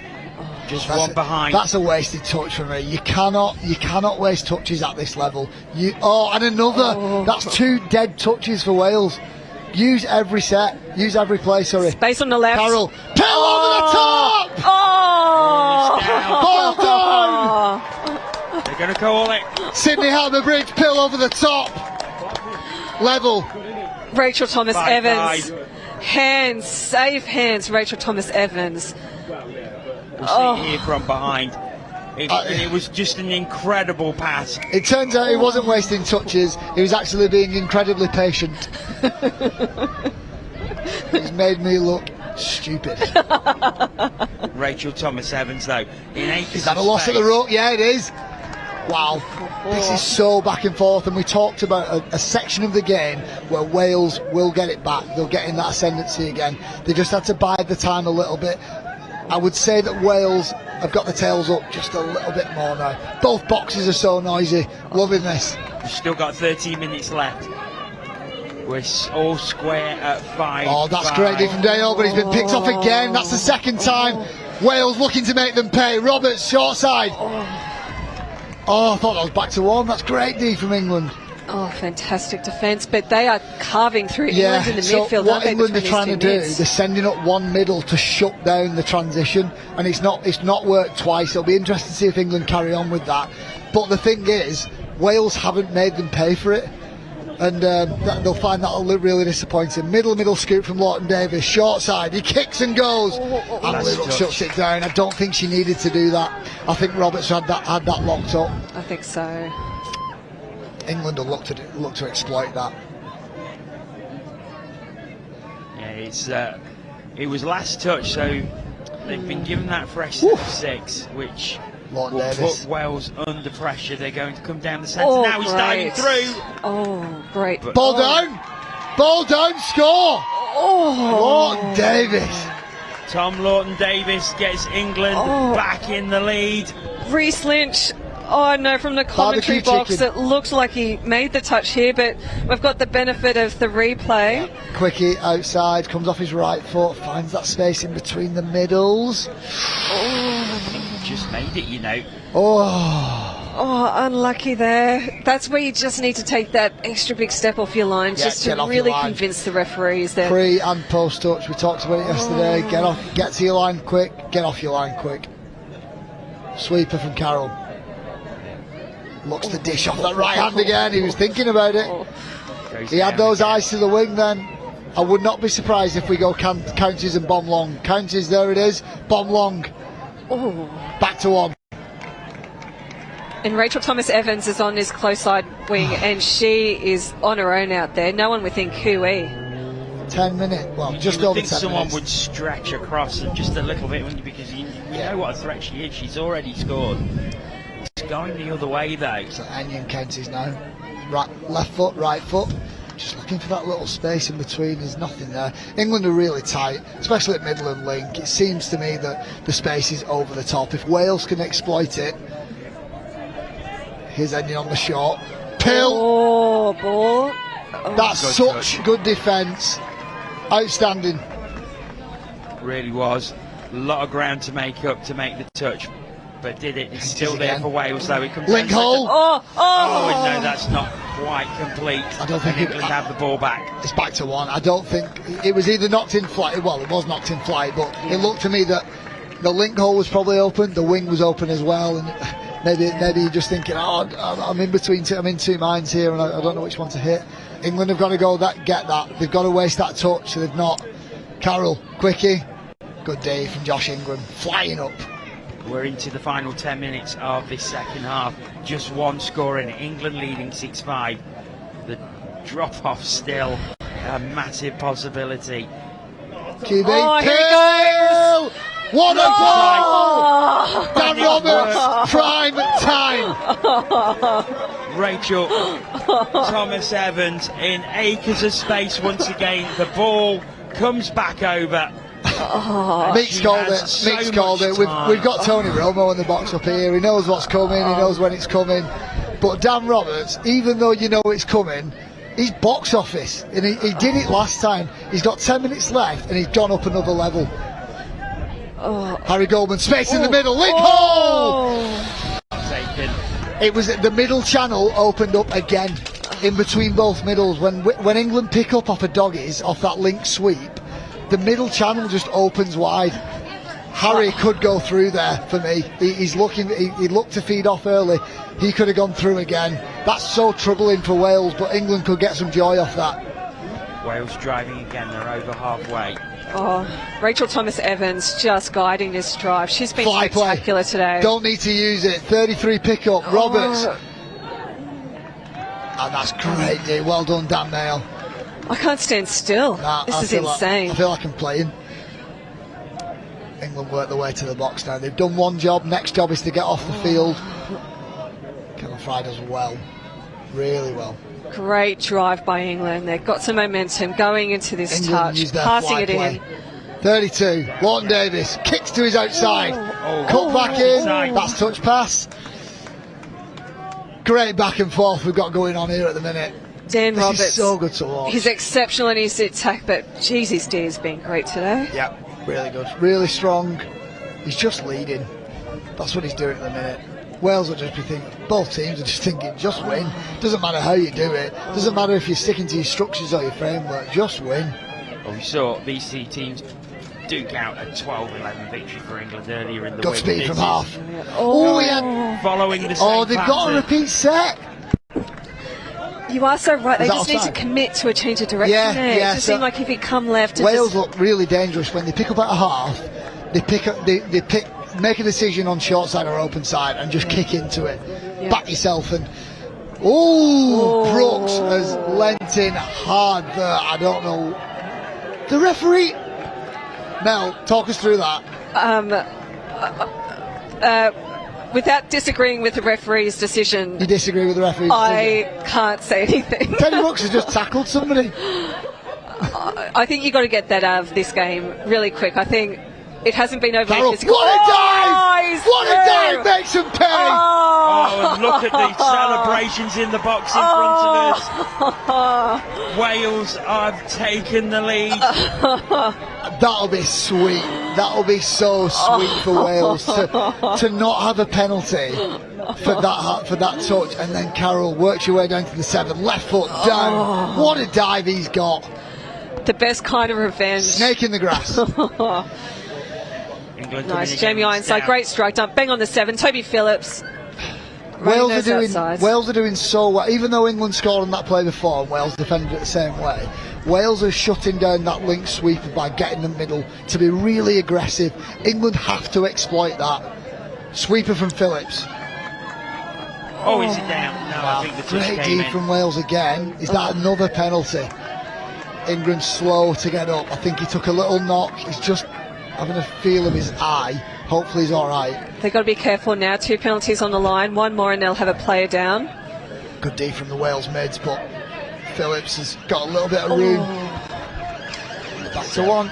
Yeah, Anna Melmoth, I think she almost had to do that then. She's been great at She's link. done that a few times where she's come in and shut plays down, but England are struggling to exploit it. Counties from Phillips. Steps back off his right. Oh, Whoa! Has he got that? I thought he'd done it again. That was such good defence. This is madness. I thought he'd done it again. We've got a replay.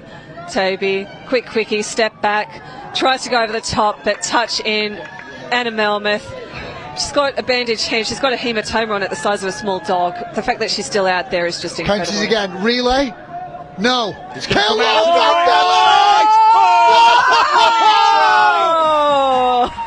That's what we wanted to see. Superb take by And a little bit of chat between Phillips and one of the Welsh players. This is kicking off now. Let's go. Oh, he's harbour bridged it here. Toby Phillips gets it back. Wishka. I'll tell you what, up until 2 years ago, Toby couldn't pass. And he's just thrown a 20-metre ball left to right, Sydney Harbour Bridge, 7-all. Let's go to drop-off, come on. Ella Loveridge with Tony the Romo's touchdown. called drop-off. 7-7, 4 minutes to go. Yeah. It's another close Roberts. one. Early release. Oh, He's forward. He's given forward. He's given forward. That is a play that Wales have got to go back to. So much space on the 32 short early release. They've got the 3-on-2. Let's look at this. England way too compact Watch his here. hands. Ping. What do you reckon? Forward? Marginal. I think it was a bit forward actually. Good yards from Evans. He was just inside the line when he threw it, and she took it just shy of the try line.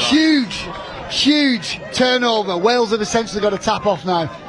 It'll be interesting to see now if this pod for Wales try to get off. I would just stay on. You've got 4 minutes left of your tournament. Yeah, stay on, get up to the 7, suck it up.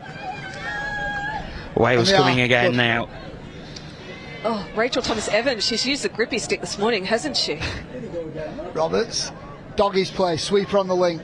Space on the left-hand side Big again. space. Is that down? It is down!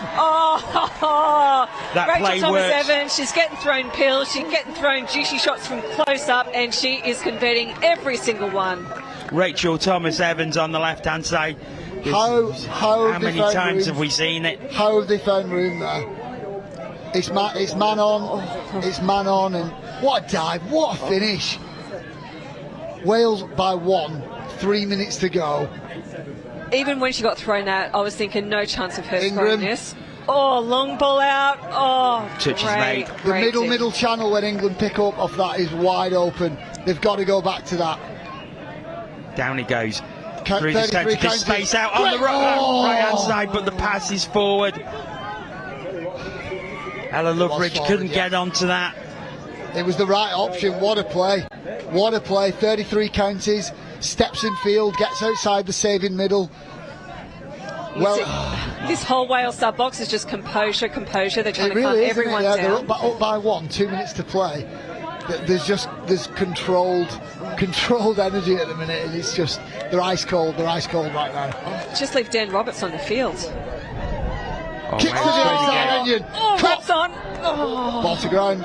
They cut from link again on that short side scoop, and they've left the door open for England.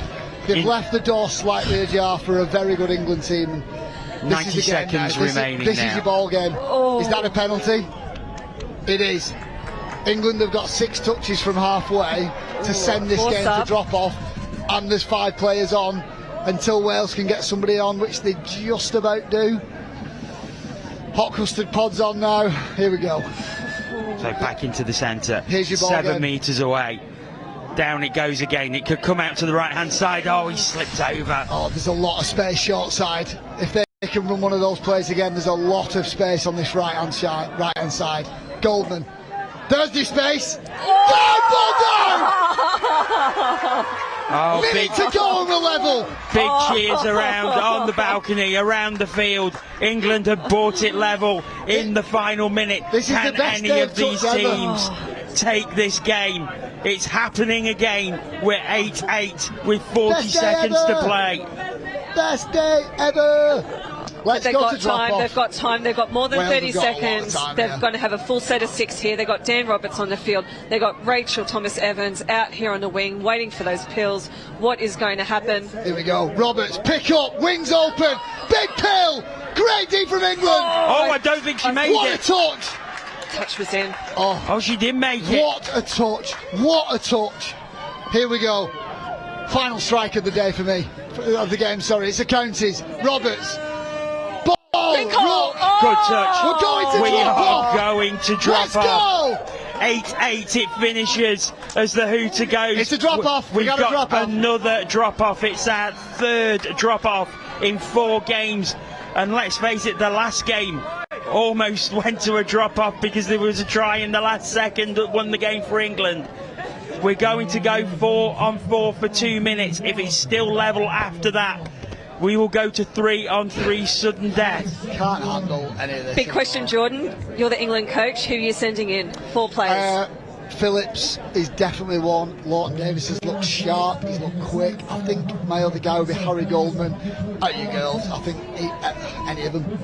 They've all been awesome. If I was going to pick one off the top of my head, I'd go Daniel Evans. On the Wales side of the ball, I'd go Ruck, I'd go Roberts, I'd probably go Carroll, I think, as well. Thomas-Evans you've got to throw in. You know, they've got a plethora of players they could put on as well. This is so good. For me, I'm being biased, this is the pinnacle of sport right now. Touch drop off, day 5, sun's out, let's go. So England have gone with, sorry it's 2 girls, 2 boys, sorry I'm going with the old school rules. It's Crossley and Evans, Goldman and Lawton Davis. So England start with the tap off, important to get that tap off. So I think Wales are going to look to either Dean out or if they do score, then Roberts. Space out on the left hand side, they'll use it. Oh, she's not taking it. They went for a 32 short early release. It's a really good play call. It's just execution. For right now, these are the days that all those training sessions you've put in, every long weekend away, those long gym sessions, those early morning runs, this is what it comes down to. Composure, fitness, execution. We see Dan Roberts running onto the field. Lynch is on as well. These two are so dangerous together. 5th Roberts, touch. Kick to the outside, inside. Ruck There's over the space. top. Wales are she's going to in. score. She's No, the called touch the is touch. claimed. She's called the touch, but it's been given. What a Ball dive from down Emily first. Ruck. What a ball from Dan Roberts. Look at him walking off as if nothing has just happened. Here Wow. we've got a replay. Go for Great the corner. take over their head. Oh, it's line ball, instantaneous. Just Phillips class back touch from both of them. Phillips is on now. Here we come go. England again, He's though. going to go into a quickie. Space in the middle. Oh. Ball down! He's down. Toby Phillips brings it back. We're 9-all. This is unbelievable. Are we going to sudden death here? And this is where the tap-off means so much. There's 30 seconds on 30 the clock. seconds left. Wales are going to get Wales a are full set of happy to 6. They've got the chance to score and not give England a response. Here Dan they Roberts go. is ice cold here. He is ice cold. And there we go. There we go. They might have a little play with it. Roberts through. Oh, he's Oh, it's through. No, he got the touch. Touch on the car. Wow. An important touch. We are going to sudden death. This 3 is on it now. 3. This is it. 3-on-3 drop off. And the advantage comes in here. I think they've had 2 or 3 touches. It's going to go 3-on-3 and first to score. Here we go. Here we go. They're going to go with the Outsides, quickest place to begin outsides. with. Outside Lynch. Space in the middle. Oh. It's He's down. Wales have won it. Wales have won. The celebrations start. It was an incredible final. And what a man to score it, Dan Roberts. He's been absolutely everywhere. The #1 player on this Wales side in this final. Created most of their scores, and for him to score it, that's exactly what he needs. MVP. I'm speechless. Absolutely speechless. What a game. Just that big time players turn up in big games, and Dan Roberts, he did it 3 days ago, and he's just done it in the biggest of spots. Wow. As you say, ice cool. He heard that siren, everyone heard that siren, but he just stayed composed, looked for the line, and just got over it. Absolutely heartbreaking for England. Yeah. They've been in this situation on so many times before, and they played superbly well during this game. You can't take anything away from them. I'm just gobsmacked. I'm speechless. I mean, that was amazing game. Just it had everything.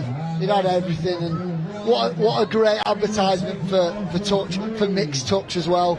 Obviously, we know it's a USP for our sport, the fact that you have 3 guys and 3 girls on, and they just went toe to toe for 40 plus minutes. Like, how can you not love this? This is just amazing. Well, it's just another chapter in this incredible afternoon we're having here in Nottingham. Just sensational game after sensational game. And as the celebrations continue on the pitch, we are going to hand over to the studio. Ian and Ben are waiting. Let's go over right now. Over to you guys.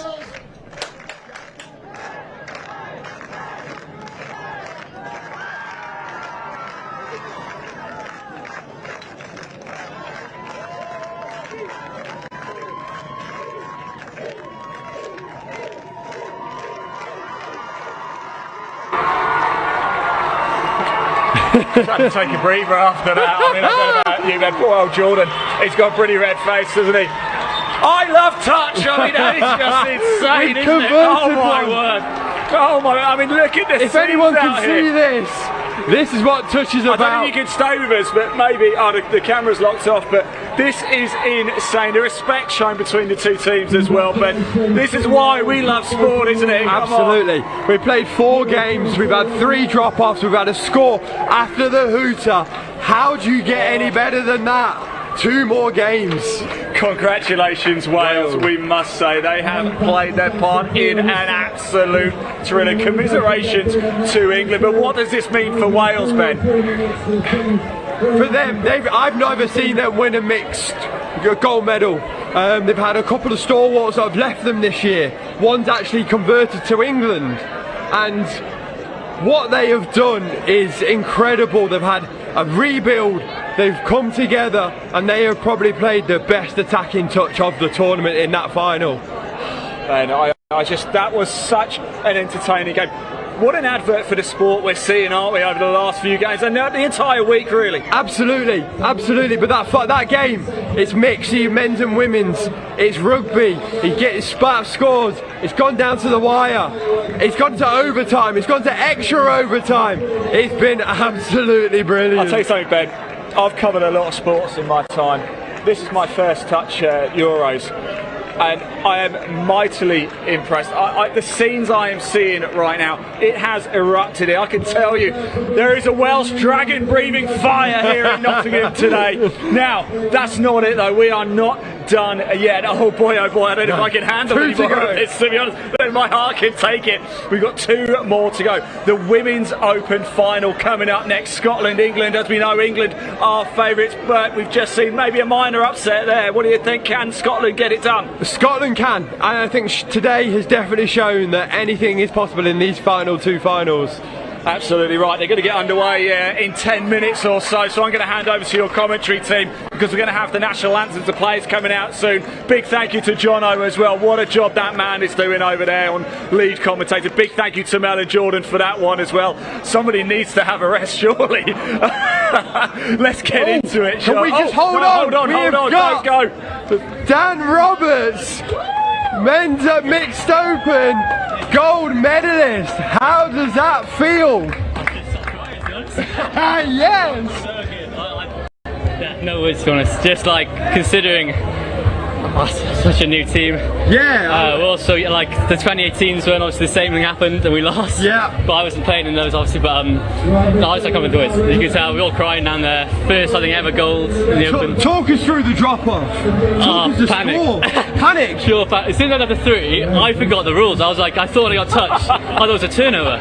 So we went down to 3. I was like, oh, we got more touches. Dan, it didn't look like you were panicking though. You must have been the coolest man. Jordan was calling it. He's just strolling off as if it doesn't matter. Jordan, come in a sec, 'cause I know you probably want to have a word with him. Take my mic. Like Ben was saying, just talking like you just looked like the calmest person. Like it hit Nottingham just then. Yeah. Talk us through. I know that there's a couple of players that you've maybe been held back for the final, but what did you see in England that you thought you could exploit today? I think it's just lucky for us because we know them so well from playing in the NTSs. We kind of saw, obviously we have our coach Martin Seymour and does all the analysis, and it's always down to him and myself. Just it's not players, more just like we know they like to go tight off the first few because they know we go tight first then long, so we just went long earlier, which I thought worked. I can't remember a single score we got. I can't remember how You'll watch it back later. Watch it back later. Unbelievable. Thank you guys. Just looked ice cold in that drop off. You were sublime. No, thank you. Congratulations. We'll have to get back to the women's Open final now, so appreciate that. And back to Jono. Oh, boy.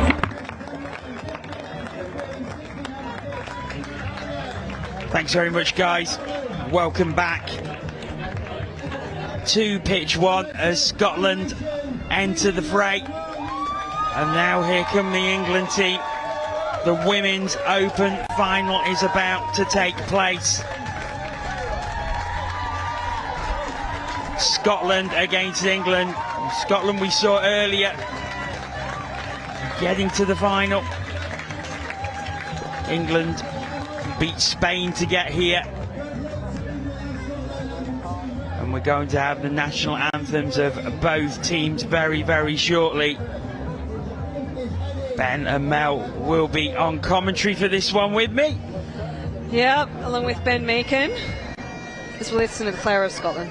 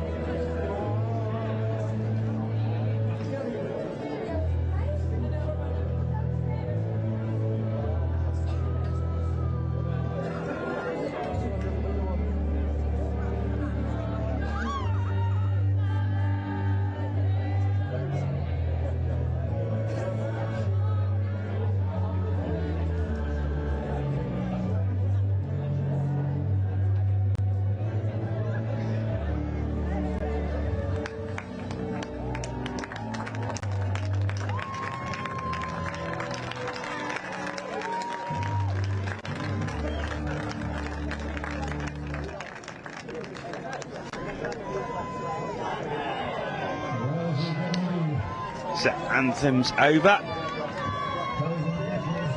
And both teams will now get ready for the game. We'll quickly run through both teams. Scotland, number 1, Grace Burton. 2, Hannah Crisp.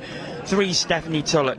4, Lucy Witherspoon. 5, Hannah Smith. 6, Carmen Cree. 7, Leah Gladding. 8, Pearl Kelly. 9, Fiona Craig. 10, Emma Robson. 11, Christina Tullett. 12, Amy Martin. 13, Kirsty Bettner. 14, Katie San Juan. 15, Alicia Green. 16, Hannah Spear. And 17, Anna Halliday. For England, they line up number 1, Amelia Payton. 2, Bronte Sykes. 3, Emily Rona Roper. 4, Laura Cochrane. 5, Emily Simon. 6, Carly Wynn. 7, Emily Irons.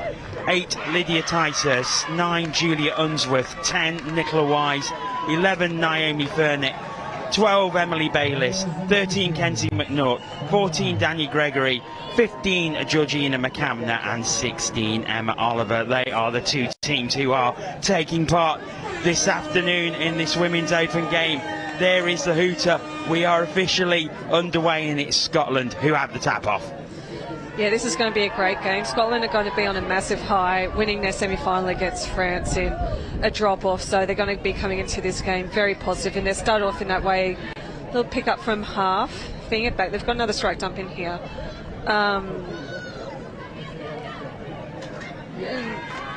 And getting the penalty. And I was just saying during the anthems, I was getting really emotional. You could just see the women's 27s lined up in front of the Opens girls singing the anthem with them. Like, after a really, really hard, tough loss, they're out there supporting, you know, their country women. It was really, really incredible to see.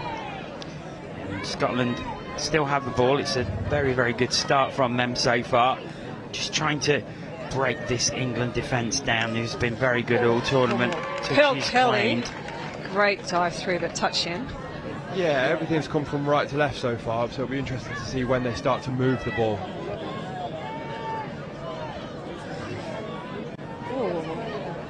Oh, always ball down, but it's a great ball. It's England who have the chance for the first drive of this game. Down it goes. Kenzie McNaught driving the ball up. She's been one of the players of the tournament. Kenzie McNaught, she's just in everything. Great attacking player. Ball down there. Yeah, I think it did roll, didn't it? So Scotland will have a set of 6 from 10 metres or so inside the England half. And Ben, England have got to be favourites here. Unbeaten, just an exceptional team. Yeah, absolutely. They're from 1 to 14 and 1 to 16 even. They are class all over the field. They've beaten the Scottish 2 or 3 times already this week. But as we watched in that women's 27s game, we thought England were going to run away with that one. They didn't, and only managed. Hannah Crisp gets the ball. They've got their hands away. Oh, he was so close. And I think if Scotland are going to do anything today, it's going to come through Scotland's captain, number 2, Hannah Crisp. She's quick, she's got a great pass, and she's got a great dive. So it's got to go through her to start with. Well, it was Hannah Crisp who won the semi-final, really, in that drop-off. Absolutely. Oh, insane. She also owns about 64 pairs of Nike trainers. Don't we all? Emily Irons driving up the field, passing to Lauren Cochrane, hot custard player. Great drive through the middle of the field. This is good. They're coming through now. Oh, now they found some space. Go G, find someone! Oh, is there support? No! Oh, yeah. They're just going to have a consultation. I think it's a score. I think it's gone backwards off a Scotland player. I don't think it was deliberately passed into her to create that deflection. Oh, it's a score, ref! So let's have a look. We can see Emily Irons passing the ball. It's just deflected off a Scotland player, and they've scored. I can't really think about maybe whether that was deliberate or maybe whether the England player stepped into half. Yeah. Georgina McCavanagh, NQ Rebels player, played with her this season. She is incredibly quick, got on the outside, and I want to say the referee has started not as well as the England and Scottish players with a mistake, but England space it out. back. Another NQ player, Carly Wayne on the far lip wing to go down. England are 1-0 up. They won't mind about that mistake from the referee. They won't now. Let's watch it from behind here. Lauren Cochrane, the number 4 hot custard player from London, her first time representing England, and she's started this gold medal match off with, as Jordan would say, prescribing an absolute pill. Over to the wing. Great finish. It was a great finish. Carly win. But is Scotland coming right back? They go over to the left-hand side. It's a good touch. Still there for Scotland, though. They work it back into the centre. Down again, coming over to the right-hand side. The ball maybe switch. No, stays on the right. England have the ball. Now they've got, so that's the intercept. The wind starts to pick up once again.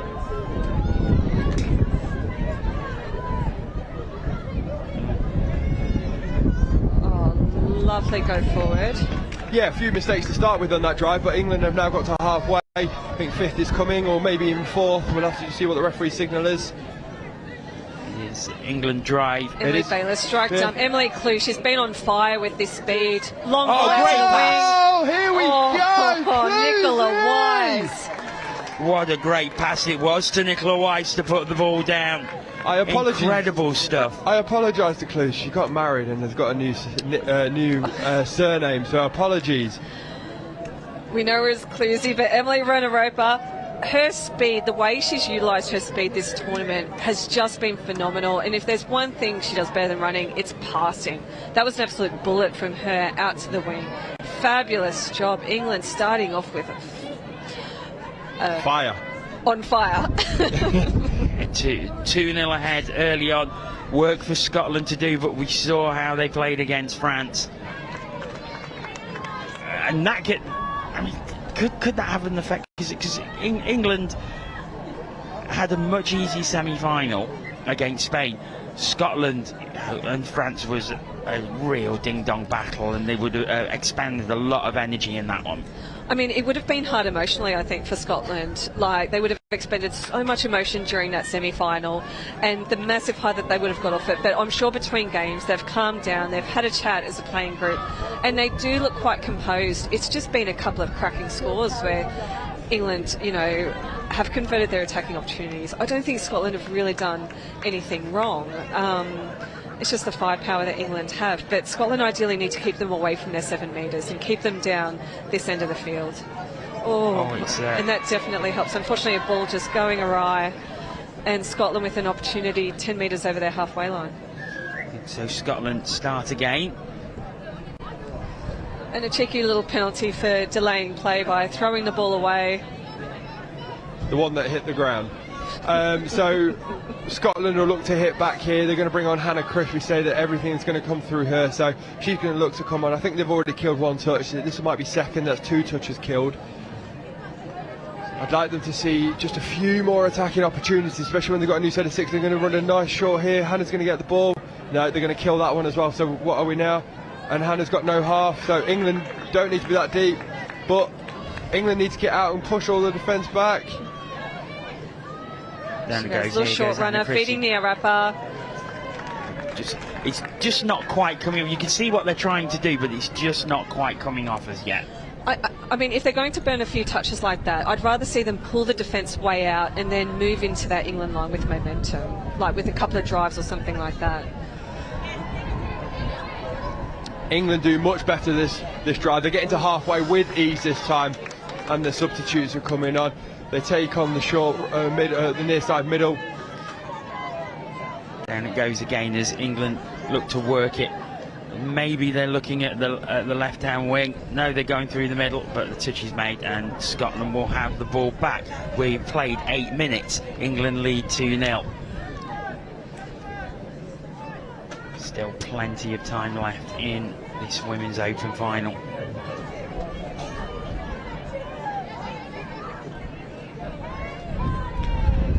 Scotland bring some fresh legs on as they work towards the centre line. Good high defence by England again. Good attacking from Scotland though. They've got on the middle that they wanted to do. Number 7 from Scotland. Layla Gladding gets on the outside. Number 5 from Scotland, Hannah Smith. We watched her play a couple of days ago. She runs a lot of with a lot of speed and intensity. She actually just splits the wrong way, unfortunately, which doesn't allow the offside player to be there to be punished.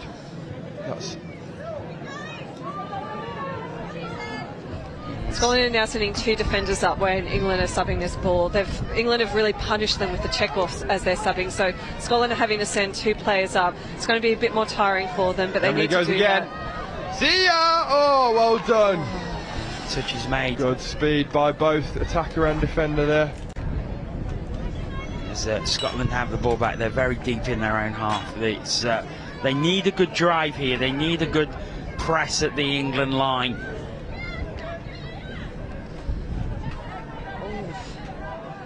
It's again the a few England, questionable passes by Scotland, but they're getting away with it, which they'll be very happy with. But this is going to be 4th touch, and they're not over their halfway line. They are just getting pressured by this England defence. They're being made to force the pass, and obviously if you force it too many times, you're going to get a mistake.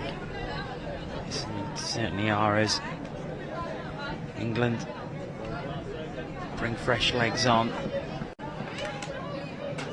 And fresh legs in the form of Emily Irons, Bronte Sykes, Lauren Cochrane, and Georgina McCormack. And the sweeper and Emma, and she dives in! The Iron Hammer! It's 3-0 England lead, 10 minutes gone. And this is starting to look ominous already for Scotland. Look at that little pod just waddle on and waddle off after that score. So what they do here, Emma just goes round on the sweep. Georgina McCormack goes to half, gives it to Em Irons. She snaps back between the 2 middles. She's diving for the score. It's all very, very calm in that England sub box, as you can see from the pictures there. And Scotland have work to do. We saw them come back against France. Oh, but there's a... Yeah, not really sure what happened there. Accidental handout. I think she had a handout and just made contact with the Scotland player's face. Just look at the replay here. On your left-hand side, Hannah's got the ball now. And Naomi Fenn at the 11 will go up. She's got her hands out, not really looking, unfortunately. And yeah, was it a flick to the eye? Was it? Yeah, it looks like it. I mean, it was completely accidental. There was nothing in that at all.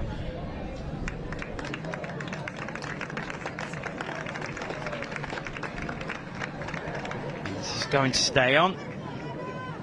Tough cookie, Hannah Crisp.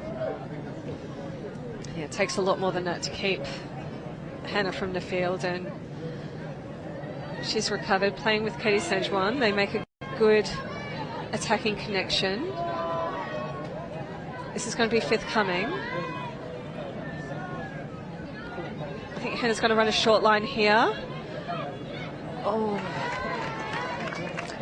Yeah, so Hannah's just ran a 33 short. We spoke about what numbers of which yesterday, and she's run a short line. She stepped back into a 4-on-3. Unfortunately, whoever dumped the ball didn't actually run into the correct hole, so that wasn't an option. She did look up. She probably gave a stare, and that person will never do that ever again.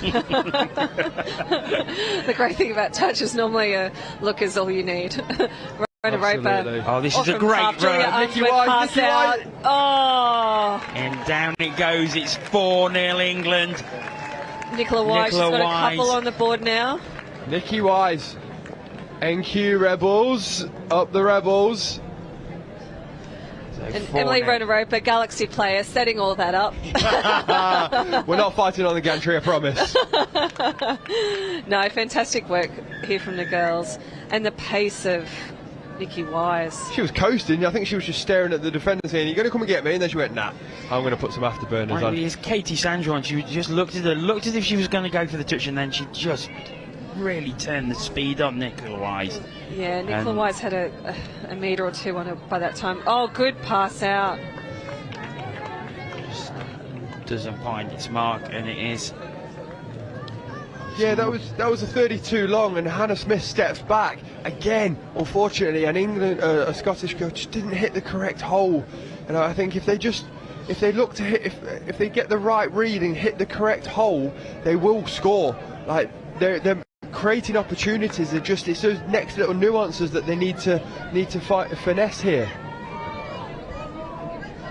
England coming again. Touch coming. Just through the centre, down it goes. Oh, this space.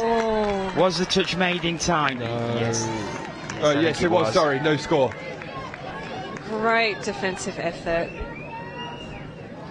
They are just rolling back in their defence. You can see when England start to get some momentum, Scotland don't have a set defence, so they do end up rolling and giving a lot of metres away to the England team. Where you can see England, they're setting the defence and they're pistoning and shooting up on this Scotland line, and unfortunately, as Ben said, they're pressuring a lot of passes and a lot of speculator passes that just aren't quite coming off at the moment.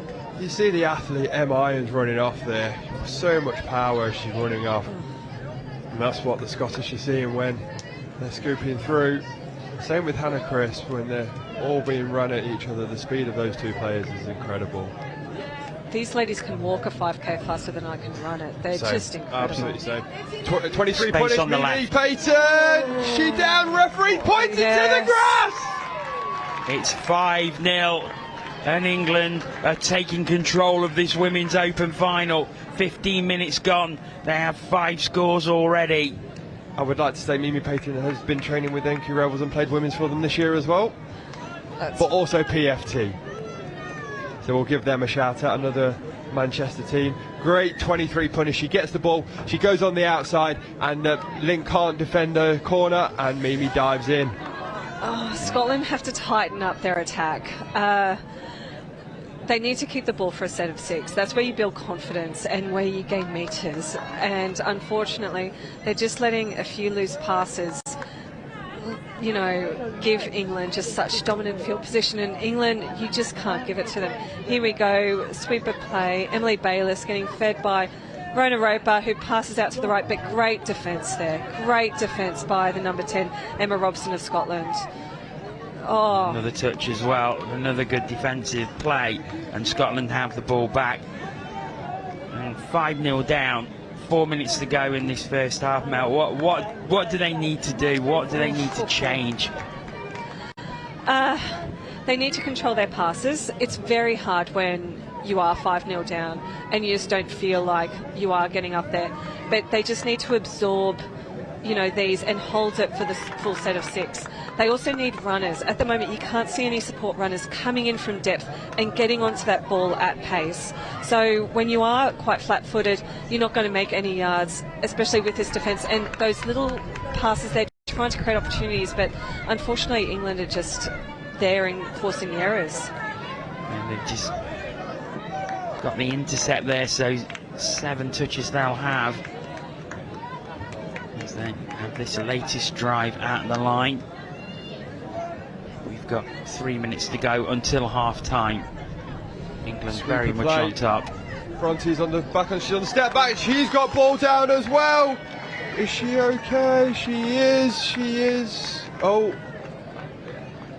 Yes, it is. It's another try. Knowing the try was given as just given a spring and a step back to make it to the sub box. Yeah, Bronte with the strapping on like every final she's played in with England. She's gone on the outside, big right foot plonk into the ground, step back and a dive. Her mum would have been cheering on that one. So Bronte Sykes puts the ball down. England 6-0 ahead, and they've very much taken control of this game. And this is what they need. Go forward. Yeah. Excellent drive. They just need to do that a couple of times and really make some metres. Get their 7 metres into contention, girls. It's hard. It is hard. England's defence is so much better than their attack. Even, you know, they're putting so much pressure on that Scottish attack that they can't get down the field. And then they're using their next biggest asset, driving, and that's what they're doing. They're pushing the Scottish backwards, and the Scottish are allowing them to roll backwards as well. They're being allowed to be rolled backwards, so that's causing issues as well. So currently, Mimi Payton on the outside has got an overlap 4-on-2. Superb take and down. It's 7 for England. Referees are just going to deliberate whether it's a forward pass or not. I think it was a forward pass because the referee is not going to take a step back. She's taking a step sideways. She put her hand up, and it's.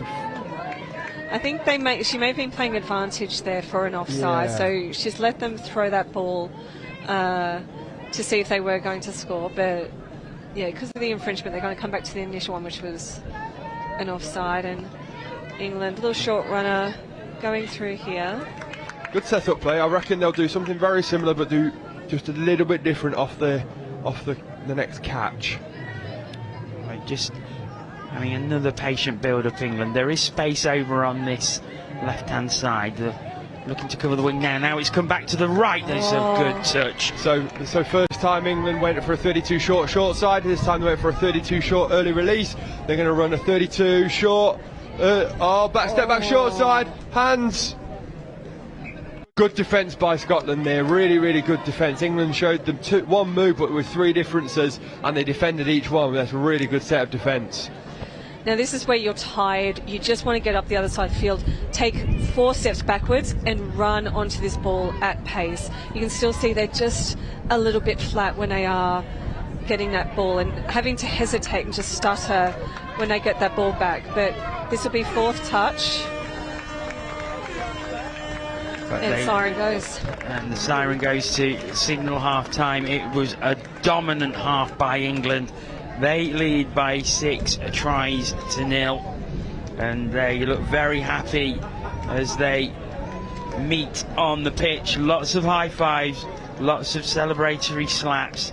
Same over in the Scotland box as well, but Scotland have a lot of work to do if they're going to get back into this game. Yeah, they will, and they've had a hard tournament, and like all teams, they've built really, really well to get into this final. The game that against who was it? Who did they have in the semi-final? France. They had France in the semi-final. Apologies. That drop-off, it does take a lot out of you, and the way they celebrated that, sometimes you think, was that their gold medal? We'll find out in this next 20 minutes, won't we? Whether, are they bush because they've done so much work in that last game. It's not for a want of winning. They want it as much as anyone else. It's just whether their bodies can give them that extra little push in the second half. Indeed it does. Both teams in the huddle now, and what's going on here, Jono? Oh, we saw this the other day.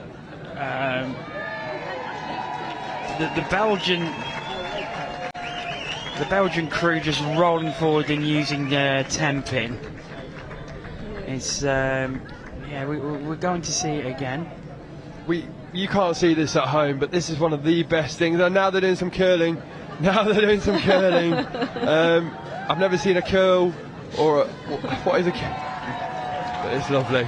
It is so good. And this is what the greatest thing about touch. We've probably got 500, 600, 700 people more here, and now the Belgians are rowing. Are they rowing? Is that rowing? Oh no, it's the oops upside your head. Oh no. Oh no, it's a roller coaster. I don't know what it is. This is the quickest the Belgians have moved. I don't know about you, but I'm loving the pink tutu. Yeah, I know. With nothing underneath it. The crowd have definitely appreciated the spontaneous halftime entertainment. Absolutely. And that's the great thing about touch. Fortunately, for us at home, everyone at this European Championships have scored because we've not seen any nudity. And that's what normally happens, Jono. Yes. That's the only reason I come here. A lot of the time, if you've not scored all tournament, you're on a nudie run. But we've not seen any. Everyone scored some way or another. Maybe they're waiting for the men's open. Maybe they are. Final. Maybe they are. Speaking of, I haven't seen you go over for any tries, Ben. So I've been scoring left, right, and centre. I've played better in the commentary box than I have any other tournament. So have I, and I've commentated badly. So that tells you about my playing ability. You've been on the field more than I have. You've been reffing. Yes, you have. How was that? Because you 3 games you've reffed. 3 in the end. But yeah, got a men's quarter-final yesterday on field 1, which was a cracking game, and the mixed open this morning. England and France, which had Christophe from France having a buttock graze, which necessitated him pulling his shorts up. High. Very high. I'm sure I missed a few incorrect roll balls in that game, but as 1 minute until tap off. Jono, how have you found this week? We've not interviewed you yet. How have you found this week? I've really enjoyed it. Compared to an NTS? It's been fantastic. I can't remember who asked me that earlier in the week and they were saying how does it compare, and I really enjoyed the NTS, and it was, you see a difference in the intensity in that, because you obviously have the round robin games in the morning and then you have the knockout stages in the afternoon. So in the afternoon you see that sort of ramp up in intensity as you get towards the finals. And you've found this, I mean, it's a different level again because obviously it's international. Of course. But as the week's gone on and the games have got more important, and especially, I mean, today has been nothing short of phenomenal. It's been incredible. The standard has been like nothing else. And when you see things like that women's 27 final, where someone races through on the hooter to score the winning try to win a European Championship. Joe Define that played NQ Rebels this year. Yeah. It does. but getting all the shout outs. But that's the sort of thing that, as a commentator who does various different sports, that's the sort of thing that will live with me for a very, very long time. Oh! As England go through and get a seventh from the tap off, it's a really dominant performance from them now. Yeah, so this was the England tap off, and we'll just see the replay here. I think England run a short. And they run a screen. Oh no! Ew. I mean, no one really knows what that was. It was a short with someone running in front and someone running behind. It wasn't a traditional screen or a block play, but a hole opened up and Naomi went through that. So, I think it's fair to say that England are going to win this game. Hannah Smith just running around, sweeper play around the back of the rack, passes off. We got it down. This defence, it's just so strong. And you know what? I think the key with this defence, they've got so much pace, so they can stay so tight to each other and just shift around with the ball.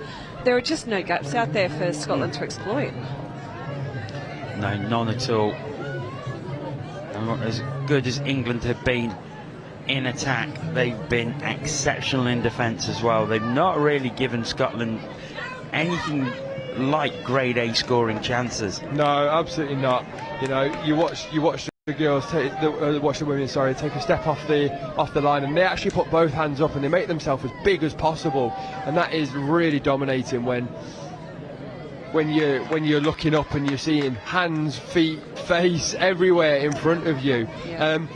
Don't take it away from Scotland here. They are playing well and they are getting up the field and they are creating opportunities. The English are just a little bit more, probably a couple of years more experience probably in the defensive side. And unfortunately over the mark there. There's just... Is this going to be one of those situations where you look at the Scotland team probably at the next European Championships and see how they've improved? I hope so. I really do. If you look at how Scotland and Ireland in the men's open division have now started to develop through, I hope that the Scottish do this, and same with the Irish and every other, and Welsh as well. Oh, long ball out to the wing. Oh, what a ball, and what a put down by Nicola Wise. Again, that's a hat trick. So 8-0 England lead. That's an incredible scoreline with just 23 minutes gone. And it is Nicola Wise who puts the ball down. Let's watch the replay here. Oh, Naomi Furnett, she gets the ball here, steps off the right, passes out, just a bullet. Just look how she arcs her run and creates that overlap. If she arcs, she then causes defenders to come towards her. Hannah Chris with the pass, and then she's got a penalty. She just creates defenders to come towards her and allows that overlap, and then she's got that pass. Great finish as well. Okay, well, we are going to take a short break from commentary here. We're going to head over to the studio with Ian. He's got David Williamson from the England men's 45s with him. Over to you, Ian. Yeah, welcome to the studio. Thanks, Johnny. Thanks, Mel. Thanks, Ben. Here we are with David Williamson, a very happy man indeed. England 45. They are the European champions, and I've got the MVP from the game. But it was tight, wasn't it? It went to a drop-off. My word, talk us through that. Well, it was a final you couldn't script. We were 2 down, then went 2 up, and then they pulled back to draw the game. We had to go to drop-off. Then we went down to 3. You couldn't script a closer game, and emotions up and down.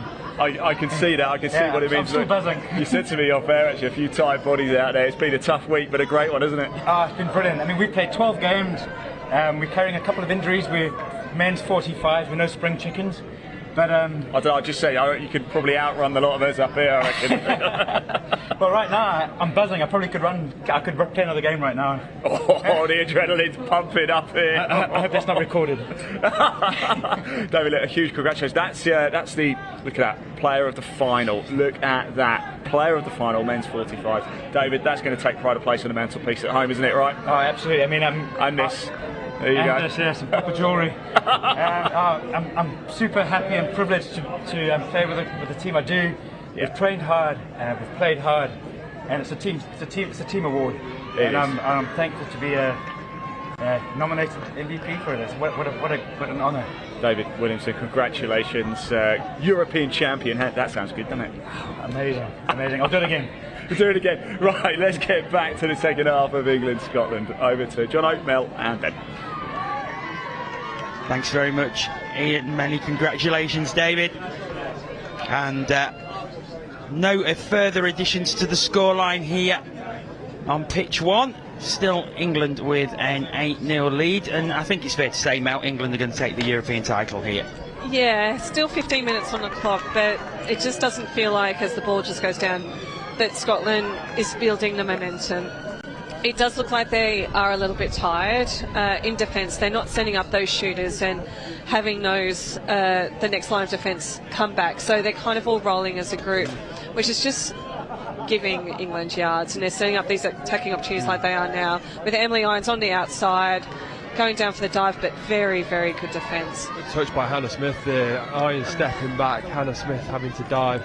Really good try-saving touch. Oh, a nice positive touch there by Leah Glading. Oh, space out on the left-hand side, and down it goes. And that was going to be forward though. Yeah, it is. So Bronte Sykes gets the ball on a 32 long. So if you saw in the first half, England were running a lot of shorts and going short to the ruck. This time the ball goes long because the defenders have all tucked under. Bronte just gets that ball away, and the referee on the sideline has called it forward. But they have changed their game plan already, so we'll see if that works or is better or worse than the first half. And you can just see this England D. The next line is ready to go as soon as that touch is made, and that's how they're really nullifying the driving of Scotland. But we've got takeoff from half, passing out to the wing. That's the number 10. Space they're down. Or are they? What's happened? Referee, what's happened? Where ball down. Try given. This is the first time they've moved the ball at the right time. They actually pick up on a 4-on-3 scoop. They go short side, step back through every single set of hands, and the winger on the far side just couldn't make that touch, and Scotland have got one back. Yeah, Emma Robson, how she got out of that touch, then that just looked like sheer footwork to. And now England go over the mark touch as well. I mean, I've seen comebacks before. Can it happen? I mean, they've got plenty of time for it to happen with 12 minutes left on the clock. And here they are just running from a little bit more depth now. Little pass out, extra metres, here they go, over the halfway line. It's just given them so much more energy. So I've just seen Ben Powell, the England Women's Open head coach. You know, England have just conceded, and now go forward. Hands again. Oh, Carly catches that. So he's just turned round. England have given a score away. They've gone over the mark on their second touch. He's turned round, he's pulled all of the women in, and he has gave them a good talking to. And sometimes that's, you know, you've played well in that first half, but you're not going to win it from here, so you need to carry on doing what you're doing, and hopefully that talk works. But that was a good set-up play by Scotland again. Yeah, they've certainly taken a confidence boost from that try. It's England with the ball at the moment. Little jinking, attempted wraparound play, but ball down. This is good for Scotland. They're only 15 metres shy of the halfway line. You know what, ladies, 12 minutes to go, gold medal match. I'm sure they've got another level they can go to here. Yeah, lovely go forward. This England defence is just incredible. But here we go, outside the wing. This is how that score from last time developed. Really strong momentum. Lovely dump. 32, no for a 33 platform, 33 scope. They go open side, they go back short side. They got the overlap. Here she goes. And Naomi She lost control, but I think the touch was given beforehand. What Let's a have a look at the Emily replay. Bayliss, Replay try from saving behind. touch here. And it was just there, I think. But this is much, much better from Scotland. Got away with one there, didn't they? Oh, I think they did.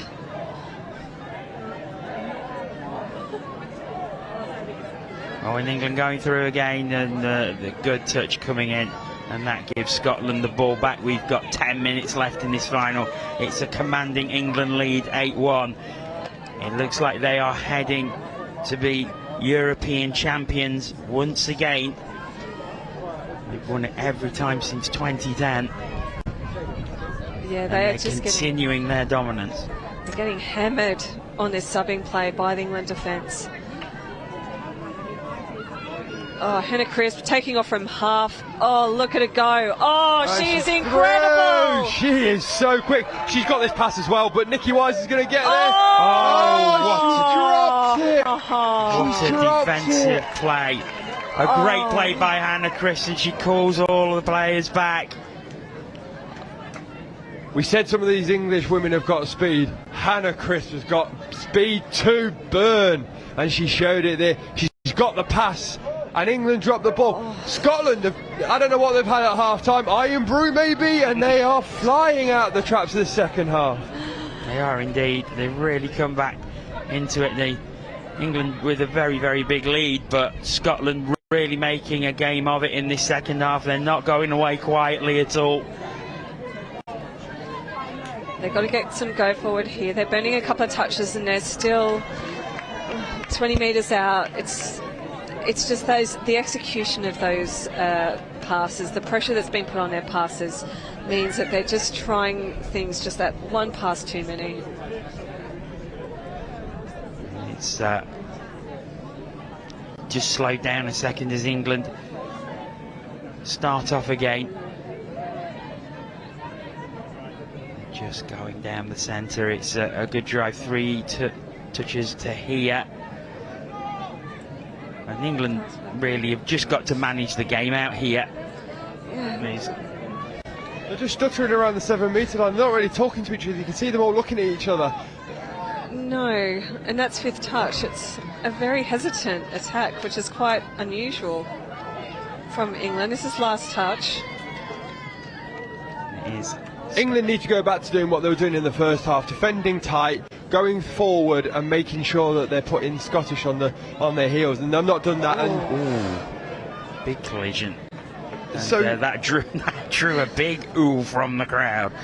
Now I think this penalty might be going the other way potentially. A little shake of their hands. Well, at least it's nothing else that they've been doing, hey? And I think they're just going to play the touch. I think both players went in there quite hard, so... I think there was no hands in that roll ball at all. I don't think so. I think there was shoulder first. A shoulder from everybody in that touch. You know? Do they play sevens against each other? Potentially. Hannah Smith is a sevens player, isn't she? Yeah. And a classy one at that. Yeah. He comes out to the left-hand side, but not quite taken. And it is England who have the ball back with 6.5 minutes to play. And England are going to retain their European Championship here. Oh, lovely ball out. I've got to ask, Ben, is this the best England Women's Open team for a while? 2012 was a very, very good one, and they're now playing, a lot of them are playing in the women's 35s, so you can see how the sport is allowing you to continue on playing.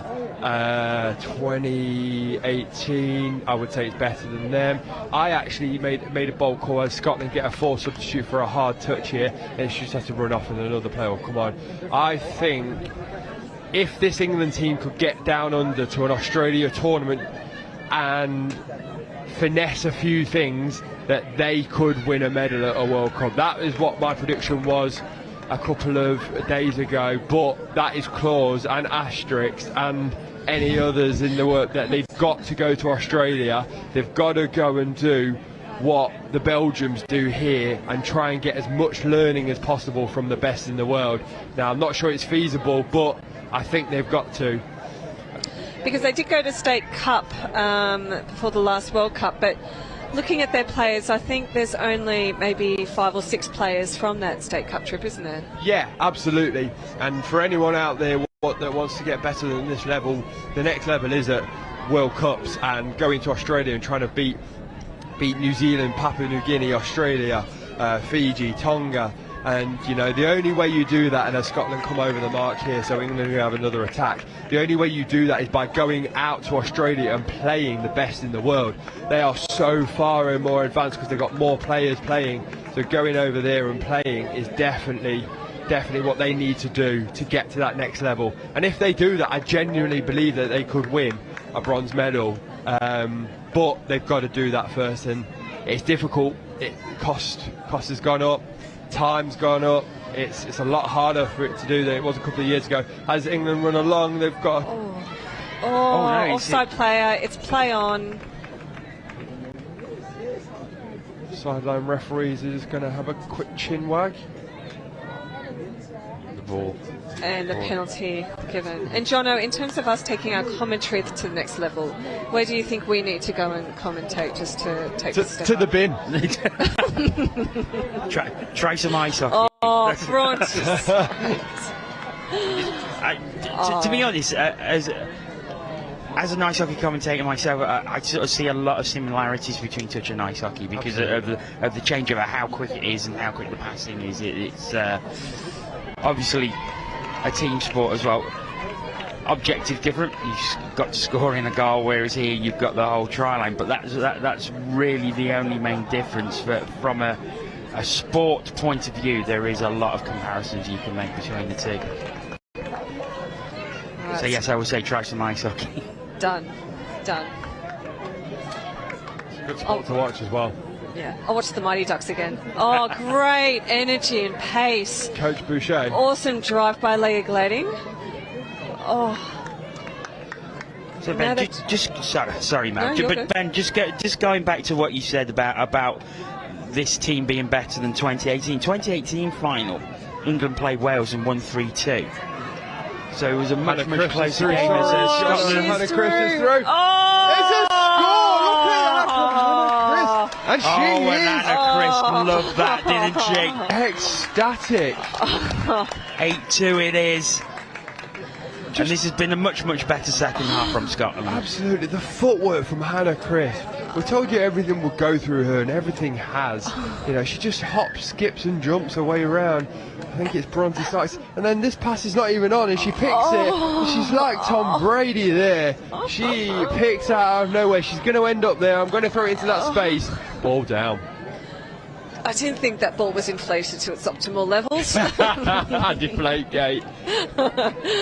What a way. I mean, it's going to be a tough defeat for the Scotland women's to take, but to finish off on plays like that as England tugging that link hole, but just not quite coming off. But what a way to finish. Yeah, absolutely. We're in the final 2 minutes now, and England are going to take this game quite comfortably.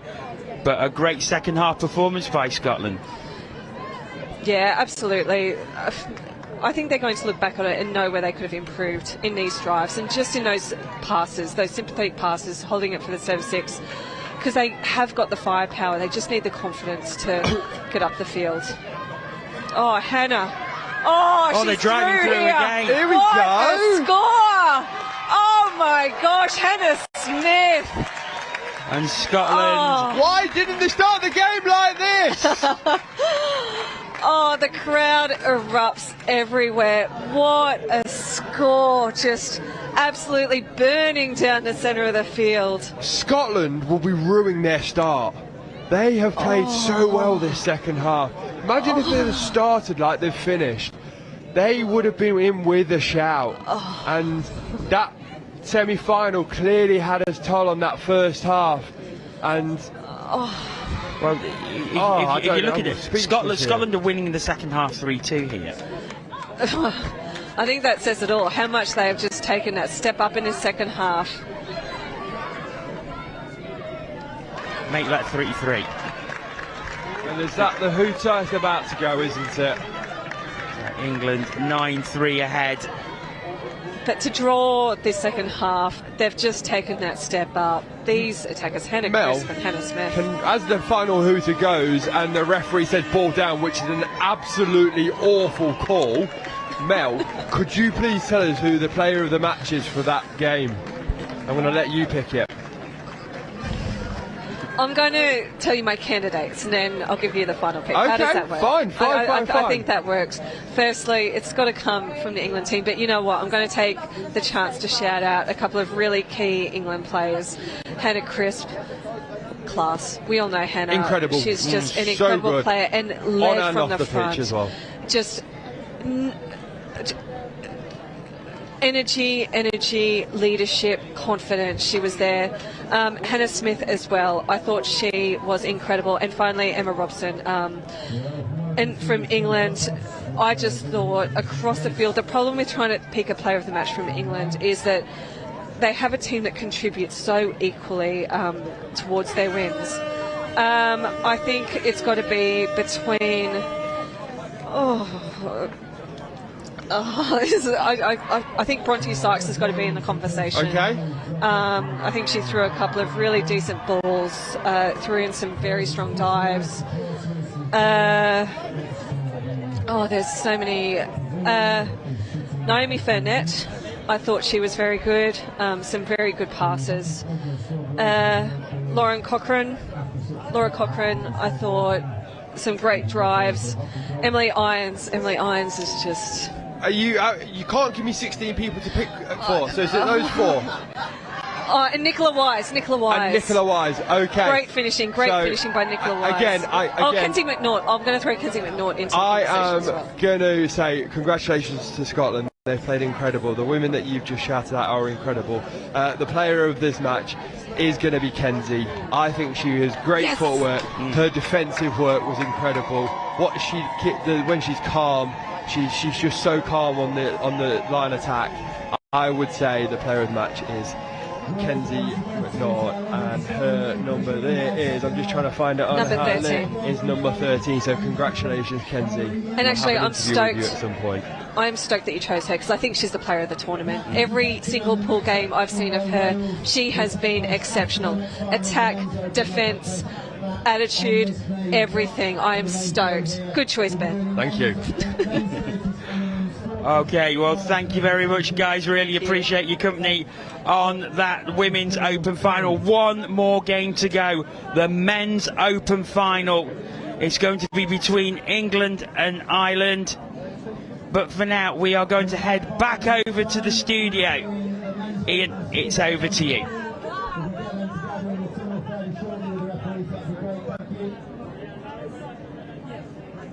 Thank you, Jono. Great job there. Huge congratulations to England. They are the Women's Open 2022 European champions. And Mel, you were just commentating on that game, and nothing's ever comfortable, is it? But England are in control from the start, weren't they?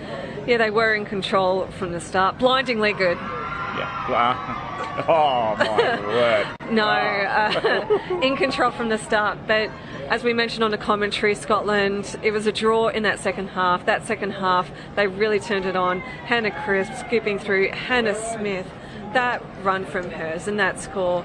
I know it's hard to take a loss, but when you got a memory like that, I just think it makes it so much better. I was chatting to Jordan actually, and he said Scotland, it's the best result they've had. Just to get to the final is almost a win in its own right. Is that fair to say? I think so. We saw their semi-final win against France, and that was a crackerjack game, and it would have taken a bit out of them. The emotions of winning that, the energy that it took to win that, you know, coming off that game, it would have been really hard to then build up for this one. But you know what, the second half, I think they'll be really pleased with to finish the tournament with. But this England team, aren't they just class all over the field? They've had it their own way this week, haven't they, from the start, really. Absolutely incredible. Kenzie McNaught, she's our player of the final, indeed our player of the tournament. She was outstanding in every single game she played, everywhere. And in defence, she's running up, she's making those touches, she's stopping the attack from, you know, getting roll on. And in attack, she's just so good. Her dumps are just perfection. So what's the difference then? Why are England, and I'm not being biased here, I am English, but they made it to the mixed double final. They didn't win that, of course, but so they won the women's 27, as we see. They won the men's 45. They've just won the women's open. Okay, we don't know what it's going to be like in the men's. It's going to be a very tight game against Ireland, but it's clearly going the right way in England, isn't it? And in some other nations, there's a bit of catch-up to do. Is that right? I think so. England, we had a full season this year and a bit last year of our National Touch Series, 3 men's and women's tournaments, 3 mixed tournaments, and that club level touch has just built up the competition, and you'll see a lot of pods where we've got club mates playing together. So I think the NTS really benefited the England players, and unfortunately the Scottish Touch Series, to use an example, didn't happen this year because of COVID, and I think that might have actually impacted the Scottish team. Now, as you can see, we've got a very important guest here. Congratulations, European champion. How does that sound? Thank you. Oh, jump around. I know. Not really well. I don't think it's. I'm still processing, I think, but yeah, super happy with our performance. Mel's just been paying a lot of credits to yourself and the rest of your team as well. You did look in control from the start. Yes. I mean, you were obviously confident going into the game. You were favourites going into the game, but you kept your head and just stuck to a game plan. Is that right? Yeah, no, absolutely. Yeah, we had our processes, and our hashtag for this week has been trust the process. We know it works. I'm sure I've heard you say that quite. Yeah. It's been on our team boards. We've had, as I said, really strong kind of game plan and process we stuck to, very much based on our kind of midfield D and trying to squeeze teams out. And I think we showed that there today. I think we just starved Scotland the line. They got some fantastic scoop throughs from quite far away from the box, but once we shut that down, you know, we kind of stopped their chances a bit. So you're in control at half time. What's the coach saying to you? Just that's it. Trust the process. Stick in it. You're there. Absolutely. You know, it's still knockout touch. It's still a final. Let's keep our standards high. Play the game the best that we can. Which, you know, I feel we did. 12 games in, a bit in the legs, but I'm really happy with the girls and their performance.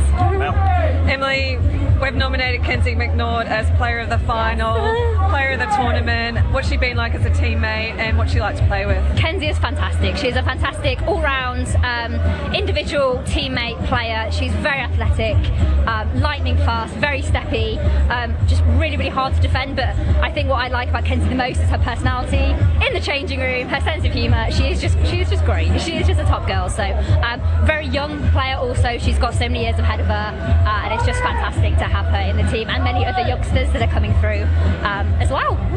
And my co-commentator Ben Meakin, he thinks this England women's team has a chance for a medal at a World Cup. He thinks you need to go out to Australia. You've got that much potential. Do you think you can take this group to a World Cup and win a medal? Totally. I'm totally confident in this group. I think it's, as I said to the girls before finals, I think it's the strongest bunch of girls that we have had for a while. even just over the last 5 days, we've seen people improve so much. What can we do in the next 2 years, you know? So yeah, we played the State Cup a few years ago, as you know. Any opportunity to go out there, play some different touch, play the best in the world, yeah, we would relish that, and I would be totally confident the girls, yeah. Superb stuff. Thanks so much. Go celebrate. Thank go you. have a Thank good you all. time. Thanks, Ed. I'll tell you, it is absolutely rocking up here. Before we hand over, Mel, should we have a little dance? Oh yeah, it's absolutely pumping here at Nottingham University. We are having a great time. One more game to go on the field one, and it is a corker. We don't know who's going to do it. Here comes Jordan as well. Jordan, there's your mic. Oh, don't go anywhere. Come back. I've got to give you that.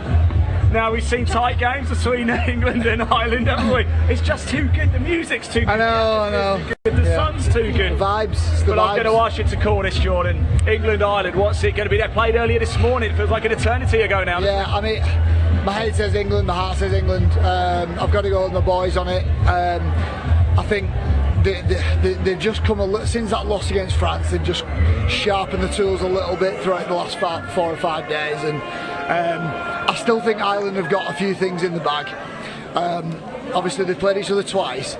I don't think, even that first game, I don't think they both laid the cards out on the table. I think both teams holding things back. I've seen a few things from Ireland and England over the past few days that indicates that they're going to run a few different things here and there, a few variations, a few moves that we didn't see on, I think it was day 3 that we first saw them. So definitely this morning, if you did watch that game, that's no indication of how this game is going to go. Well, England came from behind, didn't they, to sneak it later on? They both came off and spoke to a couple of the England lads, and they were like, gear two, and I think it'll be the same for Ireland. That's not England holding things back. Both teams didn't really need to play that game. I think it was quite a chilled morning game. Yeah, it was fast. Yeah, the execution skill was high, but that was just because they're good players. You're going to see that game times 2,000 right now. It's going to be absolutely boiling out there. I can't wait. Yeah, I can't wait. I mean, guess what? We don't really have to wait either. The players are about to come out. We're going to have the national anthems as well. I think Mel, Jordan, and myself, we're going to go hit the dance floor for this one. Let's hand over to your commentators. It is England versus Ireland, the men's open final, the final game of the 2022 European Championship from Nottingham. Enjoy. Let's get ready to rumble! Many thanks, Ian, Mel, Jordan. Well, here we are after 5 days of competition, 58 games, the 58th about to take place. It's the men's open final. Ireland taking on England. We saw them earlier today in the round robin. I think we'll see a little more intensity than what we saw this morning. Yeah, just touched on it then with Ian. And yeah, it's going to be that game this morning times a couple of thousand. It's going to go 100 degrees out there, and it's going to be 100 miles an hour. You're going to see that type of game we saw this morning, closest to the game that they played on Wednesday. It's going to be quick. It's going to be so quick out there, and I think definitely this morning. But I still think they both held things back from on Wednesday. There's going to be things that I've seen things throughout the week that indicates that Ireland are going to run a couple of different things. But at the same time, I reckon England could be prepared for it. On the other side of the coin, I think England have got stuff in the bag as well, and Ireland could be really prepared for this as well. This is so fascinating, this game. I just can't wait. Okay. Well, before the teams come out and the national anthems take place, we'll run through the two teams, starting with Ireland. Number 1, Mark Phelan. 3, Oliver De Silva. 4, Ben O'Connell. 5, Stephen Troy. 6, James O'Donnell. Number 7, Ryan Rupner-Singh. 8, John Ennis. 9, Sam Bewley. 10, Sebastian Caldwell. 11, Kyle Kritzinger. 12, Matt Cannison. 14, Sean Balance. 15, Dara Foster. 16, Cian Mollen. 18, Luke Dorenzi. 26, Conor Murphy. That is your Irish team. For England, they line up as follows. Number 1, Vaughan Meredith. 2, William Sericold. 3, Adam Brownlow. 4, Horatio Price. 5, Dominic Tripp. 6, Louis Treyes. 7, Charlie Thompson. 8, Johannes Roseau. 9, Camille Shabadine. 10, John Weston Stanley. 11, Max Howard. 12, Josh Anderson. 13, Matt Sandland. 14, Will Lupton. 15, Sam Jones. And number 16 is Ben Grinter. So the Irish team taking to the field right now.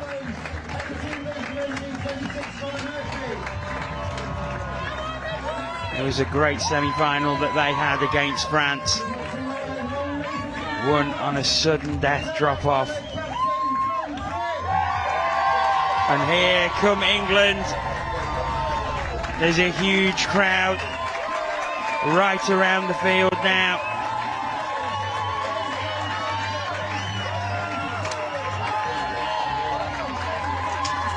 As England take to the pitch.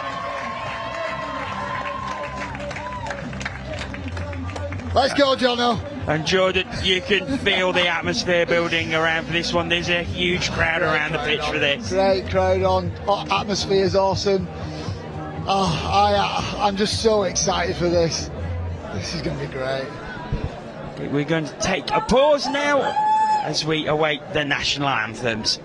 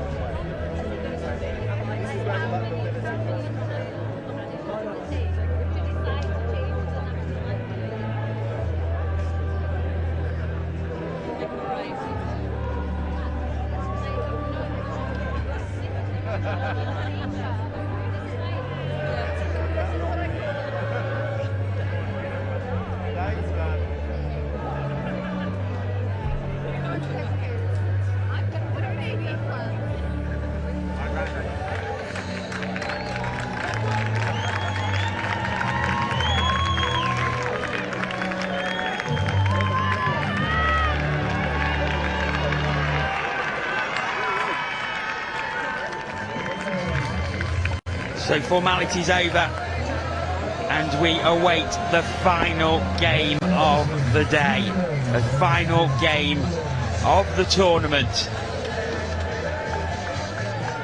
Just two 20-minute halves and the possibility of a drop-off. We'll see if Ireland or England come away from this as the Men's Open European champions. Huge game. Guys, I'm going to ask you, who do you think is going to take this? I'm going with my heart here. You know, I'm not even going head because it's the head. head is so all over the place. Heart is with England. These are my favourite team. The team I've always played for. I want them to win here. Jordan? Yeah, I think head and heart for me. I said it in the preview. My heart says England, but my head does as well. I think they've just got that extra edge that's going to carry them over. I still think this is going to be an unbelievable game. I think they've both been holding things back, and they've been holding things back for this. For Ireland, I said it on Wednesday that was their biggest game in about 4 or 5 years. This is it now. This is what most of that team has been training for a long time. Lots of hours in the gym, lots of hours running, loads of hours, weekends away, spent away from your friends, spent away from your family. This is what it comes down to now, and I just can't wait. Just I'm so excited.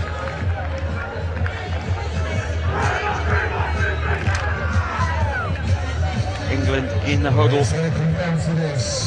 Ireland in the huddle. The teams are going to get on the field now. The opening pods of this game.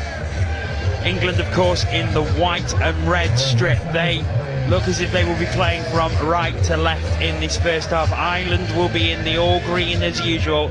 They will be playing from left to right. A huge game awaits. And what a way, guys, to end 5 days of incredible action. Dead right. I think this is just perfect, isn't it? I think there's one. This is the only game going on right now, and everyone's here. We've had great finals all day. There's been some amazing games, not just on field one, but this is it now. The feeling the players have got right now, they've got to ride that emotion to really get and through this 40-minute games. There's nothing to do with tiredness in this game. Emotion gets you through this, and whoever can control that emotion will come out on top. Well, there goes the opening hoot of the game is underway, and it's England who have the tap up, and they will have the first drive, but they've lost the ball. Do you know what's interesting? Before tap off, England had all their stuff set up on that far box, and they had to swap over and move everything straight over. I don't know, it was just a strange little start to the game. 1-0 Ireland, don't you say? Yeah, but it's interesting that Ireland have picked the box next to all their crowd, because that's just gonna rile them up, and it's gonna be hard to ride that. Emotion. Ireland here want that ride. They want to be as hard as possible. Here they come, big long. Back inside. He's down. Wow, what a start! What a start! Ian Mullen, who scored a hat-trick in the semi-final earlier. So this is really interesting. England had the ball that started. They've turned it over first touch. Ireland have gone 35-40 metres. They normally, when they run that setup, they normally run a short side, and they go short side straight away. This time, number 7, the Irish captain Ryan, he gets to half, he arcs round, and then he throws that pill. So it's a different setup to what they've been doing for the rest of the tournament. So there's going to be some changes here as England go short side. Louis Treyas, he needs someone open. Pull down, it's let's go. Oh, what a way to respond. England equalise straight away. We've only had 1 minute and 20 seconds. It's really good setup. Josh Henderson's so dangerous on those punish plays. He's been running them up for the past 5 days. Louis looks to run a variation off it back in field, but he goes back to him, comes off his left foot, short side, gets through to the in goal, and Josh is there. It's a really well worked. Here's that replay. Louis goes short side, snap, back short side, straight through. Josh then pushes his way through.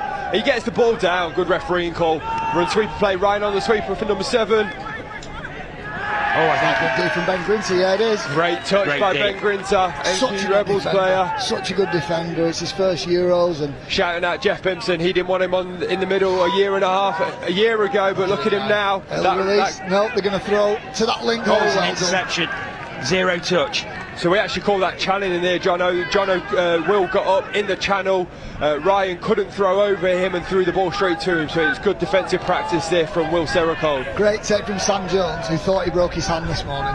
Unbelievable. That's the stuff the players are going through to be in this game. Horatio Price is going to go short side. So dangerous. Oh, this space over. England have got to be in. I think the touch was made. The ball is down. Oh, it's down. It'll be interesting. We need to see the replay. We need to see the replay of this one. Mel Day is gobsmacked. I was really surprised that was given. Let's see Oh no, I think it was down from that behind. The shadow's really difficult in there, so benefit of the doubt is 2-1. What a great start. And to be fair to the official, he was right on top of it. Better view than we've got. So England 2-1, what a fast start to this final. 3 minutes gone. England lead 2-1, but Ireland are coming right back. That was a touch. It's a play they had success with this morning, Ireland. They scored off it against England on Wednesday. They ran it again this morning. It's causing them a little bit of problem in that middle channel. Well dealt with. They run it again. Link hole. Big fast pass, but it missed everybody, and England had the ball back. So it's really interesting. I watched Ireland this morning, obviously commentated on the game. Everything they did to start with went short side. Now everything they're doing this side is going to open side. So clearly there's been a few tweaks in the Irish analysis. I think that Ben Grinton's on the outside. He's got a 32 scoop. Dom's going to go through. Is that a touch? He's been going What a play! England 3-1 ahead. We've not even had 4 minutes yet. So just watch Ben Grinton here, how he shows that dummy. And Ben Grinton, number 15, NQ'd Rebel player, he gets on the outside, he shows that dummy, he gets 2 players in, the middle and link, and then Dom just does what he does best. He goes through the middle, and Ben gets the ball down. I think they've called Matt Kennison offside there. That's why the touch was made on Dom as he scooped through, but a judge should have been offside by the referee, and that's England playing at top level speed. That's what they're good at, and Ireland will try and reply with their tap off move. It's a sweep, pick up against the grain, come back to the 4-on-3, nice little sharky play. I think that's ball down. England survive. Mark Phelan was complaining there. I don't know what he's complaining about. It's England I think they were looking for back to one on that play, but it looked like it just hit one of the England players, and this England transition's really kicking into next gear now. That's 4. Ireland are at 6 and 7 here. John Stanley gets both middles up. Price kicks to the outside, into the in goal, looking for one of his teammates. That's great D from Ireland. Really good D. Really was, but the speed shown to get into the end zone really quickly. Unfortunately, just couldn't find an open man, but that was so nearly 5. Speed Look of at Price. the speed here. Pocket Demon, probably the player of the tournament for me currently for England Men's Open. He gets through, and this time Ireland actually stay on their man in goal. So that's what they allow. They should be doing. And Ryan, Ireland's captain, just runs him down. Tell you what, Horatio. This is 5th, so not even past halfway.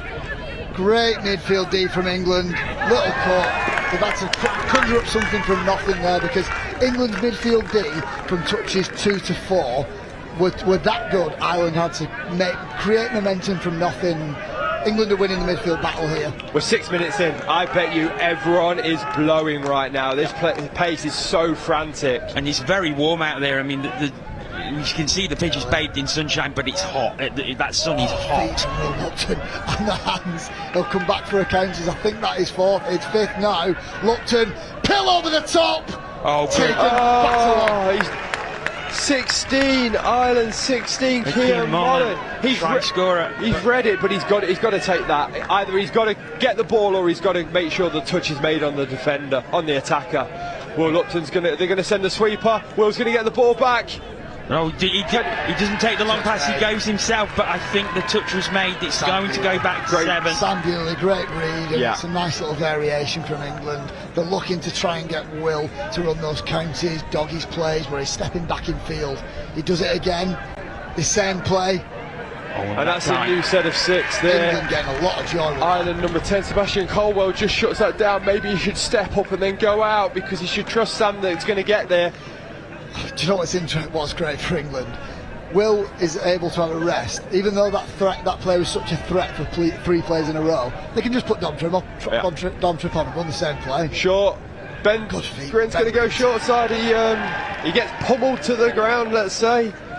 Ireland soaking up a huge amount of pressure here. England with their 3rd set of 6 on the line. This defence from Ireland's good here. They're covering all the small gaps. Sam Jones from short side. Good judge again. This is really good from Ireland. Yeah. They're doing really well to read these plays, and it'd be interesting to see what England break into. I think it's last coming, so they've got it. Short, maybe? No, long. Dom Trip, bombs long, pill over the top. Given! It is given! fabulous score. What a pass though along the line. So we saw the same score from Ireland in the first minute. Ireland's captain Ryan goes short side, he steps back, we'll watch this, and he throws that pill long. Dam does the same thing, everyone thinks he's going to go early release, no, he goes long, and Caldwell couldn't get that touch. Maybe he just needs to stop looking at the ball and go for the defender there, and sweeper for Ireland. Oh, Ireland going through, oh nice pass inside. Again, Ireland reply. Oh, they have replied. Outstanding. I thought the touch had been made there, but it was a great pass inside, really quick hands, and Ireland get the ball down. They're back within 2, and they really needed that. They did. We'll just break this one down quickly. So it's just a sweeper play, and the sweeper steps back, goes into hole 1, and unfortunately Thompson couldn't get to that hole 1, so he'll be very frustrated with himself here. So England start again with the tap off. They've got 6 touches from halfway. Starting down the left-hand side now. Coming back into the centre. They might look to work it right. They don't do. They come back in. It's quick feet. Oh, the touch is made. Brilliant defence there. John Ennis getting the touch in, but it was incredibly quick feet from Horatio Price. His feet are that fast. When he broke through that, you can just see a lot of dust kick up on the 7. It's just so good to see, and they're going to break into that punish play. Long back in the middle, Horatio's knocked down again. Ireland are sniping these plays well, but the dam's going to break sooner rather than later, because they can't just keep sniping these plays from Link, and England will move to their next progression. And so England, they bring on Louis Treyers as well. They've got Will Lupton one side, Louis Treyers on the other. Louis Treyers moves to Link. He's going to get it now. He has to move back as he's touched. 2 experienced players in the middle for England, and just guiding 2 fast young players into the right positions. And that's so Horatio Price was toying with the defence. He then comes on and you bring Louis Treyers on, who's doing the same thing, and he's just moving from side to side, trying to get a penalty out of them. And what he does that really well, just moving into the touch, then backs out, and then that gets a moving out and not walking forward penalty. Oh, Louis Treyers dives through. It's such a good touch by Ryan there.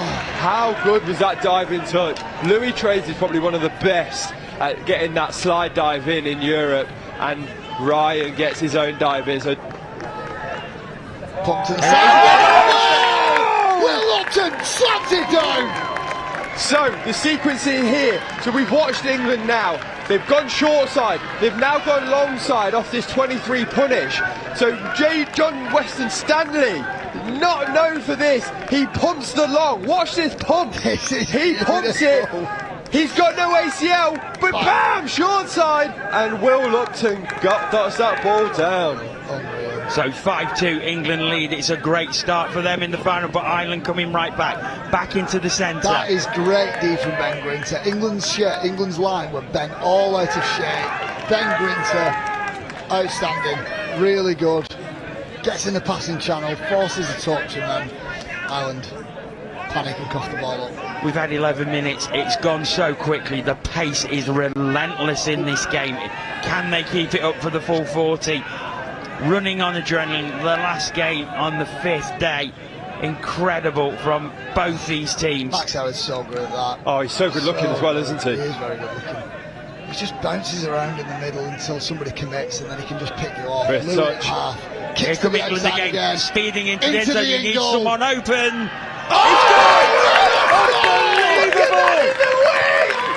How did he find it? How did he find the space? England 6-2 ahead. They're taking control of this men's open final. Incredible stuff. 12 minutes gone. Nottingham Vaughan has absolutely got a scorcher here. He gets through. I reckon he gets a little push away from his winger, and that ball drops into his hands. Oh, incredible stuff. We're seeing some great touch here. So good. And Ireland they're easily in this game still. They can score from anywhere. Early release, pill over the top. Matt Sandler, great touch! It's forward anyway, straight through the crowd as well. Bye, Matt. See you later. No, that's a great. It's a forward pass, but he didn't know that. He's turned. He's got on the outside and he's chased that down. Currently, England are winning this in their midfield. Look where they're There's forward pass. I've jinxed it, haven't I, both of you? I've just jinxed it. England have been the better in the midfield currently. They're, especially when they get over halfway, what they're doing on 4th and 5th touch is really impressive. I would like to see Ireland improve on their 4th and 5th touch off the drive, George. I agree, yeah. This is a huge set for them. They've essentially got nearly a full set of 6, and I'd like to see a strike off this play early on in the count. Yeah. They've not used it, so that's 2 touches down already. You've got to use everything you've got. They go into that sweeper. Oh! Just not quite taken. It's forced the pass as well. And yeah. You've got the whole set of 6. You've got to use them. You've got to work through your sequencing. And they had the opportunity though. I mean, it's not great defence from the far England link, whoever that was. He actually shuts in. Yeah. Josh Henderson. Maybe he should just take a step up and step out. But England have now just dropped the ball again. So Ireland with a fresh set of 6. They desperately need to come back here. 4 down. We've not seen that from England yet, where they're making errors coming out of their own half, and that's 2 in a row. Ireland have got to make them pay for it, and they'll get a fresh set of 6 now. They do make a change at the sub box. 2 off, 2 on. What would you like Ireland to be running here, Miggs? Punish on the first one. Have a go at the line. They're not doing that.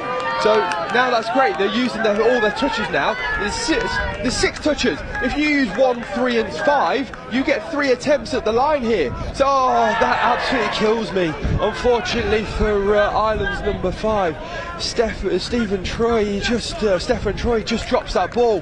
And this is the England are the same thing. So Ireland have to make them pay here. I know it's early in the game, but this is one of the biggest sets of the game now. England have made 3 errors coming out of their own half, uncharacteristic. Ireland have to make them pay for it. It was interesting. Josh Henderson came off onto the sub box there, and he was visibly going, "Come on, let's calm it down." Try and go through, but I think the touch was made.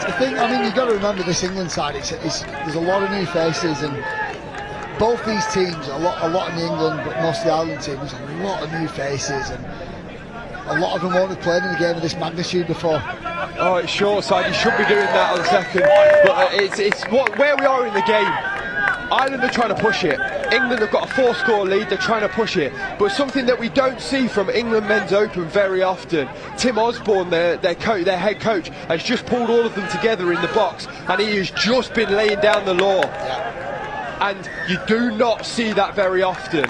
We've played for Men's Open for a fair few years, and it only happens once or twice a tournament. So you can see that he's visibly stressed, and he's visibly wanting them to make sure that they go 70 metres every single time, Jordan. Yeah, I mean, it's unacceptable, really, having those 3 errors at your own half, 3 in a row. It's not something that Tim will accept, and England looking a little bit better on this set. We've not seen them work their way down to Ireland 7 for a long while, but every time they have, they look so dangerous.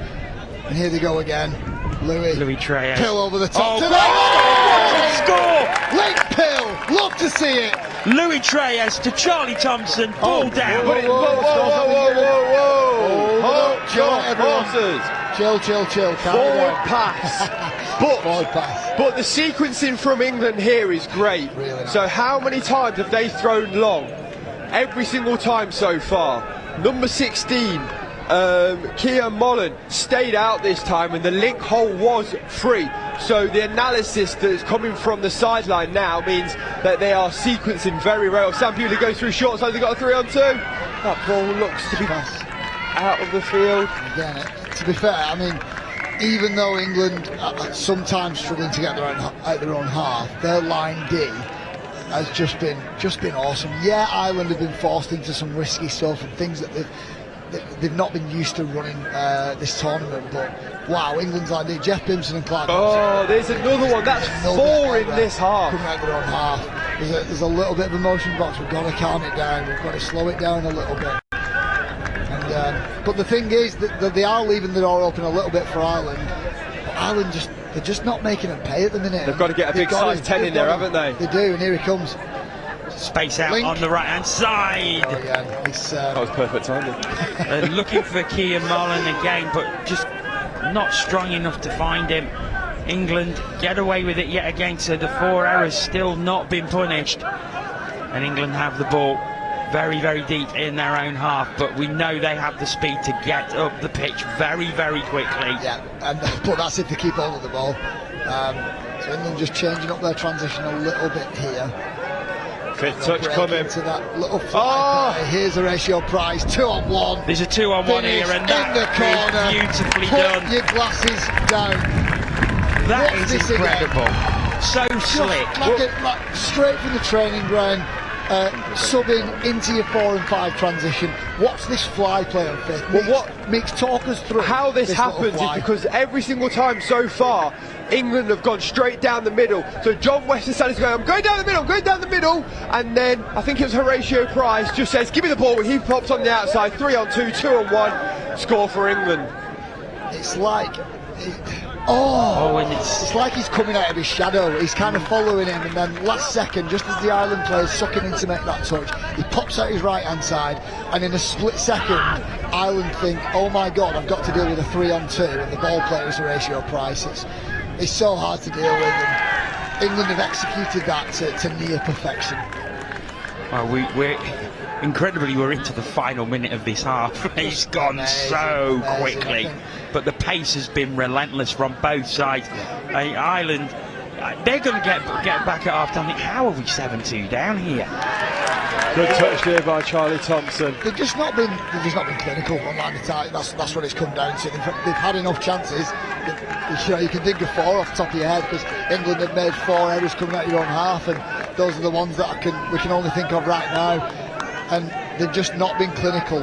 England, when they've got down to Ireland's line, have been ruthless. Back in the middle. Touch is made. Back they come. What England might look at now is that link channel, and Ireland might look at that link channel. They do look for it.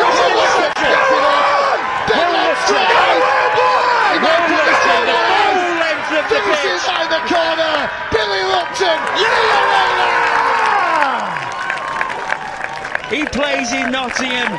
Hometown boy. And he takes the interception, runs the length of the pitch and puts the ball down. 8-2 England lead, and that is half time. Wow. What a way to end that 20 minutes. Yeah, you know what? England might not be overjoyed with that half, but because of those 4 errors coming out of their own on the subbing. But to be 8-2 up and have coughed the ball up 4 times, they have been clinical, ruthless when they've had the ball. If they tighten up those few errors, this could be tough for Ireland. Ireland have just had to be a bit more clinical coming out. When they're on line attack. Well, we'll be back in the commentary box in a second. For now, we're going to hand over to the studio to you, Ian.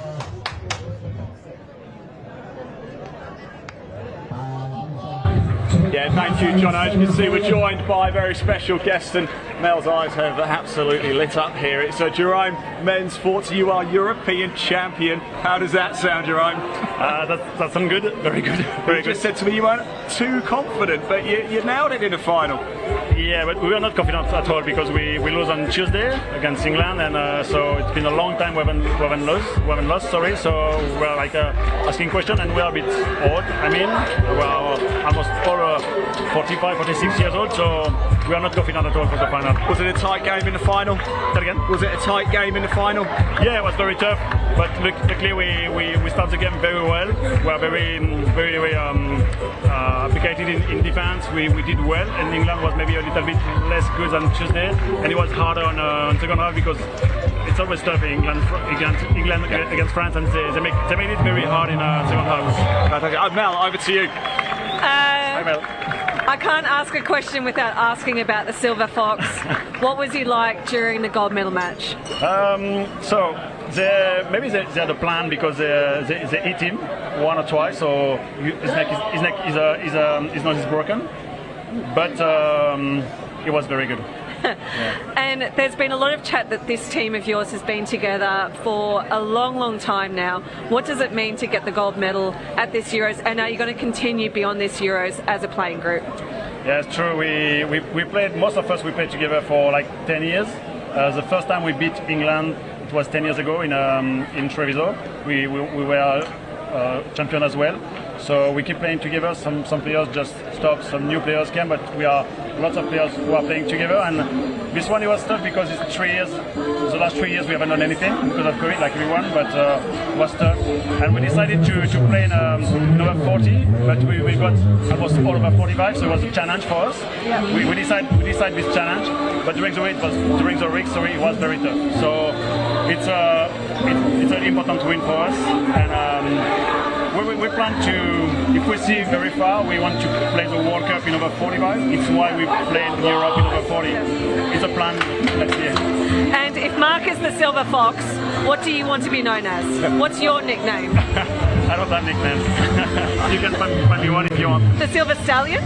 The what? The Silver Stallion? The Silver Stallion, man, I like that. Jerome, thanks so much. Congratulations again, and to all of your teammates as well. Men's 40 champion here, Jerome, for France. Oh, look, Mel gets a little kiss. It's almost time now for the second half. It's the men's open final. England in control against Ireland. Can they take it home? Let's hand over to Jono, Ben, and Jordan. Thank you.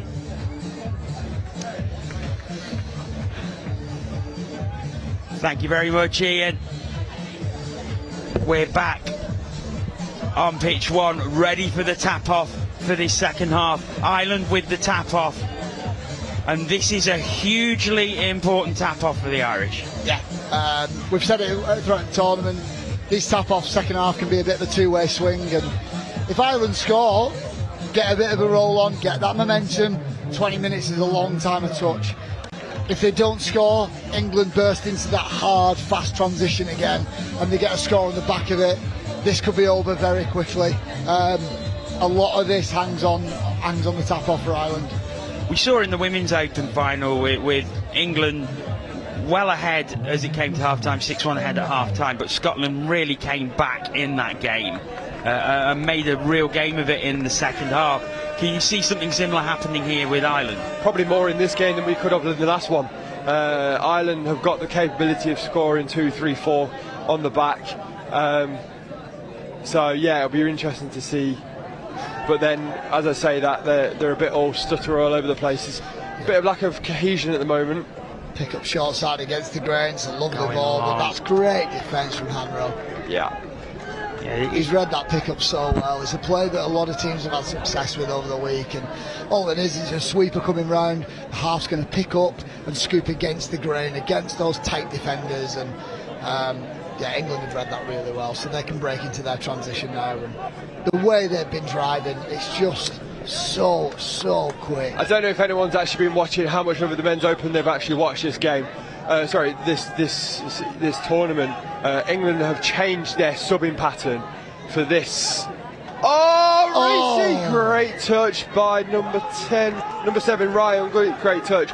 England have actually changed their subbing pattern, so they're sending their near side link off as soon as it's a turnover. They get that link off, they then send the link on, and he goes for the third touch, and that is causing Ireland a world of hurt. So it'll be interesting to see how they combat that. Again, we're seeing Charlie go off and Will straight back on. They're doing it every single time. They're even letting Matt Sanderland on the near side wing allow a drive if he needs to.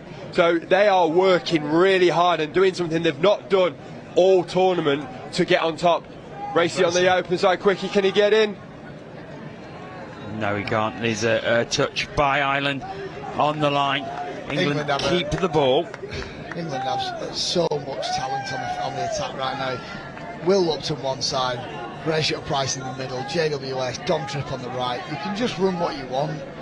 He's going to run a counties, right hand, link pill. Yeah, good pass, Dom. You can't pass Dom, can you? But he gets a repeat set. It does indeed. England with a fresh set of 6 on the 7 metre. They're threatening again early in this second half. Not satisfied with the lead they've got. They want to make sure of this. Punish on the left. Louis will pick up, and then Will Lupton, snake in the grass. 7'2", he gets down well, doesn't he? Unbelievable. It's just unbelievable. And they can just swap Horatio Price for Louis Treyers. Dom Tripp. Louis will pick Louis up. Treyers. Skips to the side, the ref goes down. I believe we've got a new referee. I think the on-field referee. So Kevin Hobbs, our sideline referee, has been interchanged at half-time. So it's not just the referee, the players that are interchanging at half-time. It is the referees. I believe he's got a calf injury. And Dom goes in with the front flip. Oh, he is going to try and TRY this one. You beauty. Great link hole. Well executed. Unbelievable stuff. Watch this as we see it from a great angle here.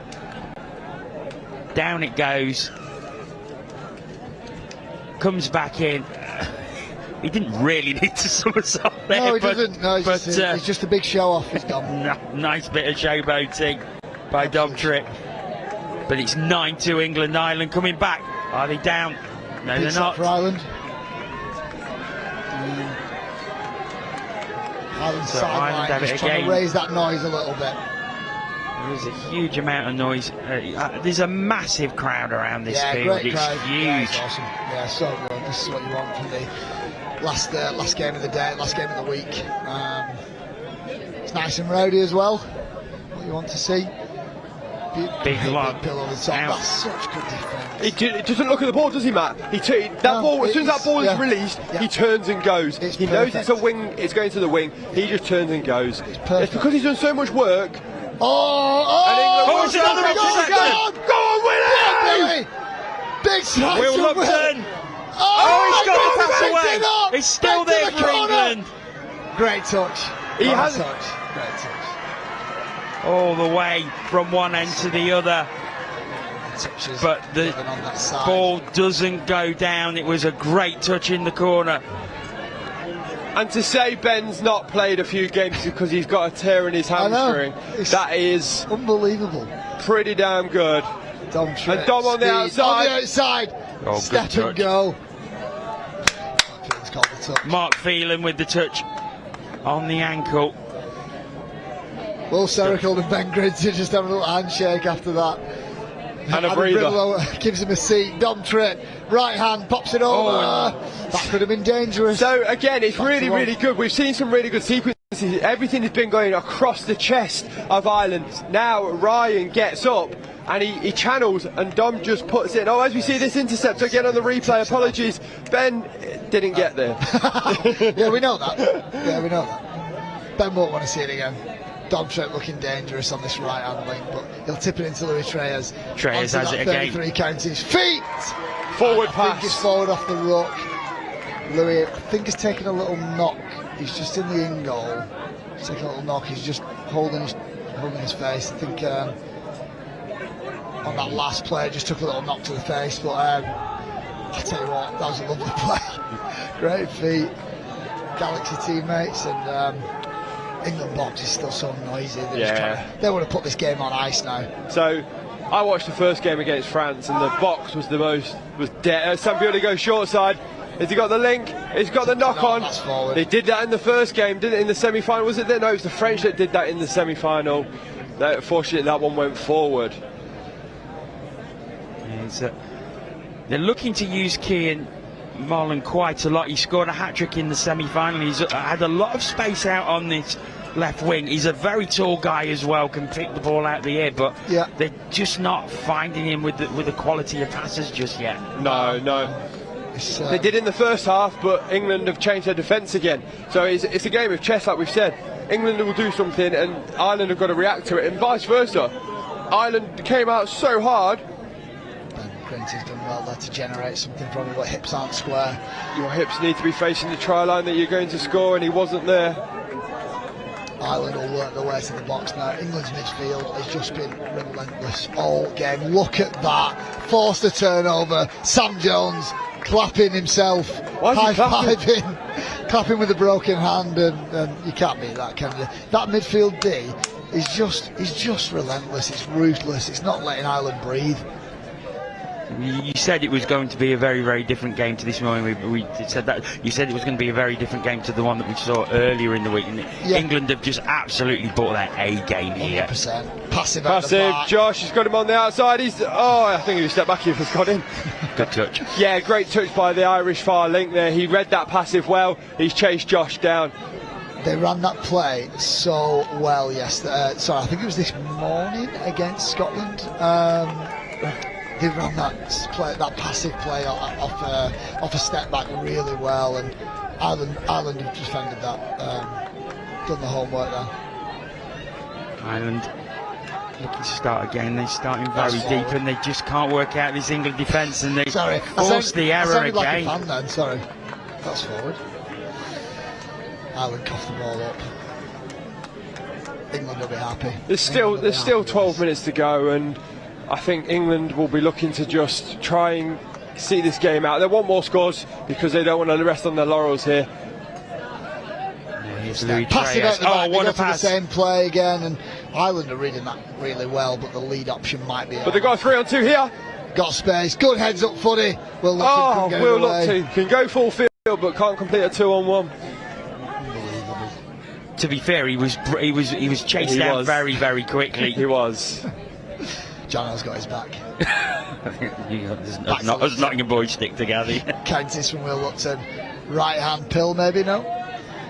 I think that is 5th touch anyway, so Louis will try and conjure something up now. Car park, put that ball in that car park, and we'll kill a few minutes. But that's where you want to finish up the ball. If you're not going to score, you're going to finish it in the Ireland end, and they've got to go 70 metres, and currently Ireland are struggling to do that.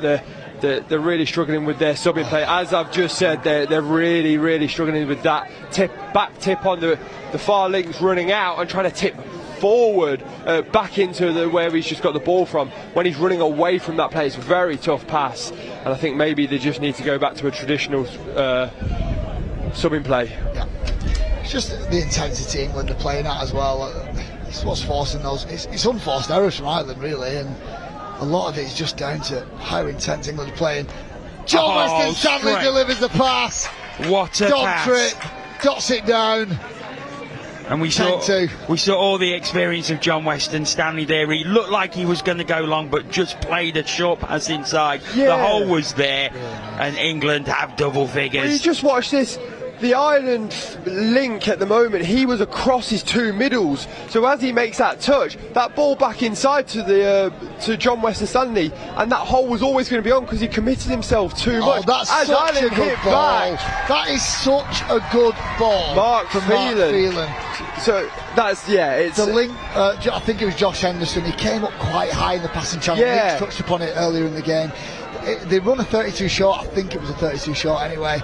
Yeah, here you go. Phelan, comes in 32 short. He pumps. He gets Josh up high, and then he can thread that pass straight through. Lovely little dart, lovely little laser pass straight through that channel. Josh wasn't in the passing channel. He actually shot past it. Yeah, so he should. If he just stayed up, he'd have caught the ball. But he shot. So I can see him having a word to Jeff Bimpson, the England defensive coach, and I'm sure the assistant to the assistant, Clark Hobson. Dr. Clark Hobson, will be telling Jeff what he needs to do there. Ratio of feet.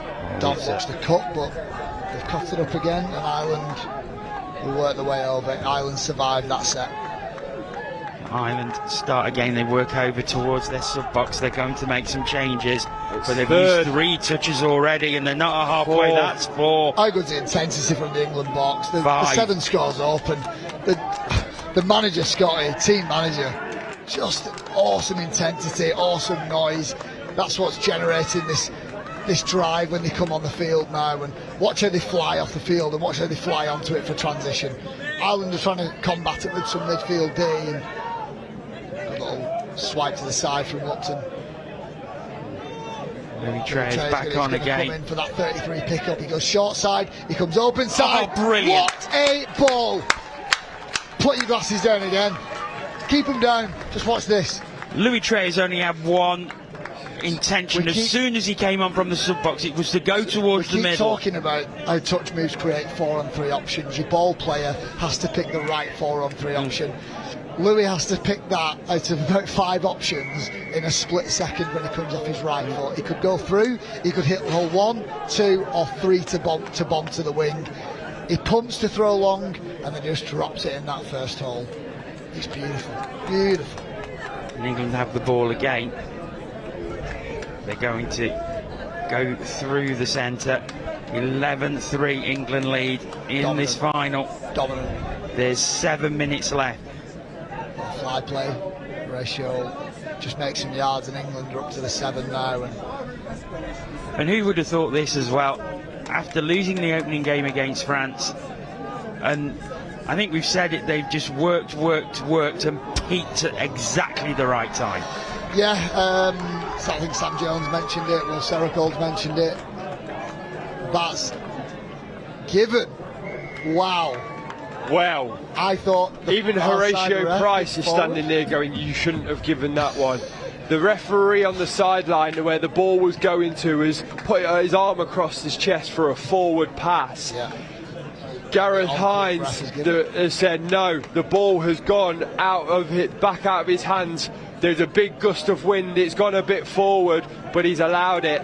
It's another score for England. Should be 12-3 now. Wow. So here we go.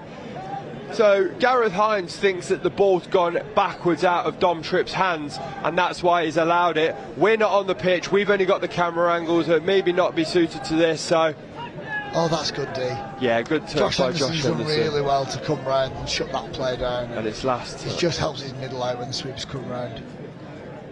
Trays just locks that play up.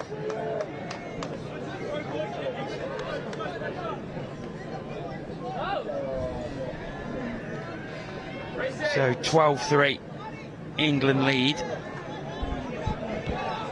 Yards from England again, and they're sticking it on the jumper now, working their way over to the box. I know skips inside, just trying to make a little bit of room, but it slows things down, and England they're on 5th now.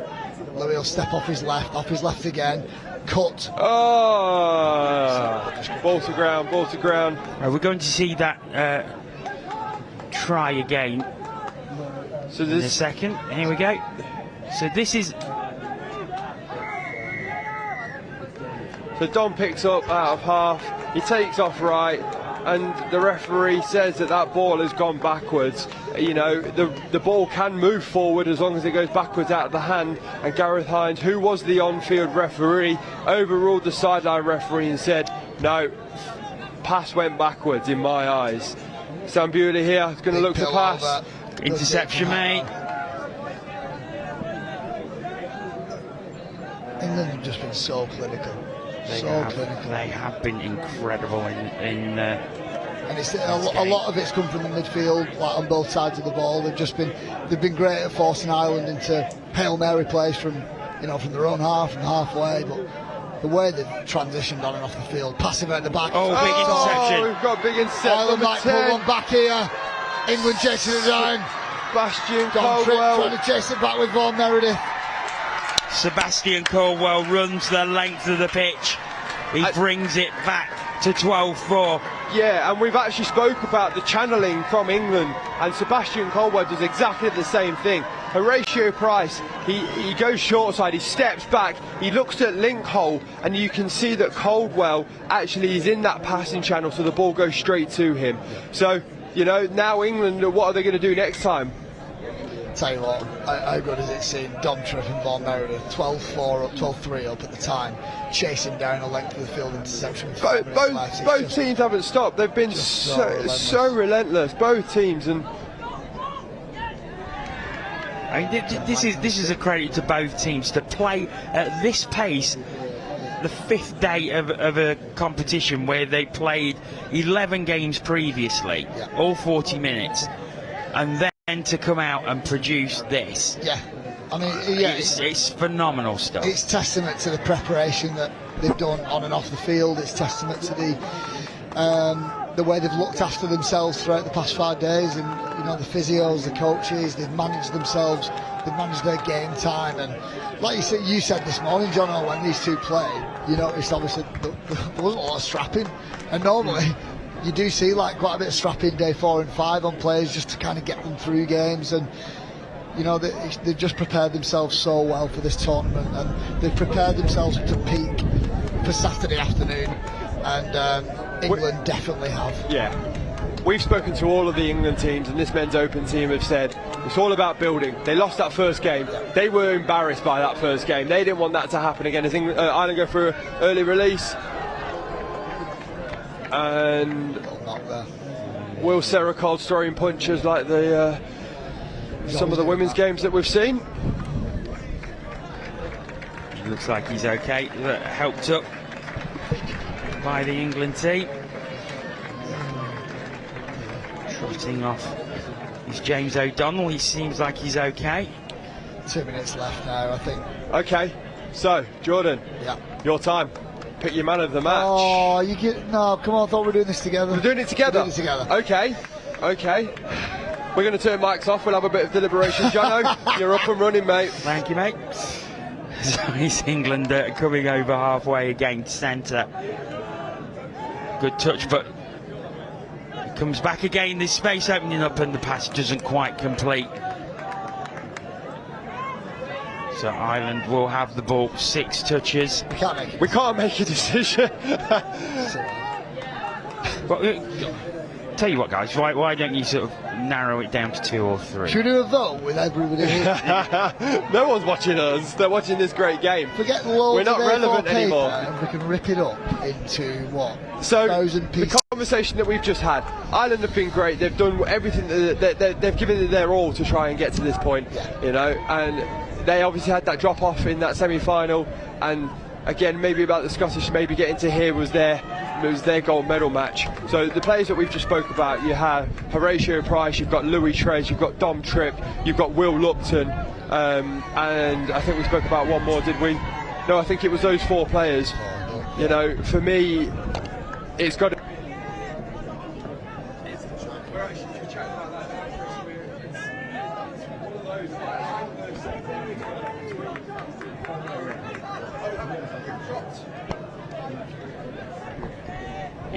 Are we back up and running? Sorry about that, a few technical glitches for our last game of the day as England go on the outside. Good ball! That's your game! Ball down! Will Serracold puts the game on ice. So Will Serracold makes it 13-4, and there goes the hooter. England are the European champions once again. Come on, you boys, let's go! Huge celebrations on the right-hand side. MVP is Louis Trez of that game. Yes, I would agree with that. I think, for me, as someone who obviously hasn't played, doesn't know anywhere near as much about it as you guys do, but for me, every time Louis Trez comes onto the pitch, he makes something happen. Tell you what, if you wanna know why England are such a good team, we couldn't decide between about 5 players. Maybe you could give it to 6. That's how good they were. That was just a team performance. It was clinical. It was ruthless. Yes, they made a few errors coming out their own half at the end, that last 10 minutes of the first half. It could have been much harsher on that scoreline. Ireland played their part. They've been wonderful throughout this competition. Considering, you know, the last 4 years, Ireland have just been building to this, and they've just, it's so good to add another level of competition in Europe. And Ireland were great, but England were just a class above. Indeed, they were. And England, European champions, once again. They retain the title that they won in 2018, 2016 and 2014. 4 times European champions now. And Jordan and Ben are going to go over to the studio. So after a phenomenal tournament, 58 games on this pitch, 5 days, it's been an amazing competition, bathed in sunshine here in Nottingham. And for the final time, it's time to hand over to the studio. Ian, Ben, Jordan, over to you guys.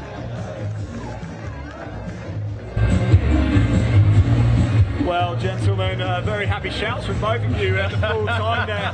I've got to admit, congratulations to England, of course, commiserations to Ireland, but maybe would have thought it'd been a bit tighter than that, Jordan. It looked in control, didn't they, all throughout? Just experience. I think it was experience in the end, and they were just ruthless.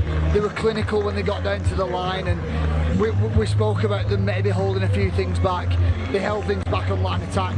They held things back in transition. Meeks ran you through their new subbing move, and it just put Ireland under so much pressure on and off the ball in midfield. England were just in control of that middle part of the game, and when they were able to get a good few attacking shots on the Ireland line, it looked like they were going to score every time, and they were just clinical at times. Awesome to see. Ben, what did you make of England's performance there? I wouldn't say complete because they made a few mistakes in that first half, but very close to. They're sequencing from their transition, their defence, their transition and their line attack. They went from hole 1 to hole 4 to hole 2 to